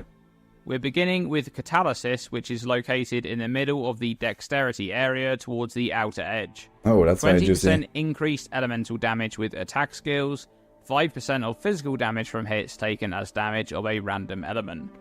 So, we already knew that damage taken as was going to be a thing in PoE 2, as it exists on the Cloak of Flame unique body armor, and there also appears to be a section in the character sheet for these stats labelled as Damage Redirection, which will likely document all of those stats for a final breakdown of how damage is taken on the character. Unlike Cloak of Flame though, the modifier on this node specifically refers to physical hit damage only, so it won't work for damage over time such as bleeding. When you take physical damage from a hit, 5% of that damage will instead be taken as a randomly selected damage type on a per hit basis between fire, cold and lightning damage, which means it's then going to be mitigated by your resistance. I expect this notable to be picked up on pretty much every elemental attack build on this side of the tree, but it's unlikely to be taken on any other builds that won't fully benefit from the node, because 5% isn't really enough to justify the investment of points. Next up, the Elemental Equilibrium Keystone, which is changed a bit from PoE 1 and finds itself a bit deeper in the dexterity aligned area. This keystone has been designed to reward the clever use of alternating elemental damage types. When dealing one type of elemental damage, you'll remove any exposure from that type, and then apply exposure to another type based on the type dealt. For example, dealing cold damage removes cold exposure and inflicts fire exposure. Exposure is a debuff which lowers elemental resistance, and notice that there is no exposure numbers on the keystone unlike the one in PoE 1, which would indicate a base magnitude exposure, which is 10% in PoE 1. Elemental Equilibrium will be useful in a build that is able to ignite using cold damage, or one that's able to quickly deal cold damage after igniting, applying fire exposure to make the ignite deal more damage. Interestingly, a hit which deals elemental damage of all three elements in one go would remove exposure to all three types, then immediately reapply exposure to all three types. So finding a small amount of flat damage to all three elements from gear pieces may be the way to go for elemental builds with this keystone. Low Tolerance is located close to the middle between the Ranger and Monk start locations. This one grants 60% increased effect of poison against enemies that are not poisoned. Now, we know that damaging ailments will work differently in PoE 2. The damage of an ailment is calculated from the hit on the monster's side prior to mitigation, which means all of the hit modifiers are taken into account, and as a result of that, damage modifiers will no longer directly apply to the ailment. The only way to scale the ailment directly thereafter is with modifiers to the effect of an ailment, such as this one. We also know that poison no longer stacks by default, and there will instead be ways to obtain additional stacks.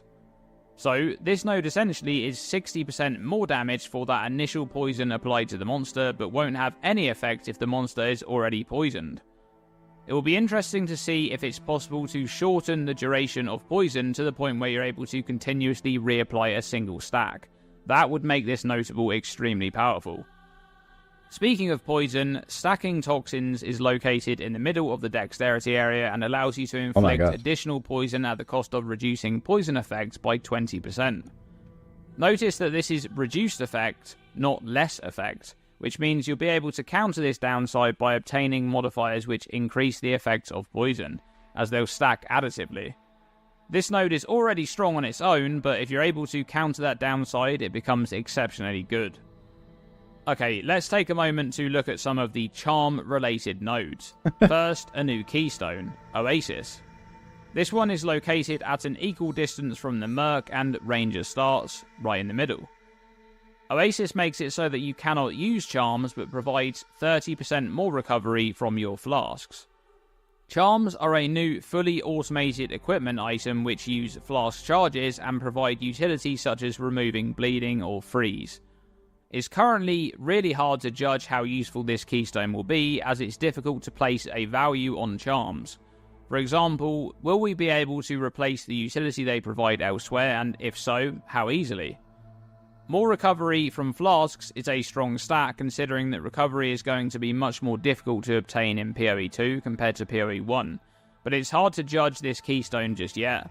My initial reaction is that the upside may not be good enough for the loss of charms. Seems kind of weak, honestly. Speaking of charms, this large cluster at the edge of the tree here has 3 notables which all provide the same 10% increased effect of charms, for a total of 30% increased effect from all 3. There's also a few other clusters in the dexterity area which also provide charm effect. Now, this is a strange stat considering some of the charms we've seen, such as the Staunching or Thawing charm, have no scalable stats on the base item. There's also the fact that charms can't be used by default and are instead activated automatically when a certain condition is met. This leads me to believe that the Pathfinder, or perhaps another ascendancy, may have access to some kind of interaction with charms to benefit from these sorts of modifiers, but we'll have to wait and see. Now here's another keystone, Acrobatics, which we've known about for a while. However, this is confirmation that the modifier is in fact 50% less evasion rating, not 50% reduced, so that's quite a brutal downside, but I expect this will be a great keystone for boss fights, enabling the chance to be able to evade area of effect hits which otherwise couldn't be evaded. And here's another keystone, Heartstopper, which is somewhat similar to PoE 1's Lethe Shade. Take 75% less damage over time if you've started taking damage over time in the past second, and take 50% more damage over time if you haven't started taking damage over time in the past second. So this keystone rewards fast reactions to damaging ground effects, ailments, or anything else that deals damage over time to your character. Remember that each instance of damage over time is not counted separately. Instead, this keystone simply checks if you're taking damage over time or not. For example, if you're inflicted with bleeding and it's the first instance of damage over time on you, you'll take 75% less damage from that bleed and any other sources of damage over time for the following 1 second. But after that second is up, you're no longer counted as having started taking damage over time in the past second anymore. So you'll now be taking 50% more damage over time from that bleed and any other sources of damage over time. To benefit most from this keystone, you'll need to react quickly to any damage over time that you take. Okay, I've left some stat stacking nodes till last. Firstly, Falcon Technique, which is accessed from the middle attribute highway between the Ranger and Monk stars. This notable grants 1% increased attack speed per 15 dexterity, providing a natural stat stacking angle for attack builds right off of the tree. If there's any good uniques which can combo well to provide more value from stacking dexterity, this node will be quite good. We know that dexterity will provide a lot more accuracy rating in PoE 2 compared to PoE 1, 2.5 times as much in fact. You'll gain 5 accuracy per point of dexterity in PoE 2, which is important because of the next notable, Falcon Dive, located further towards the outer edge of the tree. 1% increase attack speed per 250 accuracy rating. So you'll be able to gain quite a bit of attack speed from just stacking dexterity by combining these 2 nodes. Remember that speed modifiers have been toned back a lot from PoE 1, so any kind of movement, attack, or cast speed increases will be much harder to come by and found in smaller amounts. But if you didn't want to stack dexterity, you could instead stack strength, because of another notable which I forgot to mention in yesterday's video, as it's located in the strength dexterity area of the tree, but it's not far from the Falcon Dive node, and that's the Unexpected Finesse notable, which makes you gain accuracy rating equal to your strength. You can see here in this combined image that these 2 nodes are actually fairly close to each other, so there's definitely some potential to combine the 2, or you could always grab one of them on the tree and anoint the other one instead. And that's it, some of the more interesting nodes in the dexterity area of the PoE 2 passive the thing tree. with accuracy is, accuracy is more required for ranged characters. On the tree, Make sure to Unless for melee. subscribe for more videos like this very soon. Thanks for watching this video, and as always, stay tuned and stay So safe. it depends on the distance to your target, basically. If you're a melee character, then you don't need much accuracy, apparently. Does he have more stuff? Maybe these are some I haven't seen, not sure.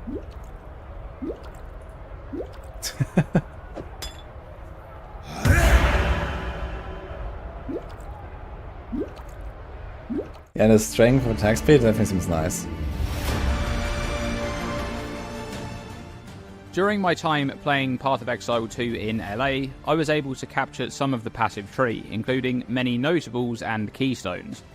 In the run-up to the launch on December 6th, I'm going to be covering some of the craziest nodes on the tree and taking a look at how we you don't can have like the utilize them entire in your information builds. of the tree, so we're just Now, like one of my trying biggest to piece it concerns together. about PoE 2 before I played it was that the passive tree may have a bunch of very generic and bland stats due to the fact that it's bigger than the PoE 1 tree, and they had to fill out all of the space left from the removal of life nodes. But I can confirm that this is not the case. The design they've gone with has the more generic and bland stats at the beginning of the tree near the starting locations, but as you branch out towards the outer edge of the tree, you begin to find some very interesting specialized nodes, some of which are more akin to keystones than a normal notable in PoE 1, and others just have some insane stats on them. In this first video, we'll be looking at some nodes in the strength area of the tree, where the warrior stars. Beginning with this one, Unbending, which is located pretty much in the middle of the strength aligned section of the tree. Look at this. So, there is actually some increased maximum life on the tree, but it's a very, very rare stat. I think I counted a total of perhaps 3 or 4 notables on the entire tree with increased maximum life on them, and this is one of them. So, 3% increased maximum life. Seems weak at first glance, but that's not really the case. You see, in PoE 1 for the average build, life is made up primarily of flat life from levels, flat life from gear, and a small amount of flat life from strength, combined with a large amount of increased maximum life, mostly from the passive skill tree. An average build may have somewhere between 75 and 150% increased maximum life from the tree, and this stat makes up a huge portion of total life. But in PoE 2, a character's total life will have a very different makeup, instead coming primarily from flat life. There's significantly more flat life coming from strength, 4 times as much in fact, so characters with a decent amount of strength will be gaining a chunk of flat life from just this stat.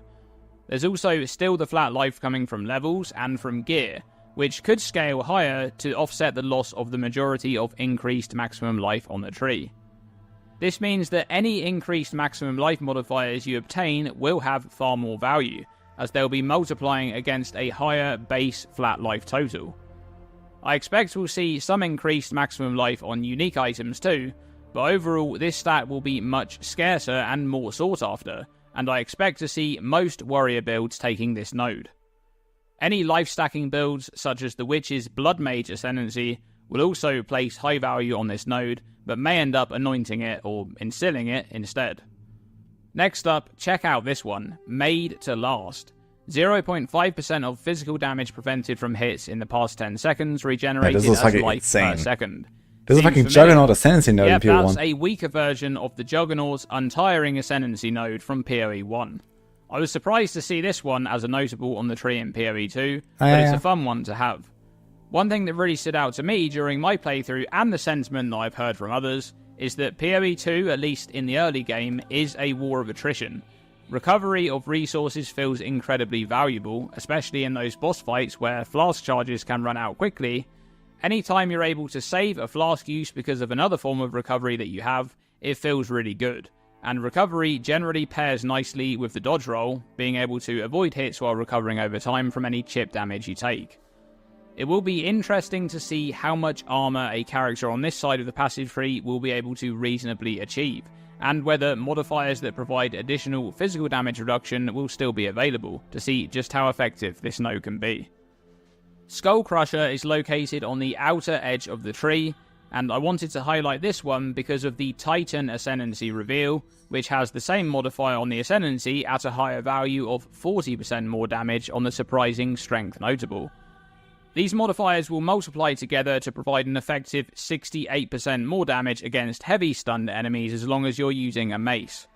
Overall, the Titan may be a fairly generic and bland ascendancy, especially compared to some of the others, but I think it will feel really nice to play. Being able to stun enemies more often and deal a bunch of damage against those heavy stunned bosses, that's going to be extremely satisfying. Next up, Spike Pit, which is located nearby. This one makes jagged ground you create apply 10% increased damage taken to enemies that are standing on it.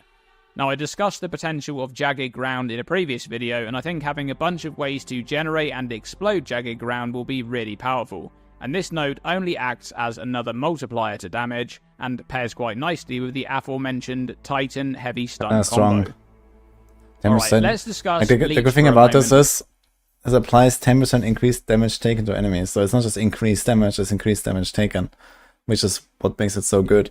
Because usually, I don't know how it will be in PoE 2, but in PoE 1, most builds have something like, I don't know, 300 to 800% increased damage or something. So it's like this big additive category, similar to how D4 works. But increased damage taken is another multiplier, basically. This includes other stuff like shock and so on. So you can dilute this as well, but not nearly as much as just stacking your own character damage. Titan Heavy Stun combo. Alright, let's discuss Leech for a moment with these two notables. Savoured Blood, which is located towards the outer edge of the tree, and Voracious, which is located close to the start locations of both the Warrior and the Mercenary, right between them. Savoured Blood just seems extremely strong. In PoE 2, Leech will not have a cap, and is instead limited by your damage and the monster's Leech resistance. We currently don't know how long a Leech instance will last, but we believe that it may be 1 second, due to Harishi's comments during the Zizaran interview. A 50% multiplier on Leech recovery is incredible. Meanwhile, the slower expiry of Leech would make a 1 second Leech last 1.25 seconds, ending with a 20% net recovery increase to the amount of life leeched per second. But with Leech lasting longer, you'll also gain that recovery for longer in situations where you need it. So I feel that in some situations, the downside of this notable is actually an upside. However, the power of this node is truly revealed when combined with instant Leech, such as the Voracious notable, which makes 20% of Leech instant.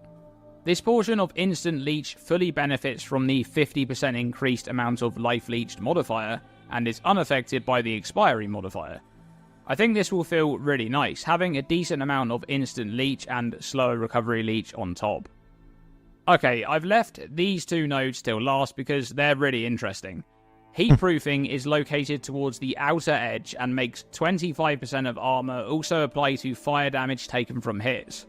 This is extremely strong on its own. Anyone who's been playing PoE 1 for a while will recognise this from a similar stat that used to be on the Juggernaut, which made 8% of armor apply to elemental damage from hits.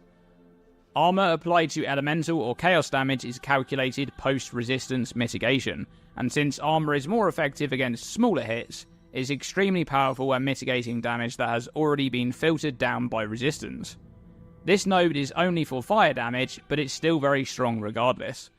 It will be interesting to see if we end up having mechanics such as Tempered by War in PoE 2 to make this type of notable far stronger.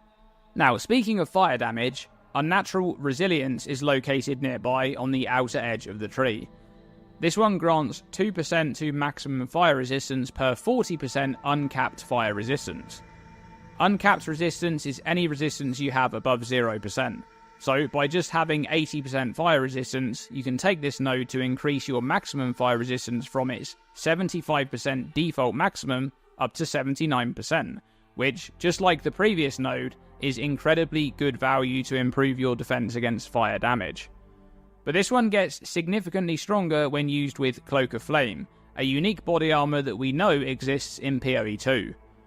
40% of physical damage is taken as fire damage, so you're able to mitigate that damage with your fire resistance, including damage over time such as bleeding. Meanwhile, the Cloak of Flame also provides a large amount of fire resistance, helping to further boost the effectiveness of this combo by scaling even more maximum fire resistance from Unnatural Resilience. Like the life node from earlier, I expect a lot of warrior builds to be picking up both of these fire defense notables because of just how effective they are with minimal investment. And that's it. a handful of interesting passive tree notables from the strength aligned portion of the passive tree in PoE 2. If you've enjoyed this video and want to see some more notables and keystones from other parts of the tree, make sure to subscribe, as I'll be making more videos in the time between now and launch on December 6th. Thanks for watching this video, and as always... Alright. Yeah, it makes sense, most of the stuff that you described.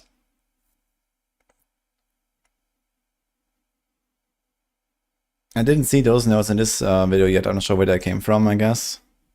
This was actually 2 days ago. I haven't seen most of these. No need armor when fist damage is converted to fire. Yeah, exactly. Like if you convert all of it, or most of it, then you don't need to stack armor. That's kind of the idea behind this. So there's also like a lightning coil, for example, in PoE 1, where you can convert physical damage taken to lightning damage, for example, and stuff like that. So like, for example, some ranger builds used to run that because it's very hard to stack a lot of armor in order to like mitigate those big physical hits, and then instead you just make them smaller. Like, and basically anything that converts even a little bit of the physical to something else allows you to stack a defense a lot higher against physical damage, because basically physical damage deal more damage to you when they are bigger hits. Now that sounds pretty obvious, but basically your physical damage reduction is less effective against big hits. So big hits do excessively more damage, and small hits do excessively less damage when you have armor, basically. So it kind of punishes you for taking a big hit and rewards you for taking small hits. And this means that even, taking off like a little chunk of the big, if there's like a 10,000 damage hit, if you take off 10% of that and make it 9,000, it sounds like you take 10% less damage, but you might actually take like 30% less damage, because you somehow mitigate a lot more armor suddenly with, some of it converted to an element that already has a lot of mitigation, and then the armor being a lot more effective against the remaining physical part. So this is kind of how that works. So that's why these physical conversion nodes are very, very effective.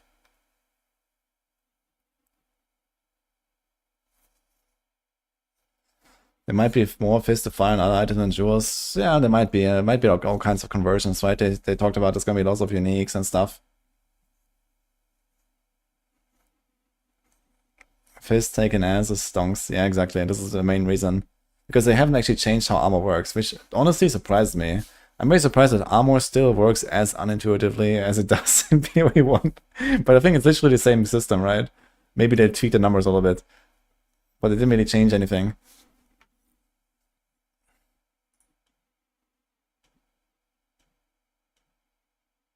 Okay, was there something else you wanted to watch? Ah, there were like some more notes here, right? Yeah, we didn't actually see this one. This was from Bajira. We watched Bajira earlier. And here, after he finished Act 1, he actually goes through the skills and talents. Let's see what is there.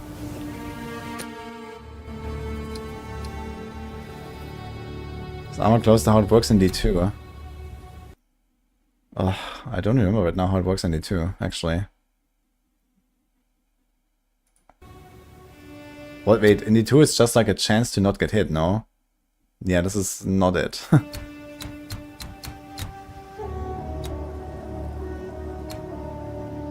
Convert everything to chaos damage and run the monk ascendancy that makes you immune to chaos damage. I mean, obviously they have thought about these kind of cases, right? So they're not gonna allow you to convert all of your damage taken to chaos. That just won't exist. Ever. That's just how it is. But there might be like, something where maybe you convert parts of it. Maybe you can convert like 20% of your damage taken to chaos or something. And then take chaos inoculation, you're immune to chaos. So yeah, that definitely works. If armor is no good against big hits, what can mitigate big hits in PoE 2? Big armor.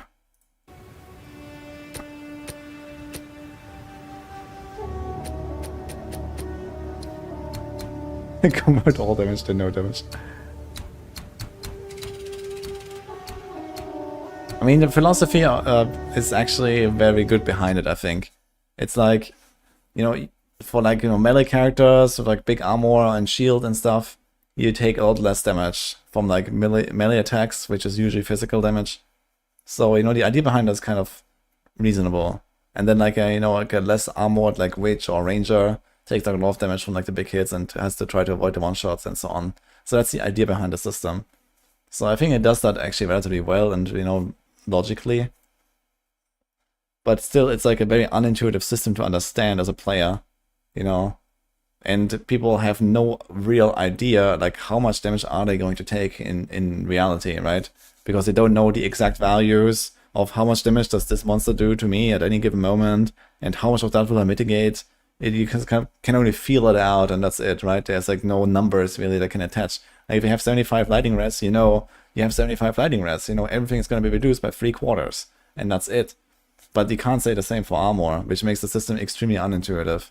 So I was actually surprised to see that they didn't change it in some way, and found like a, you know, more interesting, more intuitive system for, like, you know, especially fixing melee survivability, I guess.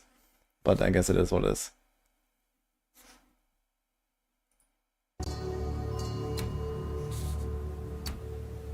You have to dodge or block and then become skill issue.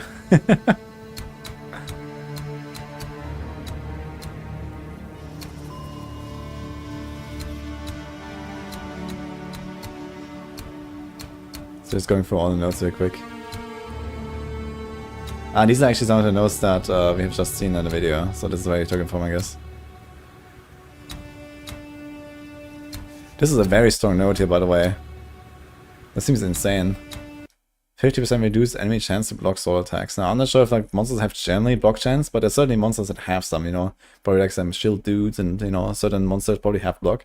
But more importantly, like expedition modifiers can actually make them like basically have nearly 100% block and these kind of things. And for some builds, this can be really nice. Just invest like a few points to get something like this, and just completely ignore anything that can potentially block.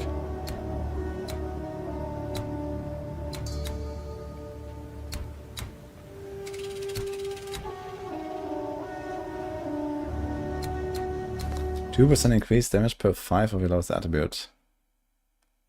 So if you have 100 each, it's like 40%.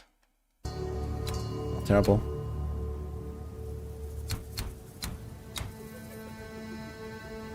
Oh, very strong.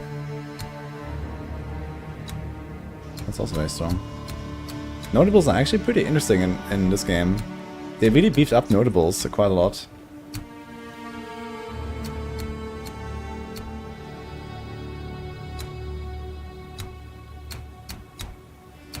Does many have more block? Block comes from shields. So you have to use a shield if you want to block. And it might be like other sources, like if you actually take like a node that gives you like a flat chance to block, for example, you will actually be able to block. But this is like, usually most nodes are probably something like, you know, plus block chance with a shield equipped or something.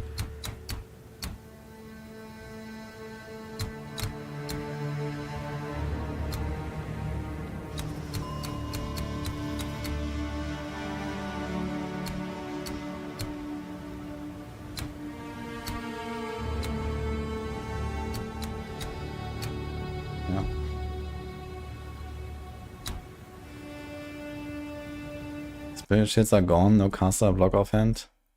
You have scepters for that, crucible. Yeah, I think there's no shields for casters. I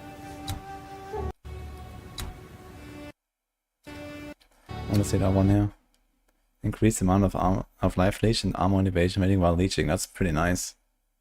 Especially if you combine this with the leech is not removed at full life. That is actually a very powerful node here, I think. Fortifying blood.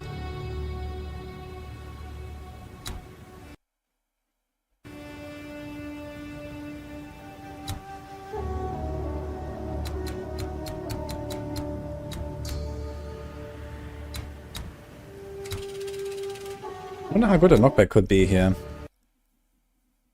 20% chance to knock back enemies with hits at close range. I wonder if this is something that the ranger would actually prefer. As like a somewhat form of crowd control.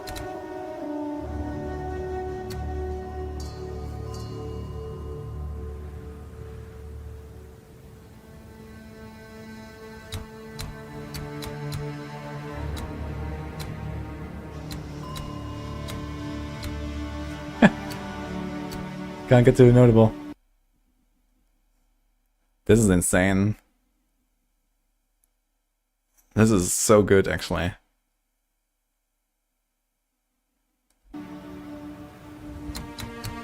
Wait, what is it, small nodes?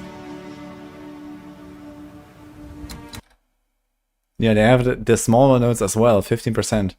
Damn. That is very good.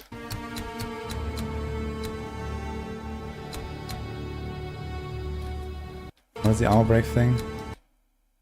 Armor break duration and attack area damage. Okay. Area effect for attacks. I wonder if grenades count as this. They should, right? They're probably attacks. Don't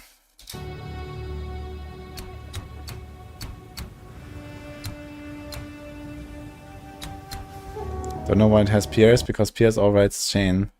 Yeah, so you shoot through the target, and then you hit the wall behind them, and then it comes back. That's the idea behind it. Or if you have like multi-proj, then it just like, you know, hits into the wall, and then it comes back. So this is actually kind of required, I guess. You have some pierce. You're not gonna have pierce in many other circumstances. You don't just manually pierce a lot.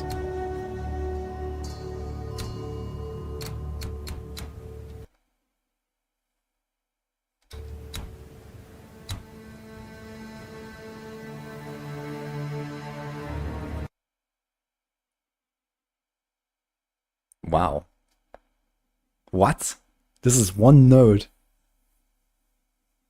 Damn.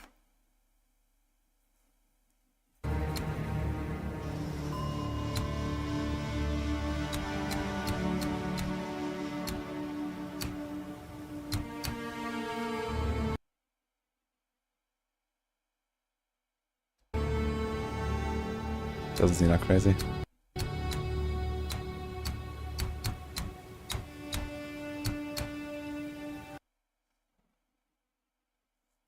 Almost an attack damage per 75 armor or evasion rating on shield. So if you wanna say something like, I don't know, 20% is required at least, so this needs 1500 armor. Sounds kind of like similar to what you can get on like PoE 1 shields, I guess. 12% chance to block. Yeah, so if you take something like this, it doesn't say that you can only block with a shield, or you only get block chance with a shield. So this node should actually allow you to block even not using a shield. If you have this node, for example.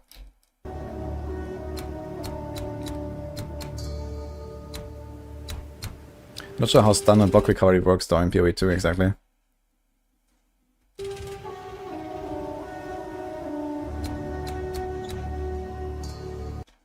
Ooh, that is... Oh, it's actually the same node from PoE 1 as well. A meeting? Ah yeah, true, I have one soon. Yeah. Thanks for reminding me. You remade it. Oh. Yeah, I'm about to finish, yeah. Gonna do more research tomorrow, guys. This video is like 3 more minutes. Yeah, 15% pen like that is kind of insane. But the thing is, it's not gonna be that easy to make like full, you know, non-physical builds, for example, and stuff. I mean, some skills might actually have a conversion and whatever, right? But in general, it seems like you have a lot more, like, you know, a little bit of physical damage there, a little bit of lightning damage here, a bit of fire damage there. So, I guess maybe later on you can specialize a lot more. But this Force of Nature is not necessarily like super OP from the start, I think. Reduce grenade duration. Oh shit. Oh, that's cool.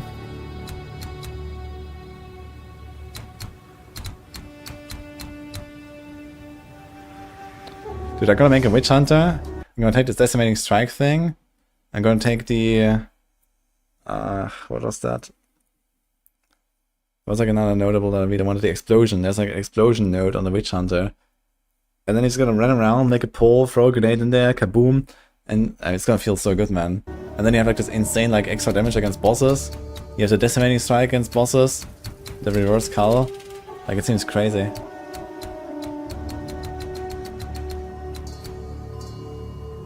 Oh, it's not a block thing.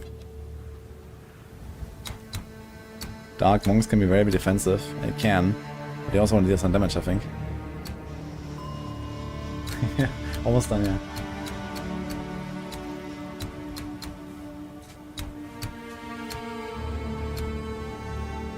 Dark Monk with Mom EB, my goal.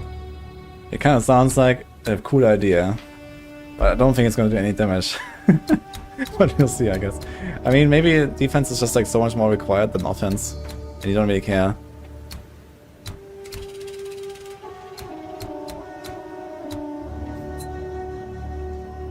Ooh, juicy.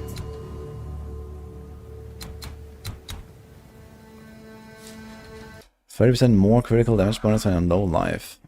30% less critical damage bonus on full life. Yeah, it's basically just like low life builds again, right? Where like reserve your life or something.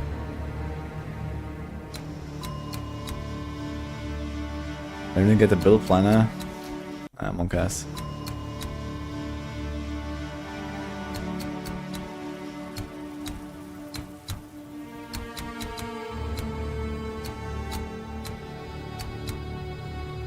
Wait, what is that? 100%? Increase defense on equipped shield. Holy. Increase and reduction to armor also apply to energy shield recharge rate of 40% of the value. Holy.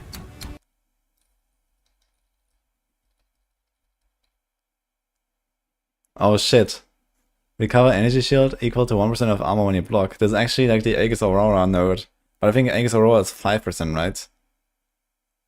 Oh shit. That's just on a fucking tree, man. Okay. I mean, 1% is not that crazy, but it can be crazy later.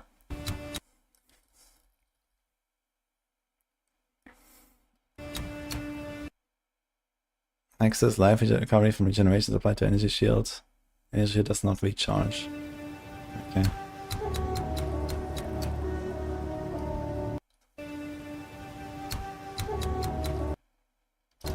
Increase the effect of ignite from critical hits. Okay. That was pretty good actually. That's a lot of recovery.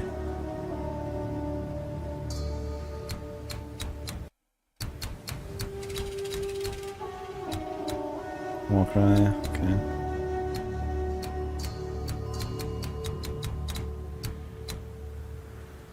Two mana again when you block. A lot of regen up there. Okay, that's the same.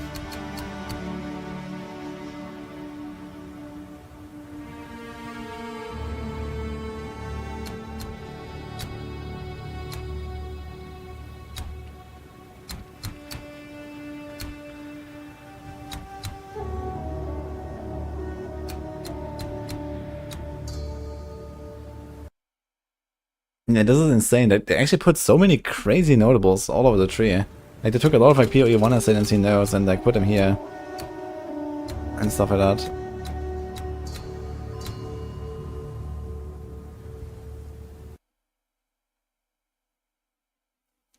Double agility requirements for weapons. It's very cool, the keystone. Alright. Well, a lot of these look nutty for sure. Well, we're gonna continue tomorrow, though, guys. So a lot of fun. I actually cannot do WoW now, so I'm gonna do that another time as well. I have a meeting, turns out.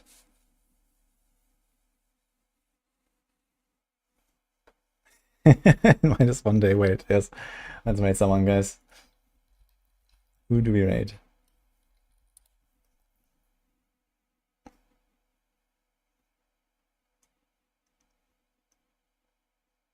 Can raid MP. How about that?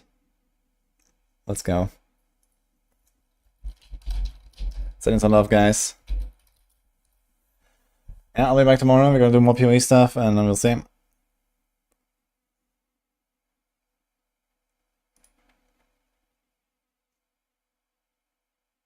Have a good night.